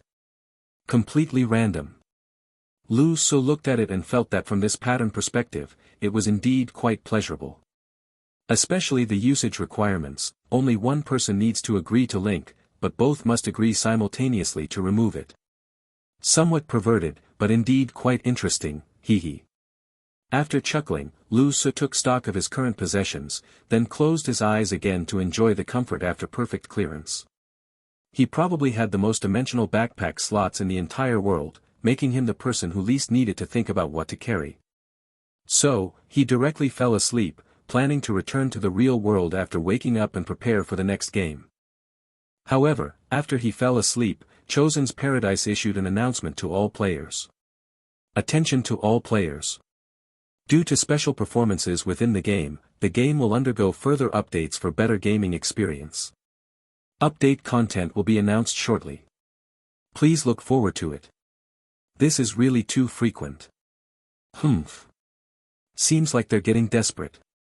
Within Dragon Group, hearing the game's announcement immediately made them feel somewhat speechless.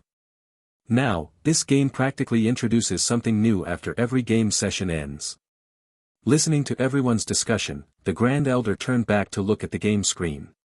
On it was the last image they could see after Lu Su's game ended. That image showed Xia Entong finally kneeling on the ground, smiling as she said, "I won." Looking at that image, the Grand Elder stared for a long time. Perhaps this batch of contestants was too unexpected for them. True enough.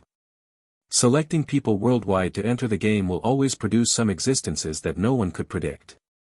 Consider this their miscalculation. Everyone in the room laughed. Someone looked at the end of the video and asked, "What did she mean when she said she won?" Not sure. Probably that she wasn't possessed. Maybe she even gained some power. Anyway, what comes next is relatively certain. This game update will probably add some more restrictions. As everyone discussed, the Grand Elder found a place to sit without participating. Game 2.0 has started, and this is already the second game, right?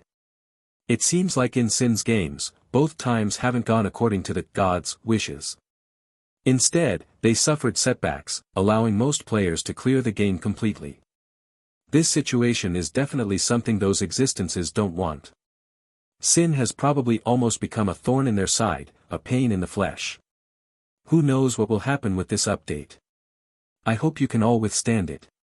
If only, these people of ours could still participate in the game. When Lu Su opened his eyes in his room and checked his phone, several hours had already passed since the game ended. At this moment, on relevant media websites, the headlines were all about the game updating again. In today's world, almost all the most eye-catching content has become related to the game. At this rate, even if universal player participation isn't achievable yet, universal gaming is probably almost here. Massive industries, personnel, even the future world structure, everything is being built around divine selection. Game update. Lu Su didn't know about this yet. What nonsense is the game randomly updating now? But this update didn't make people wait long. In just half a day, amid people's discussions, the game version had already begun. Sensing everyone's anticipation, the game's internal minor adjustments have been completed. First, recognition for some special players from the previous game. First, the strongest player, Sin. Lu Su. Sitting on his bed, he never expected the game to be this direct now, with the very first update item being to call him out by name. That's kind of humorous. Through game calculations, Sin's current strength holds a clear advantage, seriously affecting other players' gaming experience and blocking their promotion opportunities. Therefore, although it's not the official ranking reward settlement time yet, the game is still willing to give you an opportunity. Player Sin, do you choose to ascend? To become a higher-level identity. Listening to the game's description, Lu Su almost laughed out loud. Since when do real benefits come chasing after people to force-feed them? And this explanation, isn't it a bit too obvious? At a time like this, stirring up hatred probably won't work anyway. Looking at the window that popped up before his eyes, he very calmly clicked no. While casually asking the game. Ascension is unnecessary. Currently, it seems like ascended people still can't beat me. How about giving me another round of your divine might baptism from last time? This request will not be approved. Ascension is an extra reward and cannot be exchanged for other items. Then no ascension. Lu Su said casually, not feeling the slightest bit regretful. His refusal was simultaneously broadcast to all players' interfaces, like some kind of alternative live stream. He refused again. That's brutal, such strong will. Why? The game extended such an olive branch, and he still won't give any face. Don't know, don't try to understand crazy people. Even though that ascension opportunity wouldn't come to me anyway, am I the only one who finds his behavior quite annoying? Sin, refusing to become an ascendant again, left many people discussing it with difficulty understanding. Due to the massive population base, quite a few people were actually swayed by the game's narrative and began developing resistance toward Sin. But Lu Su didn't really care. Sin refused the opportunity. Very well, second place, perfect life. Perfect life? Your performance can be called perfect. Strength, intelligence, moral standards, you represent humanity's upper limit. Your current consecutive perfect clearance count is 9. The reason you're one spot behind Sin is because of that additional challenge mode earlier. The mode the game referred to was the previous battle between Korea's Park Bu-sung and Lu Su. However, as time passed, fewer and fewer people were willing to actively challenge Sin, until eventually there were none at all. For Lu Su, that mode basically disappeared. If you choose to challenge now, success would directly grant you an ascension slot. Perfect life. He felt somewhat speechless. After all that talk, speaking to him in front of the whole world was just to provoke him into fighting Sin. Is there a possibility that I don't really want your ascension either? What do you mean? Something he doesn't want, you think I'd really want if you gave it to me? And from what I know, that challenge isn't mandatory, right? If he doesn't accept, then what? What would you do? Please choose whether to challenge. Refuse. Player, number 4, Sun. I'm involved too. Good, at least you know to ask me. After getting rejected twice in a row, the game finally found someone willing to listen. Before the game could even speak, Sun directly spoke up. You say who to fight, I'll fight them. No problem, I actually find them all quite irritating. But first state the benefits, proper ones. I mean the kind where you give me benefits first, then I go fight. Providing assistance first affects game balance. However, considering your clearance speed, if you're willing to challenge. Wait, hold on a second. So there are no actual benefits? Just empty promises? The thing is, if I beat Sin, I should be number one anyway, so that ascension should rightfully be mine. What purpose do your words serve here? Isn't this completely pointless? Sun felt he'd discovered a blind spot and directly silenced the game with his questions. Very well, then next player. In the previous game, someone triggered a special situation. Despite losing the game, her final ranking on the peak leaderboard showed a massive increase. Xia Antong. Although she didn't know who the game was referring to at this moment, the more she listened, the more it sounded like it might be about her. After all, her ranking had directly jumped over 300 spots from the 900s. Even though she had clearly lost the game, achieving such a leap was truly extraordinary. The power of pleasure, even if she couldn't use it directly and merely contained a portion within her body, still represented an enormous hidden trump card. But it was only 300 spots. So, did this actually involve her? Her perspective had already undergone a massive elevation. Now, she felt absolutely nothing about her 500-something ranking, still considering it quite low. However, she was genuinely somewhat surprised. This kind of server-wide player announcement should theoretically be a privilege reserved for top-tier players. Number 529, Player, blank. Due to special performance in the game, ranking has still increased despite losing the match. Setting an example for numerous players, demonstrating that within the game, one should exert their utmost effort and strive to compete. Therefore, recognition is hereby awarded. Indeed. Xia Antong thought to herself, it really was her. Sitting in her room before her specially designed screen, her expression gradually turned serious. Something's fishy. Her right index finger tapped slowly on the desk as she quietly entered a state of contemplation. Unsolicited kindness always has ulterior motives. Awarding recognition. Recognizing her for what? She had, after all, defied pleasure's intentions and performed a counterpossession. Moreover, even if there were some additional reward, why not just give it directly? Why require a game update? And why specifically announce it publicly to all players? Recognition, besides encouraging ordinary players to strive harder in the game and kill each other more diligently, it might also relate to what Lu Su had previously told her. In this game, opposition forms a more stable relationship than cooperation. Like Perfect Life and Sun from before. The reason those two were selected, besides their own formidable strength, seemed to be Sin. This was almost blatantly targeting Sin. However, although those two might not necessarily stand on Lu Su's side, at least they weren't aligned with the game either, which was relatively acceptable. To not be swayed by superficial benefits at such a time truly worthy of being top players. But if that's the case, what was the reason she was selected? Tap. Her tapping finger abruptly stopped, her brows furrowing as she began thinking with some concern. If he's already such a thorn in their side, then Lu Su's current situation is probably really dangerous. TCH, his method of refusing the game might be a bit too blunt.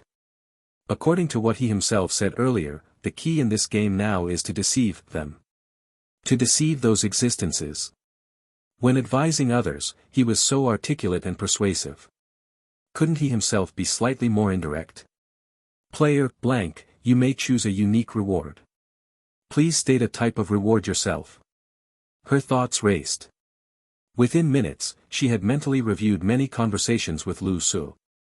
But the game naturally didn't care what she was thinking. At this moment, it truly acted like Santa Claus, eagerly offering rewards. Deceive them.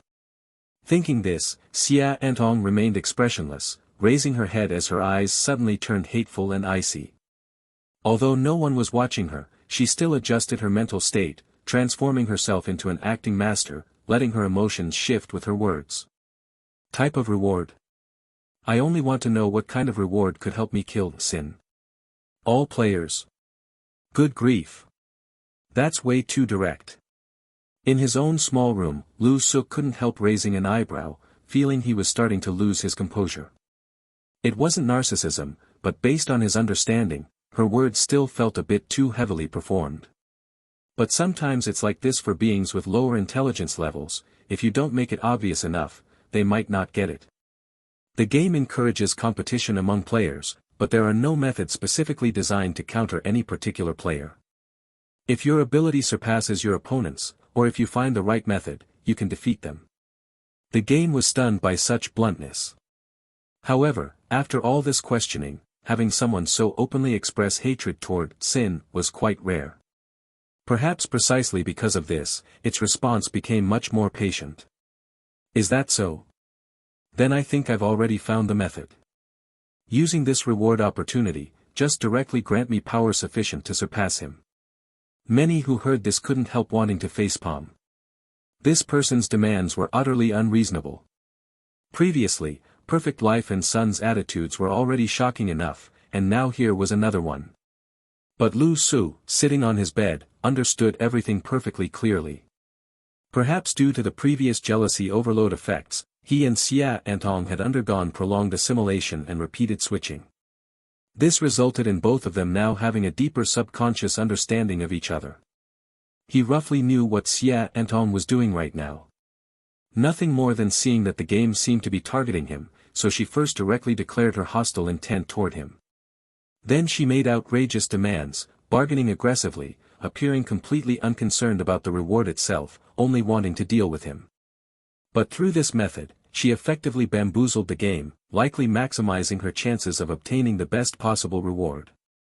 Moreover, in the future, if the game wanted to cultivate someone to oppose him, she might become a higher priority target. Good, those powers given to her would be better than being wasted outright. Sure enough, as he expected, after several rounds of back and forth, the reward Xia Antong managed to obtain was actually a weakened version of Divine Might Baptism. Her reasoning was that only with such a thing could she avoid the gap in status level when facing sin. Originally, she directly requested the full Divine Might Baptism, but that reward was simply too high level. The game ultimately reluctantly gave her a weakened version. She essentially managed to get something for nothing purely through acting. The members of the Elder Council watched this entire farce unfold, their expressions complex, unsure how to evaluate it. But just when they thought it was over, the game immediately dropped another bombshell. Alright, then next comes the second phase after the game update.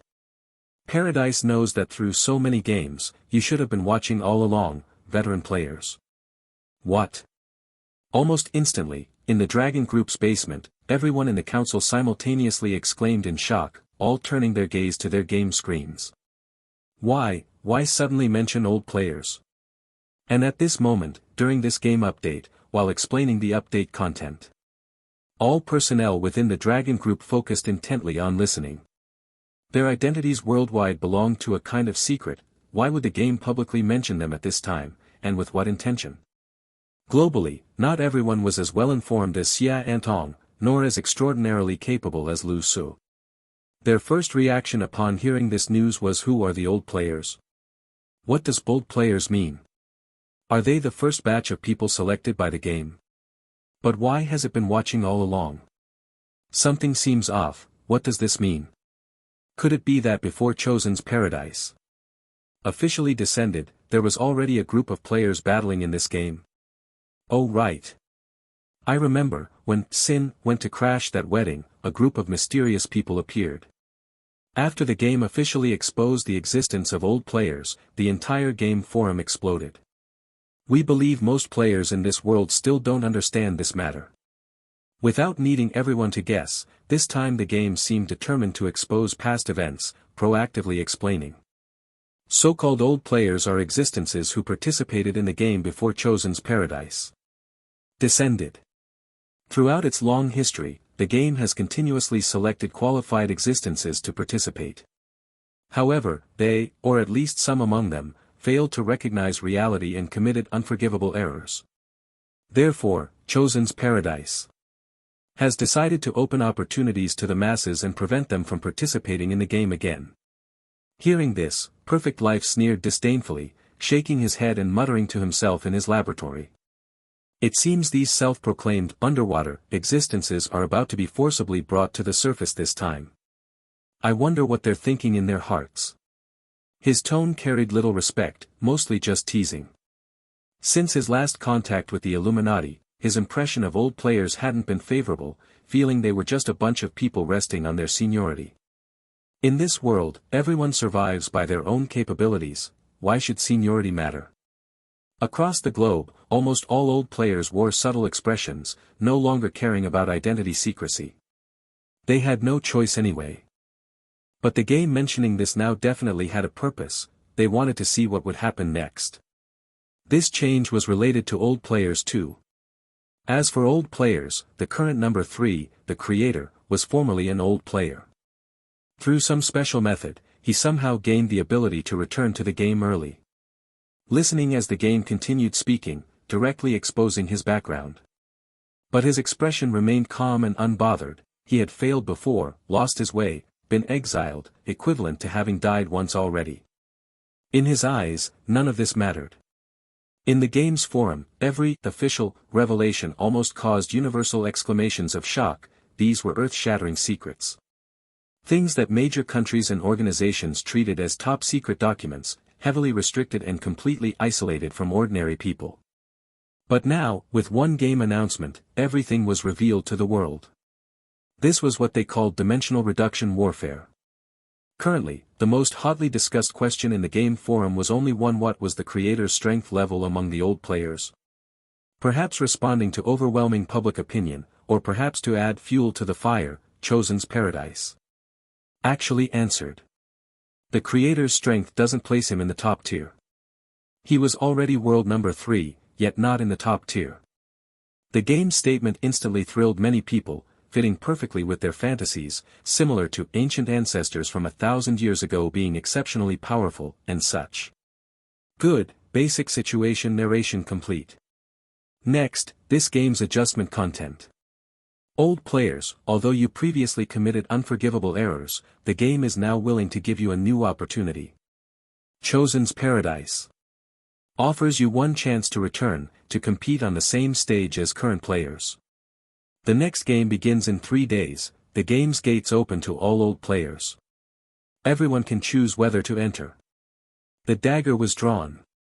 The game's voice seemed to drop a bombshell on the lake's surface, causing all those old players hidden in darkness, silently observing each game's developments, to simultaneously shudder in their hearts. The game's update situation was actually letting them enter the game again. What was its purpose? What was their purpose? Not to mention anything else, within the Dragon Group's council, those typically steady and mature individuals all began breathing heavily.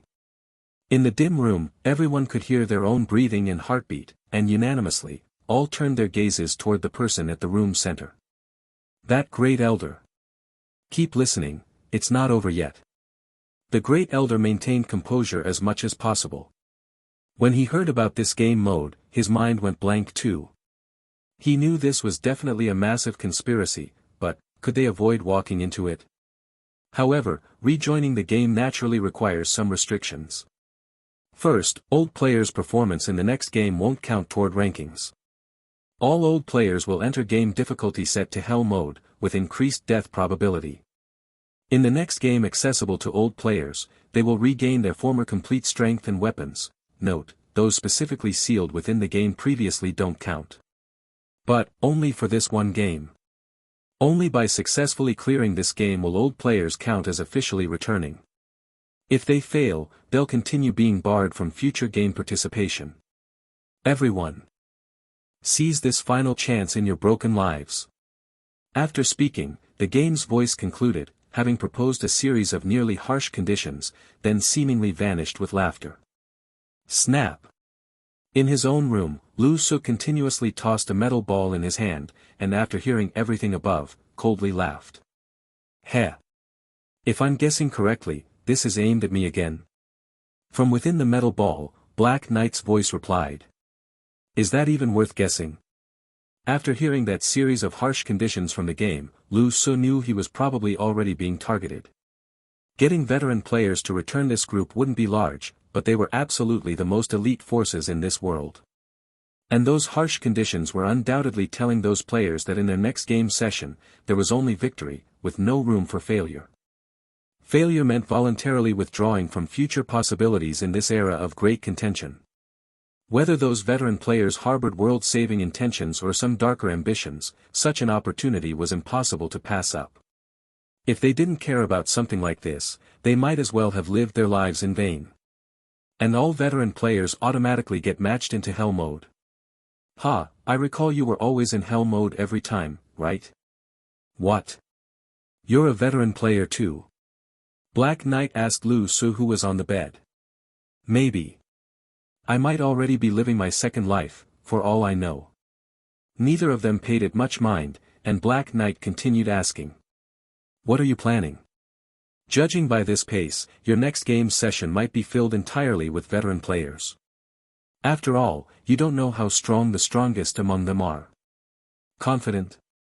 Whether I am or not won't affect me.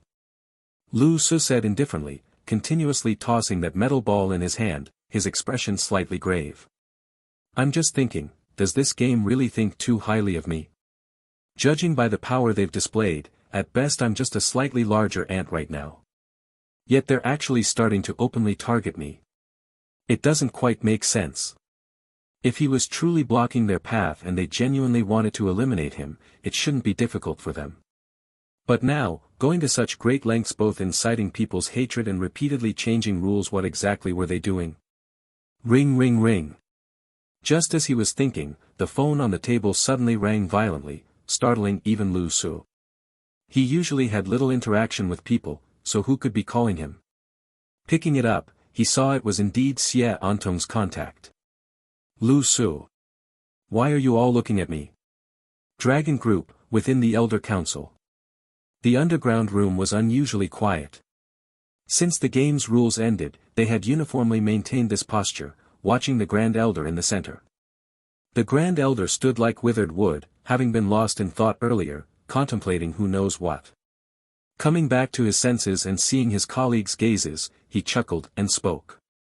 What are your thoughts? Among the many elders, one with a slightly sinister voice spoke up. The others maintained their silence, collectively watching the Grand Elder. Although they usually didn't pay much attention, during these most critical moments, they were quite unified, with the Grand Elder as their primary core. This action by the game definitely has some conspiracy, right? Seeing the Grand Elder remain silent, the voice continued.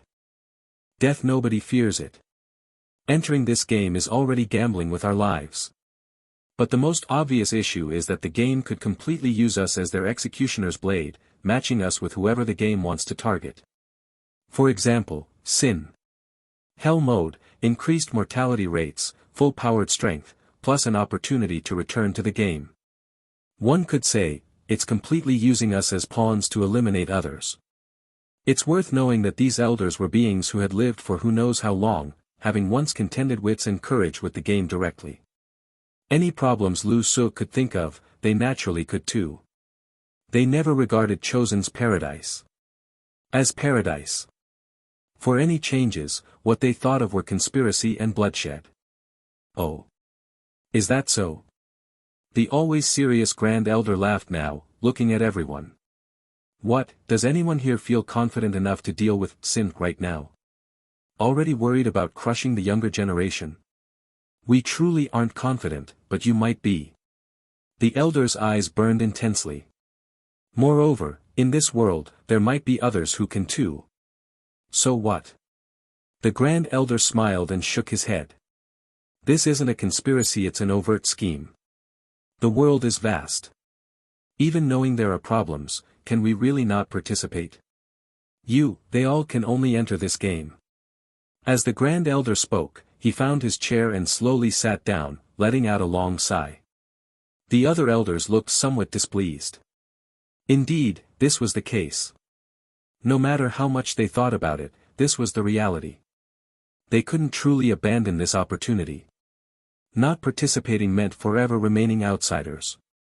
Sigh, I just want to say, if we encounter extreme situations in the game, facing our own Chinese players, especially those with potential, should we try to go easy on them when possible?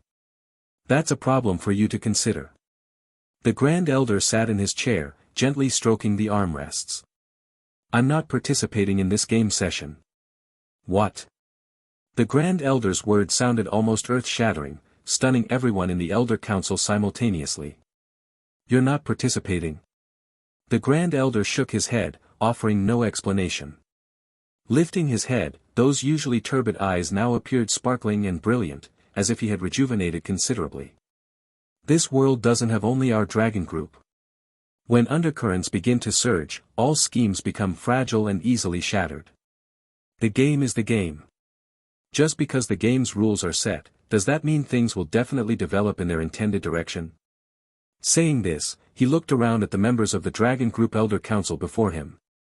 Additionally, why do you so naturally hand the world's future over to Sin and those like him?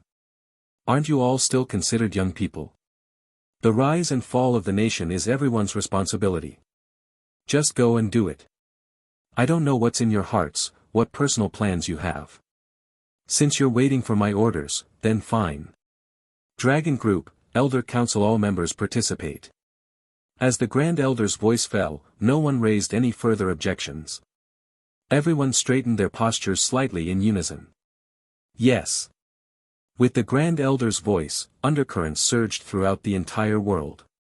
Like an abnormal resurgence, those dormant forces buried by time seemingly having aged, the entire world began a series of tightly coordinated actions. The moment after the game updated, it was as if the world had become young again. In Japan, the Chiyo family had already begun a brief power transition ceremony. The entire family was built upon unique power, and in the next game, all people in positions of power within the family would have to participate. This brief power transfer itself was quite troublesome. But no matter how troublesome it was, it couldn't compare to the importance of the next game. The person Chiyo Ein had always called the ancestor now emerged from her coffin in an unprecedentedly good condition. Her condition was also quite frightening. Like a snake, she was shedding her skin layer by layer. Beneath the layers of shed skin, her appearance made even Chiyo Ein feel her scalp tingling with unease. This ancestor, who had lived for at least 100 years, now looked like she could be Chiyo Ein's mother. But this kind of condition would surely shorten her lifespan. Hearing the concern from her most outstanding descendant, the Chiyo family ancestor, Chiyo Ming, responded. The reason we preserve our lifespan is precisely for today. In North America, the Illuminati was currently celebrating.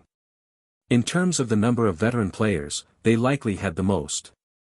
After all, their organization spanned multiple countries, and during the previous generation's activities, they had been quite skilled at protecting their own interests. From this moment on, the light of the Illuminati will once again shine upon the world.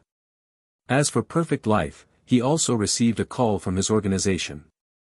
How could an organization capable of dancing in humanity's ethical forbidden zones and creating such genetic creations not have substantial foundations?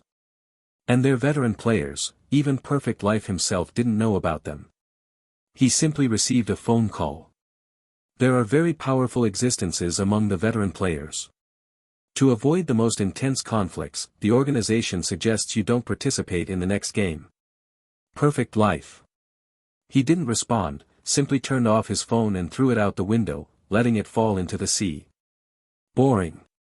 Various hidden organizations began preparing for the next game, and the previously independent veteran players were also eagerly preparing. Meanwhile, Lu Su, who had long grown bored and was waiting for the new round of games, had that familiar ringtone on his phone repeatedly sounding. He could roughly guess why she was calling him. TCH, the mental awareness that came with assimilation really wasn't a good thing. Couldn't whatever it was be said in a text message? After thinking for a long time, he finally answered the call. Hello. Why weren't you answering my calls? As soon as the call connected, the voice on the other end immediately questioned him. Lu Su. The number you have dialed is powered off. Beside him, Black Knight imitated an AI voice, speaking in a somewhat cheeky manner. Black Knight, shut up. Xia Entong said somewhat angrily. Oh.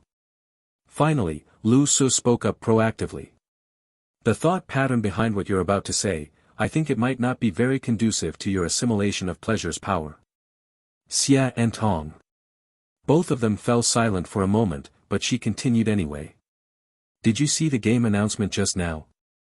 You weren't sleeping, were you? I saw it. Congratulations on getting that so-called weakened version of Divine Might baptism. Lu Su replied. Don't deliberately change the subject. You know I'm talking about the veteran player situation. This time it's a full-scale return, it's too insane, equivalent to instantly dropping a batch of the most elite players into the game. Very elite. Lu Su's voice sounded quite relaxed as he casually said, last time on that so-called Love Island, I didn't see anyone particularly skilled. Last time was last time. Those people might not have been the high-level ones among the veteran players to begin with. Plus, in the real world, their power would naturally be weakened, without access to various weapons and items. This time they'll be at their full strength. Lu Su held Black Knight in his hand, bouncing it against the wall like a bouncy ball as he responded.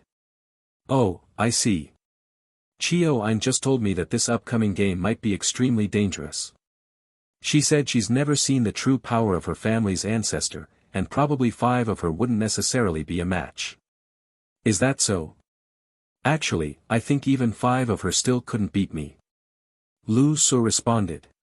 Xia and Tong. She was starting to feel somewhat frantic now. What did 5 Chio-Eins have to do with this? Why was he bringing this up again? No, that's not what I meant. I'm saying this is too unknown. None of us know just how powerful the existences among the veteran players are in the king's history.